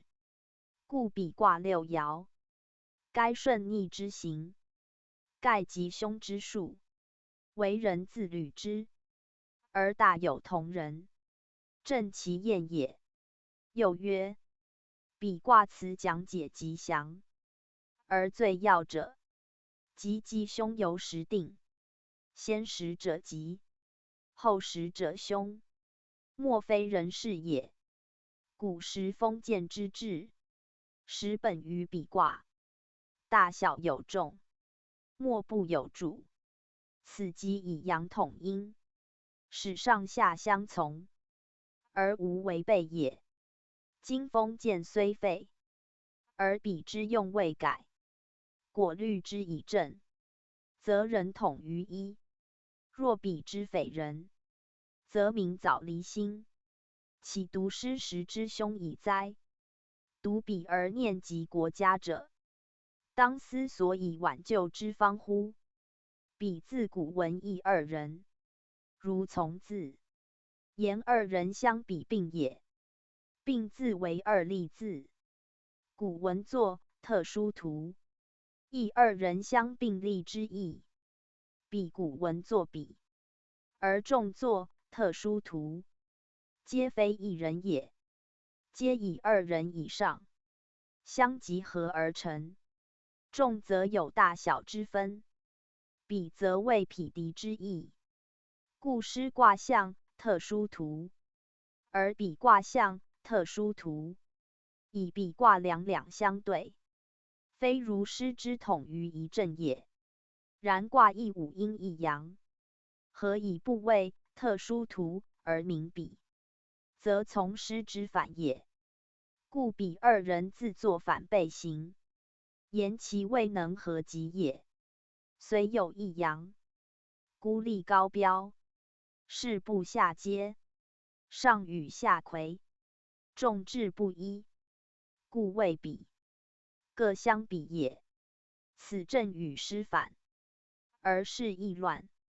故圣人应知治卦，建设诸侯，立其相比，而各自为邦，假其同比，而间接其众，则不属者属，不亲者亲，比而免于乱矣。此人世所以计时之穷。若不然，时已非失，事已皆乱，各逆所好，而不能大同；各备其主，而不克定一，则嫉妒之情必赤，仇杀之害不免，以乐生悲，反正未散，将何以领其民，而安其国哉？故比卦视其界，比辞垂其意，以取则于失，取正于痛人，取辟于大有，皆先人事而见其极，立侯国而辨其方。此周官所称为王建国，辩方定位一节之意也。而最近则见于诗之上六爻辞焉。诗上六以即将变，与比无多殊，故垂训曰：大君有命，开国成家，小人勿用。此12字，足抵礼仪300篇，盖治平之道，以尽于此。读者其留意耳。夫大有同人，即礼称大同之象，春秋太平之事也。而其对面则失彼之事，致用之得失，诚志之大小，全系乎人。细审此数卦之辞，必了然于指掌矣。彼卦义历，为周易64卦中最复杂者之一。盖亦古卦，先天后天各异，而其关于乾坤离坎4卦者，尤为难明。以后天离坎，即先天乾坤之谓也，故皆有先后天之意，虽异于辞，不异于象。故卦辞恒护是先后天，以明其体用动静各不同也。彼谓坎坤，先后天同位，而后天在先天上，与师相反。先后倒置，则战者必逆而推之，此一例也。先后既以异而同，战者必分合系推之，此二例也。先后天有阴阳之殊，坤阴而坎阳，则逆顺互异，战者亦当互推其逆顺，此三例也。先后天有母子之分，坎为子而坤为母，则有相生成之意，战者必两求之，此四例也。故卦辞最为难解，而吉凶志不一，或吉而凶，或凶而吉，皆由其顺逆之道、阴阳之情、刚柔之德，各不同也。古来世者，多不得经旨，勉强附会，实乖原意。在64卦，此例尚多，而于彼卦先未皆出，读者应留意及之，勿以辞之矛盾为怪也。是之利害兼治者，亦多矣。则彼之吉凶相随，又何其哉？何以必视之成一贯哉？故辞之半属吉，半属凶者，正其数之所成也。彼故吉，而人朋比则为奸；彼故乐，而事相比则为害。此天数不可常视也。何况彼之六爻，以吉凶互见者乎？小畜卦，干下巽上，宣圣讲义。小畜卦象，上巽下乾，巽为阴出长，干为纯阳，阴阳相应，刚柔相得之卦也。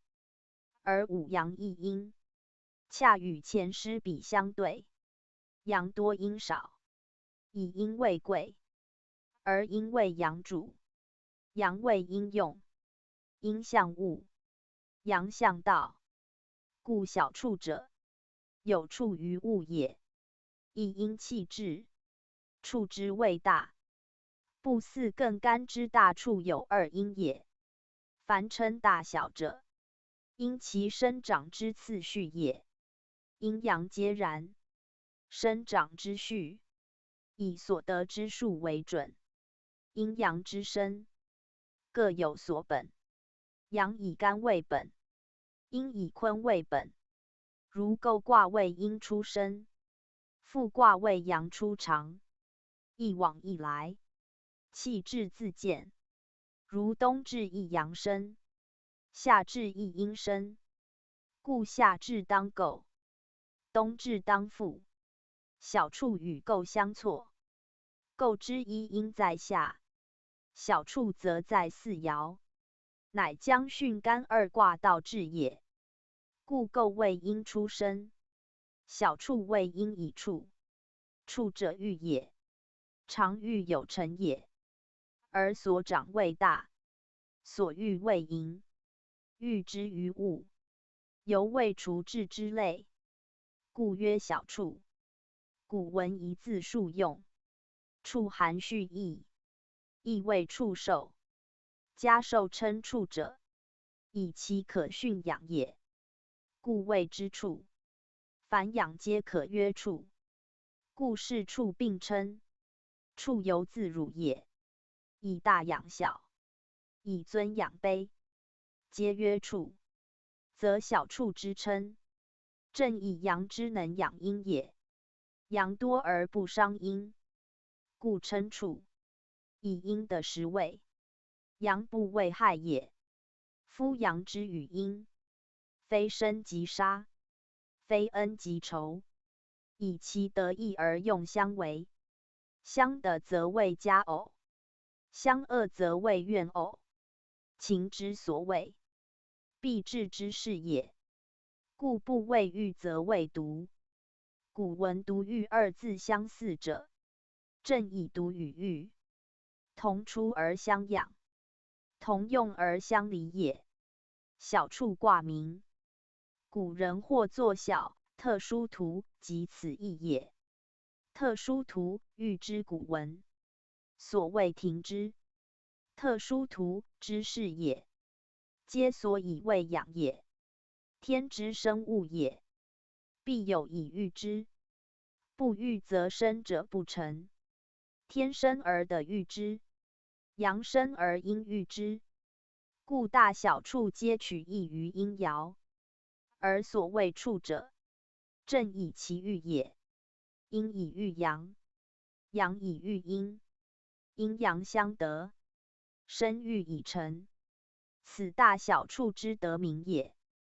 彼者众也，众必有畜，故次之以小畜。有畜者，必以多位上，小畜以出处之时，畜竭力之位，虽畜有小，不得多积，故传称为寡。言其孤独无助，虽有一景，以之为喻，而所需郑重，则寡于用者，正其积之谓后也。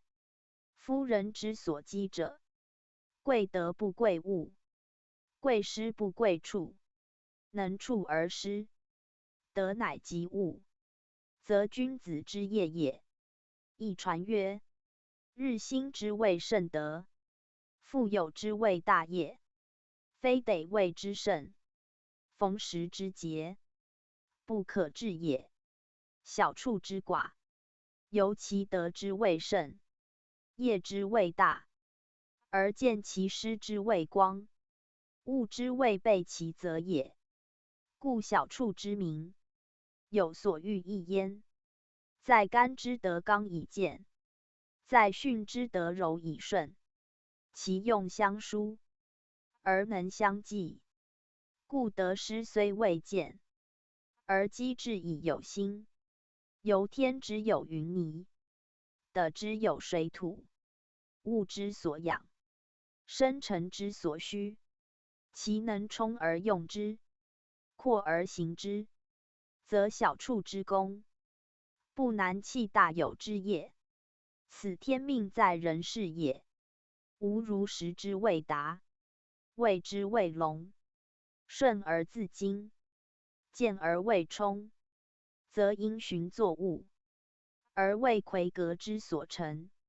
此非天数之为，实为人事之谢也。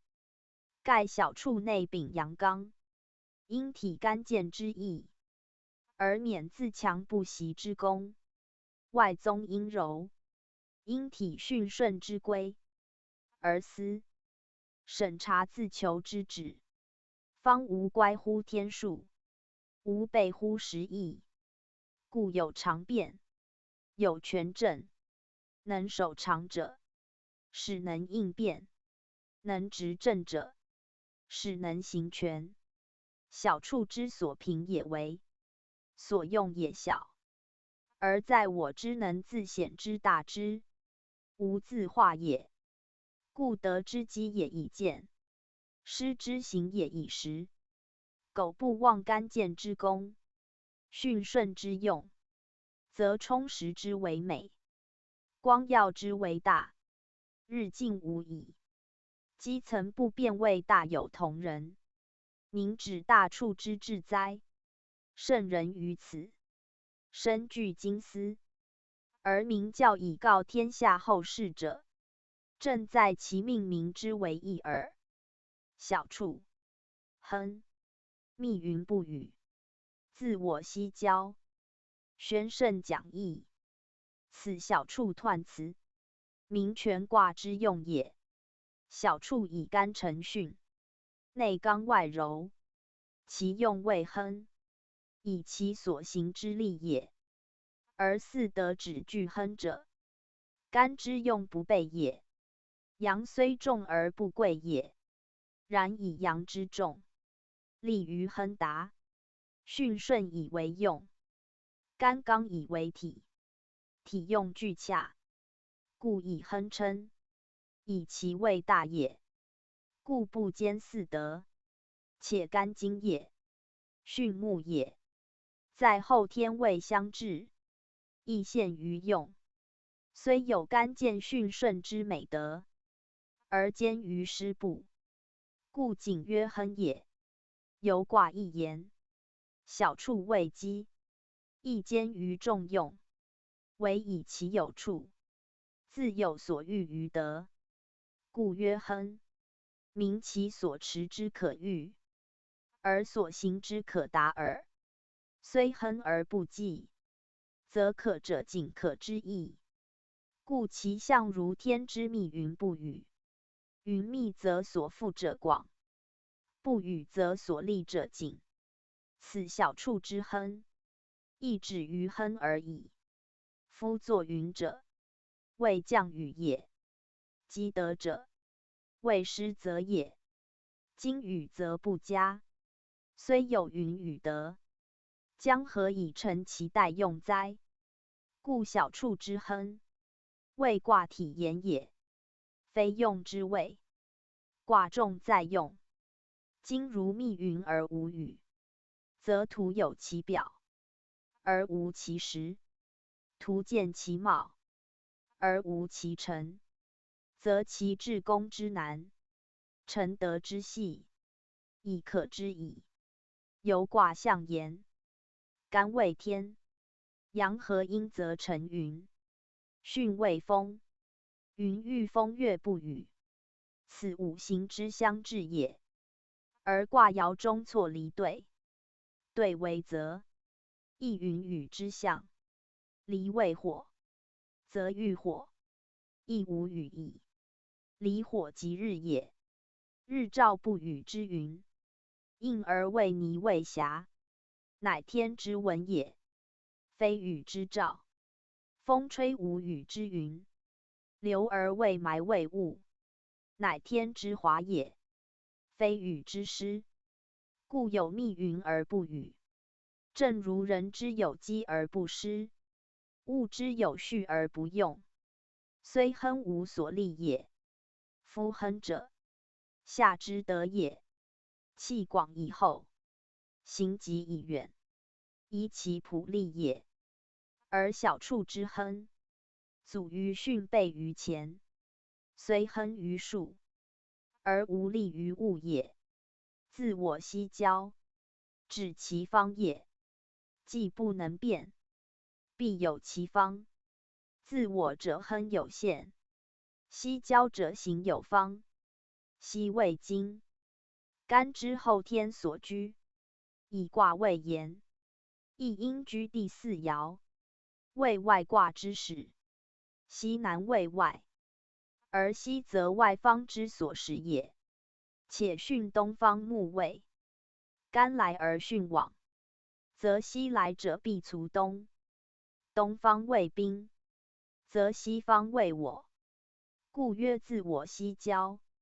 又西方日入之地，云不成雨，而真为霞为泥者，非潮即细。今以离日之应，为天上之文，是晚霞也，亦应于西。夫东方生气之始，西方阳气之消。小处贵阴，阴长则阳消。西为金，阴所始长，于时谓秋。阴长则谓当夕。再卦六四，阴数也。而四谓金之生数，亦居于西。故彖辞战如此。盖所以名小处之亨而不用，积而不失，气消而不能后，行往而不能远也。故西交者，指所从之谓利，而所行之谓远也。云自西而东者，恒不与；行自交而成者，恒不远。盖以象小处之谓大，而得业之谓成也。虽有所处，不足以择名；虽有所闻，不足以重实。故君子观之，而自立其德业焉。彖曰：小处，柔的位而上下应之，曰小处。见而训，刚中而志行，乃亨。密云不语，上往也。自我西交，师谓行也。宣圣讲义，此身是彖辞之意也。小处一卦，以刚从柔，上下相应，乃气之相得，数之相合也。一阴而五阳，阳重阴卦，卦以喻重，故曰小处。前彖辞以见其意，而是文复生之，谓名小处之用。本乎阴柔，一阳虽寡，而居四爻，乃得其位。位的是顺，乃能因乎前刚，成其身欲，干见于内，巽顺于外，有刚中之体，得顺行之事，故曰至行。言可行也。行而得时，是以有亨。亨通也。无往不以谓之通。言干刚之德，依巽顺之志，所往咸宜，此其为亨，在乎行也。故彖辞曰：密云不语，自我西交，是文曰上往也。以密云在天，有将与之势，而自我西交，有将行之志。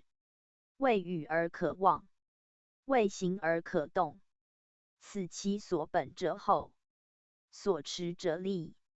后则有备，利则无余，故曰上往也。上者志也，心之所知也。本非往而曰上往者，以其不容矣也。夫密云未作语也，今不语，何贵乎云？况云以密，断不容其无语，此行之必绝也。故自我西交，乃不得不行，以小处之欲少，不得不求其充也。师之谓行，人将安养，物将安怀。密云在天，师虽未行，而望与之情，不以其师未行矣也，则必有所上矣。上往者，未行其师也。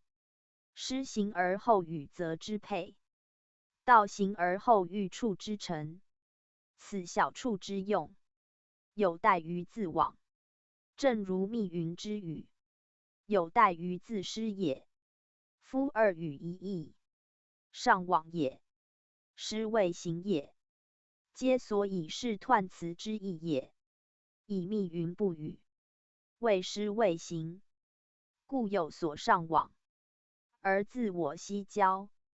今世文颠倒视之，良有深意，盖欲免人之行，而无阻于前日之事也。得之未加于人者，以谓积也。积而不失，乃自悟也。云之谓语，以谓密也。密而不语，天之过也。故义道以人济天之穷，以将来借过去之失也。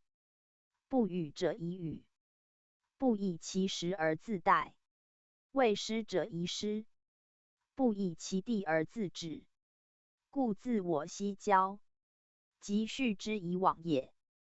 而密云未雨，当见之于师未行耳。小处取义，在处得以济物，处财以欲用。凡有所处，必有所失。今以处之小，而未及失，是有处之名，而无处之实。正如天之密云而无雨耳。人事之所以引为戒者也。故虽未失，人尚失；虽未多处，乃至处，以其所至如是耳。而卦用亦应之。象曰：风行天上，小处。君子以义闻德，宣圣讲义。此总是全卦象辞，以明人道也。小处者，将以大处也。处非徒处，必有其德。人之所赖以生成，物以所赖以常育者，皆是德之所加也。比之于雨露之润，水泽之盖，润盖不时，生物必槁。故处者，生物之所有养育者也。人之处物，必求其壮盛肥美，而于处得也，则不知求其充溢光明，是舍本而逐末也。故圣人视其义于辞，而欲其教焉。小处之卦，上巽为风，下干为天。风行于天，阴行于阳，乃二气之交也。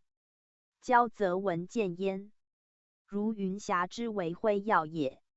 云者作雨，而因风以成彩云，遂成天上之文。天以风云成文，有其光也，有其色也。光色之施，之为五彩，如人之有微仪也。然见于外者，必先充于中；昭于物者，必先者其道。天地之所以为美者，有其高明博厚之德，悠久无疆之道也。故日月成其明，云雨成其泽，风雷成其威，霞霓成其色。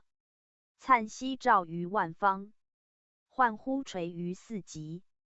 盖文章之为美，而以着其明德；声色之为观，而以昭其道也。圣人见之，而以义己之文德。德而曰文，有所失也；德而曰义，行之不习也。文德者，礼乐也。正交既成，则礼乐已定。祭祀则有歌舞之仪，田猎则有羽毛之美，合仆则天下同庆，宴享则有功俱乐。凡官夫盛典之集合，大事之朝夕，朝觐会同，官婚吉庆，苟为礼之所至，必有仪之可观；苟为乐之所兴，必有乐之足享。盖礼以至忠，乐以至和。中和之德，乃成其情性之正；礼乐之备，乃得其物我之平。小处者，准人情而求物欲之道，因嗜好而其生育之权者也。故必始于格致，而忠于道德；因于礼乐，而达于中和。此亦闻德三字谓之教也。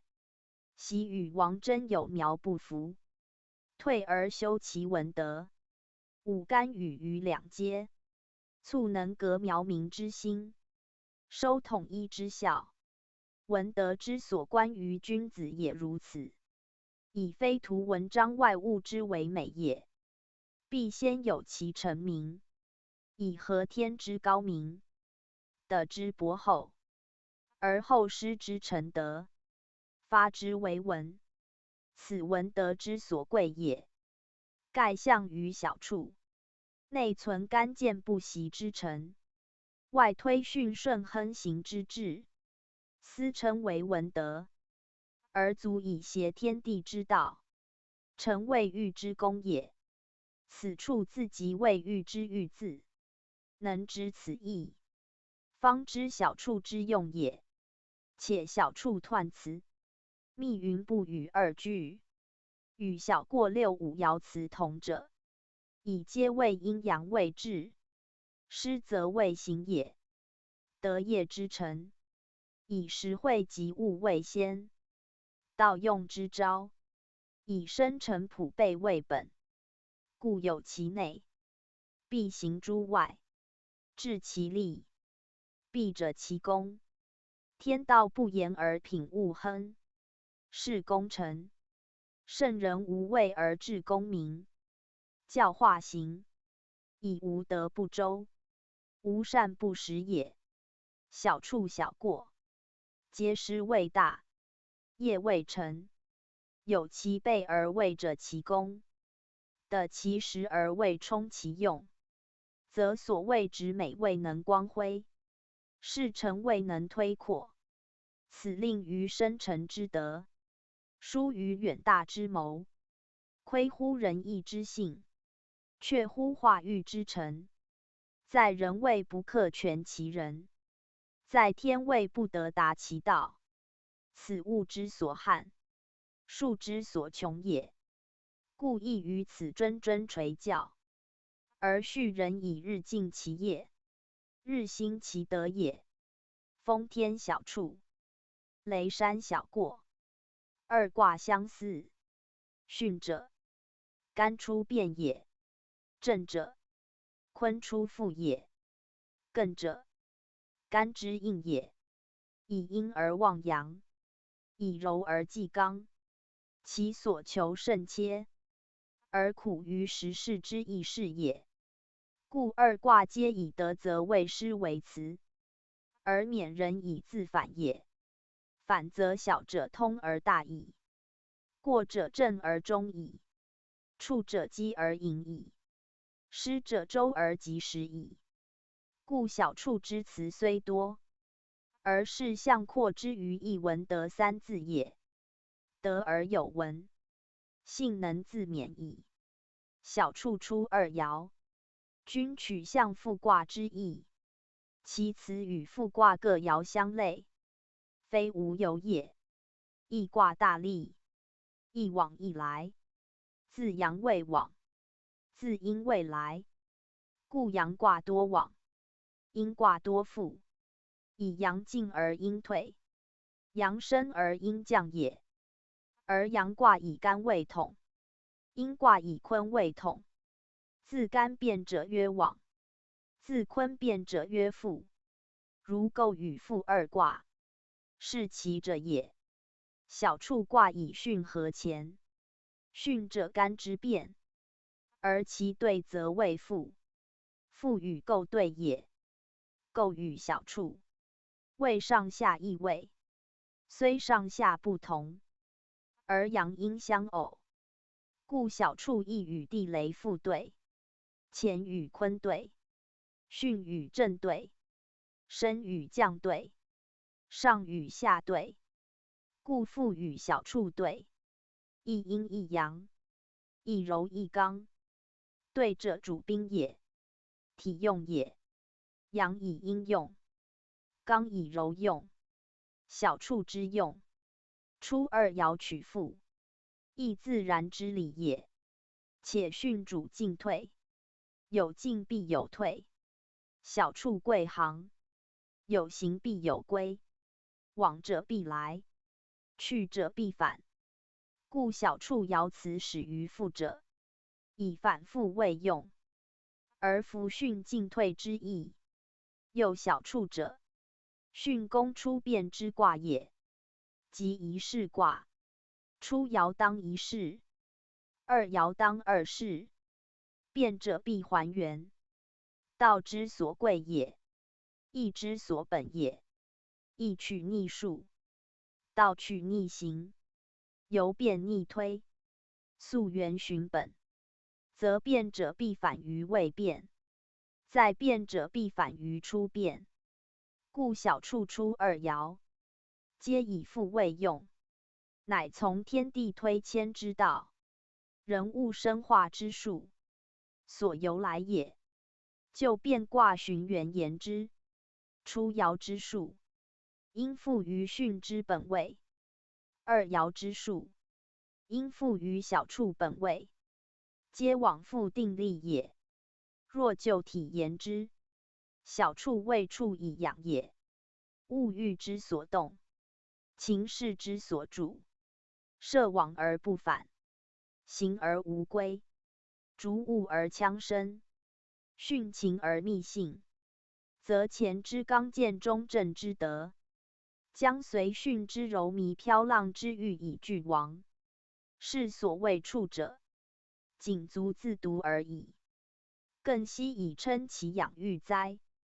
故射于物者，必自反其所求；观于利者，必自反其所害。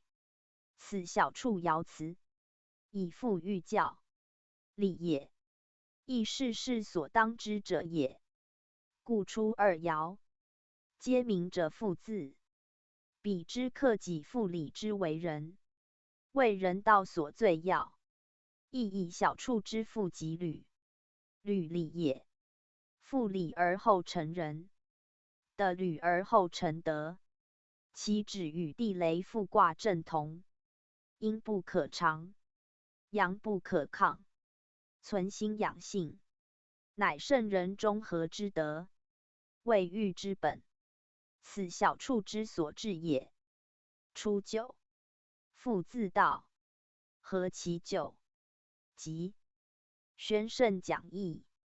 此小处出九爻辞也。巽为前变，复则人反于前，故小处之复，乃成纯前，而为刚健中正之德也。干者纯阳，在人为性，在天为道。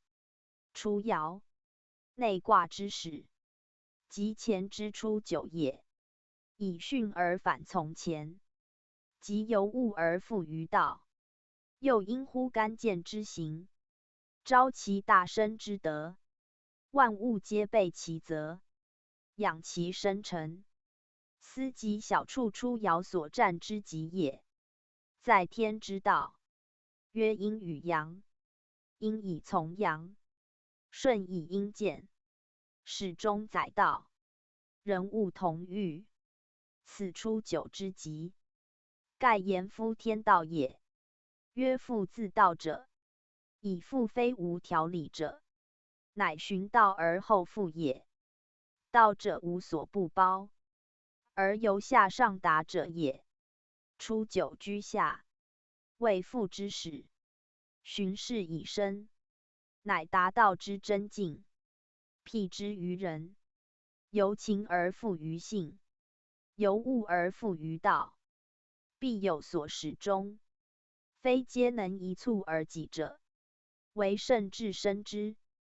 故有圆顿之功，中人之下，必自始至终，至下至上，以序推进，而后得与日积，道与事成。此性道之修养功夫，亦人道之本末皆极也。而孜孜焉不辍，兢兢焉不失，则有守有位，有体有用，则所动顺理，所如是道。天之不为，时之不备，则所至自无咎，所成自吉祥。盖天道元亨利贞，全德全用，本干之健，承训之顺，而能复于至道，成于至性，则德之大，业之处，无与比。何救之有哉？更何事之不及哉？此言出九之战，因复自道，而自然无咎，自然吉祥，不假其求，而数运自弃，非诱他也。克己复礼，顺天成性者也。道者超乎术，成者通乎神。小处之功，未欲为极，而其始也，自负而已。故中和之德，只在体察己之情性，存养之道，只在抑制己之嗜好。此圣人是教而喻于爻辞文字也。即自卦象言，亦为此足以成小处之用，全见顺之道耳。象曰：复自道，其义极也。宣圣讲义，此生是爻辞之意也。初九之象，本干之阳，在理原无吉凶可言，故爻辞合其就吉四字，亦可作一句读。言复而能不离于道，日进高明，以达于上天之载。天德玄为，清净光明，超乎象数，纯乎前缘之真，则吉凶不足言，善恶不足辩。此太初之境，太易之象也。然等而下之，一气既分，两仪以判，阴阳相报，善恶相形，则为吉为凶，自有异象。故下达则数倍奇偶，气疏顺逆；上达则浑圆无间，纯宜不柔。此精粗之差，亦性情之别也。小处出九，由道言之，自无救急；由是言之，则无救未及。如人之性，原无善恶，若以善恶论之，则为善。故世闻声明其意曰：复自道，其意极也。以苟能复自道，是由情反性，以何达中？更何救恶之可言？故曰其意极也。亦宜也，宜其极者，正以其复于道也。道者中和精一，复者反本还原，是由下上达者，其极乃理之当然。故不独无咎，且谓极也。一词一语一字，则含深浅义，此亦一例也。九二，谦复极，宣圣讲义，此小处九二爻辞也。亦与初九同，而为异者，地位之差，次序之别，以二爻在内卦之中，居事物之地，非如初爻之物用也。且九二与上卦六四相应，九五相对，阴阳易道，升降殊途，亦异于初爻，而名曰谦复。较之初爻，复上加1000字，实以是九二之复，有殊于初九之复也。二爻皆取义于复，以见前讲事中。九二之谦复，乃本于小处一卦，原属巽宫第一事。当巽之初变，初爻之复，复于前；二爻之复，复于巽。巽为前变，复则归前。干乃至阳，纯乎元阳之气，超乎数象之上，故曰复自道，无他辞之家也。二爻则以小处之复于巽，巽为进退，为往来，为从权，为驾车，又为阳出消，阴出袭，一消一袭，一进一退，故如泉如车，可远可近。今二爻随干之象取复之意，其复也，有待于千万。如用权衡，必审物之重轻而推之，如一车马，必视图之高下而挽之。此牵复之意所由来也。牵者，有力强之以行，有持系之以进，非自负也。故有待于物。物者，因也，必有谓之主持者。是九二牵复，因中有所执，而能御之以成其复也。故在出爻之复，乃气之自然；而九二之复，乃物之所变。其义故甚明也。夫出二爻皆曰复，三爻以外则否。何也？则有小处之卦体与卦序，爻位与爻用所合也。卦以巽乾合，而恰为巽宫出变之卦，又巽恰为乾之出变，既变必复，乃变之次序。而复者亦因爻位之所当，故意在出二爻，以干变巽，巽变小处。是在出二爻，则自限于出二爻，有变始有复，即无往不复之意。出复复于乾，二复复于巽，合之则皆复于乾。干本在下，因变未处，是复者，将因处以成道也。处以物未至，不复则将玩物丧志。此出二爻辞应象寓教，恰合乎道也。合道则吉矣。故出二爻皆占吉，正以其能复而不越于道，不失其性。性道内存，功利外朴，而后处之功用见，处之数理明。此爻辞之含义，亦圣人义教之精运也。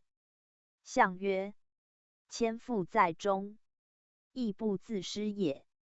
宣圣讲义，此生是爻辞之意也。明是牵复本守中之意，其反本之功，以不失干之本德也。而亦自指出与出爻之复，殊途同归。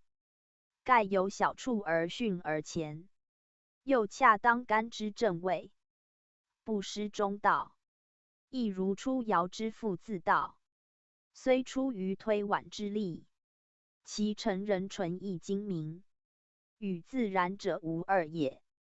宗主复注，艺术往来，故复卦辞曰：七日来复。七者，数之尽也。尽则必复，以因天地之循环而成变化。此复之生于往之尽也。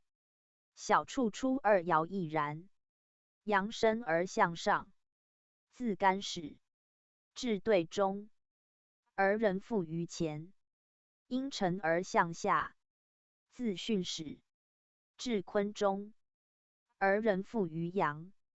故阳极生阴，阴极复阳，往来不息，以成大环。小处上巽，阴之始生，亦乾之出变，下干阴之，故亦谓复象。正与地雷复相对也。阳复则阴有主，往而能反，始而有终，如行道然，不失于其路。此天地生成之有序，而不错乱也。处者，生成之要事，其遵依者道，舍道则失其正，何以遂其生成哉？故出爻辞，以复自道为巽，明其不能虚于离道也。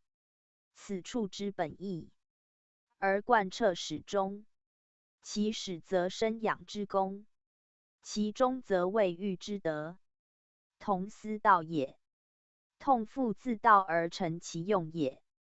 故与来往之意，通为义也。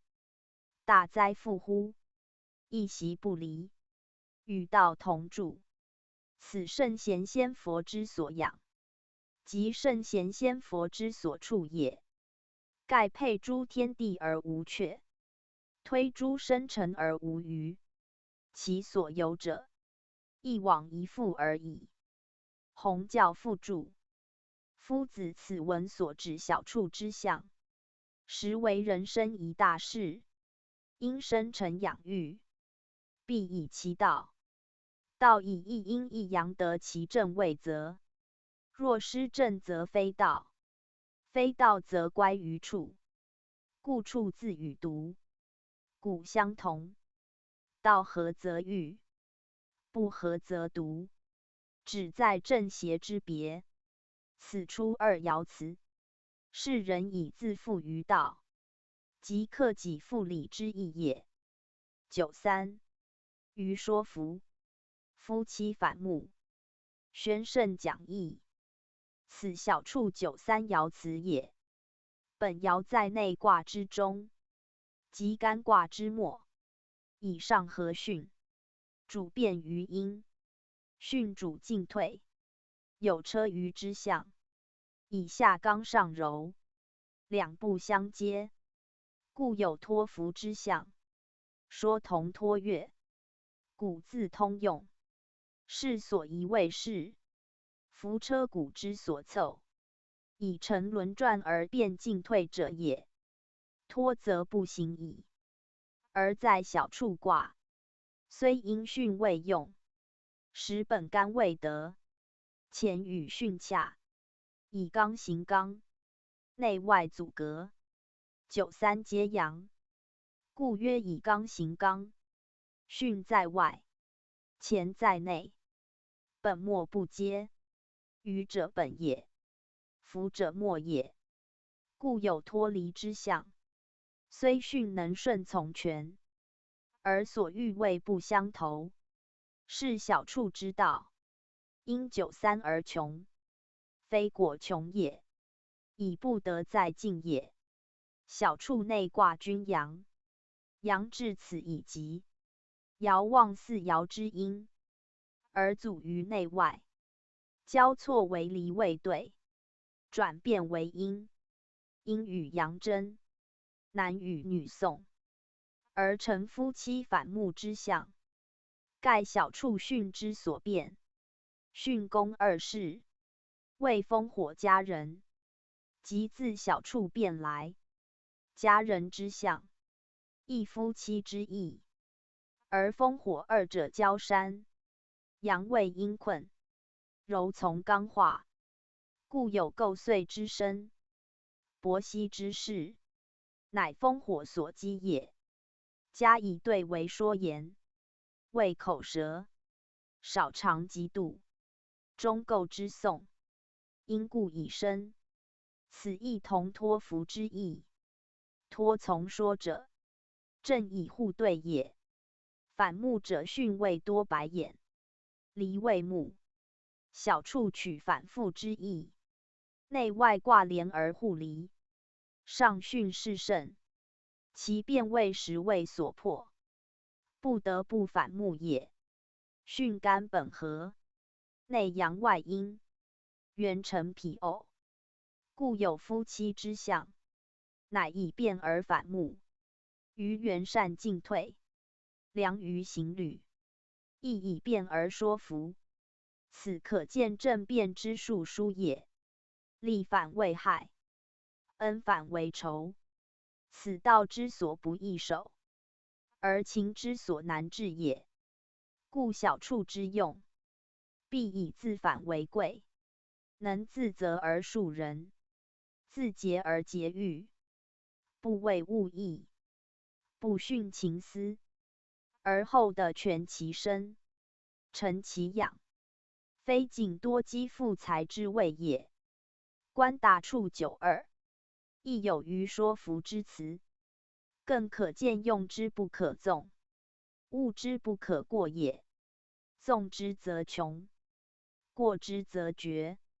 穷则反处未罚，绝则反恩未怨。此道之必守中，而得之必克己复礼也。大处久二，小处久三，以为疏远近，情别亲疏，体意刚柔，是乖宾主。故二卦爻辞，一在二位，一在三位，所占为不同也。象曰：夫妻反目，不能正视也。宣圣讲义，此生是爻辞之意也。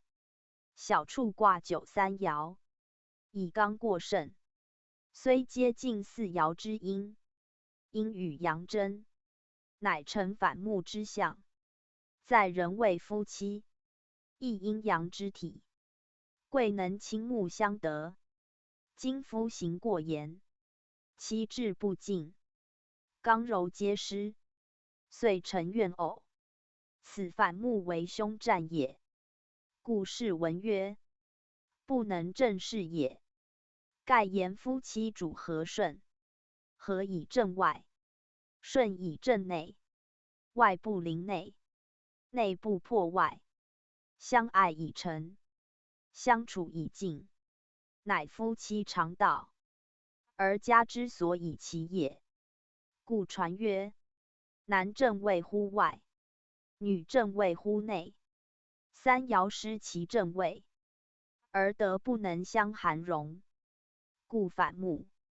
反目者，夫妻之变，而家以不齐，此所谓不能自正其事人也。妻有随夫之意，夫有督妻之责。今夫失其道，此责之在夫，就在阳之过刚，乖其中和之德。故曰：不能正视，虽妻亦有咎。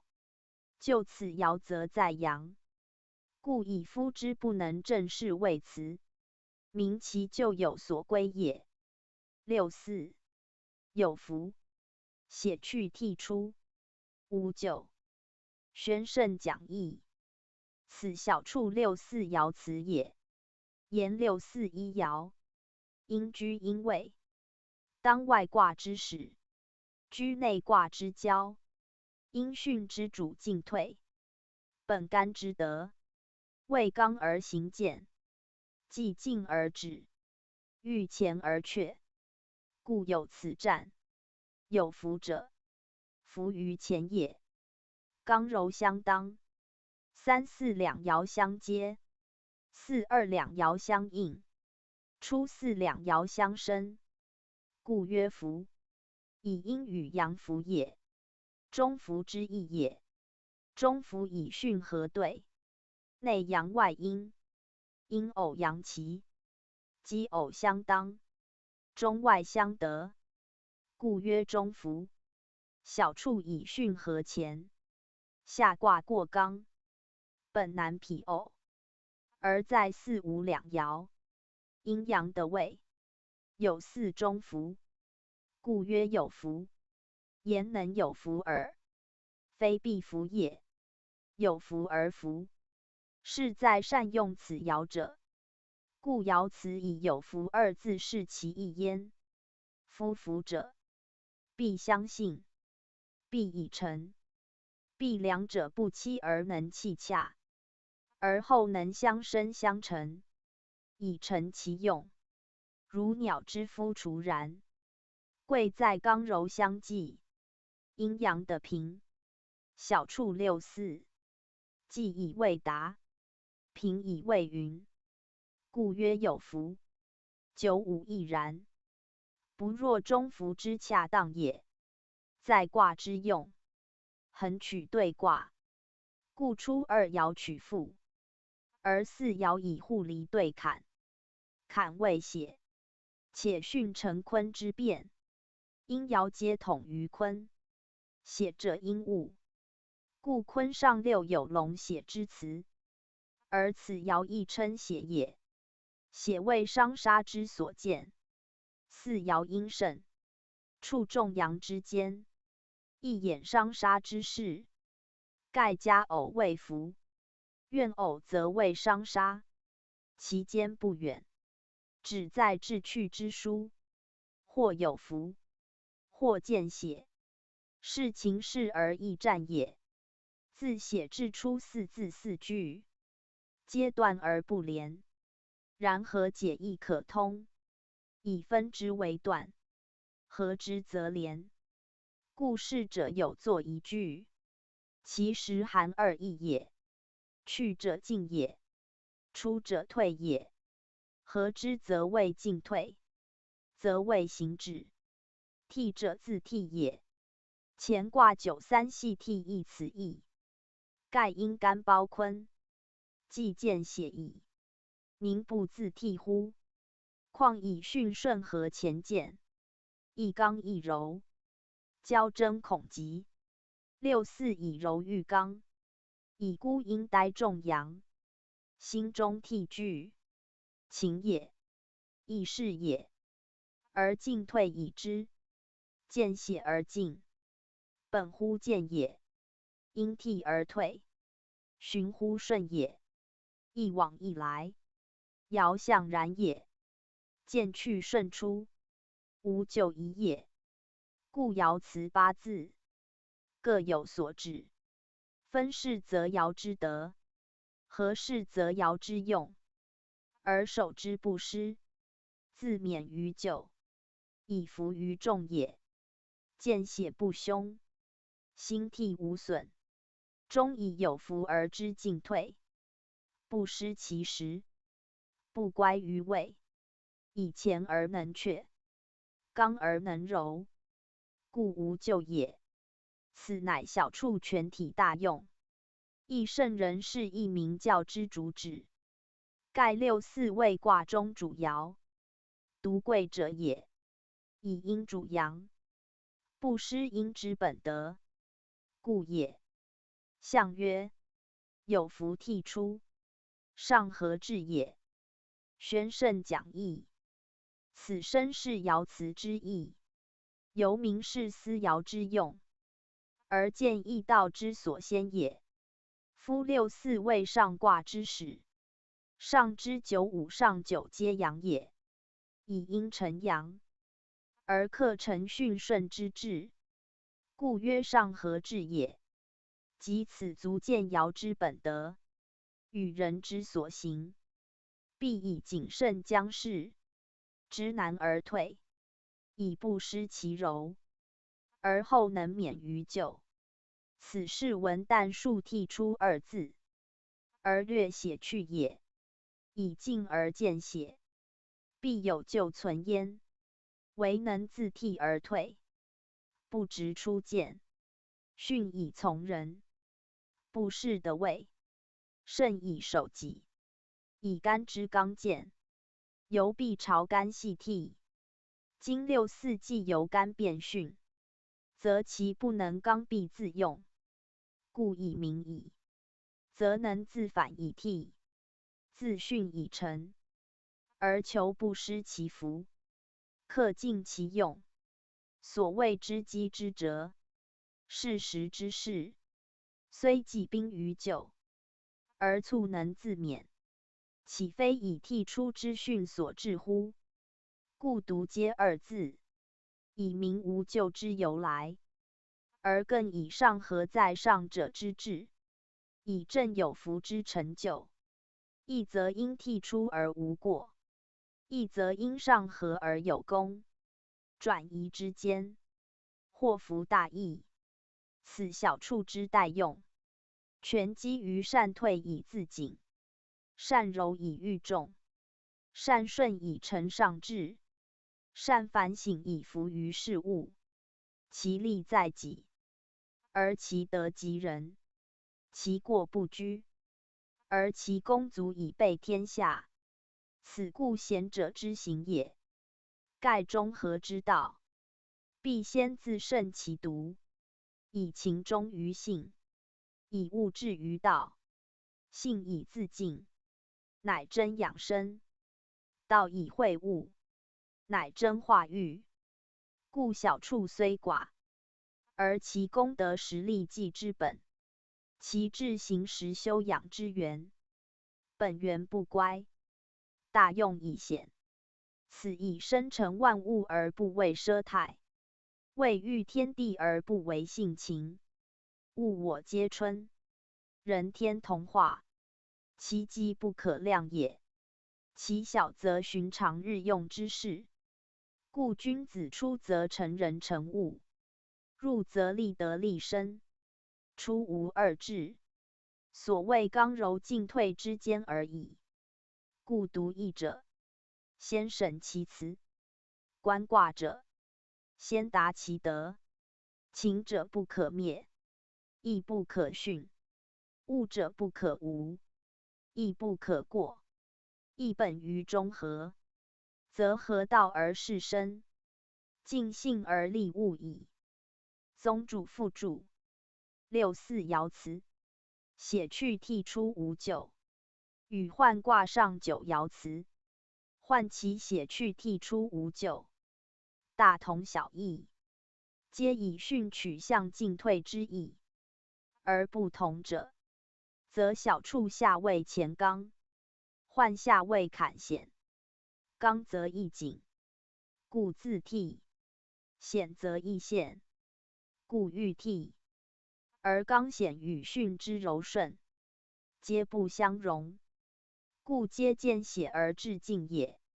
在小处以养处为用，重在物，故取象于六四阴爻；在涣以散脱为用，重在义，故取象于上九阳爻。此爻谓之义也，然皆本于进退从权之旨，主于柔顺克己之道，故无不同。以柔服刚，则化真为和；以顺履险，则化阴为宜。故虽见血，而皆以无咎终。此亦教世人临危之道，避祸之方。虽当兼阻之时，仍有善生之策。即重在一出自，因时超拔，不入漩涡，此出之意也。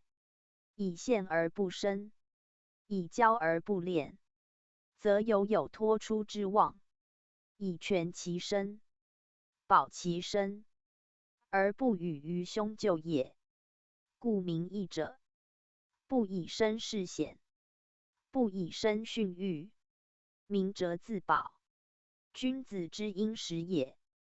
而不为乎时，处位也，而不困于位，然后成处，与涣之用矣。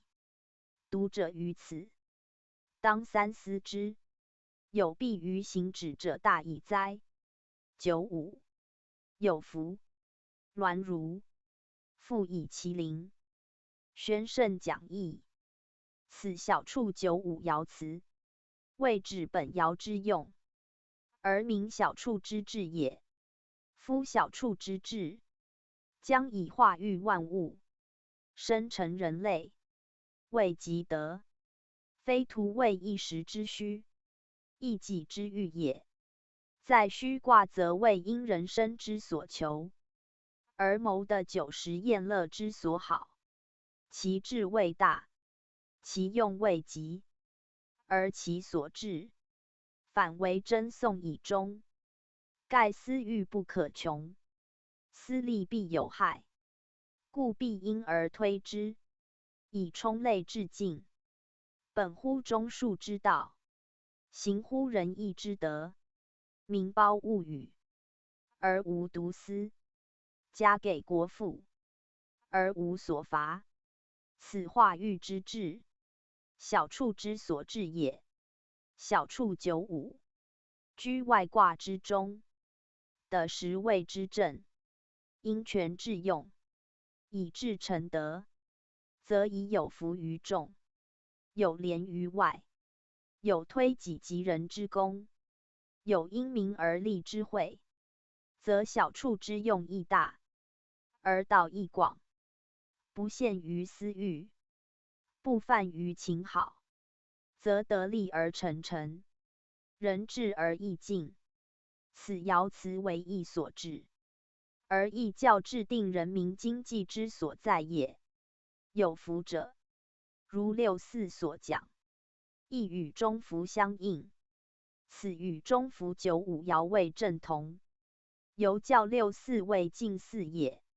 福而能处，则天下养其生养，此民生之道所重也。鸾如者，相连不舍，相惜不移之意，盖人人之于天下，无所遗弃。成己者，将以成人成物；利己达己者，将以利人达人。所谓亲亲而人民，人民而爱物，本末相连，亲疏相系，只有先后之别，而无取舍之分。此鸾如之谓也。故既有者，人亦有之；我得者，物亦得之。共利则和，大生不害。如天之父，如德之载，春风之来，无物不容；时雨之化，无物不滋。此鸾如之德，未必有谓之联系，而自然无一气也。复以其灵者，本服鸾之意，而明其生成之效，惠利之功也。博济而不夸，同欲而不色，则我之富有，亦灵之富有也。盖富者，物也而中有道，业也而中有德。传曰：日新之谓圣德，富有之谓大业。圣德大业至矣哉！以民生不可不富，果有数众而使贫乏，是宁无生。故富有为生成之需，亦化育之本也。九五之爻，既富矣，而不自私，而以富其灵，见其生成化育之所推也。富其灵者，终富其乡，终富其国，且富及天下。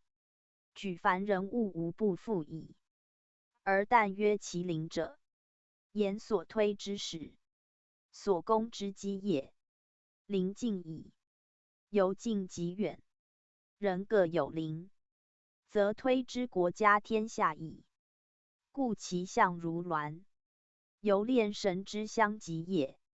在太与谦，均有不富以其灵具，恰与此相反，以卦上下异也。太位坤乾，谦位坤艮，皆地道主外，以静为用，故疏于小处，为中孚最相似。故中孚九五爻，亦曰有孚鸾如，见夫孚之不虚行也。中孚不曰富以其灵者，以中道无位，不言功用而自成也。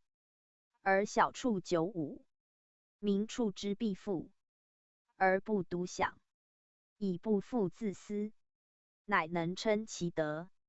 此象文士之以义闻德，言德之必有见于外，而后克成其富也。象曰：有孚鸾如，不独富也。宣圣讲义，此身是爻辞之意也。犹足明小处之道，必公处之于众，而无私处于己。公则为德，私则为道。财物能利人，亦能害人；能成名，亦能败名。故仁者以财发身，不仁者以身发财。财聚民散，财散民聚。大学所述者，皆此爻之意也。天之生物，不得其养，则不能存。人之必有处也，正谓全其身，而必推己及人，以公处为重养，然后称其父。不则虽父亦贫，盖富于物而贫于道，富于用而贫于德，徒以害之，将奚利焉？此小处九五爻辞，必反复明其旨趣也。上九，既与既处。上德，载复真，利，悦己忘，君子真凶，宣圣讲义。此小处上辞也。上九爻居全卦之上，为全体之用所及，急则必变，以气制也。变则反于原体。小处之反为履，履者理也。因处而归于理，乃亲之不可纵，欲之不可训，故必克己以复于理者，理也，亦是也。果不知反而强求处焉，则必穷。复极反穷，亦理是然也。物之用也，得宜为中；身之养也，得当为和。故必有节度。履者，节度也。中节曰和，是性曰中。中和之功，谓欲之德。故能和节度，能成其处。过乎节度，反处谓独。此大小过二卦，必终于中孚。而礼曰：人人不过乎物，孝子不过乎物，人人孝子，以物养生，其中而已。故无过者，恰得其养，以全其身。此小处上九爻辞，以不过谓义，而吉凶亦视其过否而定也。再彖辞曰：密云不语，自我西郊。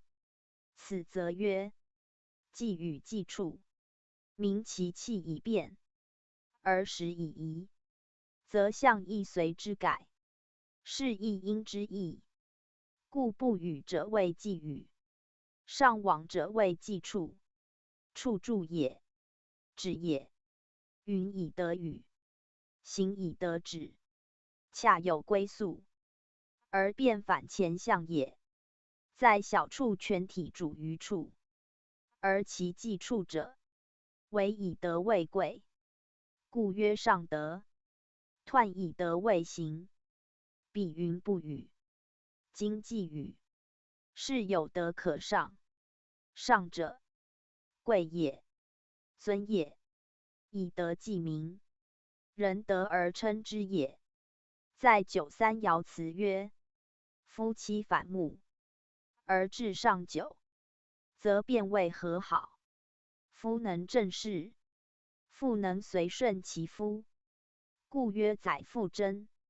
言夫能挟其妇以同载，妇能事其夫以自珍。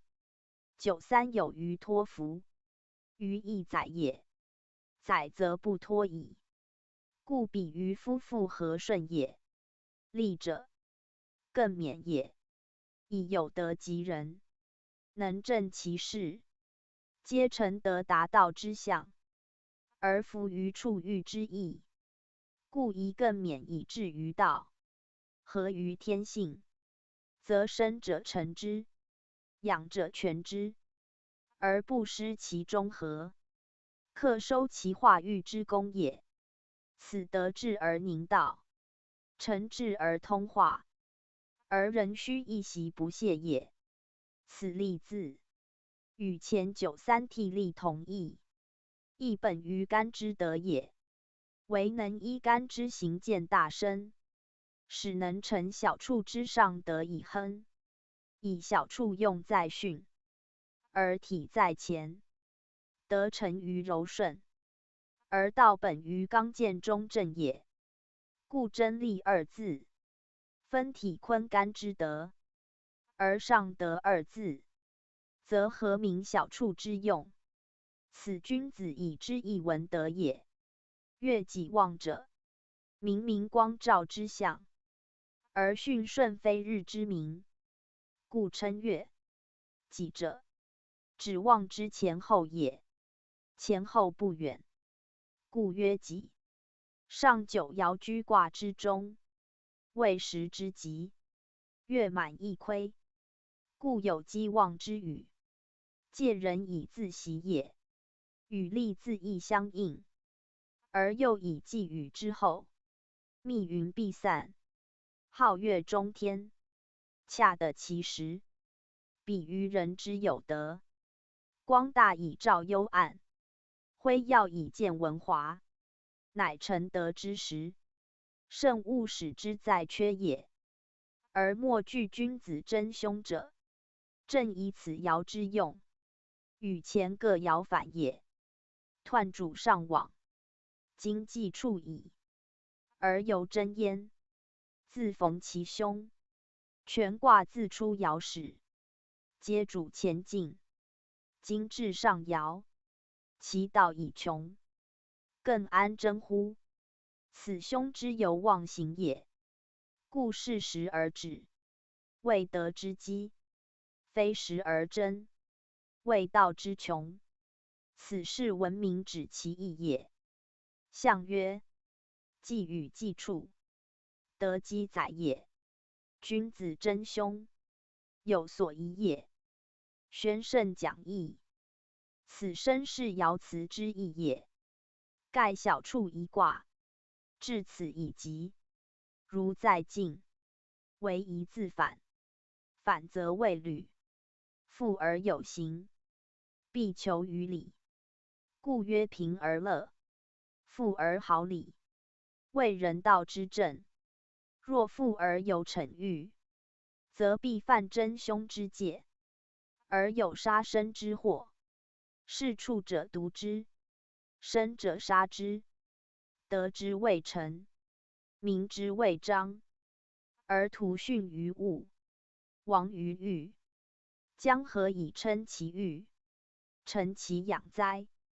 故权卦至此，唯以德为上，真利为训，不求其进，为至于止；不求其前，为至于守。圣人是交莫不本相以言义，因此以明述。此巽顺之道也。进退以时，不失其权，而后免于凶咎，成其光明也。宗主复注：小处六爻，内外异情，虽偶而不合，此以致之不同也。先后天之生养殊也。凡世间物事，皆由一阴一阳配对而成，或生或化，或养或恶，莫不相当以为用。如生成者，相得以和；变化者，相成以治；善者相亲，恶者相仇，必皆势均力敌，地位相等，情欲相上。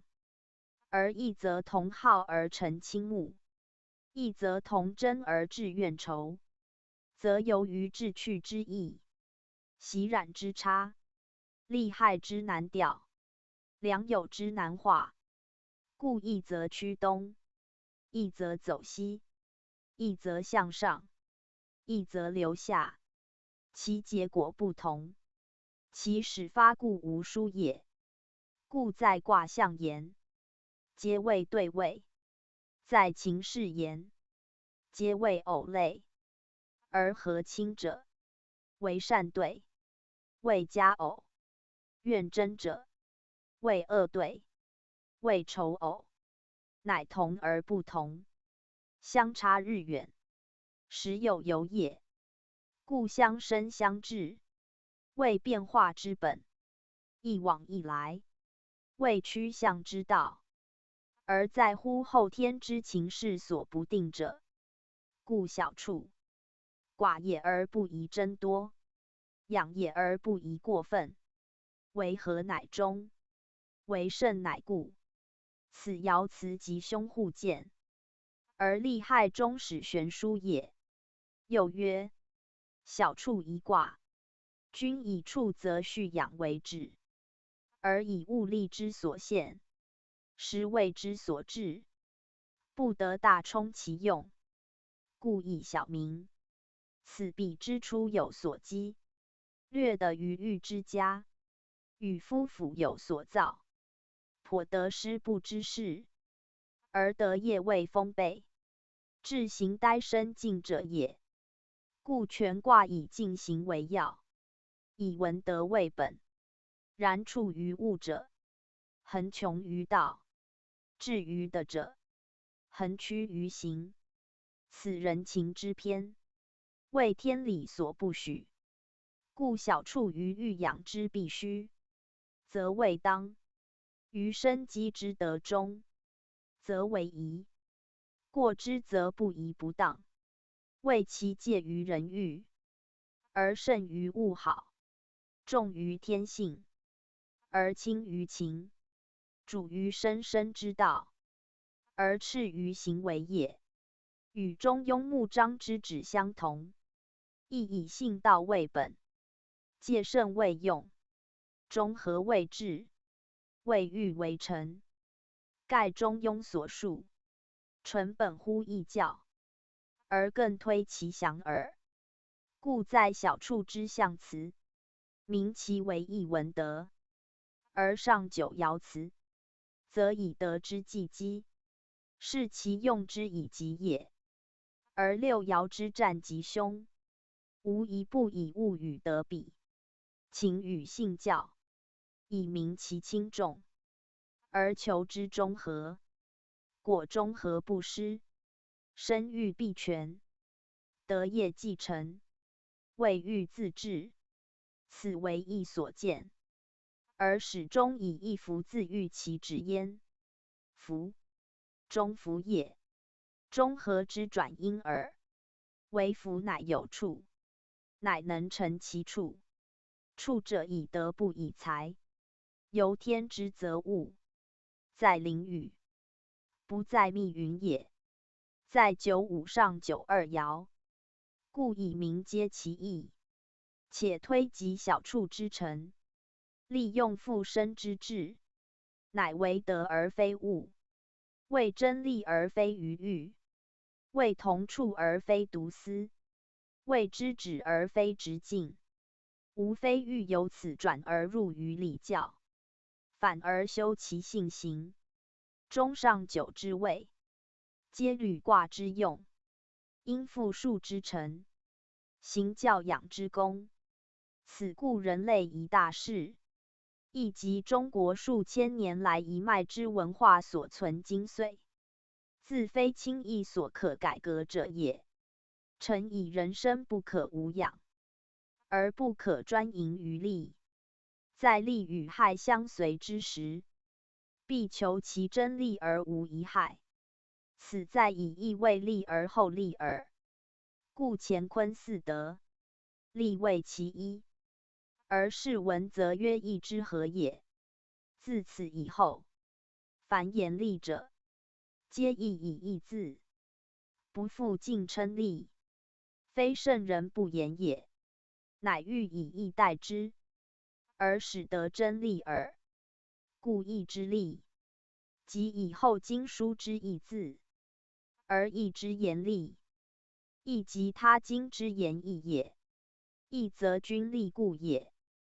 大学以明示之矣。如宗之世交，有此一字，足见其所重。人道所立，以仁义二字盖四德也。仁该元亨，义该力争，真义谓成利也。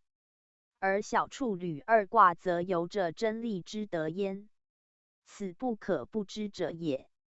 上九爻辞所称，既与既处，以时谓以吉，功用自成，故曰既。言前以见语，而行以止也。比于人事，则谓德业之成。以继续积而富有，且推而及于人，是生臣之德以者也。故曰上德载复真利，上德以载，而能内合其事，可见德业之成，内而妻子，外而国人，无不和悦而归心焉。故世家之和，必由于身之修，身文之富，必由于德之积也。载字亦可连下读，谓载复，名其与前尧与托福之相反也。小处音训在前上，有车载之象，而合上句，则谓德之能载物，如德之博厚也。以德积既厚，而失既薄，内外远近，无不受其欲成，故称载。以上九位极变之地，下尧之前，变则谓坤，坤后载物，以真利物之功，与下真利相应。真本乎坤，利本乎乾，故合称其德。以明上九之由变而反，以成履之用，且以见德之所成，莫非持功自立，守身自珍所致也。利益作利害讲，言不真利则害，正如欲之为独也。凡义中利字皆如此，非独指一字。且真利者，亦凶亦吉，即在静止刚柔之间，顺逆往复之际。自此一反谓履，履之用，纯本于真。更可见上九一爻之称真利，谓履之先导也。月己旺，亦如中孚归妹之所指，以辞名相，又切实也。己者谓己，以前或后皆基也，巽不能正对前也，故曰己旺。君子真凶，明其不宜进行也。以巽将变，阳与阴相济，而不复得权，故真凶。是文生之曰，有所疑也。疑字与坤阴疑于阳相同，亦含数义，亦为猜忌，亦为比拟，亦为阻碍，或作拟与碍事一通。盖阴阳不和而有争，不调而有阻，其意相似，而于此处作碍讲，犹较切。盖进行有阻碍，故凶。以道以穷，将何争乎？争亦作征伐讲，以其行有五事也。小处外顺内刚，而上九刚极，重阳必阴，故比于征战，而有碍也。然夫子以讲事大义，其所兼言之意，未及变数。盖此等活用，端是人事与时谓之因耳。称君子者，与象辞相应，明小处谓重在文德，非以言武事也。即训主进退，而不宜强争，故有凶。况上九之变谓履，履利也，其与征战相利可知，故关乎上九之辞，实为吉凶并包之象。果顺时因势则利，否则害。盖处两相猜忌之地，当两相争夺之秋，设行之不宜，欲之远离，必有凶险。此爻辞断之甚绝也。处以中矣，而物力不可穷，则真凶之战，亦足为贪渎之戒焉。旧时谓言，穷则必变，今变而不克自反以复理，将不免于真凶之辞乎？又曰，小处卦用与大处颇可通，大处以艮乾合，小处则巽乾合，其下皆干，是痛也。为小处之巽乃阴卦，大处之艮则阳卦，而以爻言，巽指一阴，艮则二阴，故所处有大小之殊也。处者欲也，基也。阳以处阴，则阴多称大；阴以遇阳，则阴多亦称大。处在多基，则小处以基为风也；处在广域，则小处以域为大也。故小处之亦大处，全在阴爻多寡。大处本取阴阳相遇为用，较小处取阳处阴者，更进一层，为小处一阴孤行，不克多遇阳也。然其用皆由阴在阳中，而阳不相害。大处有以阴的上正位，其势以大，能与阳同域，虽卦上下皆阳，而合之则人为一阴一阳，此卦利也。大过二女，而合后则成一夫一妇之象，佳人卦亦然。此观其辞可见，卦自分阴阳，不以原卦为拟也。小处虽巽为阴卦，为父与长女配合之象，实则人成夫妻之利，故爻辞有反目载父之语。而天下以养育称者，莫先于夫妻配偶。推之物类，雌雄聘母，皆夫妻也，必先有夫妻，而后有生育。未有孤阳独阴自生育者，故大小处以育为用。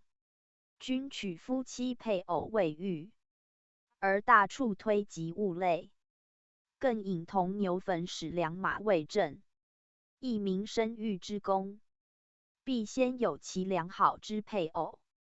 正如人类必先有和顺夫妇，使能有贤孝子孙。夫妇为人道之首，君子之道所造端，可见一切生育之源，实在阴阳之德协合也。万物莫不生于天地，莫不寓于阴阳，而必在既交既合之后，此凡人所知也。为民育养之道，必从二气之洽相合偶，并不在一阴一阳多寡之奇，而在阴与阳至行之协。此大小处之用，以阴少而得阳为本，阴能从阳，阳乃就阴，方谓至道，方见真欲。阳则性也，阴则情也，唯能相协，乃至中和，而后天得以位，万物以育。此中庸首章所讲，实基于大小处之用，读者须会通之。宗主书数，小处卦与履位正反，与谦豫位相对。豫为雷地，小处为风天，而地雷复，天风姤，皆谓往来卦。凡卦中之意，均与此数卦相通，以气相合也。卦在先天相对者，如天与地，日与月，子与午，春与夏，虽若不连，而时相偶，盖一阴一阳之道然也。阴起于此，阳阴于彼，阳生于东，阴降于西，同时相应，痛的相追，则自成一合，非一动一静，中后在始也。原息息相通，循环不已耳。故非阳即阴，非此即彼，气往来其间，无一时停留。所谓周流六虚，恒久不息者也。故一卦之气，与他卦相合，或同或异，或先或后，莫不有连有续，有动有因。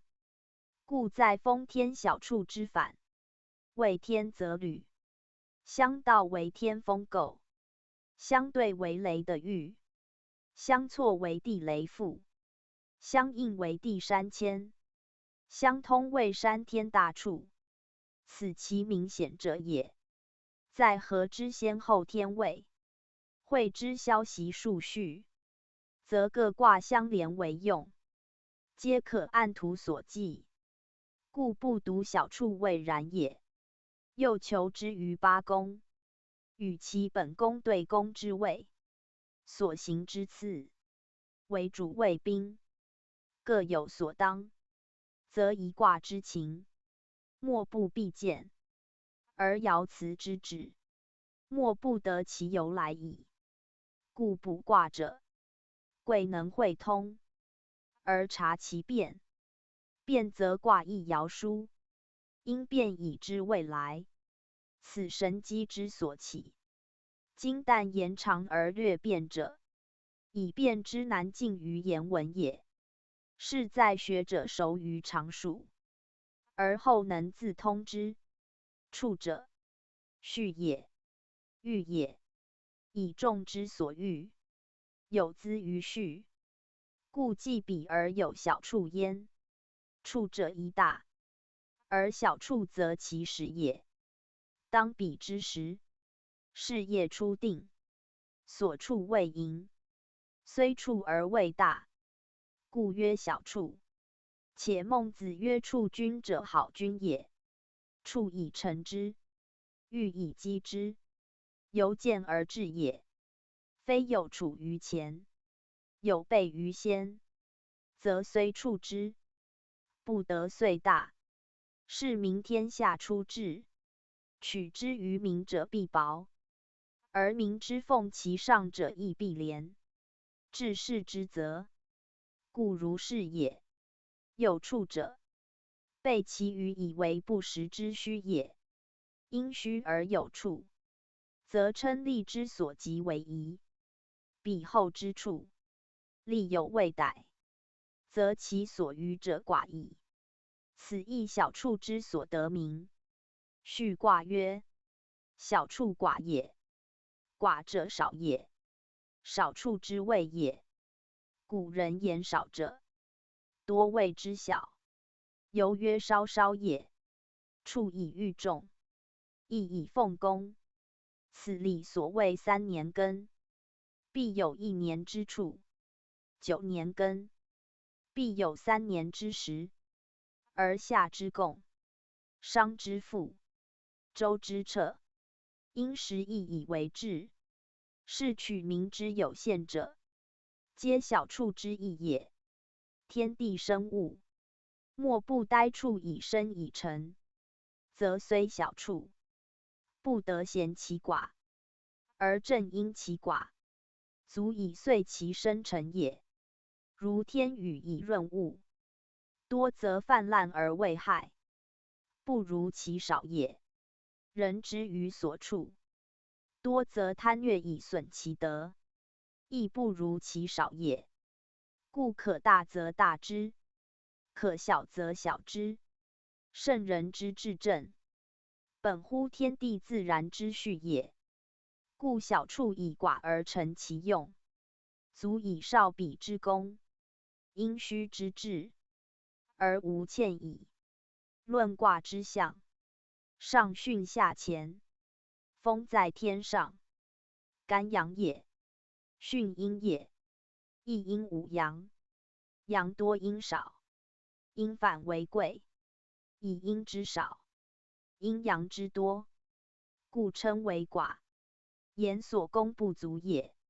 然阴在外，阳在中，巽以顺刚，外以从中，如天之欲雨，而山川出云，恰相应也。为所应者为耳，风者疏物。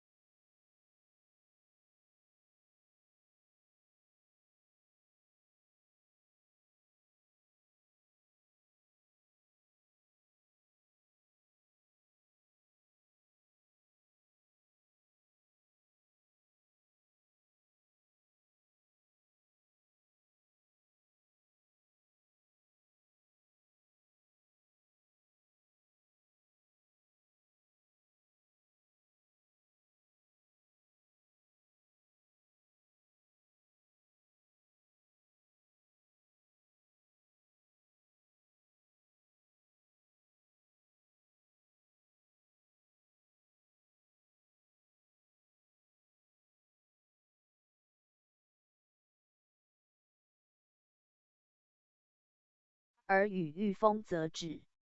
故天御风，有云而不雨，云从而雨不逮，此其所以谓寡也。阳者用阴以养，亦阴以养无阳，其所得之寡可知，而不嫌其寡，则以阳刚之正，取巽行之顺也。内外相协，上下相量，不苟求于物，不责备于人，则寡欲以养其心，较多物以养其身者鲜矣。故小处之为欲，乃天之道，性之冲，非情欲之私，物好之为也。故能协众而安其位，居正而守其中，得昭于外，用服于表，而能因四德之亨也。亨者通也，无不达也。寡欲者，无不顺之。少取者，无不服之。能推己以益人者，人无不亲近之。故小处之用，为众之所归，而其所招于众者，在德不在物。此明德于天下者也。故君子以知，而亦闻德。闻德者，明德也。闻于外，显于众，乃谓之闻。如云不语，而谓诸瑕。天以之为文，人观之为美。此气之华，灵之明，性之光，而为美之所显。故曰一焉。小处一卦，寓意颇深。在治道言之，乃小康之事，然非真能小康也。以群众失欲，反构谓小处。构者，欲也；小处者，不欲也。而阴的位，阳屈其下，以柔履刚，众志难平。虽暂服于一时，将群起于他日。此以动静失序，逆顺为常之所至也。且小处，以序为用，能序以自养，则可苟安一时。倘序而未时，或空乏而无序，其养已失，何以自存？因卦中爻错对与离，火则未癸，则火未革。在外成癸为之象，在内有革命之乱。此由人事不齐，应运不当，反常为变。乖道未夭，妖孽以兴，变乱思起。故小处之失道，而成癸革之多难；小康之未逮，而成离乱之为邦。一转移间，亨塞大义矣。臣以上训下潜，必先有自强之德，干悌之怀，以固其内；更有训顺之道，和义之情，以教其外。而后保其亨用，至于安康。此应运在德，民数在施。得失以福，祸灾思免。今内无基础，民失所生；外无治力，国失所护。而犹不明明德以惑人心，不亲贤才以厚人力，不知自责以毁既往，不肯自立以恤将来，茫然自宽，免焉自信，以为人如我何，树如我何。是而系未邦，夜郎为政，得失全无，道用失正，岂临期往。事在侥幸，则一旦中枢解阻，四维奔迸，求存不得，求生不任。虽有天资，同归于尽。此人事之谢。其能救乎数运哉？故小处者，上以皆比，下以其履。明德则泰，失道则否。一亨一塞，为人自矣。存亡安危，依者所起。克刚克柔，仁义及礼，利滋小康，大同尽矣。免灾私语，无备治理，此小处之所谓用，而深切乎时弊者也。辽数其大亦云耳。小处挂在一归藏，名曰小毒，取庭毒之意也。而曰小处者，以所欲之谓大也。世间万物，无生不育，无育不生，乃一阴一阳，助长成全之德也。然天地之生物也，非有为而生之，以生而生，自顺其性也；非有为而育之，以育其育，自适其情也。生者属阳，育者属阴，非阳无生，非阴无育，此生化之定则也。卦自乾坤起生成之门，屯蒙定生长之序，须诵见生养之情，施比者生存之用，其所以为万物生化之德，生活之规，莫不具备。而小处何独以喻称哉？是盖有生亦存乎中也。夫天之所生者，天育之；物之所生者，物育之。故未必待于外也。蠢如鹿屎，渺如蝉影，其生其育，无求于外，此物之情也。而人则不然。出胎成形，饮母之血，继产成婴，吮母之乳，此故稚子之常也。见长而资古时，因育而逐物好，是欲既起，贪求越多，有必须者，有不必须，有易得者，有不易得。而人之情未厌也，人之欲未止也。由是所以生者有限，所以育者无穷。谓之生者不多，谓之育者正未可量。是其有待于外，而非图顺其自然，是其生存之以足也。由是于生之外，而有所求于育之情；由是于其遂生之余，而有所需于育之事。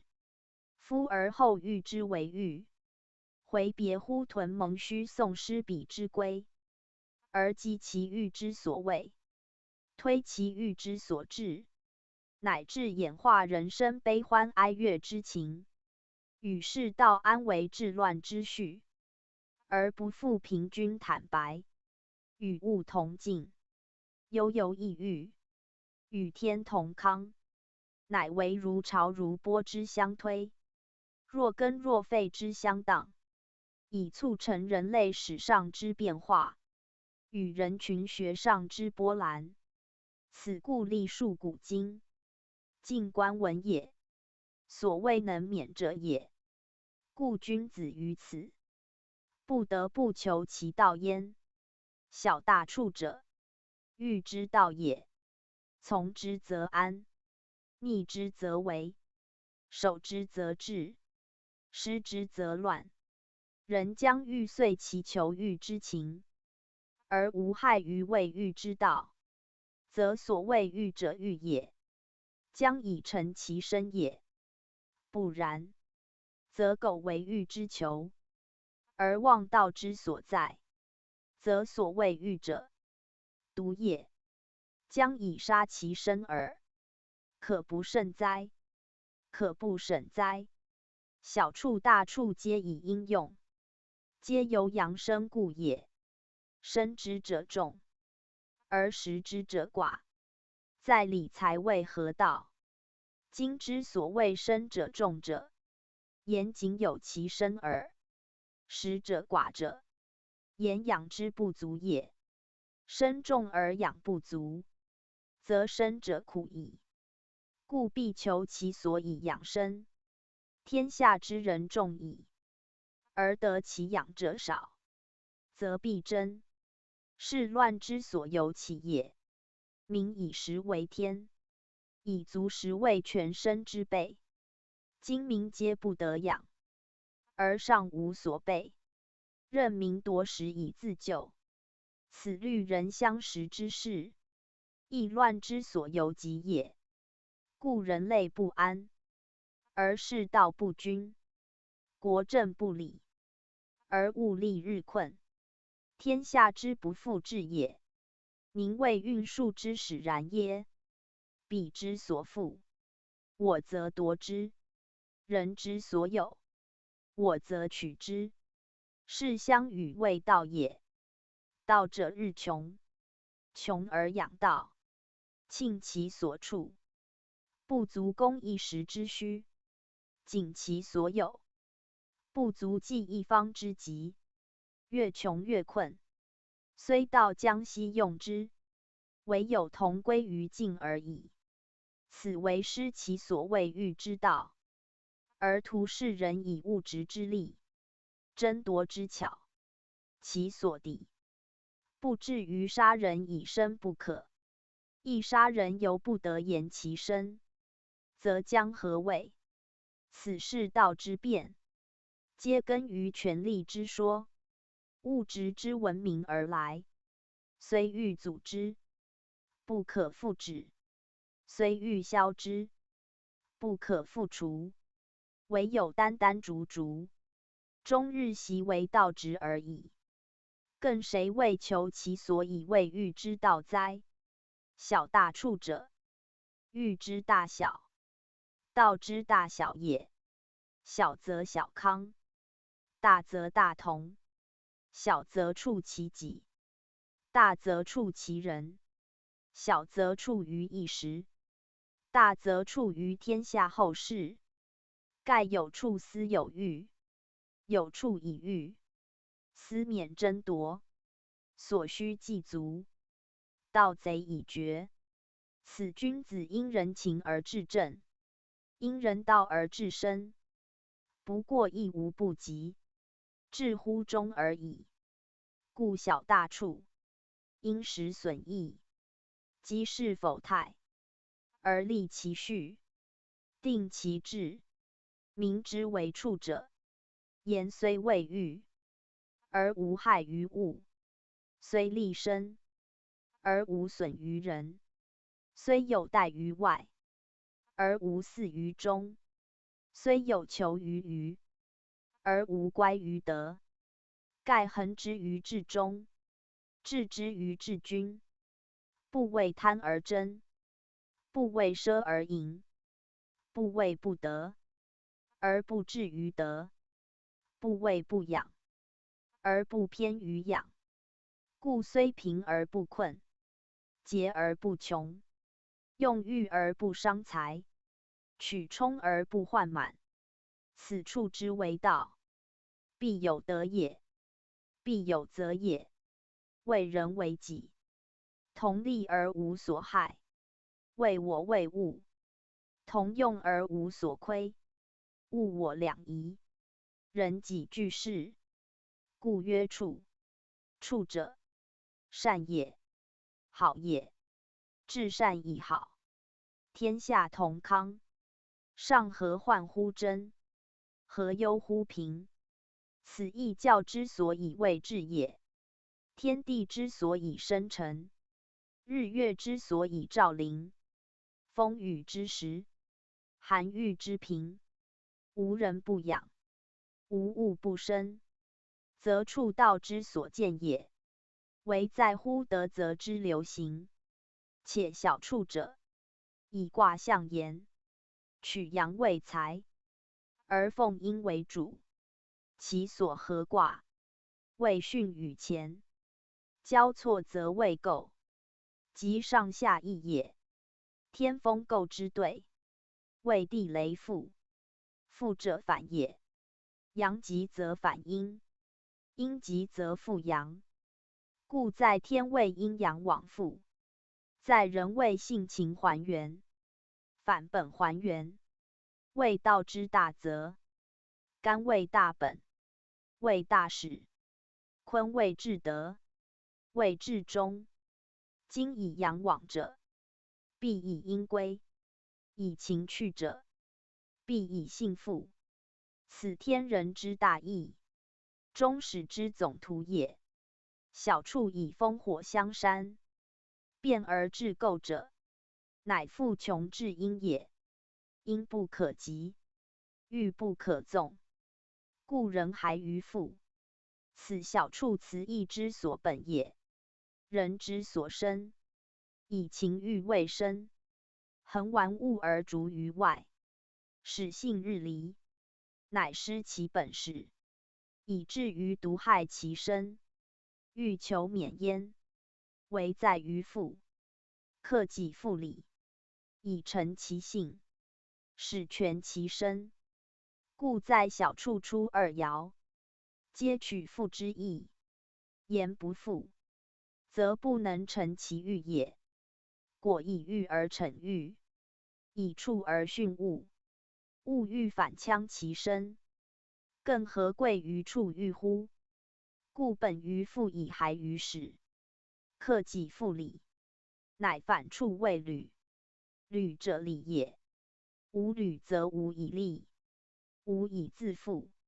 虽处物自封，徒为杀生之备；虽充欲自足，徒为独生之谋。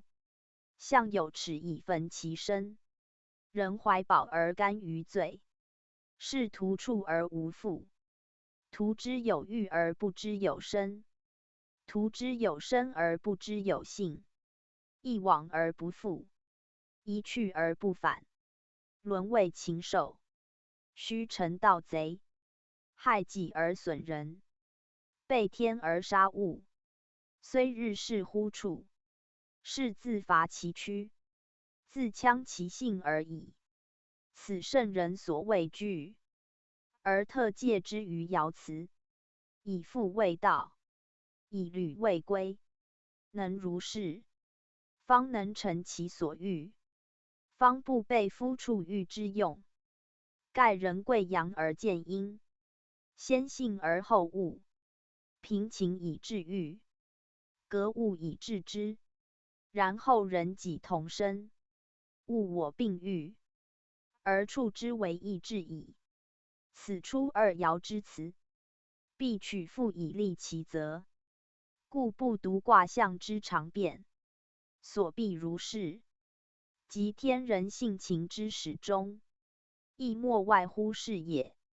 此中经运，读者视之。履卦，对下干上，宣圣讲义。履卦为文明之象，教化之臣也。有天地而人类生焉，有人民而生息见焉，有生息而秩序者焉，有秩序而生成安和之德昭焉，化育繁衍之道彰焉。是故履者，定其秩序而安其身，发扬道德而和其类者也。其名履，其实礼也。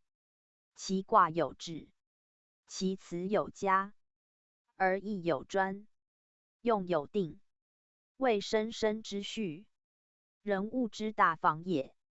传曰：履德之基也。履何而至？履以何行？可见履之为道大矣哉！夫履卦乃小处之反，上天下泽，一阴无阳，而其对则绝，其否则谦，其逆则包，其阴则复育也。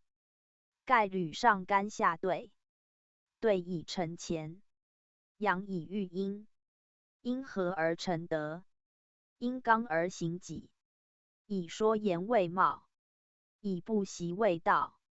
天尊而下就，阳重而内寒，不似小畜之志于求物，却能见于外物，以反于性道。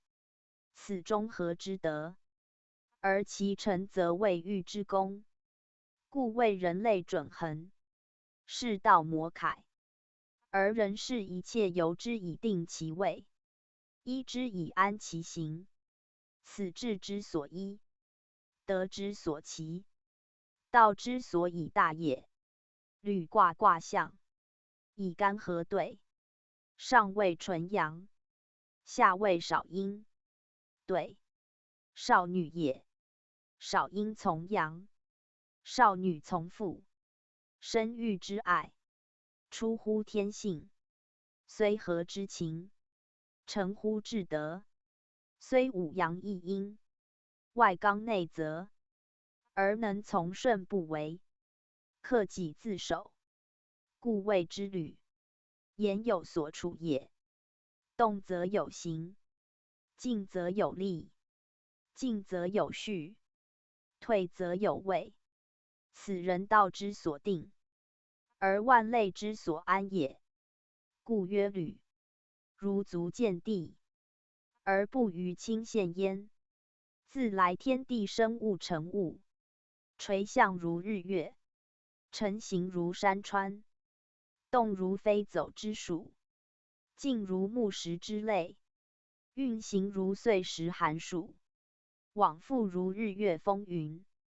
大者至于乾坤，小者等于毫末，莫不有其定序，指其定所，行其定方，还其定轨，则所谓履也。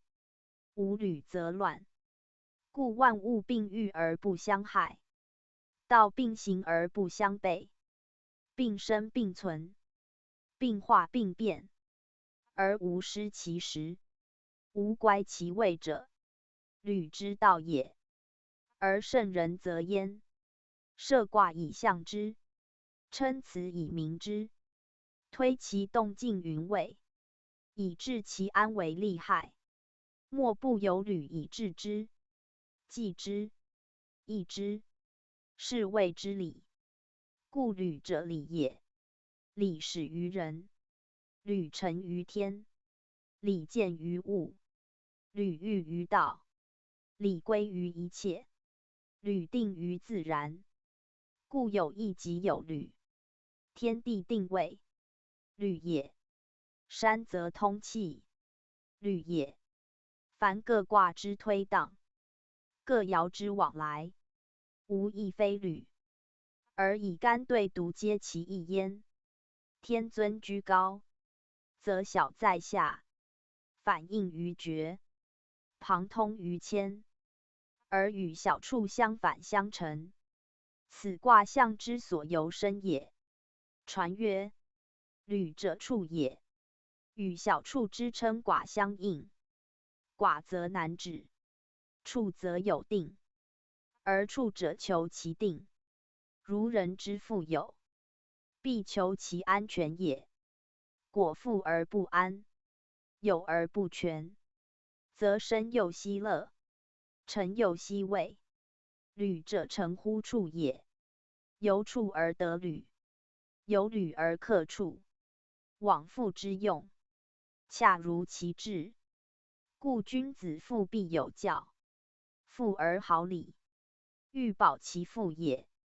多财而不骄夸，多物而不自私，则常享其业，大成其德，而天下归仁，万民咸服。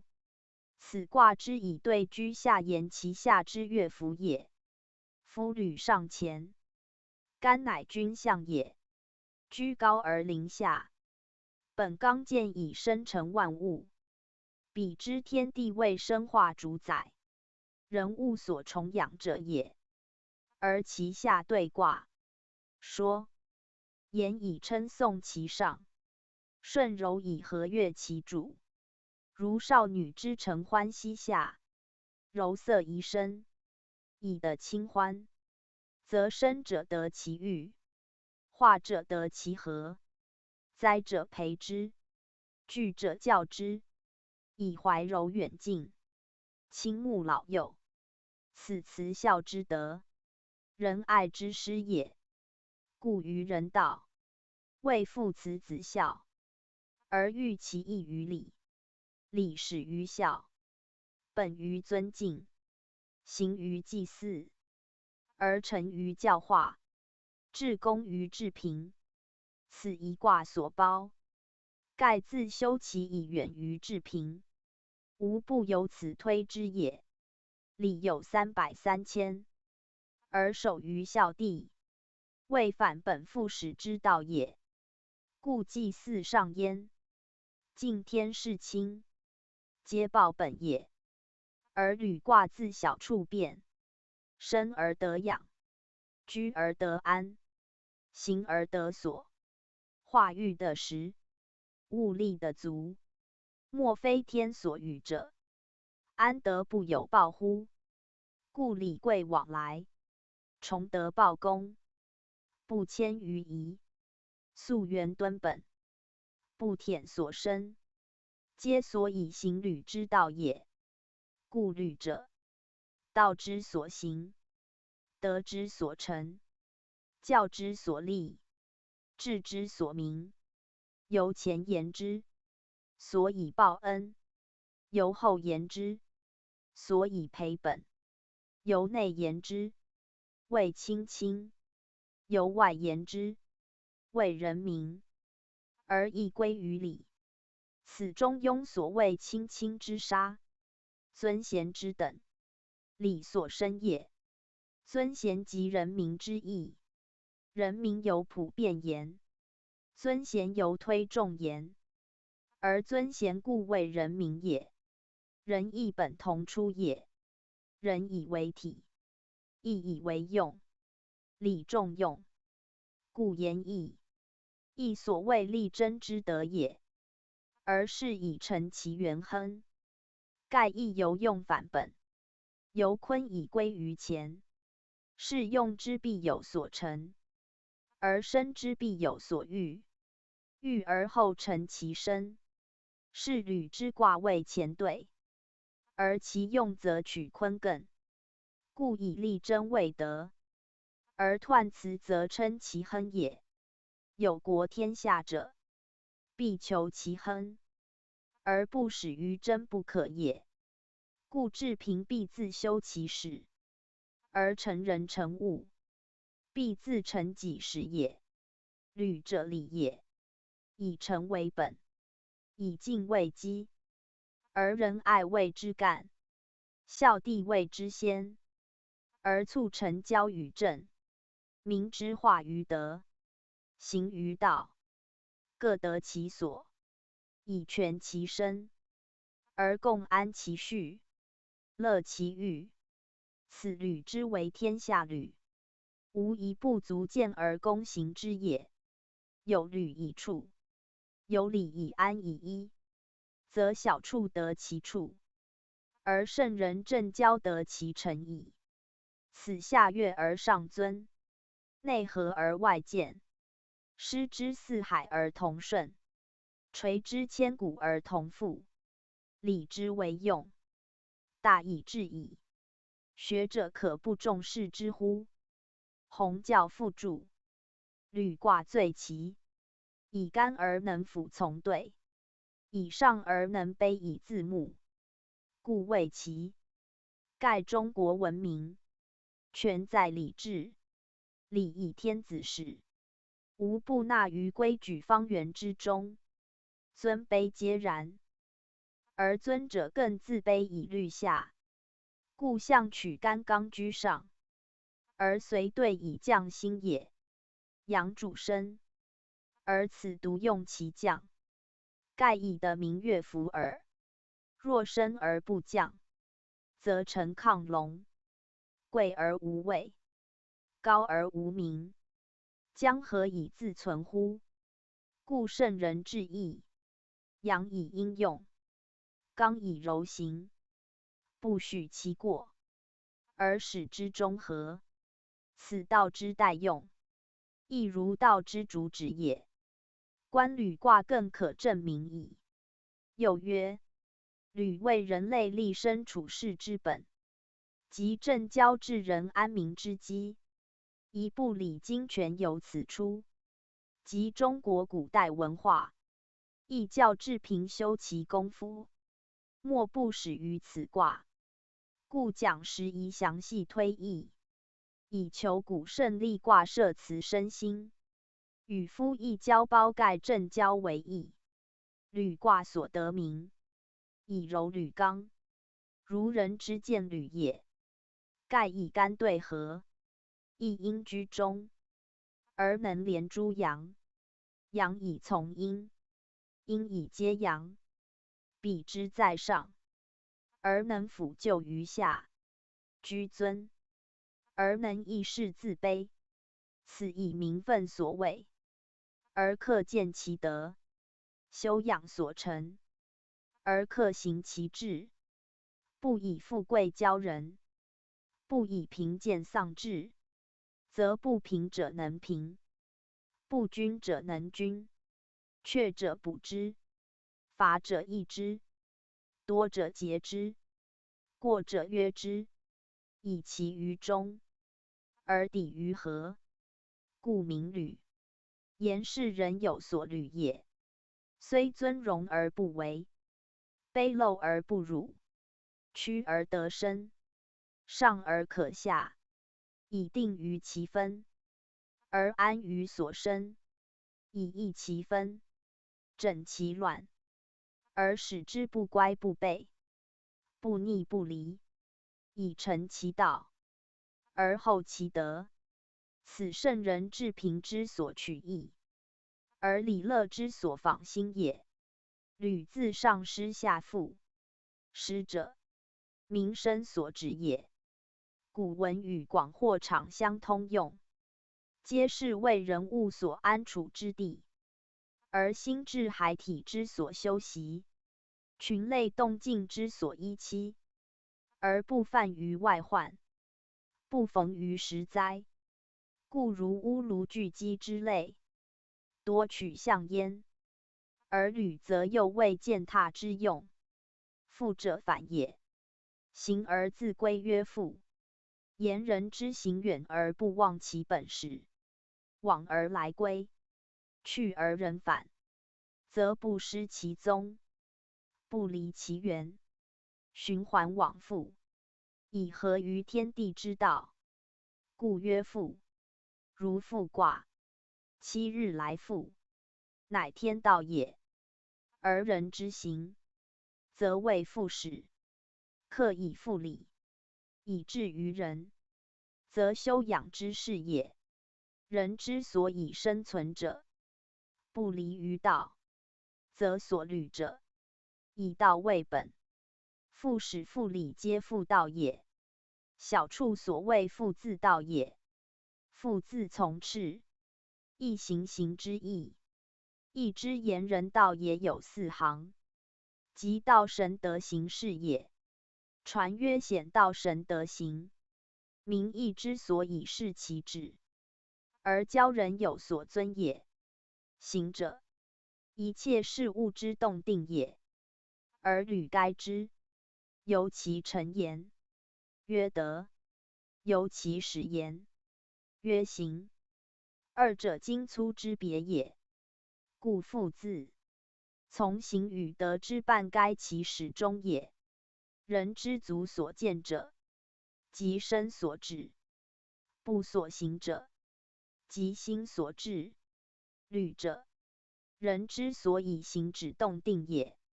故统名曰人道。而圣人者之为礼制焉。夫履以干合兑，兑为缺，干则冲，故履为补阙之象，而其错为绝。绝亦缺也，绝之上下，恰与履异位，故在绝之不足，在履则足矣。履之反为小处，小处之阴爻位在4爻，恰与履异地。小处之求复，在履则不求矣。盖履为全人之身，族人之需，而不得过其分。其已有者，使常保之；其未得者，使自足之。不贪于外物以安其心，不苟于所求以轻其志。是以富贵得之而安和，贫贱的之而乐欲，以成其道，益其德。是以为人所虑而无欠也。天之生斯人也，恒不能齐，或富或贫，或贵或贱，或夭或寿，或逸或劳，此情也，非人力所能易之。而有履以使之一，则圣人因天道而立人道，以不齐其之，不足足之，故取象于对，而调其志于前。盖以对之缺为首，以干之冲为用，而自安于不足，以积其志于光明中正，而无所憾。此履之所以为礼之源，而天下皆定于义也。以履中爻象离，离为后天干之代位，故有光明之意。且中爻、人爻也，小处履之变异，皆属之此人爻，皆为人事所宜易变化者，故因处之变而为履，即因人之欲而治理。礼利而情欲有所至，富贵贫贱，皆有礼以定之。富不侮贫，贫不妒富，贵不狎贱，贱不怨贵，皆得其和，而成大同之治。此礼之大效，亦因乎中正光明者也。大有同人，皆取前离之象，故大同为治之极则，而其始末不有理，即履之所照也。理必有节，节以坎和对，亦同于履。唯履者其大，节明其细，履通于天，故从干；节现于物，故从坎。而皆本对之不足与自悦之意焉。故贫而乐，富而好礼，卑而不屈，尊而自下，皆平治之则，大同之风。此故胜利人道，必假于礼。礼则礼矣，有条而不紊谓之礼；有条者不齐而不紊，则齐矣。故礼者齐以不齐，义以不一，足其不足，平其不平，均其不均，而治之中和者也。皆本于履之象焉。履之为用，本乎小处之治，而因其变，以济其穷，故谓人道必须。是至极则，不可一时无之。盖小处为求物力之充，财用之欲，以遂其人生之欲，攻其挥霍之费，则进取无厌，贪求不足，因利而成害，为物而丧志，因生而驱杀，为情而背信。此天下之至惨，而人类之惧祸也。故必有以救之，挽回其波流，树立其堤防，使全其生成，而无弃于天，自戕其性，以时虑其道，克养其德，明人生之所贵，而不过于物；知是道之所宜，而不害于人，则顺其变以利其规，推其极，以其所至，使生者得其养，有者得其安，乏者得其足，无者得其贫。此圣人致力用复生之道。而亦归于礼也。礼以济其穷，而不失其用，故不图为生，而生自全；不图为欲而欲自恃。名利于义，定志于道，用物以仁，养生以德，则虽越道枯而无愁，居匪巢而无损，辟之与虎狼处，不遭其毒，邪经恶尤，不因其怒也。未能以礼自卫，则人不公；以礼敬人，则物无怨。虽居高不为，居下不辱，实得其所，永保其乐。此礼之以敬为外，以诚为内。自卑而尊人，自反而恕物。故礼者，恭敬之所将，而和平之所本也。对说而因干纲也，则顺而合天见也。内恭外敬，上谦下和，相济其美，共成其德。此礼之用，在有分而能合，有等而能依，有位而能自牧，有守而能自信。故道通于天，得利于物，神昭于一切，而行达乎无穷也。说者为礼为专制，分为阶级而非效古人。资节甚骄者，非愚则狂。盖为民人生本源，天道定序，徒逞己欲以利自私，目物好以贪自杀而已。恶足以言义哉！夫义之治，正为救弊而存其善，去争而求其和耳。故礼者自治，非治人也；分者自守，非责人也。为自治，仁义无对，故能治人为自守；仁义无亲，故能责人共守。此其效也，非出止也。后人但知立法明行，乃以治人责人为治，而忘己之以治以守，使正备义教，非圣人作礼明分之意矣。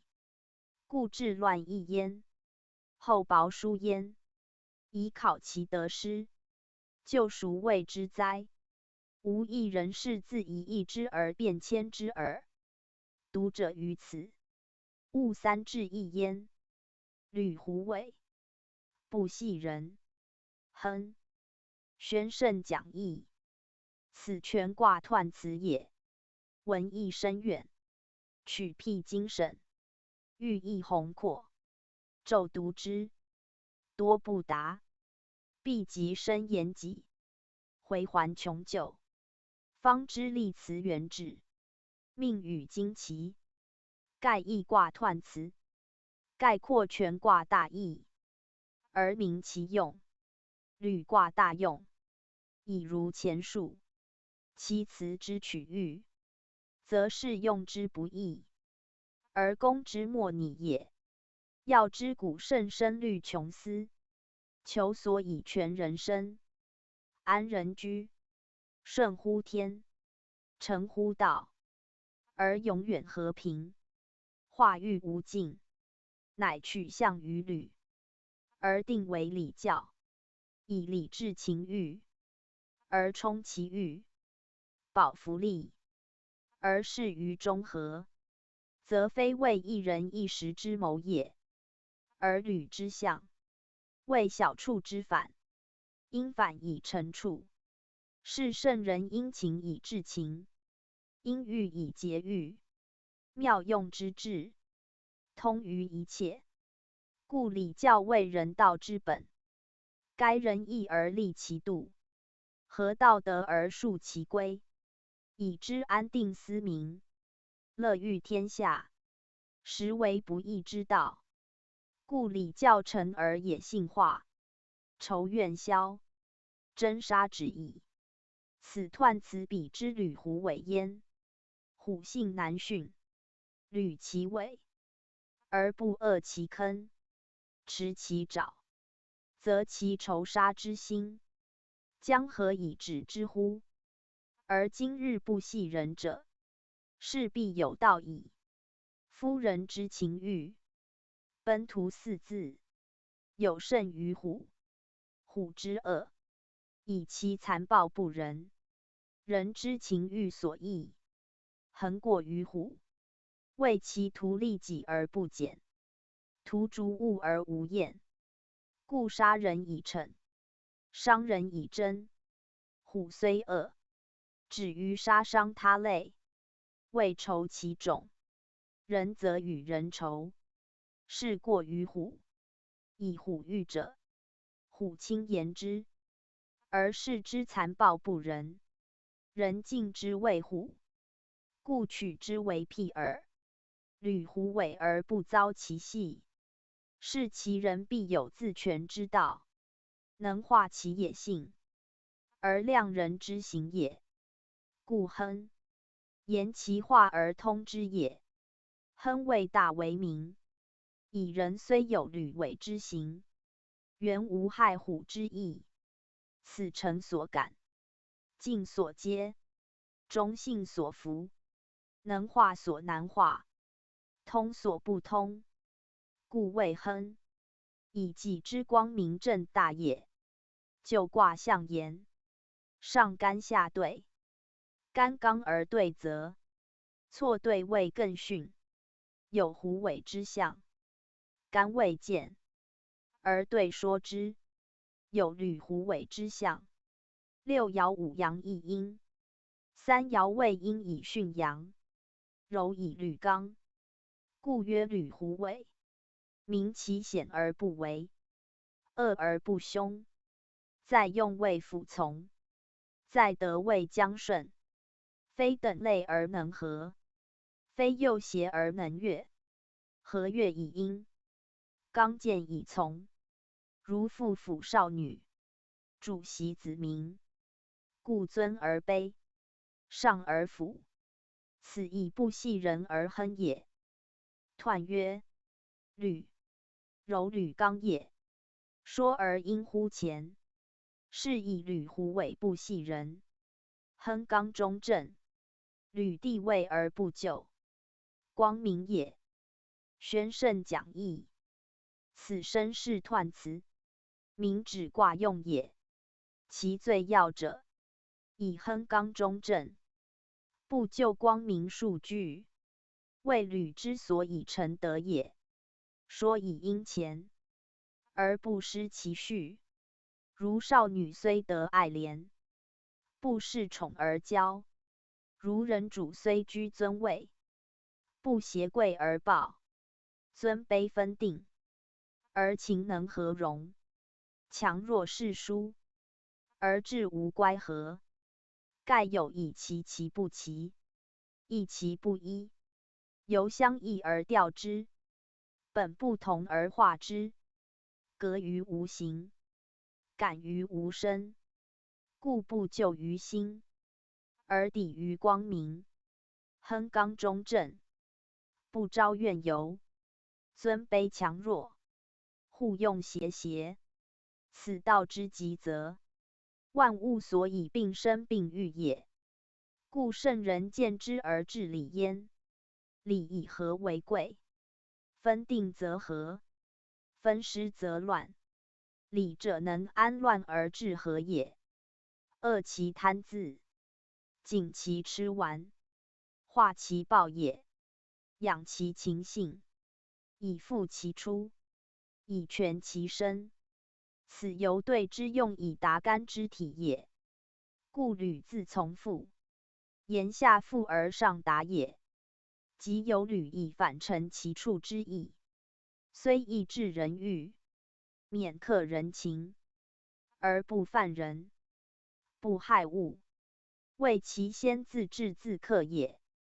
故人无怨尤，此辞所谓不就光明也。象曰：上天下则，履。君子以辨上下，定民志，宣圣讲义。此身是卦象之意，由天道以及人道，名理智之所由起也。夫人道之本于理智，自有意而始定，溯其起源，则卦象既化，体用已该。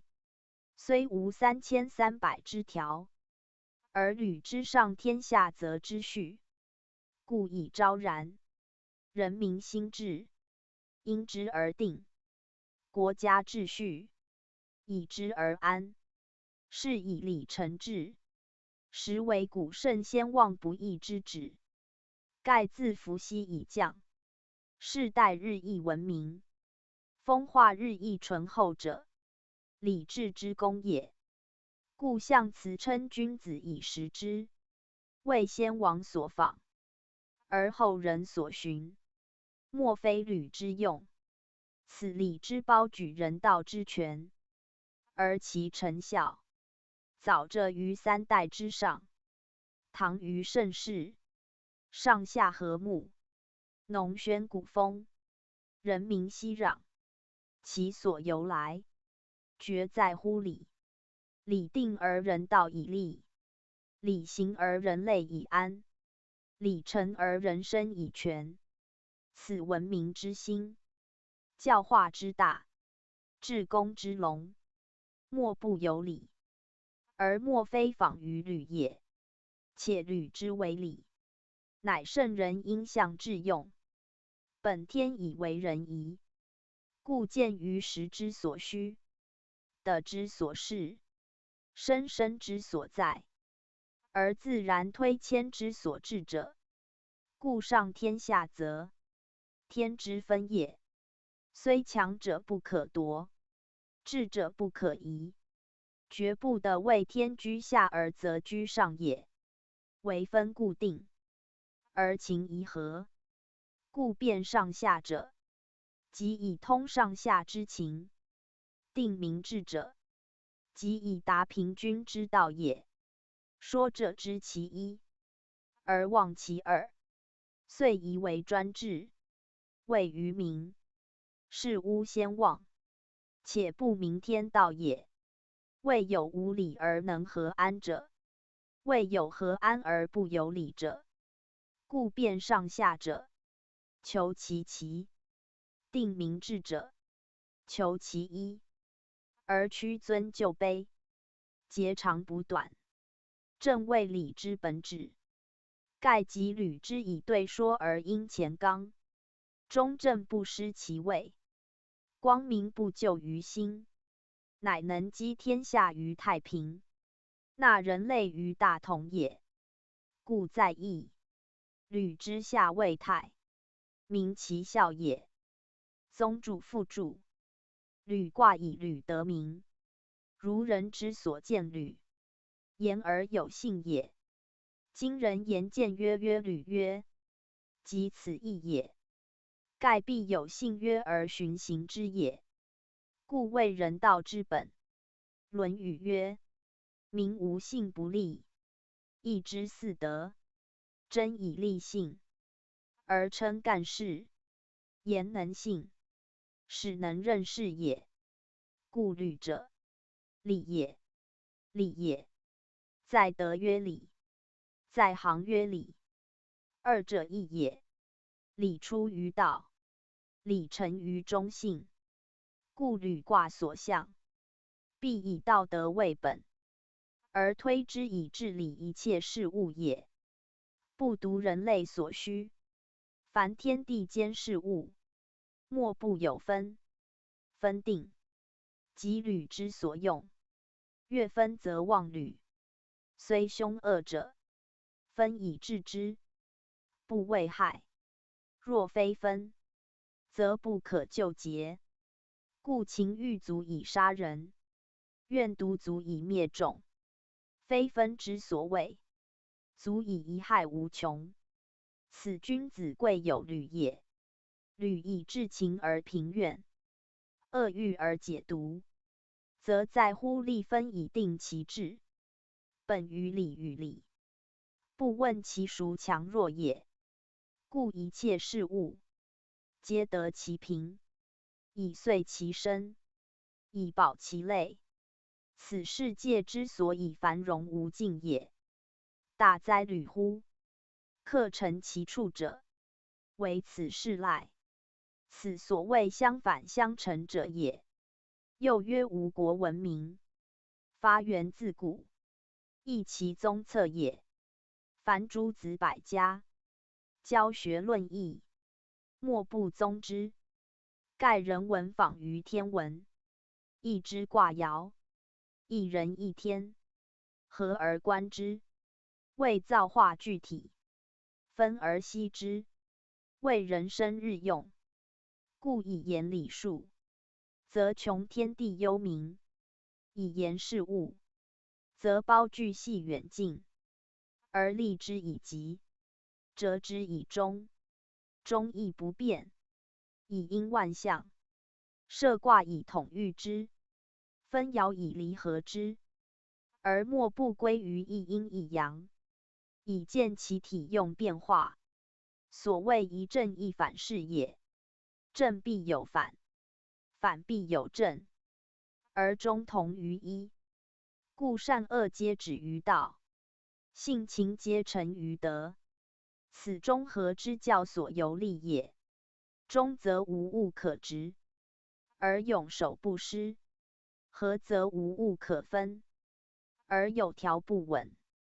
盖和之用见于理，中之体见于天。天以人为体，理以诚为则。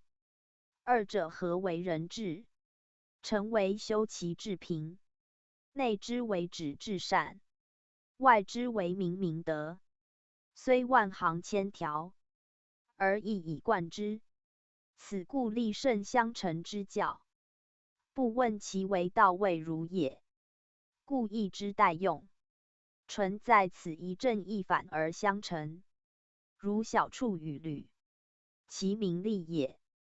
二卦本有正反之意，合之则为人道之全体。利以合义，复以行人。教则成其复数，礼则保其声誉，非相悖也。时习习相依，少义则不全，不全则人生苦矣。故正反相济，谓义之代用，亦天地一切之代经大法也。读者于此，要细细体会之耳。圣人关于履卦以治理，明辨上下以定明志，其意以见前矣。而最以审查者，则自来儒者所述之治道，与夫人民所习之教学，莫非始于此，终于此。盖大学所述，中庸所论，皆本尧舜一脉之传，为三代制度之准，师弟千载所演，为人生修习之基。时有履象推演而来，亦教规模所定。故在大学守明明德，而忠于止至善；中庸守信道教，而忠于中和卫育，亦以贯之。及上天下，则履一节象辞之意也。何以言之？上天者，肃其尊，追其本；下则者，明其用，治其功。而上尊以和，下悦以静。尊则不独，和则无怨，悦则臣服，静则可久。尊和以安，悦静以大。安则无乱，大则得众。而上安则下怀，下利则上保。君居尊位，而民悦生；民爱其上，而君轻重。此大学明德，亲亲，兴民之治，中庸中和卫育之功也。且上天而不亢，下泽而不流，上下以济，和悦以生。如水火既济，天火同人。而化为中孚之象，即大学之旨至善，中庸之率性修道也。盖上下者在国为君臣，家为父子，教为师弟，序为长公，一尊一卑，天地定位，一养一辅，阴阳协协，余生为手足，为父心，为神与行，为道与气。故曰：形而上者谓之道，形而下者谓之气。人之所以修养者，砥砺者，培成而光大者，调剂以中和者，皆此上与下也。得之则生，失之则亡，顺之则化，复之则康。此至道至德之条理也。故曰：知止而后有定，定而后能静，静而后能安，安而后能虑，虑而后能得。又曰：为人君止于仁，为人臣止于敬，为人子止于孝，为人父止于慈，与国人交止于信。凡此诸德，莫非明上下之分，定人道之伦，立修养之方，纳民物之贵，而以服于上天下，则一节之意也。故上下有位，天则同德，而后民治可定，人伦可用，治德可成，治道可达。此亦有条有理之始，而达于无声无秀之中，可大可久之行，而近于乃圣乃神之域。岂徒谓治平言哉？又宁为尊君专制计者耶？夫天地之大，品物之数，以生以具，以利以安者，得其分而能协和，益其志而无猜忌也。故在一身，求其心圣之计，神形之和，而无偏欲，无轻比重此，而后安身世道，终其天年。此性命之修，必始于养心寡欲，而其余民心见性。故大学言之旨，以静定安律德，分述其功夫。此内行之有定，而后上下不乱也。其在家国，求其父子之亲，君民之睦，远近之相得，贤愚之相助，贫富之共济，忧乐以均，而后无怨无争，以安以和，相聚以类，素行不贪。此家国上下之分定，而达于其平之道。故大学言之旨，则有人尽孝慈信诸德，言明德，则有修其治平诸道，皆所以民旅之用，而全人天也。近乎大学者，如中庸虑天命之性，修本性之道，立信道之教，而与大学成正章相正，其成也。推中和之德，治未欲之功，亦由大学其平，而近乎至善，即所谓成名以达于大化者也。故儒教之旨，纯出于上天下则，而其效终不外于辨上下，定民治，以民治之定，为一切皆定；上下之分，为一切皆平。平然后安，定然后久。此天地永不闭，日月常光明，而发于有位，止于无位，始于毫末，终于无尽。故礼运有大同大顺之势，即有履以尽于太象也。履谓天道，礼为人道。礼立而后天下定，礼成而后世治隆。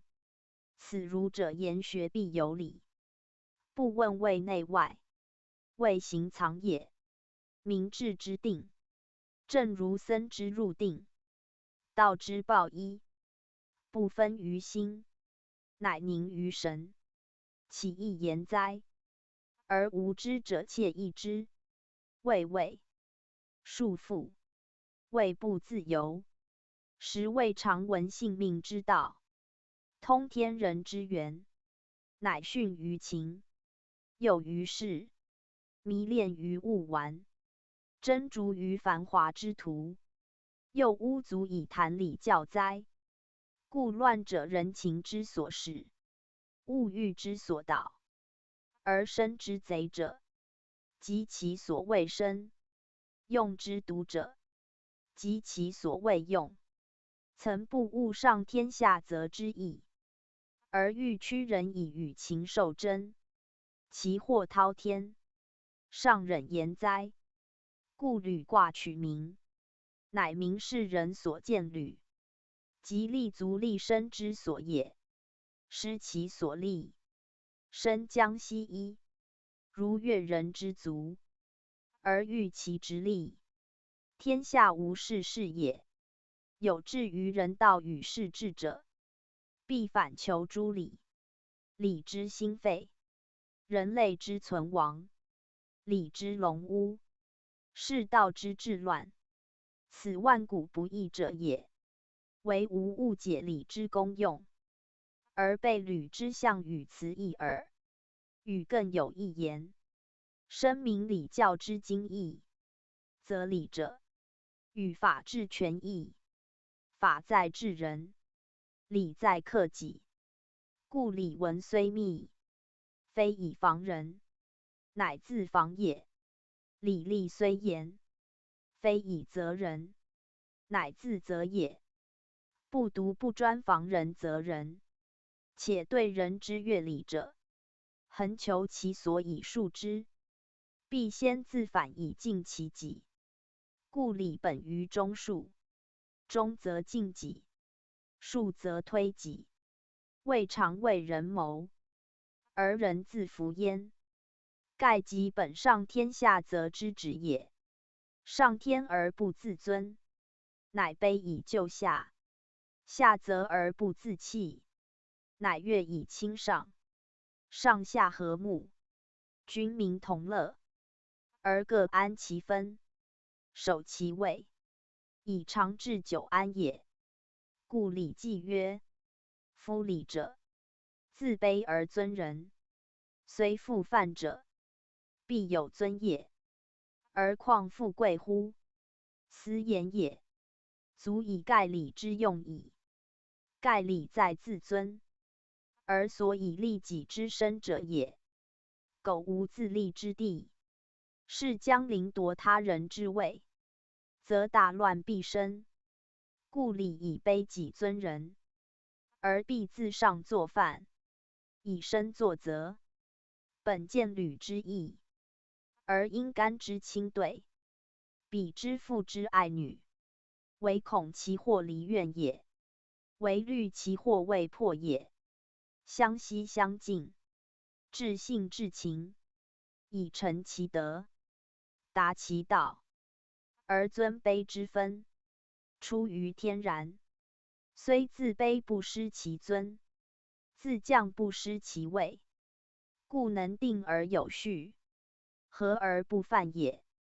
故礼有云：礼不下庶人，刑不上大夫，乃即言礼之重平等也。吾如后人误视此二语，遂疑千古必害。实则不下者，不以庶人为下而略之；不上者，不以大夫为尊而简之。必求其平，平则合矣。故上天下则，以止于太和，此礼之极则也。倘如后人所示，则所谓虽复犯者必有尊也之语，将何解哉？因观经义，特谓正之。宗主副注：履上天下则，说者谓上下悬隔，未分差殊，即儒家尊君贱民阶级制度定案，此乃为常民解天与则之争议，而妄为测度之辞也。履上干下对，取象为天则，天非指地也，凡后天之干皆然，特泛指天空之气，故列为西北，与先天之天地定位大异。对为则，此自人多谓细思，则水也，坎亦水也，何以异？则后天之则，为水以成聚，必有灌溉之用，润配之功，而后可称为则，必有积后之势，蒸发之源，而后可称为则。其实大如海洋，小如湖沼，皆是也。而必有光泽之照耀，润泽之流眼，以成其生物之德，化物之功。故在先天与艮山对，而为山则通气；在后天与干天连，而为天则合德之象。山则未对，则成道之妙窍；天则合流，则成德之周回。故天空之气，即世之所争，而为云为雨；则中之水，即天之所降，而成聚成流。二者相交符，而非玄绝也明矣。在人对为口舌，为言语，为心所悦，为物所托，其象尚缺，似口出言，而呼吸饮食自焉，内通心肾，为神智之所达于外者，其上连头脑，即如履之上接前天，故谓一身之本，而是所以立，所见履焉。在人情为父女，而老少各异，相爱怜，以天性也；相提惜，以至情也。虽有上下之分，而为交服之用；虽具尊卑之分，而得和感之功。此圣人取以治理，全本于此意。取其刚而能柔，悦而能端，不暇则静，不畏则轻，清净不失，理本以立。故礼先于伦常，即大学所谓指人只尽一节之意。盖有礼则有所治，人伦为人类所共治，此礼教之能定民治，而治天下也。故欲明礼教原意，必先明一律之上天下则，岂圣人故谓之束缚，定之阶级哉？礼者，正求解束缚而除阶级之争者。熟读礼经，必达此志。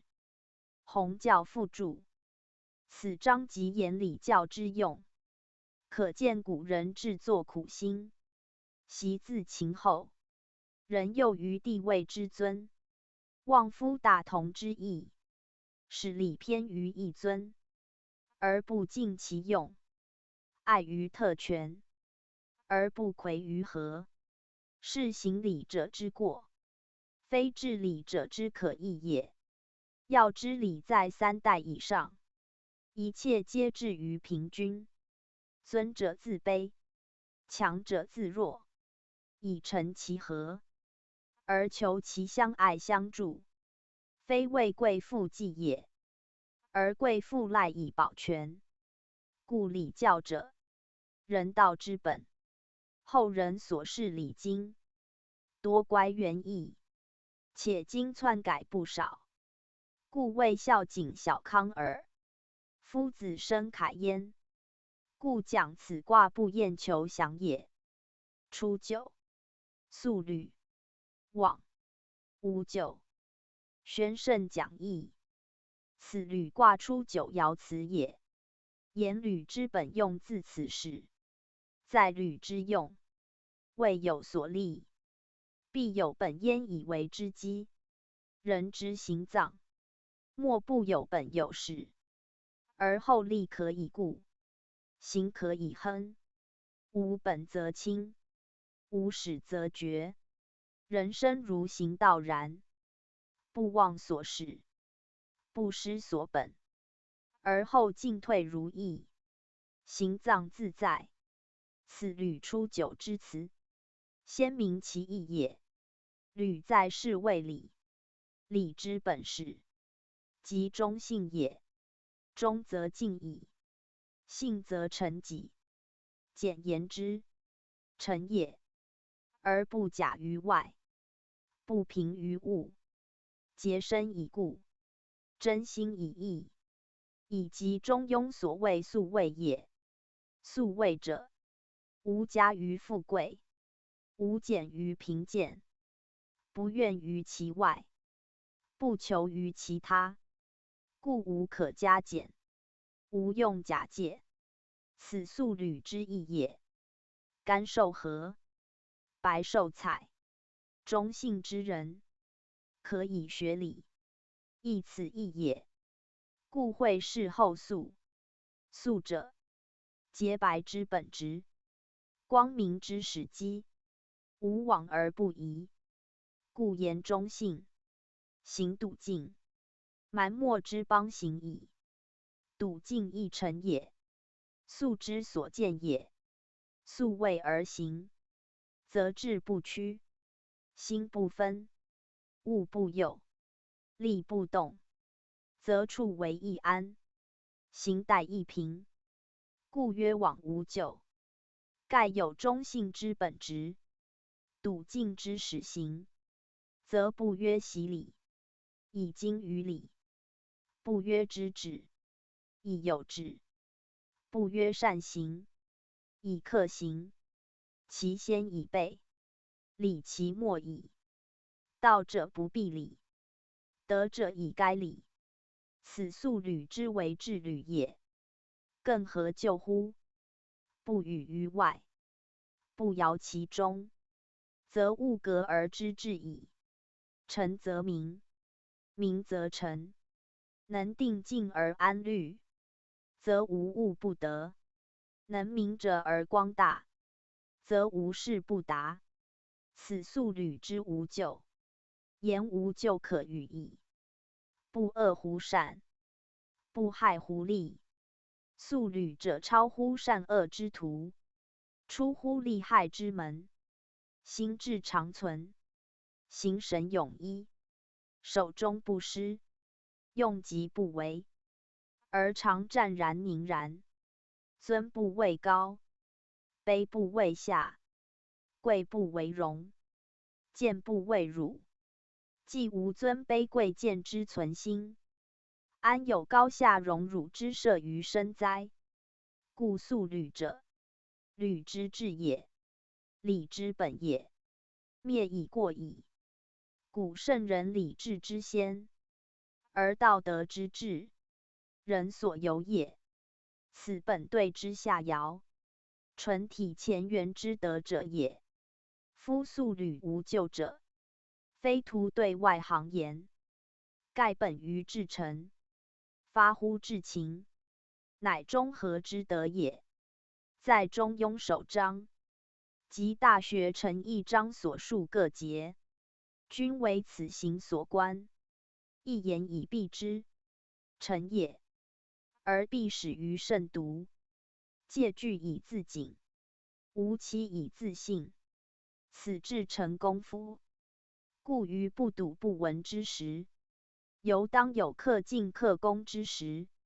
上不作于天神，俯不愧于清隐，以时审察，以立其诚，而后保其天性光明，成其前缘刚健。此素履之行，非一言也。象曰：素履之往，独行愿也。宣圣讲义，此身是爻辞之意也。言其由于戒慎，出于审察，而后忠信永服，笃静自若，故曰独行愿也。独行自信，则对物有方，于外无怨，则免己必笃，故独行自怨，实素履之道也。且怨者，求也，望也，欲也。不怨乎外，即无求无欲之意，所怨在己，故也。此即克己复礼之意。以己所欲者，保其本始；己所求者，反其本始。此道之所以有修也。又怨自古通元，亦通怨。元，本始也；怨，成却也。独行以至于本始，谓道之宁；独行以推其成却，谓德之至。亦即中性之谓也，中和之谓也。盖有形而无待于外，则所至者，成己而已。成己者，必成物，则所至者，明德达道而已。此素履之所贵也。不甘于物，不犯于人，而能行无所阻，志有所顾。非修道有的者不至焉。有理而超理之上，行理而化理之欲。此履出九本用，乃在声色之外也。其始也，其成亦然，其本也，其用亦然。故上天之载，无声无秀，至理不闻，至乐不闻，而后通乎神明，达乎天人。此成道之至，原天命之所赋也。故礼者，人道之终始。于素履一节见之。92. 履道坦坦，幽人贞吉。宣圣讲义，此履92爻辞也。履者，以见履为用，见履必以道。由人之行必由路也。在初九，本前动之象，夫素履之战，言独行而无怨于外，犹自夺于暗室，而不愧于屋漏也。至92则已成形矣。出必由户，行必由道，故有履道之象，而依乎干见不习之道，顺乎前缘中正之行，不偏不倚，无跛无阻，本道以行，因位以立，故有王道荡荡之象，中位自固，前进不迷，进退有常，行止得度，故有王道平平之意。此词称为坦坦也。坦坦者，至正至大，其疏其徐，纯乎自然，达于至善，心与行一，志与物协，怡然无疑，怡然无险，气质以示，理当而合。此中和之德也。君子之所怀，圣人之所至也。故坦坦者，无物我之嫌，无余诈之感，悠然以静，一悦自得，不独行道然也。立身处世，莫不如是。盖以92居内卦之中，的正位之地，以阳行阴，以柔成刚，协其德，调理其事，能成干之道，达履之用也。在92之德，故夫坦坦之道，而内卦之位，是宜真静之行，故其战谓幽人贞吉。幽人前行野处，节己自好之事也。含义不招，声闻不炫，道足自充，德足自御，而言能为人法，行能为人则，足以移风易俗，垂教天下后世，足以和近复远，传誉家国者，则古之隐逸贤者也。故克服坦坦之战，而无忧患之家也。以其诚素谓之行，无外物之求，居人坦白，无利欲之动，富贵不淫，贫贱不辱，威武不屈，独往独来，不亏其节，自乐自得，不欠于中，乃称为幽人。而邪乎贞吉也。在归妹92曰立幽人之贞，其义正与此同，皆以对在下也。皆取少女之贞洁自守，宁静已故，客称幽人之贞。君子之守己，正如女子之守身，外物无干于中，私情不移其正，故亦以幽贞明德，而服于极战也。或谓幽人指女言，亦通。盖幽者对名言，以92居内卦中位，按之女正位乎内立，则称幽人为女故可。不过异象男女，乃待阴阳刚柔言，非必指人也。且男女亦以内外分，果在外卦，亦属男象。家人卦亦为巽，亦为离，皆女也。而何称家人？即内外之谓，以分阴阳刚柔耳。故一词不曰女人，而曰幽人。可见非专指女也，但幽贞之德，为女子之守，丈夫亦有之。凡贞固之操，洁净之行，皆幽贞也。丈夫修养不可少者，以一身言，自有内外。乾坤四德，亦具内外。由外言之，曰元亨；由内言之，曰利贞。而履卦之用，重在克己复礼，有属利贞分内事。且下卦对为少女，其得比之处子，以守贞为第一义。故92名是幽人贞吉，见其所事之象，为先自胜，为谨守礼节，以持其中，防闲勿欲，以定其内，情欲勿好，皆阴类。上有干刚以正之，刚健不习之道，以驯服之。故见可欲不乱，不乱则宁，宁则静，静则复性。故要在不乱也。象曰：幽人贞吉，终不自乱也。宣圣讲义，此身是爻辞之意也。言履道坦坦，非道路之平矣也。必中心之坦然无物，终不自乱，而后天君泰然，而后神志宁一，而后无畏无怖，不愧不作，而后止有所定，行不逾矩，而后视听言动，莫不有理，而后内陈其道，外明其德。此人生彻始彻终学问，亦即履卦之代用也。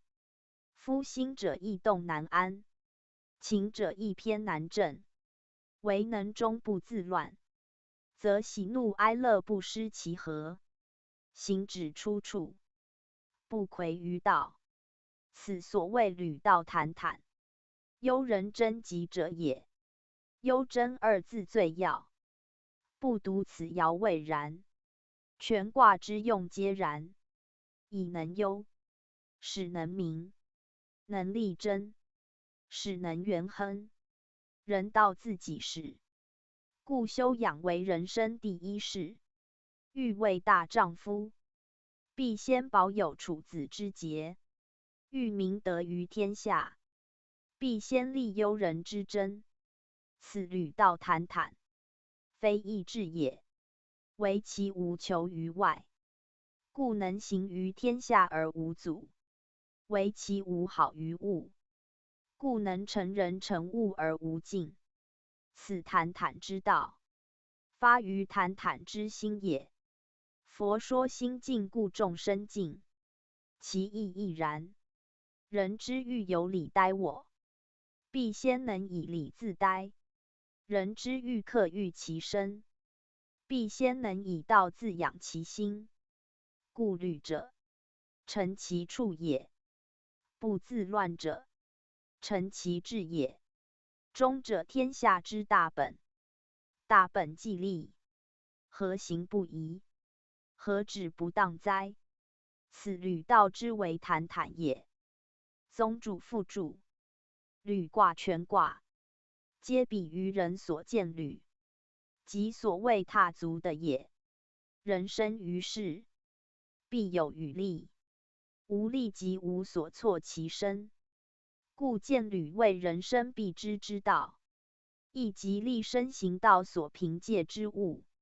又如人足之有履，用以见得而行路，非限于其力而已。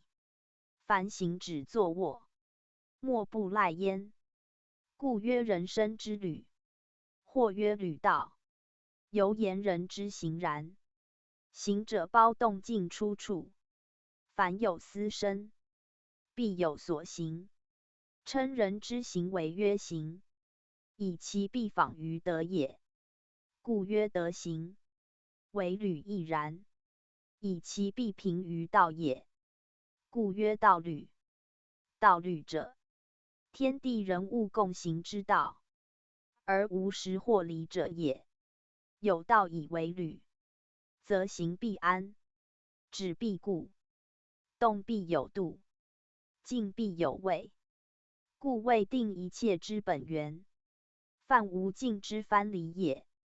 圣人失之而作礼，礼亦履也。言动视听，出入作息，莫不有礼以犯之定之，保之存之。故曰有礼则安，无礼则为。人之求安而恶为，情也；而情恒使人为，唯有礼以节之，则安居无虑；有礼以导之，则通行不违。此礼为人行之本源，而成德达道必由之门径也。义者其义于履，圣人治其文于礼。苟求其精，必熟读礼经，方能知履之代用，义教之至义也。弘教附注：今所讲发明履道之用，即人道之本，而忧真二字，即人生立身处世根本功夫。亦中国礼治根本则立，大凡以礼自治者，人无不以礼报之。是道显兮，非人之罪，己未尽也。果己心不乱，何愁前途之不坦坦哉？故终不自乱一语，亦为养心之道，亦为养气之道，即孟子所谓不动心也。因此一事，足以回气数，化吉祥，气之所养。天地不为，何况鬼神？故贞吉之战，乃自照之也。内中含有感应之理，与道佛所说相正，可细读之。63. 渺能视，跛能履，履虎尾，系人胸，五人位于大军，宣圣讲义。此履63爻辞也。履五阳一阴，阴爻为贵，则全卦之用，以阴爻为主，即对卦上爻也。在对卦以上爻独缺，象人张口，或水决口，皆有所确现之意。有确者当补之，对补则成乾。金履以对成乾，比诸纯乾，所差指此一爻，前后皆阳，此谓独阴。合众阳以培此一阴，则有补确之象。且三位阳位，阴以成阳，柔以加刚，阴贵而少，阳见而多，多则有盈，盈则不弱。节多易寡，平强济弱，在势未顺，在德未变，顺变之下，应用成宜，则补确之功，情之所通，理之所许，妙也，博也。人之有确现者，天所予以不足，而时的有未培满之道，能事能履。确者不确，盈以继虚，众以易卦，以其情之相爱，义之相连，故补确非功也，在履之用，重于补确之意，为时之不顾，人之失道，有履之意，辨明之分，定理之治，计时之间，则其效正如使藐视而博虑也。藐且能视，况有目乎？博且能履，况有足乎？由此足见履之道大矣，理之用至矣。然履者，非欲去其确而已，乃求无确；非欲勤其补而已，乃其不补。盖因对以复干，在此一间，果一促己极，何用履位？故履之极也，不以补确称，而其实也，则不得不尽于补确之事。有确则履用以显，克补则履道以成。此圣人设卦致辞之为止也。虽然，在履卦全体之用，故其余补确，乱者治之，为者安之，病者悦之，劳者畏之，不得所求者与之，不乐所生者辅之。无一夫之不惑，无一物之失所，则履之至也，补确之谓也。而在六三爻，确异于世，盖全卦皆阳，此爻独阴；全卦皆阴，此爻独处。是全卦未补此爻之确，而此爻恰属全卦之所谓确者，既居缺陷之地，当损弱之时，则其战辞正与卦反。故虽有藐视博虑之文，却不能掩藐博之确；虽能履狐尾，却不能免系人之凶。此与彖辞之不同，即归昧出二爻战之不类也。盖三爻居时的之要，丁运会之间，侧身以示显眼，举足以设身现。有事而不足以明，有虑而不足以行，而自负为是兮，以加于众，故其凶也已矣。柔成刚者，在刚为福，在柔为祸；阴上阳者，在阳为屈，在阴为逆。六三之凶，其地位与爻之失当也。在下者，以骄横称乱；在内者，以四当败德。故有五人位于大军之战，言五人不当主众，而上见于大军也，不当逆命。而善拟于大军也。今进行之，是其祸之将大，而败乱之且至也。于字亦作干字，干犯也。犯上作乱之谓也。出则干犯其上，继则篡见其位。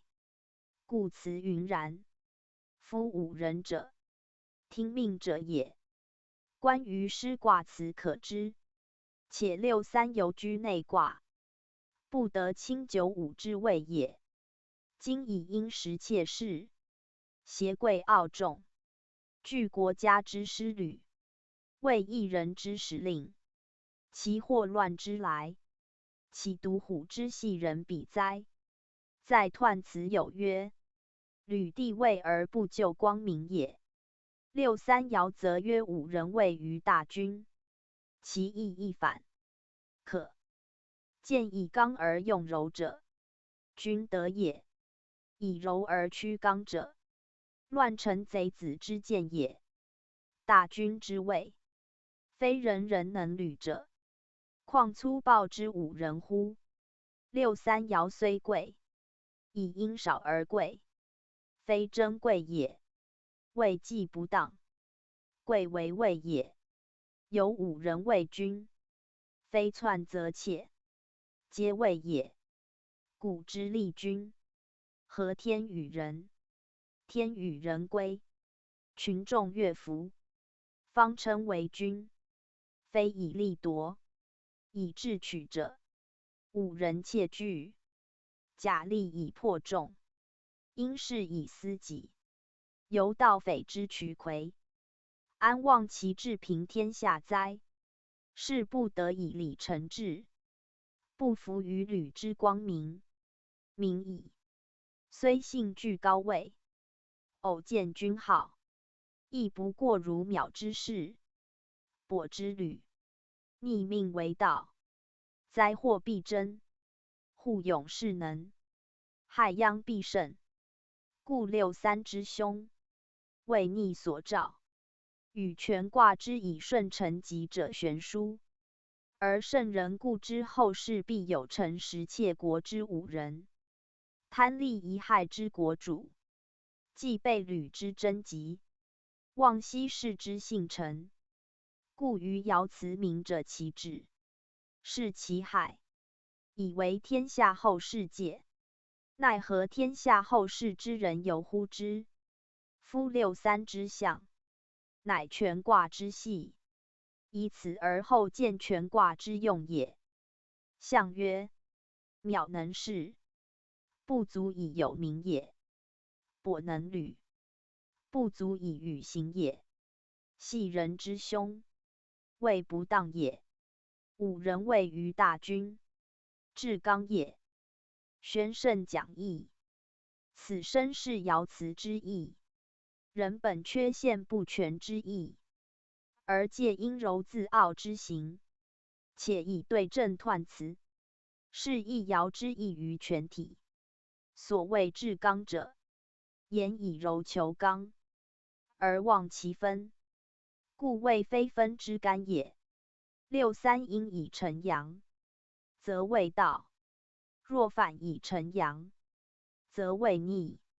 柔以必刚，则谓治；若反以邪刚，则谓乱。盖纵情者，必轻其中；逐物者，必殃其外。有德则礼智以成，被盗则害殃以起。吉凶之变，在乎克己与否。三爻为人爻之始，人事所重。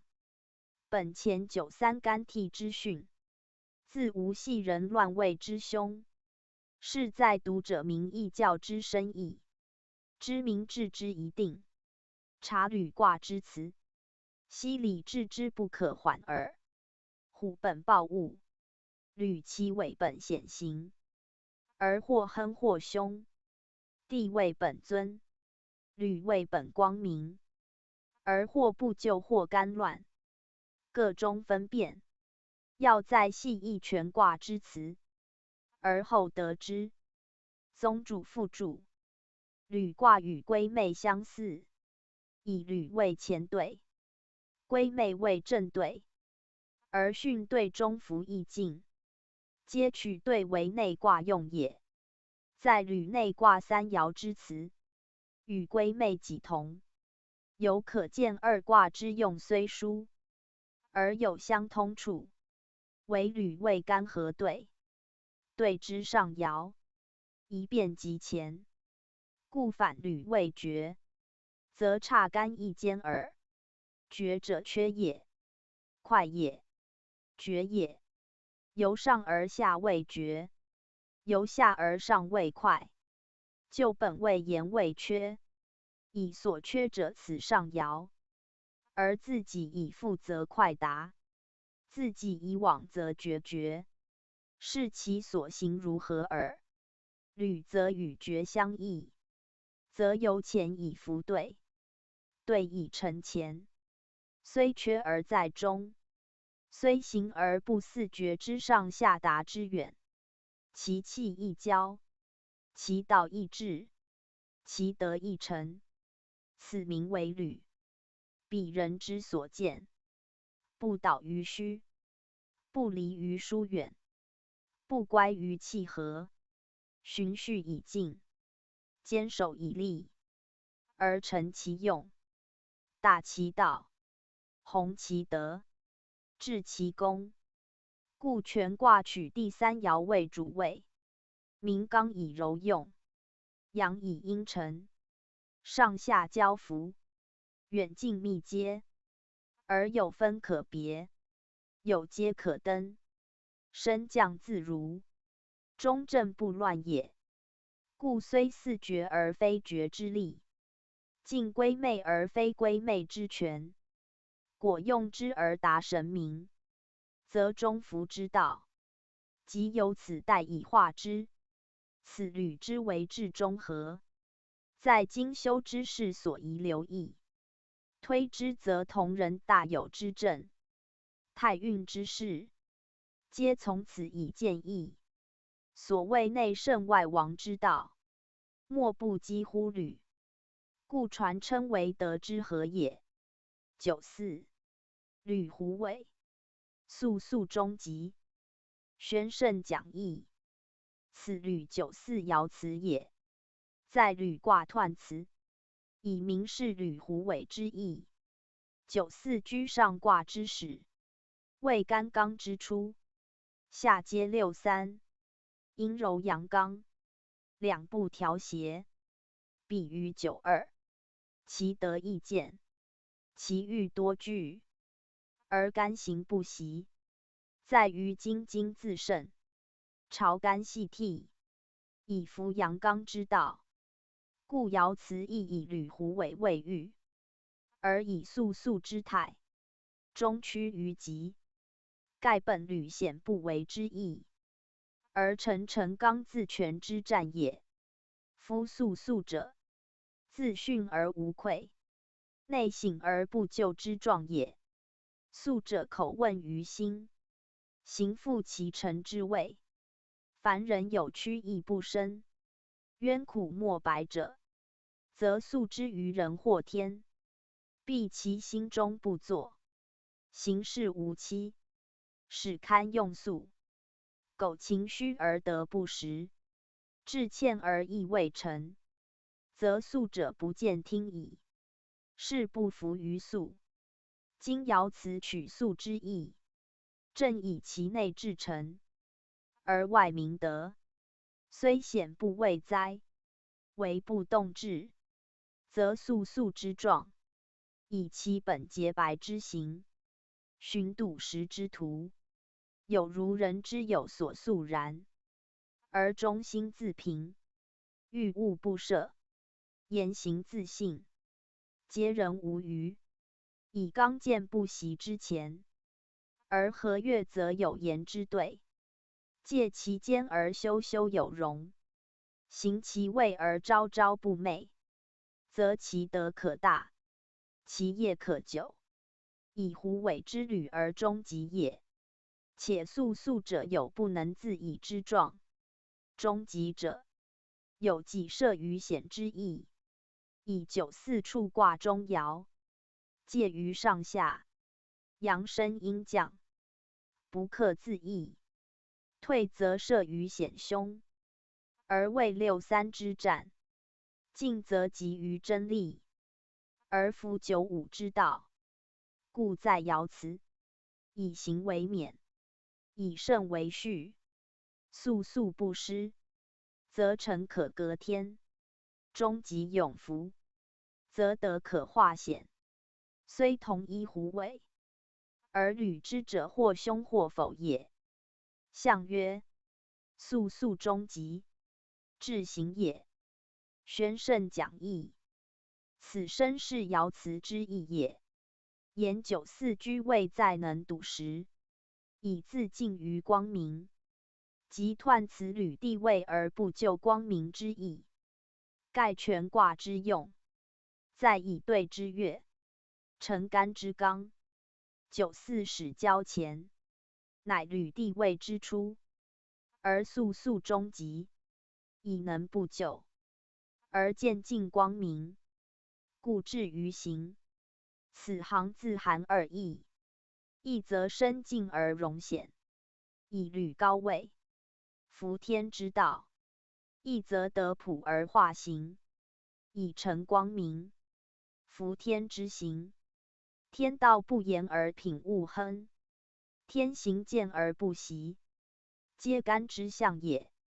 履以对之柔，成干之刚，刚柔相济，以成大用，乃圣人体天之道，成天之命，谓之军师，以治下民，而治理度，以神照性。此全卦取义，以柔用刚，以阴成阳。虽寓于履狐尾，而不犯其系人之凶。彼之圣人以礼治民，而不干民之怒，以德服众，而能保其尊严。战者得之为臣亲于内，统一天下之象，而其始机，则在九四，以其尽于九五尽矣。故至行，言不可自止，以失其机也。后人是速速谓恐惧，仅得其一义。盖速速处恐惧之时，有坦然之志，居恐惧之地，有进取之心，乃能修修自得，昭昭自远，不畏物弊，不患情居。故以九四之刚而起光明之道，本六三之险，而免上达之功也。九五，绝履真利，宣圣讲义，此履九五爻辞也。九五为全卦最全之用，亦成得达道之地也。绝履者，上达而己及于履也。履之上下，互义为绝，绝具干察一间。今曰绝履，言九五爻之于履，正如绝之于前。又绝者，快也，绝也。言至此以快然自得，决然自任，更无犹疑持固之余，亦无欠焉不足之感。履之用至九五，以达于至善，故曰绝履。为士之急者易变，满者易清，快则易失于交，绝则易失于弊。九五遇刚，又阳位独居，阳则易亢，刚则易缺，故以绝缺之意，而仅其持盈保泰之以有道也。其道为何？曰真利。真以自益，而就卑谦；利以自勉，而易卓进。盖本干替之训，而成行健不息之德也。真则戒惧，不失其手；利则走逸悦，不乖其次，故能永保贤位。克服明德之称，常享元亨，克达太平之治。此九五爻之战，乃圣治之成也。在履卦九五爻，与干九五易近似，皆谓成龙履地位之象。其不同者，干上下纯刚，履上刚下柔，故得不同，而致用以异。由天道言，刚宜柔用，阳宜阴用。由人事言，尊以卑重，高以下重。在干上九，谓亢龙有悔，以其贵而无位，高而无名，居危而不能自保，处尊而不能得重。故履九五以得正位，而志在真利；以履尊位而自卑，居高的而自下，以得民心，而保国家。此天道人事理之自然，非圣人故谓谦虚也。况履志自立，而理本自谦，合众必以德，诚志必以诚。故真利之行，位在上位者所避之，非独履地位也。及富贵之人，何求不得？何欲不遂？苟无真利之德，则为物所役，为情所避，必致生毁名裂，以导于祸。此真利未成全人生之道，亦即成其处也。故处位正当不义，必有正当之行，而后保其位。履的尊严不义，必有尊严之道，而后保其地。真利者，所以保之之道与行也；利者，所以行夫真利者也。为自真则不如其志，自利则不逆于欲。此履权卦之所以成用也。象曰：决履真利，谓正当也。宣圣讲义，此身是爻辞之意也。言既有其位，复有其道与行，谓之正当。谁曰不然？故履之成用在礼制，而礼乐之治，必以其位与德，中庸以示之矣。故谓正当一语，所观至重大，非如此不足以与于履，不足以辨上下定明志也。有位有德，而后治焉，此履地位而不就光明之谓也。虽有决履之辞，实重在真利之意。干之用以坤成故也。决者，由坤复干之阶，而上爻一阴，即坤之德所见。履之主用在六三爻，三五同工异用，一阳一阴，恰相得，故犹未正当，而处其位者，故不容不自真利也。上九，是履考详，其选原籍，宣圣讲义。此履上九爻辞，言本爻之德用，亦权卦之中义也。履者，天地间一切所履，不为人物遵循之道。凡天地日月，山河草木，有动有静，有生有化，有分合千变，有升降往来者，莫不有所履。无履则乱，乱则不复共存共育。故履者道也，道之所行也。如车之有轨，市之有门，皆有定也。